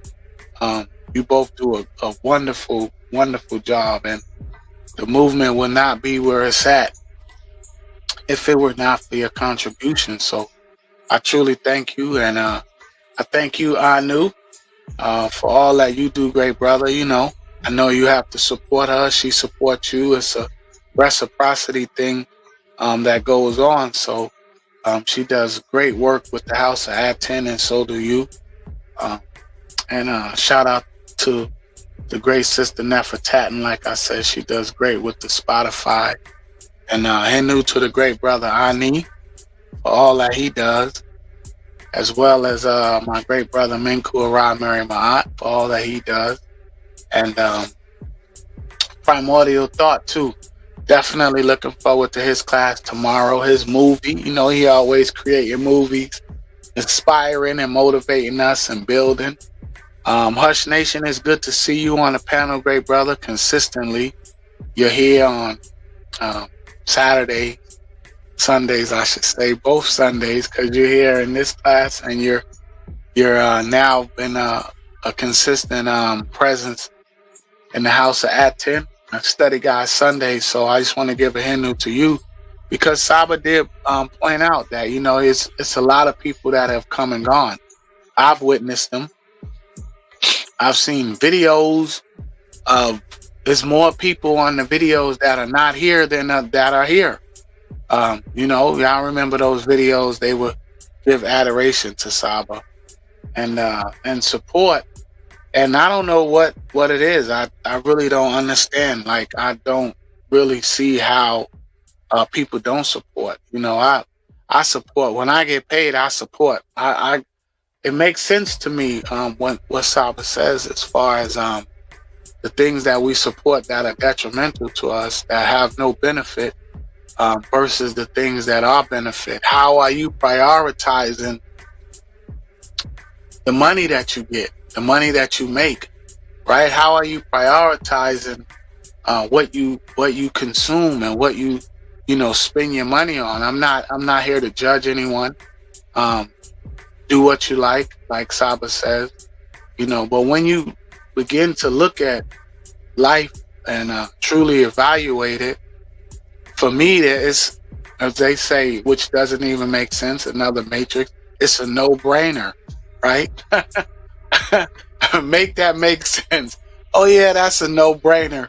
I mean, I guess you don't have to think about it. You know, that's how I'm going to interpret it, right? You don't have to use your brain to decide what's good and what's not good, right? Now that I have a great teacher in SABA, just evaluating the things that we say, right? I was able to quickly look at that and say, no brainer. What?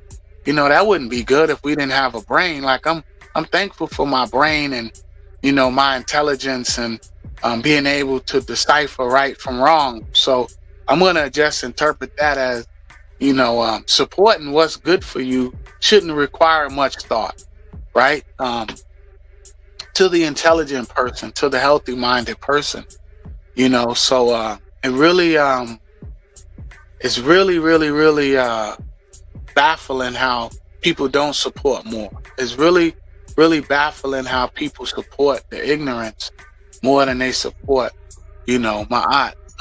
So, like I said, I really don't, I really don't take it for granted, man. You know, when I look back, I'm like, wow, I just became familiar with the word Ma'at like not too long ago, very, very recently in my life.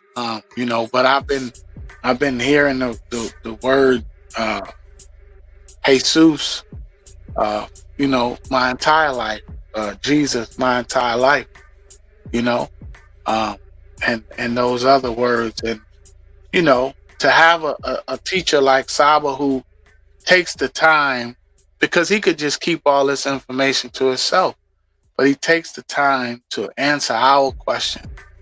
He doesn't teach us what he wants to teach us. He takes the time to answer the question that we ask him as students and as people. You know, I see people posting questions in the chat. That's not how you answer. That's not how you ask questions here. That's fine on other channels. But if you truly have a question and you truly want the answer, just send in your support. Send in the question, send in your support. I'm constantly posting the links. The link is pinned to the chat, right? I post them all the time. It's just a press of a button for me, and I post it, and it's right there.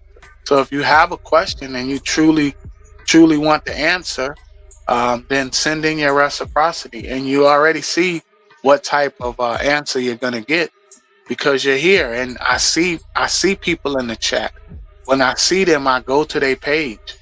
And I go to their activity. I go and I see how long you've been a part of the House of ATTON, how much you text and, you know, put in things. So, you know, if you really have a question and you really want the answer, just send in your reciprocity. Do what we do here and send in support.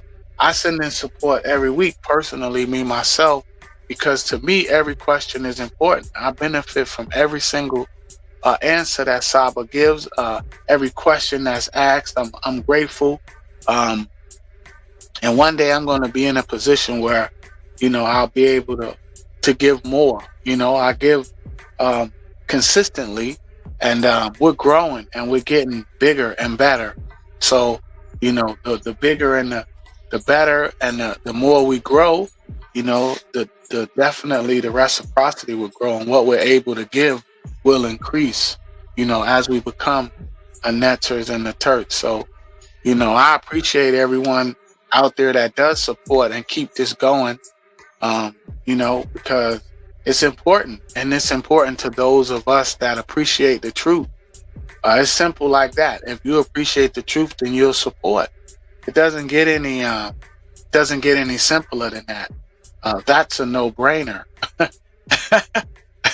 That doesn't require much thought. But you know what I noticed, that people are more intrigued by the lie. People are more fascinated by the lie, and I don't know what that is. I don't know what that's about. SABA beautifully demonstrated how it changes our DNA, how the lies affect us in negative ways. So even being around foolishness and being around lies and liars, it just doesn't make sense. And it's very easy to see what's a lie. Like, how many lies do I have to tell you before you call me a liar? Do I have to lie once, twice? How many times, if I was, your teacher or your friend or whoever, how many lies would I have to tell you before you called me a liar? Christopher Columbus discovered America.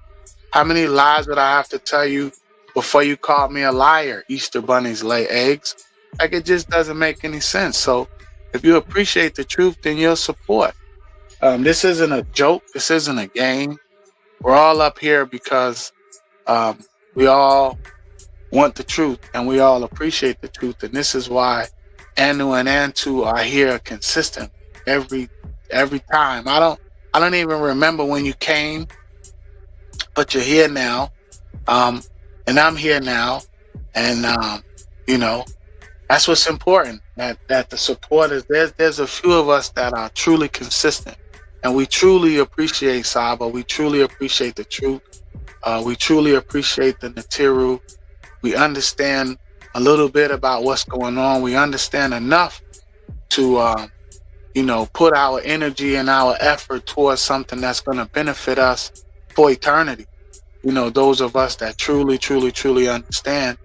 And when I look at the classes and the chats, it's kind of upsetting when I see the people sneak learning, because when you go back and you look at the numbers after, when you guys go back and look at SABA's classes, it's 1,200. It's 1,000 people. It's over 1,000 people that are watching, but we don't even see a fraction of that in support. SABA doesn't see that at all, and that is truly baffling to me. But it just allows me to see that people are on that particular frequency of the colonizer and the thief and the liar and all of those types of people and those types of energies. That's what it says to me, because there's no other way to look at it.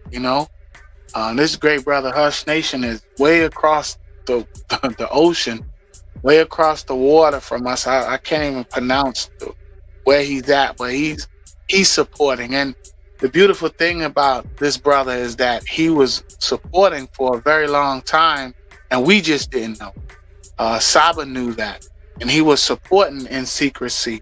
And that's the way that you truly embody, one of the ways that you embody the energy of AMUN in secret, behind the scenes, the workings behind the scenes. So I want to give you a big Hinu, like you say, good brother, big Ma'at, big Hinu to you, great brother. And I'm truly glad that you finally revealed yourself and came forth and you stand forth.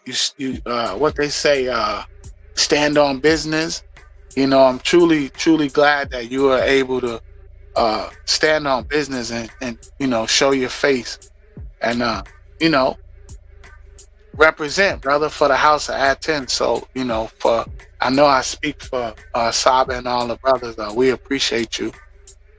You know, and like I said, everyone that does support behind the scenes and you don't want to, you know, get on the panel and show your face, that's fine too. You know, we appreciate you as well. And you know, SABA even said that you know, he gave us some wonderful wisdom on ways that we can you know, appreciate the haters. You know, he gives us some great insight into that as well. You know, it's a beautiful thing. Hush Nation, I heard you speak about I think it was a few weeks ago, and you said that you had gotten rid of some of your books. Once the truth became apparent to you, that you started throwing some of your books away. I remember you saying that, and I wanted to say to you, I had the same type of thought at first, and then SABA told us that those are ways that we can use those particular books to teach from.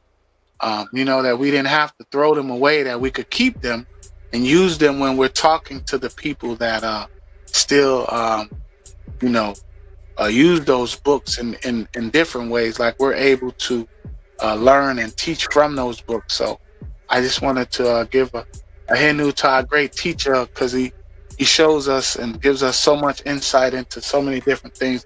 Welcome back, great SABA. I hope you had a great break. Thank you, brother. I am back. Thank you so much. Thank you for talking to these people about your favorite word when it comes to this podcast, which is support. That is your favorite anthem, and I appreciate you because that's what you're all about, and you dedicate and live that life. So really thank you for that, my good brother, and thank you for reminding me that I taught on the old books that you have, to not throw them away, but to utilize them if you come across somebody into that knowledge, into that book. And you could use a book that is not sufficient for your level and use it to teach somebody on their level, to bring them into this. And they may even warm up if you actually open their book and say, hey, look at this. Well, there's a little error here. This is the truth, but here's where it's expounded upon. And there is a way to do that with other people. So that's good. You reminded me of that. I did teach you guys to keep your books, and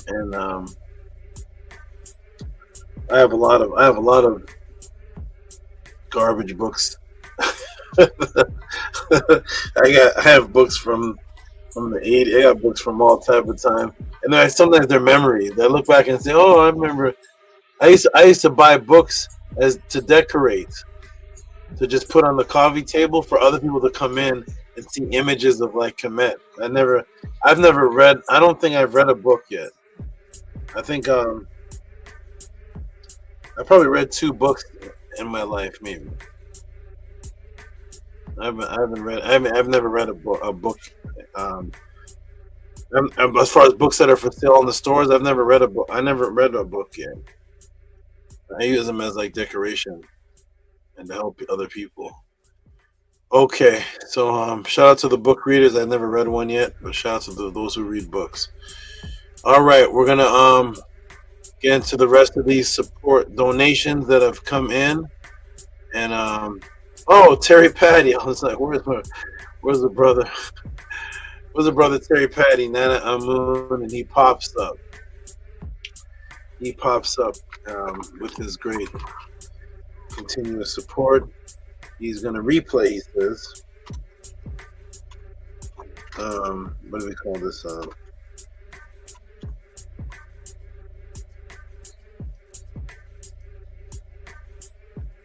Shout out to Terry Patty, Nana Amun.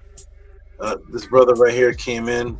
When he came in, he was literally the largest donator, consistent at the time. Like he was, and none of his donations all of his donations were over $50, and he gives sometimes 2 a class, and he just came in like a bulldozer. Shout out to this brother here, Terry Patty.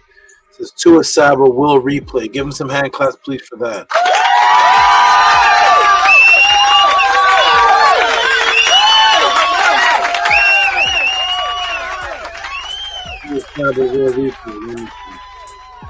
Okay,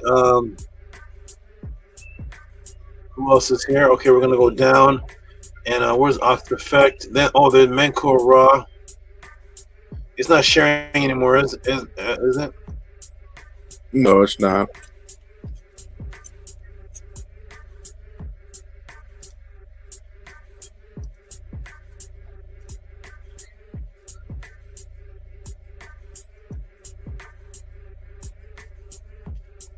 One second.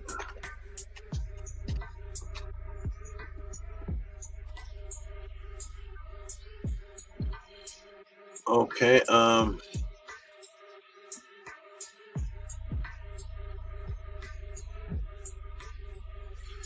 let me there's some that I haven't read yet. Hold on, who's this? Okay, there's Hush Nation, yep. 80 Thieves, yep. Custom ATs, yep. Terry Patty, okay.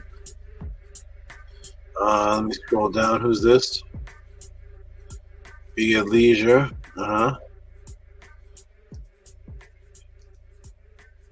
Very good. Okay, Be at Leisure read one of those. Okay, good. So who are we missing here? There's somebody that I have. Oh, Ox Effect. Shout out to Ox Effect here. MEDU number 35. Let me go ahead and put this on the screen and then give him a round of applause.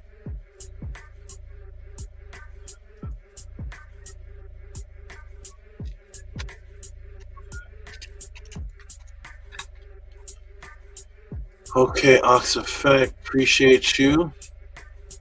He's building up his nice library as well. Ox Effect. MEDU 35, give him a hand clap, please.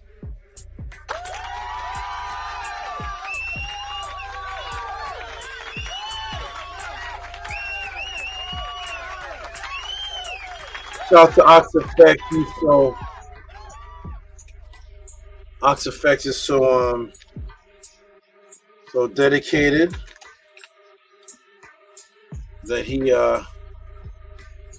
comes to class at his work behind the table or something. I don't know if he's hiding from the boss. I'm not sure what it is. It looks like he's behind a wall at a convenience store. So shout out to him. He is he'll come to class wherever he is. And Ox Effect, go ahead and check your Gmail. If you're listening, you should have that class right now. Let me see if there's anyone else. There's Menko Ra who gave a support for. Oh, who's this? Oh, Anu last. Okay, I'm gonna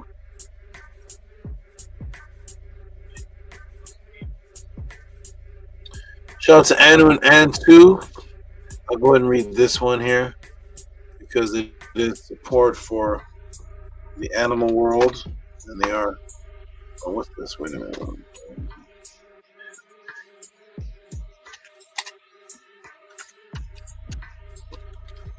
And yes, for those who are wondering what this is about, when I read this, you can actually get a Tehuti Podclass snake serpent. Most of my serpents and snakes are animals that have been with me and are pets. There's a history, so there's a special connection between me and a lot of them, and I'm passing down a history. And when Answer, we're going to get one that is actually responsible for producing the most babies I've ever had a snake produce, and then another one that's a surprise that may help more babies, but more special looking babies. So shout out to Anu and Antu. I'm gonna give them some big noise because they're paying in increments, and I will be able to ship them. They will be able to be shipped. These snakes, no matter where you are in the country, the animals will be able to be shipped to you. So there's a support for that. Go ahead and answer and read that, please. $50 for last increment for snakes. Hotep Mary Tuahe. Give them some big noise. It's tough, big noise. We're gonna get two beautiful serpents.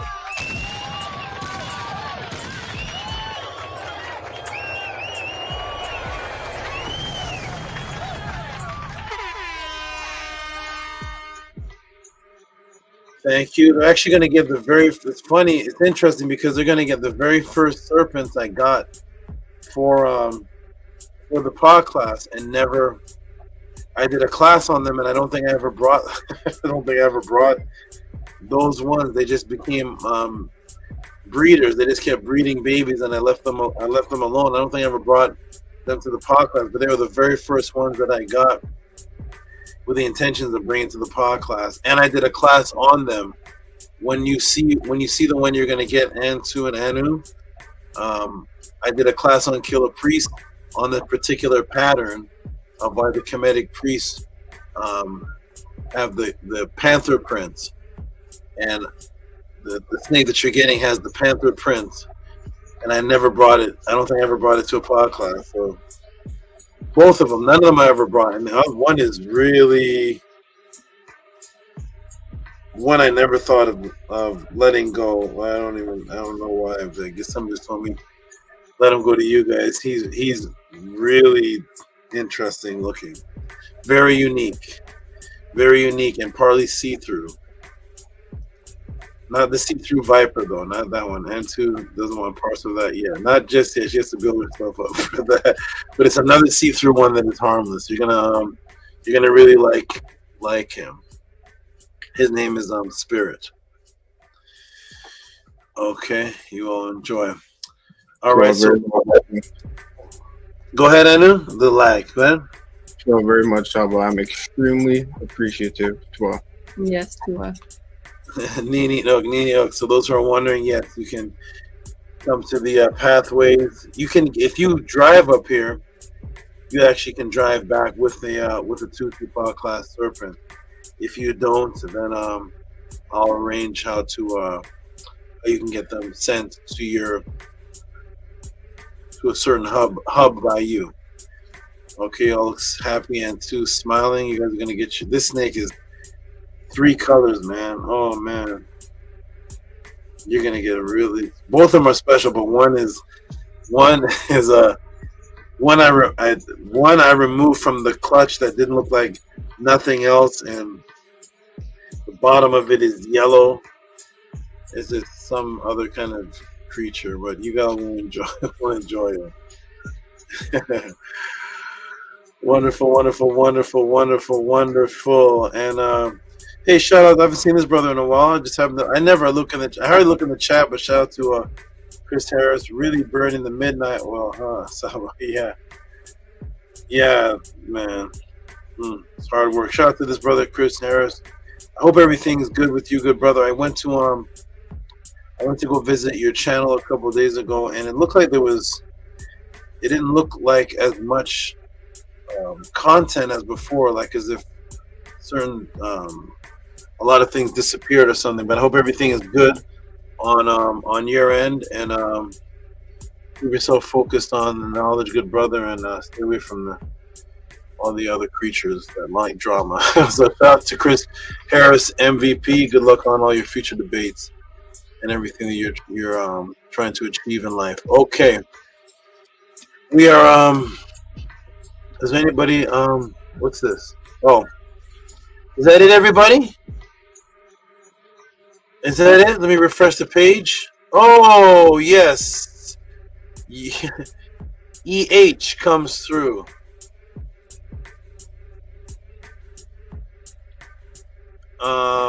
Shout out to Eugene Hargrove comes through. Appreciate her or him. I'm not sure if it's a her or him. And I guess it's a quick question on the spot of have I heard of a name. So I'm going to get Antu to read this, and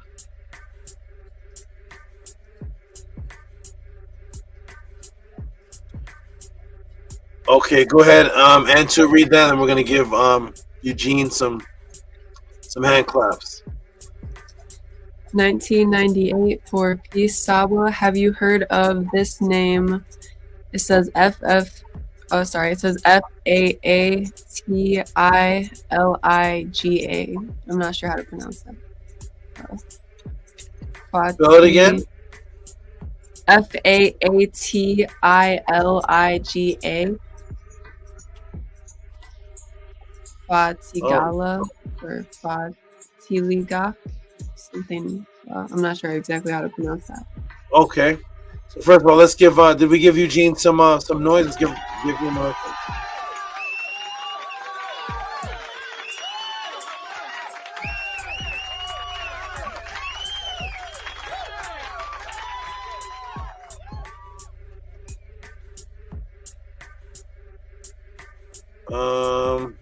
Okay. So shout out to Eugene, and as far as that name, have I heard of this name? No, I haven't. The answer is no, I have not heard of that. I have not heard of that name. Quickest Podclass answer ever. Never heard of it. Shout out to your support. Appreciate you. Any of you all heard that name, and you have friends with that name, or no grandmas with that? No. Okay. All right. Never heard of that name. Unique. If it's a name that has anything to do with something you may want to know about, you can send the question in. But I've never heard of the name before. TD sent me the what is this? The Scrabble battles. Okay. Okay. So shout out to Menko Ra, who sent this in. Yeah. This is a very interesting question that I don't know when or where I'm going to be able to answer this because of its sensitivity. We're going to give a shout out to him though for this support. This will have to be some type of one-on-one, or I would never answer this question in public. It is a beautiful question. It's actually the base of the entire Ma'at culture, and what the scribes and the priests and everybody in the Nile Valley, everybody who followed Ma'at, focused on. But it cannot. Was it from? It's October 6th. Whoa. Menku. I would never answer this question in public because I would never give this type of information out to sneak learners or anybody. This is but here it is. So first of all, we're gonna give a big shout out to this. It was given actually last week, but I'm just gonna announce it now. Huge shout out to Menko Ra. Give some big noise, please.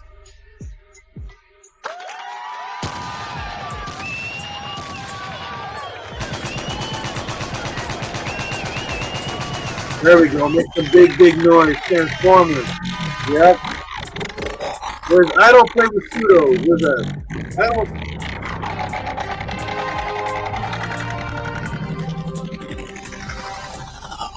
I don't play with pseudo.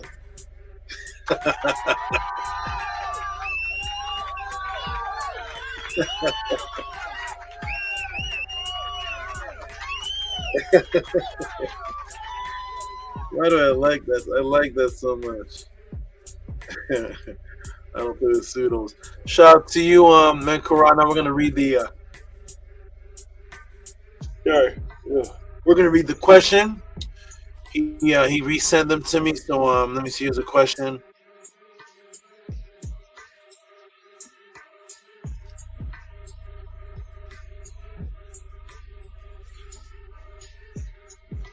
He sent the question in an email, but he also sent it in he also sent it to a direct message for me. Oh, where'd it go? Wait a minute.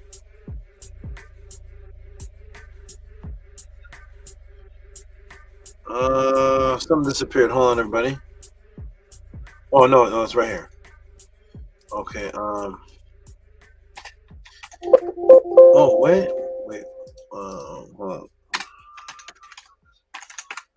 Okay, shout out to Menkura. Here's the question, and I'm definitely gonna get Anthony to read this. This is a booklet. A booklet. This is a paragraphs. Go ahead, get your eyes sharp, and to read that. Look at that question. I don't know, questionnaire.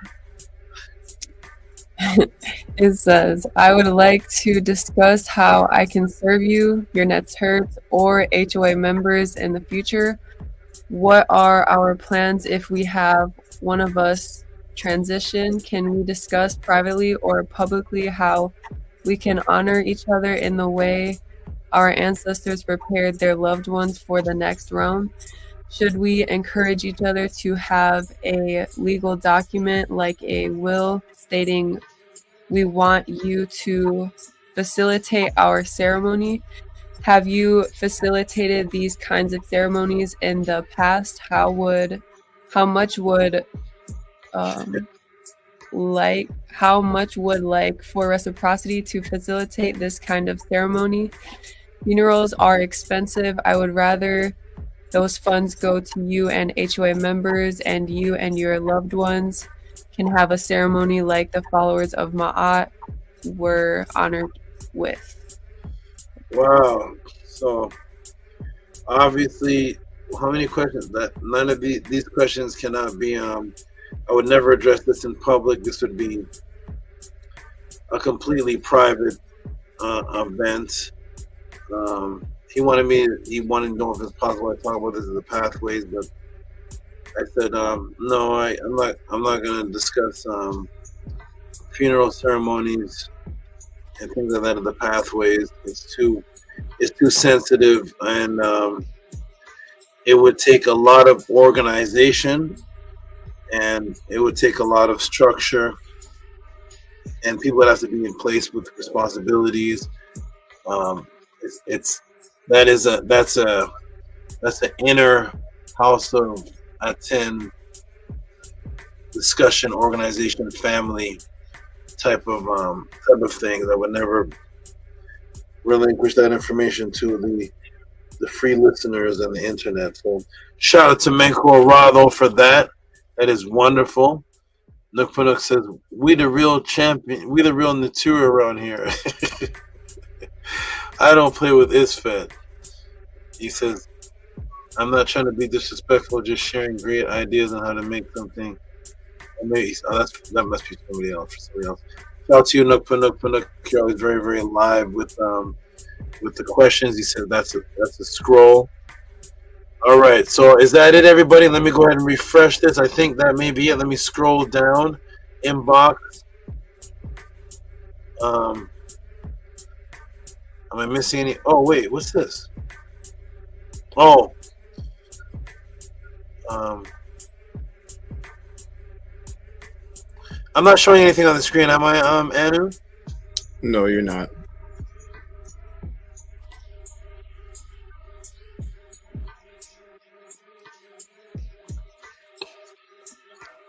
Okay, let me go ahead and save this. This is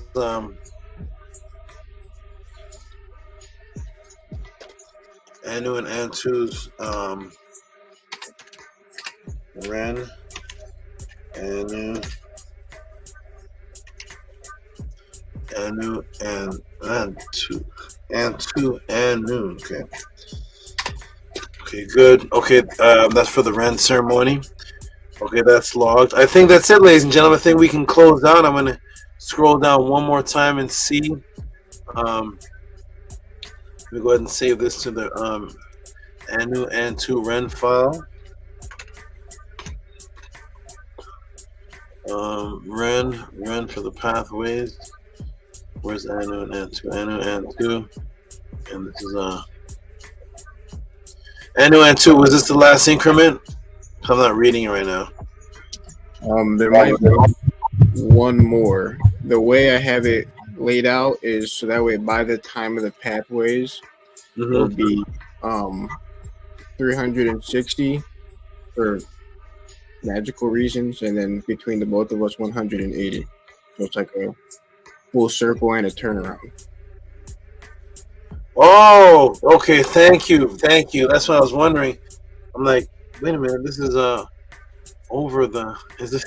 What's the number?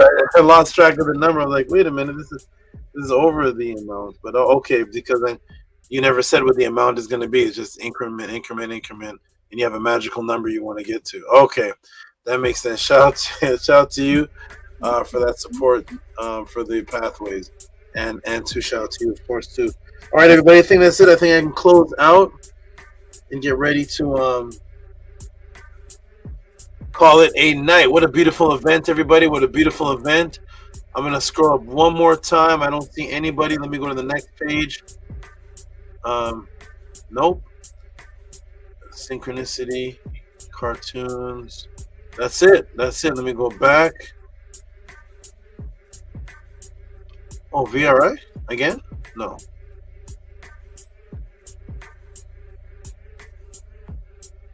What is this?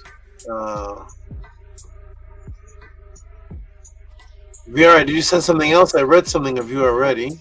Did you send more than one?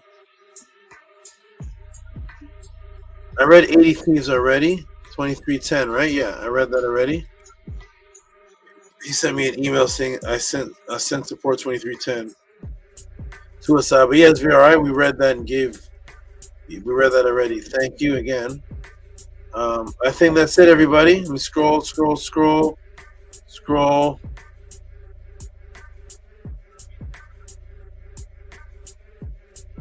That is it. All right, everybody, we can close out.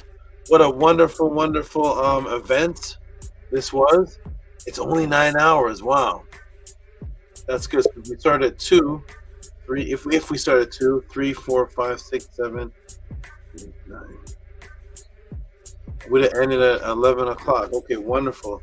Shout out to everybody. We're going to get some closing words from not many people on the panel today, but those who are of importance. So we're going to hear closing words from Anu and Antu, Tefrem Kemaat, Hush Nation,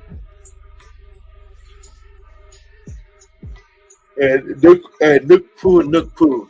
Okay, start with you, Anu and Antu. Ooh. Hotep, Uncle Justin, that wonderful Sabatuti. Hotep Marie to you. Hotep Marie to your Neturs for being the EE that holds up your Jed. Hotep Marie to all of your animals. Hotep Marie to First Nation, Napuna, Katef, Ani, Manku, Primordial Thought, everybody in the chat. Hotep Marie to Antu too. She knows that. Hotep Marie to all the supporters. Okay. I'm appreciative of this class. I'm appreciative of your life, Sabatuti. I'm looking forward to seeing you at the pathways. It's definitely getting close. 2 for all that you do, for being mid-ma, for being consistent, for being my father, my inspiration, for raising me up and continuing to raise me up. One day in the future, I would definitely love if you help Antu and I have that out of body and go talk to Asar. So I'll have to put that on the manifestation list. And I'm appreciative that you're alive, you're safe, and I'm looking forward to the interactions we have for eternity. And I will end with this adoration to you, Sabatuti. Tua Meri He Turi, Chau Ni Fu En Enen Unu E Tuhuri, E Nech Kerik, Ten Neb He, Keri Cheta, E Tuhuri Makeru Em Hetep, Hept Tu Maat Tri Neb. Thank you, love for eternity. Turi gives breath to those who are children. Hail Tehuti. Homage to you, Lord of eternity, progressor of everlastingness. Hail Tehuti, triumphant in peace, embracing Ma'at at every season. Hotep Marie, Uncle Justin for eternity. Tua, thank you for that. Appreciate the beautiful words, Anu, as always, consistent, and look forward to seeing you at the pathways. look forward to your future development, and you're doing a great great job. You're doing great, and continue to do great. Continue to be strong, and Mary and love to you. And you just, I if you all send me messages and such, and I don't respond, it's okay to copy and paste it and send it again, because sometimes I don't see everything. But I saw one and I couldn't get a chance to look at it, but it looked like a picture of another part of your house or something. I don't know which one of you sent me that, but I gotta scroll up and find that again. But it looked like a picture, and I have to go find it. But feel free to you can always double send something if you don't see me respond. It's because I'm very busy, and sometimes I see the beautiful words and I just heart it, and then when I scroll back up, I'm like, oh wait, he's asking something inside the words. There's some other message there. So tour for you for all your consistency and diligence. Thank you, good brother. Uncle Jasaneb, Shunamat to you. You are very much Sabatudi for your Nefer word, your Nefer life. Wonderful. And on to, I love saying this, on to.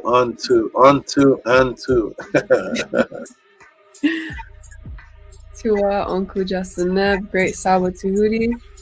Tua for being my Atef and raising me up and truly saving my life. And when I was in desperate need, you were there like a superhero, super netter. You saved my life and helped me get to where I am, and you continue to do so.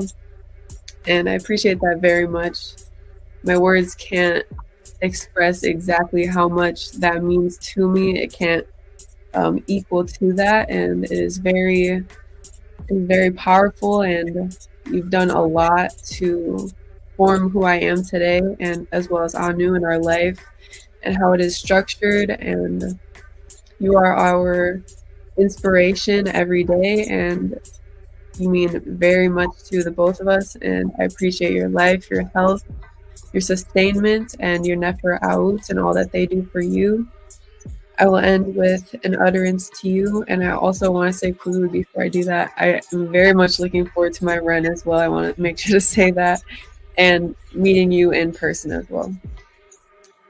So I will end with the utterance of Anu and Antu, Shesu Mket, Tehuti Pert Netter, Emaset Imens.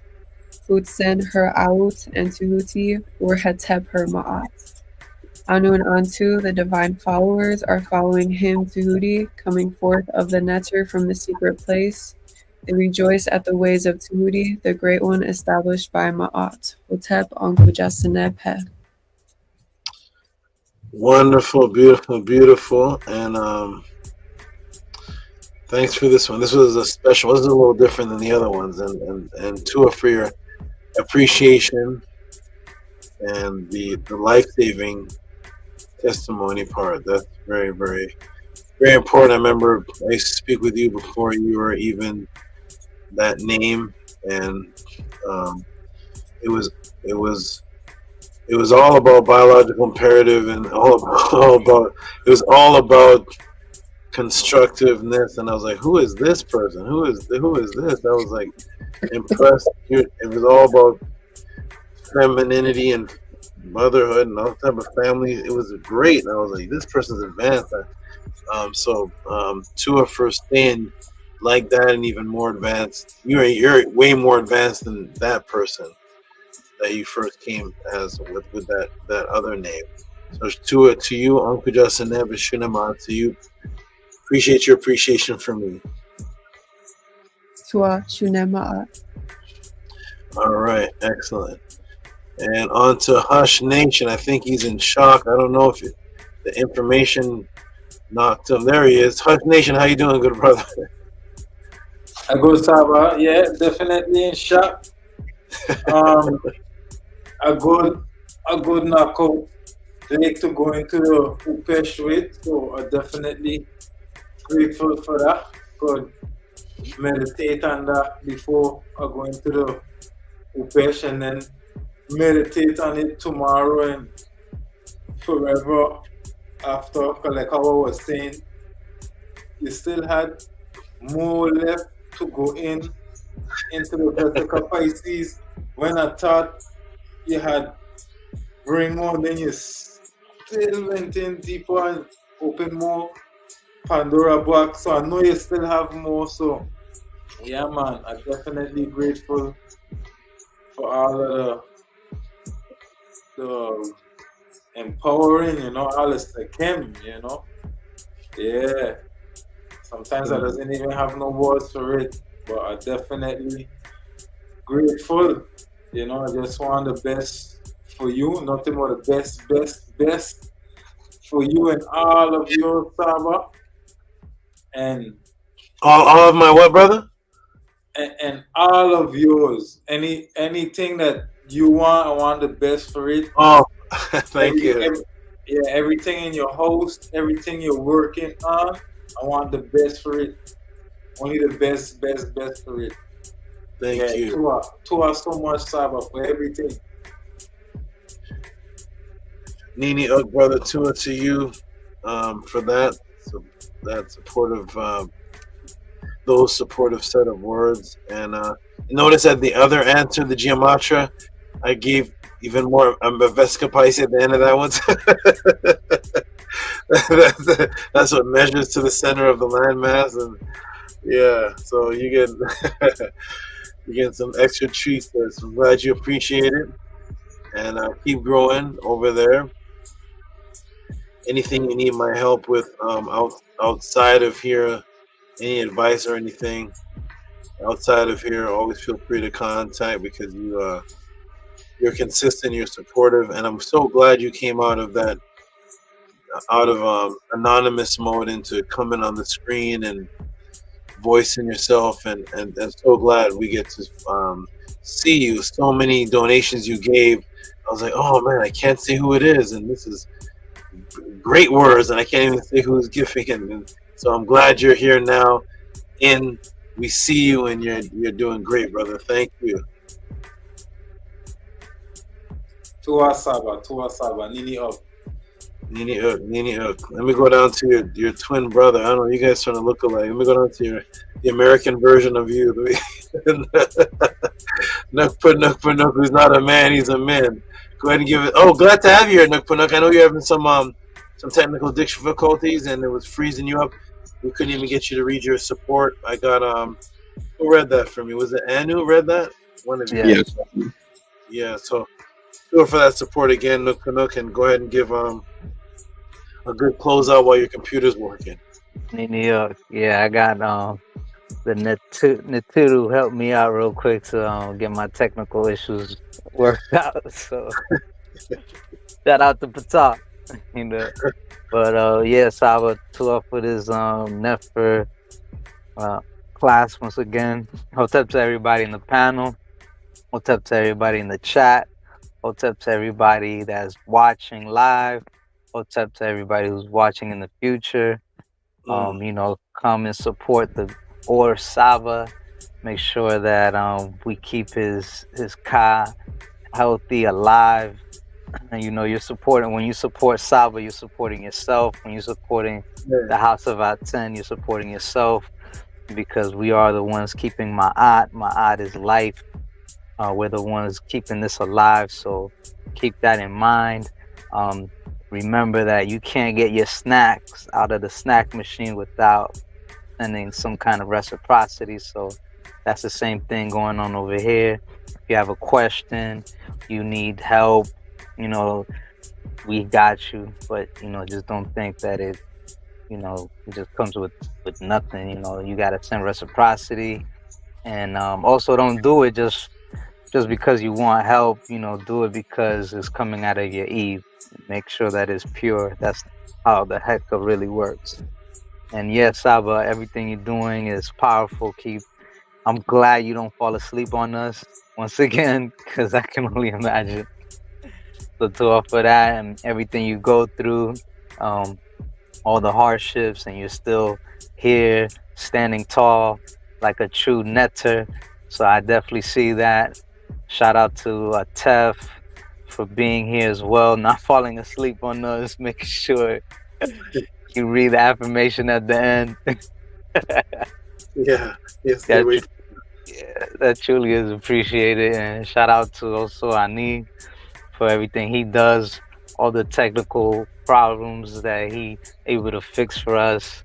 So for that, Menku for having this event, hosting is powerful. Anu and then two for everything you both do as far as supporting the House of ATTON, keeping it in my eye.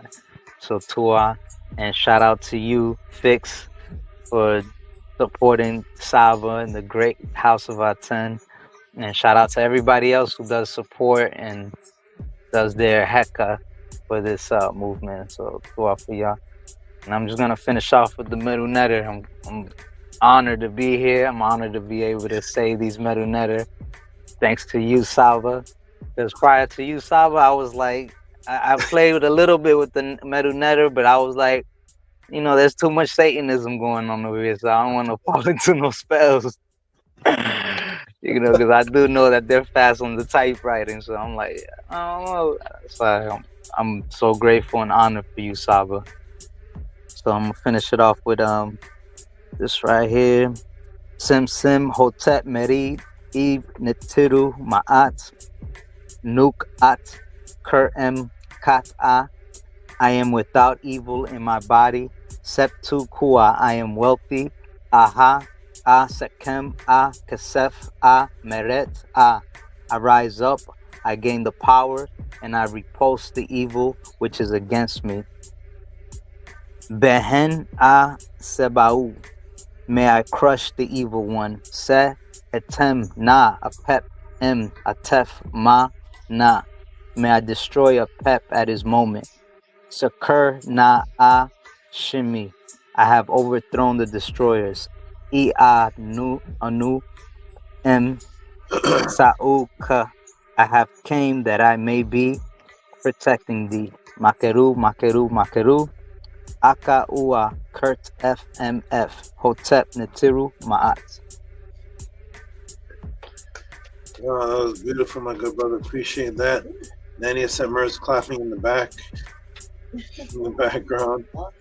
He says that's awesome. Appreciate the good words, and I'm glad you're appreciative. You said, being able to come here and do these meta words, because a lot of us and a lot of people, really, when you're deep into this type of information and there's no movement or teacher, you're just a loner. You become a loner because you can't relate to, you don't have any cool friends to hang out with, though. You're just like a loner, and there's a bunch of loners, and you can't even vent. You may have a new discovery of knowledge. You can't even vent it to anybody because nobody can even relate. So I created this platform and this situation so that to get all the loners out of the closet, all the everybody who has nobody to talk to, that's on wanting a higher level, and now you can feel free to talk to a Tef. He's not gonna judge you negatively. He probably judge you positively. You could tell Anu could tell Hush Nation about his experience, and two could call Nania Setmer, and it's a bunch of loners that are social now. That's what everybody is now. A bunch of loners that are social, that can feel comfortable around each other. So I'm so glad, because I know Nook Panook, if you didn't come here, man, like 10 years from now, you'd live in an island. I don't know where you'd be. You couldn't be in society. So I'm so glad you have this to vent out with. That's so good, and it keeps us sane too, because we're social. Hominids are social. We're not in. There's nobody in Kemet living in a tree by themselves. Everybody was social. So if you stay away from people for too long and become an introvert, something will happen to your brain. Will regress because you're not a spider. You're not a snail. You have to communicate with each other and be able to relate, and you have to accept being praised. Everybody wants to be praised for something. That means just acknowledge for what you do. That everybody wants that feeling, and if you feel that you're becoming a great being and nobody around you is telling you, hey, you're great, Metanetter, hey, you did out of body, great. If you're not told that you're doing good, you just become a loner, and you just eventually just get sad because you can't talk to anybody. So I'm glad that this is a family event, and it goes beyond the podcast. I'm glad that on Sunday you have something to do. I think on Wednesday you have something to do. On Tuesday you got something to do. Pathways you got something to do. So it's kind of almost every day of the week, isn't it? This is just the climax of it, but it's every day of the week of family. So this is great. You guys stay in the Discord and all that. I don't have time to come. Nukpanuk wants to come to Discord. I was laughing with my ladies in here. I was like, imagine me. I was like, pick a time for me going to Discord. I was like, look at, there's like sweat coming down my back. I'm trying to work out while I'm working out with the weights. I'm over here on my other arms on the Podclass. I got somebody calling me for counseling. I got people having babies. and I'm in the Discord. So shout out to everybody. Peace to all of you for creating the family vibe and staying connected. And thank you, Nook Panuk. I'm going to move on to Atef now. Hey, peace, Atef. Otep, peace and love, great Sab. This was a wonderful class. I appreciate you and you and the church and all that they do for you, to support you, to keep you here with us. Appreciate all the supporters that support behind the scenes and everything that they do to keep the House of ATTON moving and supporting you individually. Support to all your animals, and new to all your animals, great Saba. We really appreciate you and want to keep you here. I definitely look forward to seeing you and spending time with you at the pathways, at the Nefer ceremony that we're gonna have. That's been coming an annual event. Definitely look forward to seeing you and all the brothers and meeting all of the new supporters and everyone at the House of ATTON. It's gonna be a beautiful, wonderful event. Definitely look forward to keeping you here, Great Saba, as we progress and build this nation that we're building brick by brick. So, Otep Marie, and may you advance your station among the venerables. May your Ka contend with your enemy, and may your Ba learn the ways leading to the portal of the one who closed the weary. Otep my peace and love. Wow, these Metanetter these Metanetter recitations are getting, they're very, very powerful. Thank you, Atef, for bringing those words back. Thank everybody for bringing the words back from the ancients to the consistency of today. And to it, Atef, you stay strong. You're great. And to it for your appreciation, and you're definitely the motivator for people to appreciate and support. And your story is awesome. Your story from jazz to this is incredible. It's a miracle, actually. That sometimes I think it's a miracle that you're alive. When I hear your stories, I'm like, oh, he could have got taken out there. Oh, the streets could have got. I was like, oh, he's alive, and now he's into this. Whoa! So shout out to you for your excellent journey of staying alive and coming into the most positive aspects of your life from a path that may want to snatch you from the earth. So to it to you, good brother, and Nini Ook, for your appreciation of me. To our great Saba, it's an honor. Nini Ook. Okay, it's 1:37. Nefertatan, it's time to close. 1:37 in the morning. That's it. It's time for me to do like the fine structure constant and go to bed. So we're gonna get Atef to do the affirmation, the ending, and then I'm just gonna close out actually pretty quickly because I have to recover. So we're gonna go ahead and put that on the screen, and Atef, give us your beautiful words. Not your beautiful words. Give us your beautiful tones of the words, and close us out. Here we go, everybody. I'm going to turn down the music just a little bit, and Atef is going to give us his beautiful tones of these words. Go ahead, good brother. On the count of 3. 1, 2, 3. Unki Ma'at, Un Ns, Nintet Osat Ma'at, Min Hapapat Ma'at, Per in Hukui, Per Iku. I live for Ma'at. I exist within her. I do not speak in the place of Ma'at. Every day I advance towards Ma'at. My being is surrounded in darkness. I come forth as conscious light. Beautiful. Okay. Anu and Antu, what is it? 3:39 over there? Yes. Go hop under the sheets. Go snore. Go rest. Hush Nation, Hush Nation, yes, you get your good night's rest. You all really get your recovery. You're doing great. Hush Nation, what time is it there? 439 SABA. You know everything is 39 all around the corner. 39 everywhere. Everything 39 over here. Okay. Is that why you had your hand up like this? You wanted to say the 439? Is that why you're like this? Yeah, because I like what kind of question that is SABA? It can only be something with a 39, you know what I mean? 439. 439, wonderful. You get your rest, good brother. Breathe that beautiful island air that we wish we had over here. We got some. Only person that's good. Well, Nook Panook, he said he brings a hurricane, so he can have any air he wants. So, other than Nook Panook, we're getting. I don't know what kind of air. I don't know what I'm breathing. I'm breathing the air from the movie Boys in the Hood. So you enjoy the fresh, beautiful air over there, and have a good rest. Nook Panook, peace and love to you. Tefram Kema, peace and love to you. I'm gonna go big screen and close us out, family. See you all tomorrow. I may be listening in the background. For who's doing the class tomorrow? Is it UTF reading or is it Primordial doing a movie or what's happening? Primordial doing a movie. Well, it's his class tomorrow.